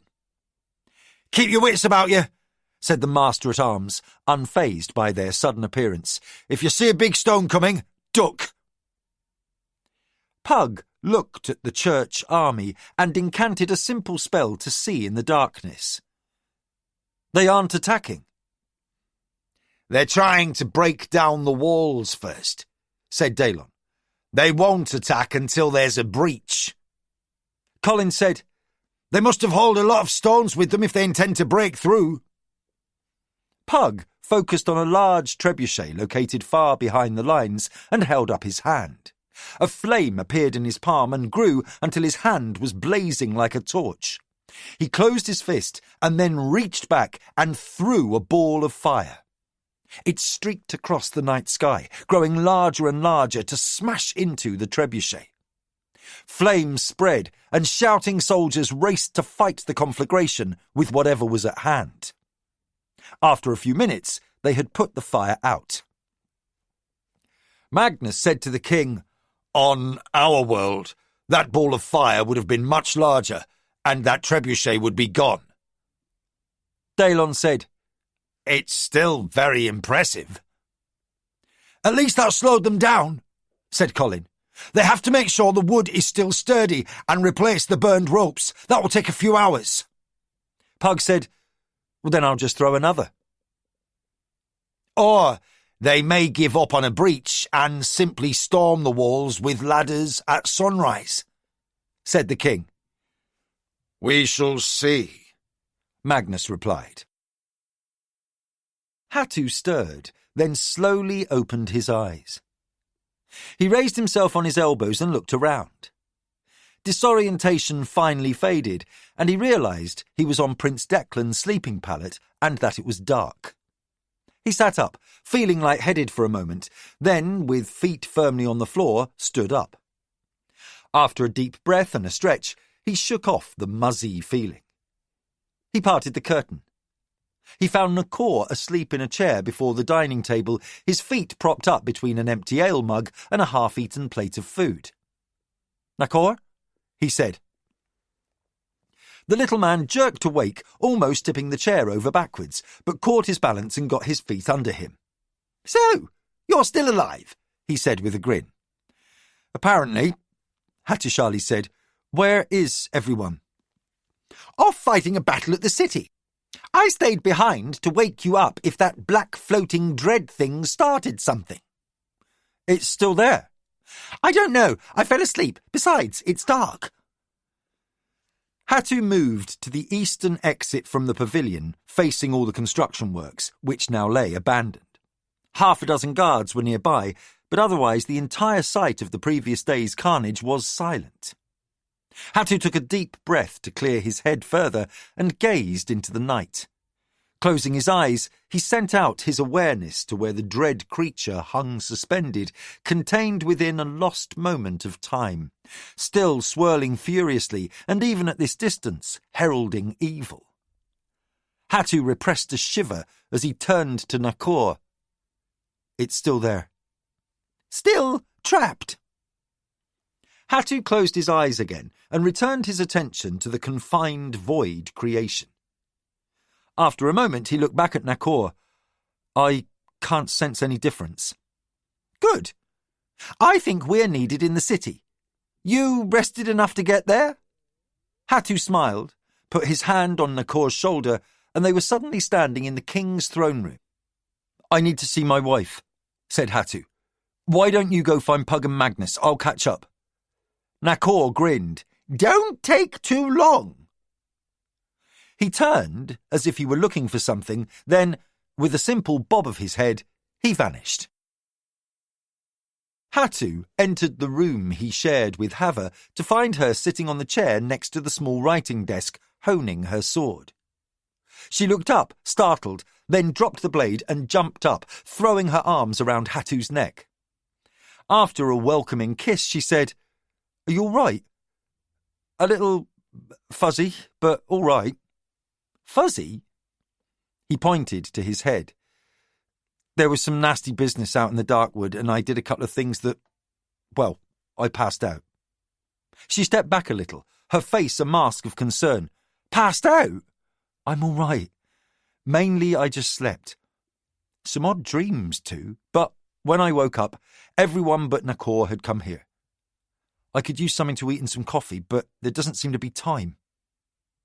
He looked at her sword on the floor. You planning on joining the fight? Only if I must, she said, bending to retrieve her sword. It's too distant a ride to Tyrande, and the ships will sail to the sanctuary without me if the church attacks the city, so I might as well be here. I knew you'd find me. He smiled. Always. Where are you going? To the battlement, to see if I'm needed. Nakor, Pug and Magnus are already there. I'll go with you, she said, pulling on the leather jacket she wore aboard ship during cold weather. She then sheathed her sword, and they left the room together. It took them a few minutes to walk through the otherwise empty streets. Those not manning the wall were staying inside their homes. They reached the steps to the highest tower by the gate, and after a brisk climb, found the magicians and the king. Hatu gave Daelon a bow from the waist, and the king inclined his head in acknowledgement, then returned to watching the opposing army. Hava and Hatu looked out and saw a line of torches in the dark. Pug asked, How are you? Well enough, Hatu replied. Can you explain what happened back at the redoubt? Magnus asked. Hattusili looked uncertain. No, that's something I need to discuss with you when we have less pressing concerns. He motioned to the church army. The king said, Those trebuchets will probably be throwing again soon. Hatu closed his eyes and sent his senses into the darkness, across the open field before the city's gates to where the church army stood ready. He found the amount of human energy he sensed there confounding, so he paused and simplified his perception until he could map out where things were. He opened his eyes and said, That dark presence we saw at the redoubt is not here. The dread creature is still stuck, Nakor added. Pug said, The story Rufio told us, about the time you lost your temper and burned that warship down to the waterline. Yes, Hatu asked. Can you do it again? Pug asked. Magnus looked at him curiously. Philip? Pug blinked, drew back from Magnus a bit, and said, I'm very serious. Magnus looked at Hattusili and said, Throwing a ball of fire that far is neither simple nor easy. Hattusili gave a half smile. I have a different idea. He closed his eyes again and extended his senses towards the big war engines. He reached the closest of the two trebuchets and could almost caress it. His impressions of it were so vivid. He remembered how he'd increased the energy within the flames the king had used to burn down the gigantic doors of the Pride Lord's fortress, and again sought the fundamental fibres of the wood in the massive frame of the trebuchet. Pulling energy from the soil below and even the air surrounding it, he willed that energy to an excited state and heard an audible gasp. Opening his eyes, he saw a fire swirling on one support of the distant machine, and the shadowy figures of shocked soldiers scurrying away or trying to put out the flames. He closed his eyes again and found it surprisingly easy to will the flames to become hotter until they billowed through the entire structure. A faint crack accompanied the teetering of the tall engine and distant sounds of alarm. As the machine fell crashing to the ground, horns sounded, and a single stone from the other engine came speeding towards them. It fell short, landing in an empty section of the yard between the outer wall and the tower on which they all stood. I guess their commander decided not to wait for sunrise, said Nakor. Kingdom soldiers were now fully deployed on the wall, and the smaller ballistas were ready. King Daelon waited, and when the first rank of attackers rushed forward, every fourth man leading a ladder team, he shouted, "Loose!" At once, every ballista on the city wall towers and every archer unleashed a shower of missiles. Church soldiers with shields raised them high, attempting to protect themselves and the ladder teams. Men fell screaming, and the first wave of attackers hesitated, then pressed forward. Again, the order was given, and the archers loosed their rain of fletched shafts, and more church soldiers fell. Hattu glanced at Pug, who said, "Do nothing for the moment." "But," Hattusili began. "Nothing!" Pug cut him off. "Harbour your strength until I tell you it's needed." He then looked at Nakor. "You as well." Nakor gave a grin and said, "I'm not always foolish. Just occasionally." Large shields were carried forward to protect those holding the ladders, and soon half a dozen were propped against the walls. Another massive stone came flying out of the darkness on a higher arc than before. Pug reached out his hand and with a motion deflected it downwards to crash close to where the first stone had landed. This one rolled into the base of the tower, striking it hard enough that those standing on top could feel it shake. "Enough of this," said Magnus. He cast a huge ball of flames back towards the fire engulfing the first engine, and it struck the second trebuchet. "It may not destroy it, but it will stop them from using it for a while." Pug glanced at Hattusili and said, "Keep waiting." The sky to the east began to lighten. Dawn was less than half an hour away. Fighters clashed at the top of the wall, with the church forces constantly repelled. Marquence's soldiers used long poles to topple ladders, and those few church soldiers who managed to top the wall were quickly killed. It was a close and bloody struggle, hand to hand, as more church soldiers gained positions on the battlement. Hattu finally succumbed to his rising frustration and said to Pug, "We must help!" "Not yet," Pug replied. "If my worst fears become real, we will need every bit of power the four of us can summon. Wait." The fight continued without the church establishing a foothold anywhere. As soon as one portion of the wall was gained, Marquence's forces retook it, but at a heavy price. Men on both sides fell and littered the ground behind the walls. "They're spending lives without a thought," Colin said. King Daelon said, "They're fanatics. We have dealt with such before."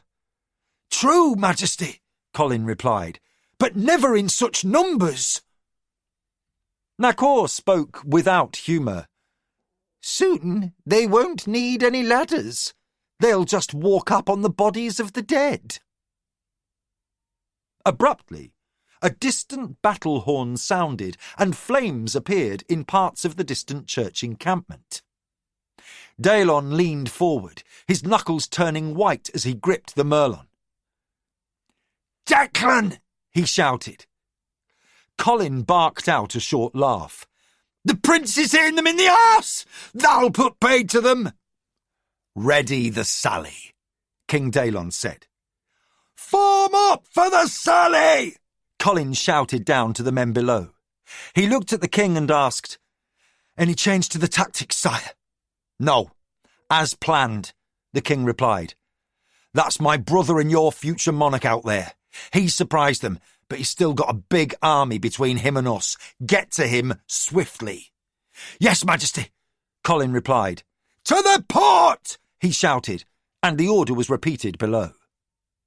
Hattusili pointed off to the right, where a section of the wall was being uncovered as a force of men lined up, 4 abreast, and a sally port was revealed to have been cleverly hidden by the painted cover being carried away. Colin turned to Pug and the others and said, "We'll hit them from the right, and on the left side of the castle we'll send the cavalry out of the rear marshalling gate. They'll ride around the enemy's right flank to go and aid the prince. Let's hope our lads on the right distract them enough." The disguised gate was thrown open, and the column of soldiers ran through as quickly as they could. As they left the wall, they spread out, men moving away on both sides. When the church soldiers became aware of the sortie, their left side began to falter. Hattu and the others watched as the church attack fell apart, with those in the van suddenly uncertain of which way to move. From the far left, Pug and the others could see in the approaching dawn a large company of horsemen riding to relieve Prince Declan. "If their commanders are there, the prince can end this soon enough," said Colin. "You think so?" asked Nakor. "Look at those tabards," he pointed. "They have a different design. These are regular troops, maybe even mercenaries given their black outfits, but they aren't church adamant bastards, I'll wager." "I hope you're right," said the king. Hava cleared the last flight of steps to come and stand next to Hattu. "I got bored." Hattu knew his wife well enough to know that even to suggest she should go somewhere safe would provoke a needless argument he could not possibly win. The fighting beyond the wall was to Marquensis's advantage, but it was ferocious. As the sky to the east lightened, the scene of carnage became more evident by the minute.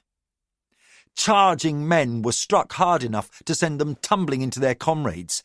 Spears were planted in the ground by desperate men so that horses ran onto them, squealing as they fell. Men screamed in anger and fear, and the battle spread out before the castle as more soldiers from both sides joined the struggle. Pug and his companions watched in silence as the fate of Marquensis, and perhaps the entire world of Garn, was decided by the men dying below.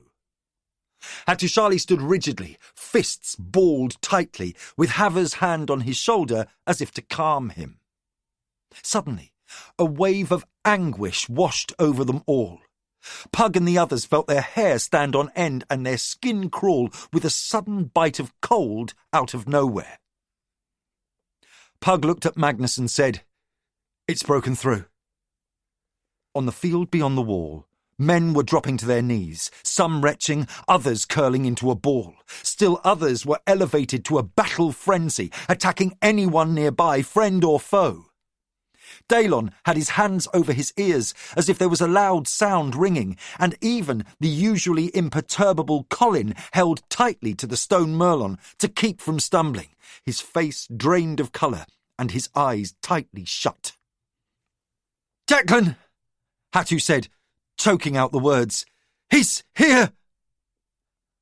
Pug motioned for Nakor and Magnus to come close. "Hattu, you have more power than the 3 of us combined. Can you take us to him?" Hattu forced aside his rising panic and with a deep breath closed his eyes. He had found Declan before when he was stranded in Garn's wound. There had been little to confuse him then, but now the storm of human energy masked his friend's whereabouts. Hatu felt his anger rising again. He refused to let that building rage confound him, but instead channeled it as he searched for the familiar presence. Then he felt it. Declan's unique energy. "Yes," he said. Fighting off the pain, the king cried, "Declan!" "We will find him!" cried Hatu.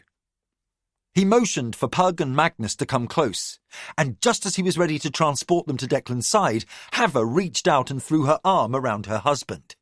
In an instant, they stood in the midst of chaos. Declan and Sixto stood back to back, doing their best to ignore their surging emotions, physical pain, and mind-numbing fear. Pug glanced at Magnus, and without a word, the white-haired magician understood what was needed. He raised his arms, and a bubble of energy spread out and engulfed the group, and a handful of nearby soldiers. Instantly, the mind-numbing sensations washing over them faded. Declan shook his head to clear it, and jumped forward to end the life of a church soldier about to kill one of the king's own. The few church soldiers inside Magnus's bubble also shook off the mind-numbing sound. Declan saw one regaining his focus and quickly engaged the man, killing him before he fully recovered. Sixto, a moment later, was also laying about him, and within moments the handful of church soldiers nearby lay dead, and no enemies remained within Magnus's sphere of protection. Declan looked at Hatu incredulously. "Did you do that?" Hatu pointed to Magnus. "He did. Thank you." Magnus gave a small tilt of his head in acknowledgement. Pug looked eastwards and said, "Get as many men here as you can." Declan moved, and suddenly Sixto grabbed his arm. "You stay here," he said, in as commanding a tone as Declan had ever heard. "I'll get them." Without waiting for any comment from Declan, Sixto hurried outside the radius of calm Magnus had created and grabbed a soldier rolling on the ground. He half-dragged, half-carried the man back inside the bubble. Pug looked at Magnus and asked, "Can you expand this spell?"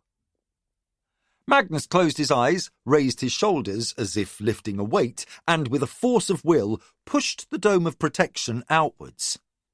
Soon, a cadre of soldiers surrounded the prince, quickly recovering from the magic onslaught that had rendered them helpless. Pug looked from face to face and shouted, "Something is coming! Stand fast and protect the prince!" The soldiers gathered themselves in a circle around Declan, but beyond the bubble, chaos continued. Men rolled on the ground as if in agony, while others ran randomly, some throwing aside weapons, others just standing and shaking. To the east, as the sun rose, a cloud of darkness grew larger every moment. Quickly, it became apparent that something was approaching. "It's here!" Pug shouted. As if stepping out of a cloud of black smoke, a massive figure of evil aspect appeared. It was a black beyond any simple hue, a profound emptiness that drank in light. No feature could be seen, but odd shifts within the inky form suggested a massive human-like form, head, shoulders, arms, torso, legs, all moving with purpose. Hatu recognized it from his earlier contact. The creature was a manifestation of emptiness, literally a void in the world in a monster's shape. How something not in this world could manifest so that the crush of its footfalls shook the ground was impossible for him to grasp. Yet here it was, a towering horror made real. Around its head burned 4 flames, all staying in place as the head shape moved. The flames were crimson and yellow, crackling and sputtering as if enraged. The monster paused for a moment, then turned towards Declan and those surrounding him.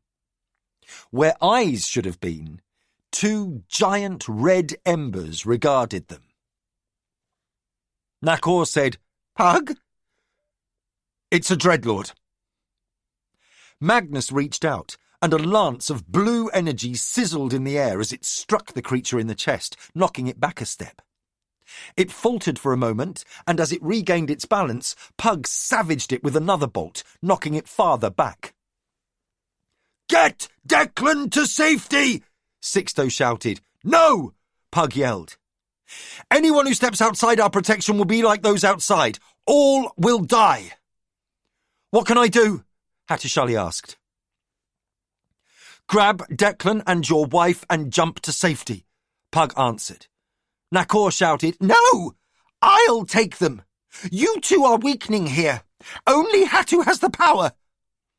Without waiting, he grabbed Declan's arm and Hava's belt and vanished. Hattu stood uncertain for a moment, overwhelmed by the terrifying closeness of a being like the one he had seen in Garn's wound. The difference was that this horror was fully animated with purpose and rage. A moment later, Nakor reappeared. "Safe," he said, "though Hava is very angry with me." Hattusili gave him a momentary look of gratitude. "And with you too, I think." "What are you doing back here?" Magnus asked as he struck the dreadlord with another blast of murderous energy. "I can't fight from the palace," Nakor answered, and he cast a beam of brilliant white light that sizzled audibly when it struck the dreadlord. The creature emitted a howl that shook the ground beneath their feet. Knowing that Hava was safe, Hattusili composed himself amidst the chaos. Every man outside the protective sphere was now on the ground, some twitching, others trying to crawl, but most lay motionless. "It sucks the life out of everything nearby," Pug said. Hattu saw that the ground under the dreadlord's feet was now blackened and devoid of any living plant. The nearest trees were darkening as if afflicted with blight. He sensed all life was now flowing into the monster. Pug, Magnus and Nakor's attacks had driven it back, injured it slightly, but it was regaining its focus and purpose. Hattu closed his eyes and sent his senses towards the creature. As before, when he reached a point just a hair's breadth from the dreadlord, the lines of energy vanished. This time, there was no feeling of dislocation, no energy pushing back, as he had felt when the dreadlord had been trapped out of time. Now he felt a drawing of energy, almost as a sponge drinks in water. He paused. Time seemed to freeze for Hattusili. He felt as if he was floating between moments. He let his mind slowly expand to touch on more and more of his surroundings.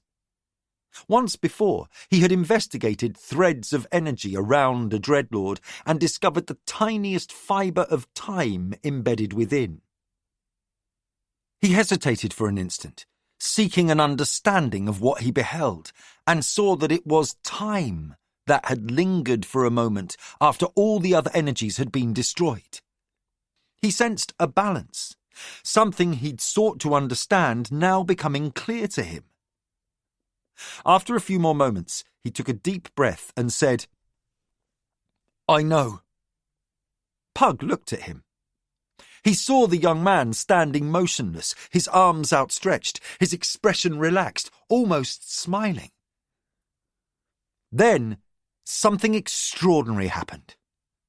The dreadlord froze, not even the flames that crowned it flickering. Suddenly, all energy appeared to have been drained out of the monster. Pug drew a deep breath, putting his hands on his knees for a few seconds. Then, standing upright, he turned to Magnus and said, "How are you?" "Exhausted," came the weak reply. Nakor nodded. Sixto asked, "What's happening?" They all looked at Hattusili, who stood motionless. Sixto began to reach for Hattusili, but Pug held his hand up, indicating that no one should interfere with what Hattu was doing. For long minutes, no one moved, Nakor looked back and forth between the Dreadlord and Hatu. Pug and Magnus both focused what was left of their energies on trying to understand what Hattusili was doing. Nakor glanced up and said, "The darkness is fading." They all looked up and could see the sky was slowly returning to its morning brightness. All four then looked to where the frozen Dreadlord loomed, seeing that it was also looking less substantial. "What is that boy doing?" Nakor asked. "Whatever it is, it's a magnificent trick." Pug looked at Magnus and said, "Closing the gate between realms destroyed a world. Closing the entrance to Midkemia cost the lives of half of all the magic users. You and I have faced the dread. You have more power than I, but together we could not do what we're seeing." Magnus put his hand on Pug's shoulder. "I think this is not only beyond our ability, but perhaps also beyond our understanding." Sixto raised his voice. "Look! It's fading!" Pug could not take his eyes from the Dreadlord. When the silhouette had been blacker than ink, it had drunk in all the light around it. Now it was a smoky dark grey, the colour fading by the moment. Soon Pug, Magnus and Nakor could see through its form as it became less and less substantial. Long minutes dragged by, and Pug looked back and saw a company of kingdom horsemen halted a safe distance from what had been the scene of mayhem. Bodies were strewn everywhere, the field resembling an abattoir, corpses twisted into impossible contortions. Here and there lay men without a mark upon them. It was obvious they all were dead. Pug felt Magnus's hand tighten on his shoulder and looked back at the Dreadlord. It was now fading to a wisp of grey outline, the trees beyond becoming visible through it. Fainter and fainter the thing became. Then, abruptly, it was gone. All three looked at Hatu, who stood motionless. Pug put his hand out and pulled it back, clearly unwilling to interrupt what Hatu was experiencing. Then Hattusili collapsed. Nakor caught him before he struck the ground, and they lowered him gently. Pug put his ear to the young man's chest and heard his heart beating. Nakor closed his eyes and after a second said, "He's all in there." Pug wasn't certain what that meant, but said, "We need to get him to the palace, to the king's healer." "I can do that," said Magnus. "Me too," said Nakor. "Good," said Pug. "I don't know if I can, and I also want to see what's going on here." Magnus and Nakor each took one of Hattusili's arms and, looking at each other, they nodded and vanished. Pug turned to Sixto and said, "I think this battle is over." "Apparently," said Declan's longtime friend. He waved towards the waiting column of riders moving towards them. The young Captain Joran led the riders, and he called out, "The day's ours!" "Good," said Sixto. He looked around the battlefield, now brightly lit by the early morning sun. He saw the church banners still snapping in the breeze above empty pavilions. Horses and mules staked out on the other side cropped what plants they could reach. He turned to Pug and said, "I can barely believe what I just saw." Pug said, "You are not alone." Regaining his usual composure, Sixto said to Joran, "We'll need graves dug." As the young captain started giving orders, Sixto softly added, "Many graves." Pug could only sigh. The king's table was quiet. Instead of a raucous celebration of victory, a relieved group celebrated being alive. Hattusili was still asleep in the quarters set aside for him, and Hava was with him. Pug, Magnus and Nakor were at the table with Daelon, Declan and Balvan, Sixto, Colin and General Baldassar. The conversation had been muted, and at last the king said, "It's not over, is it?" It was Pug who answered, "Probably not. If I have learned anything about the void, it is that it is unrelenting. Even though we have defeated it before, we have only set it back. We were amazingly fortunate today. If not for Hattusili's powers," Nakor said. "He was supposed to be dead." Balvin said, "What?" "That story about destroying all the fire mains. You saving Hattusili."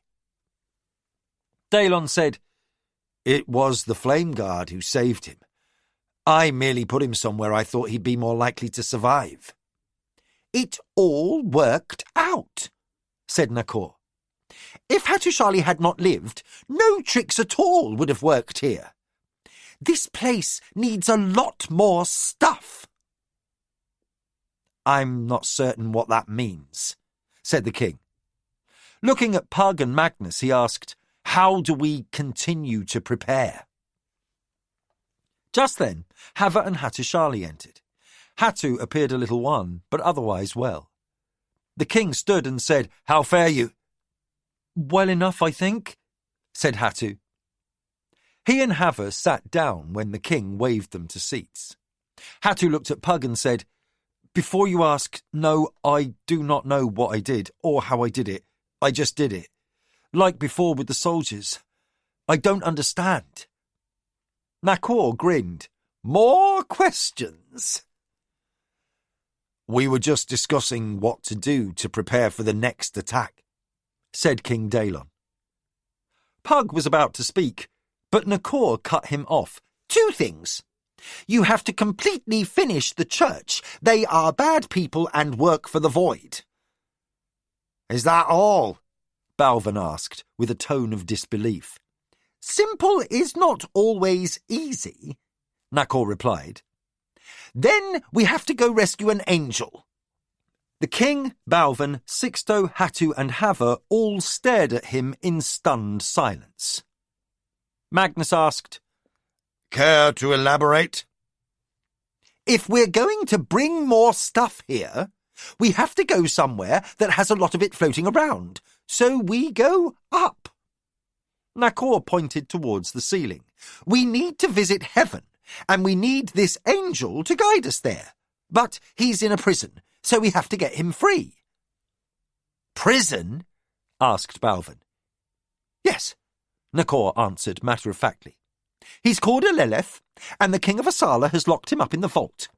I was told by a very well-informed fellow by the name of Vordam. If something needs to be known or found, he's the man to see. I asked about getting to a higher realm, and that's how we do it." Magnus winced. "The vault? Is that what I'm thinking?" "Yes, on the world of Synoth." Hava and Hattu exchanged glances, and Hava asked, "Is the vault a prison?" "According to legend," said Magnus, "it's not only a prison, but one from which no living being has ever escaped. It's in the lowest basement of the Palace of the King, which also happens to be a fortress city." "Wonderful," said Balvin. "I would judge you all mad if I hadn't seen everything that's already happened since this business began. How do you expect to free a prisoner from such a place?" Hava said, "As for dealing with the church, as soon as Bodoi gets back, we should send him to Koltachin. If we're going to defeat the church, we'll need their help." "And the other?" asked the king. Again, Hava and Hattu looked at each other. Then Hattu said, "Breaking out of prison. We know somebody." Daelon looked around the table and said, "And now I think it's time for more wine." No one disagreed. Epilogue. Reunion. Dante looked through the open door as the sun rose. The children were already working at their chores under Healer's supervision. He had spent the previous day consulting with Healer and had been reassured that everything here was running smoothly. The children were thriving, and Dante again reflected on their overall well-being compared to what he had known growing up in a Koltachin school. He still felt oddly ambivalent about how to proceed. Back on Garn, those children below a certain age judged unfit to serve the Council of Masters would be returned to their families, while older children who had seen too much would simply be disposed of. He took a deep breath and wondered about his new realization that being a member of a crew in a foreign city was often fun and always challenging, but being the crime lord of a city was mostly about being an administrator and rather boring. The false mockers were gone, either dead, fled, or turned to his side. The Keshians were also gone, dead or fleeing back to Kesh. There was little to do that Dante considered fun. He was halfway through his second mug of coffee when, without warning, Hattusili and Hava stood before him. He almost fell backwards in his chair, only catching himself with one hand on the table, pulling his chair upright. Damn! That was unexpected, he said with a laugh. He came to his feet and grabbed Hava, half spinning her around in a hug, then embraced Hattu so hard that he knocked the breath out of him. What brings you to Port Vicor? Dante asked. You, said Hava, but this isn't Port Vicor.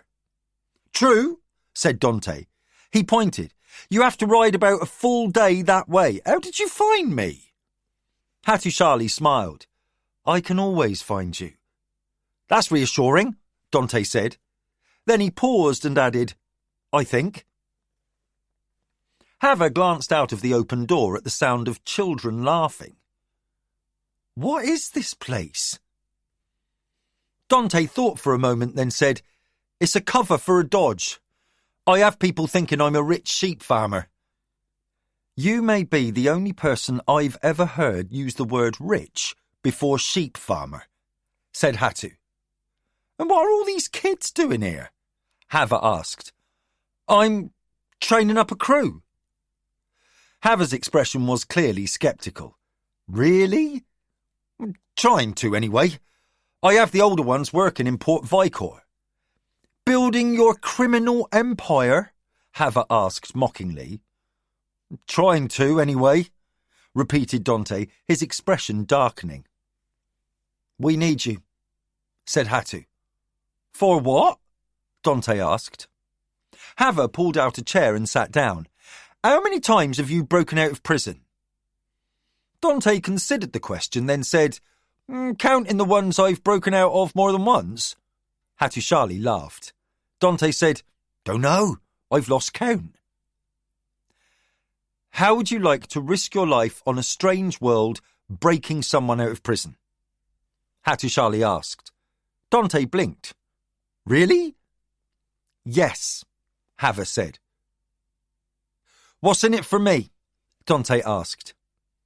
No one has ever broken out of this prison, said Hattu. It's in the lowest level below a fortress where lives a king. It's never been done in the history of this world. Dante gave Hattusili a sidelong look. Never? Hava added, Never in the century since the prison was built. It's extremely dangerous. Extremely, Dante repeated. Absolutely, said Hattu. Who are we breaking out? An angel, said Hava. Dante's lips twitched in a smile, and then he grinned. I'm in. He stood up. Let me go tell my man out there I'm going off for a while, and to send a message to my boys in Port Vicor. Then we can leave. He hurried outside. Hava chuckled, then looked at her husband. Is this a good idea? Hattu gave her a crooked smile. No, but it's the only idea I have.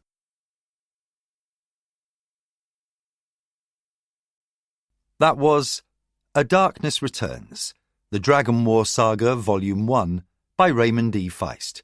Read by David Thorpe.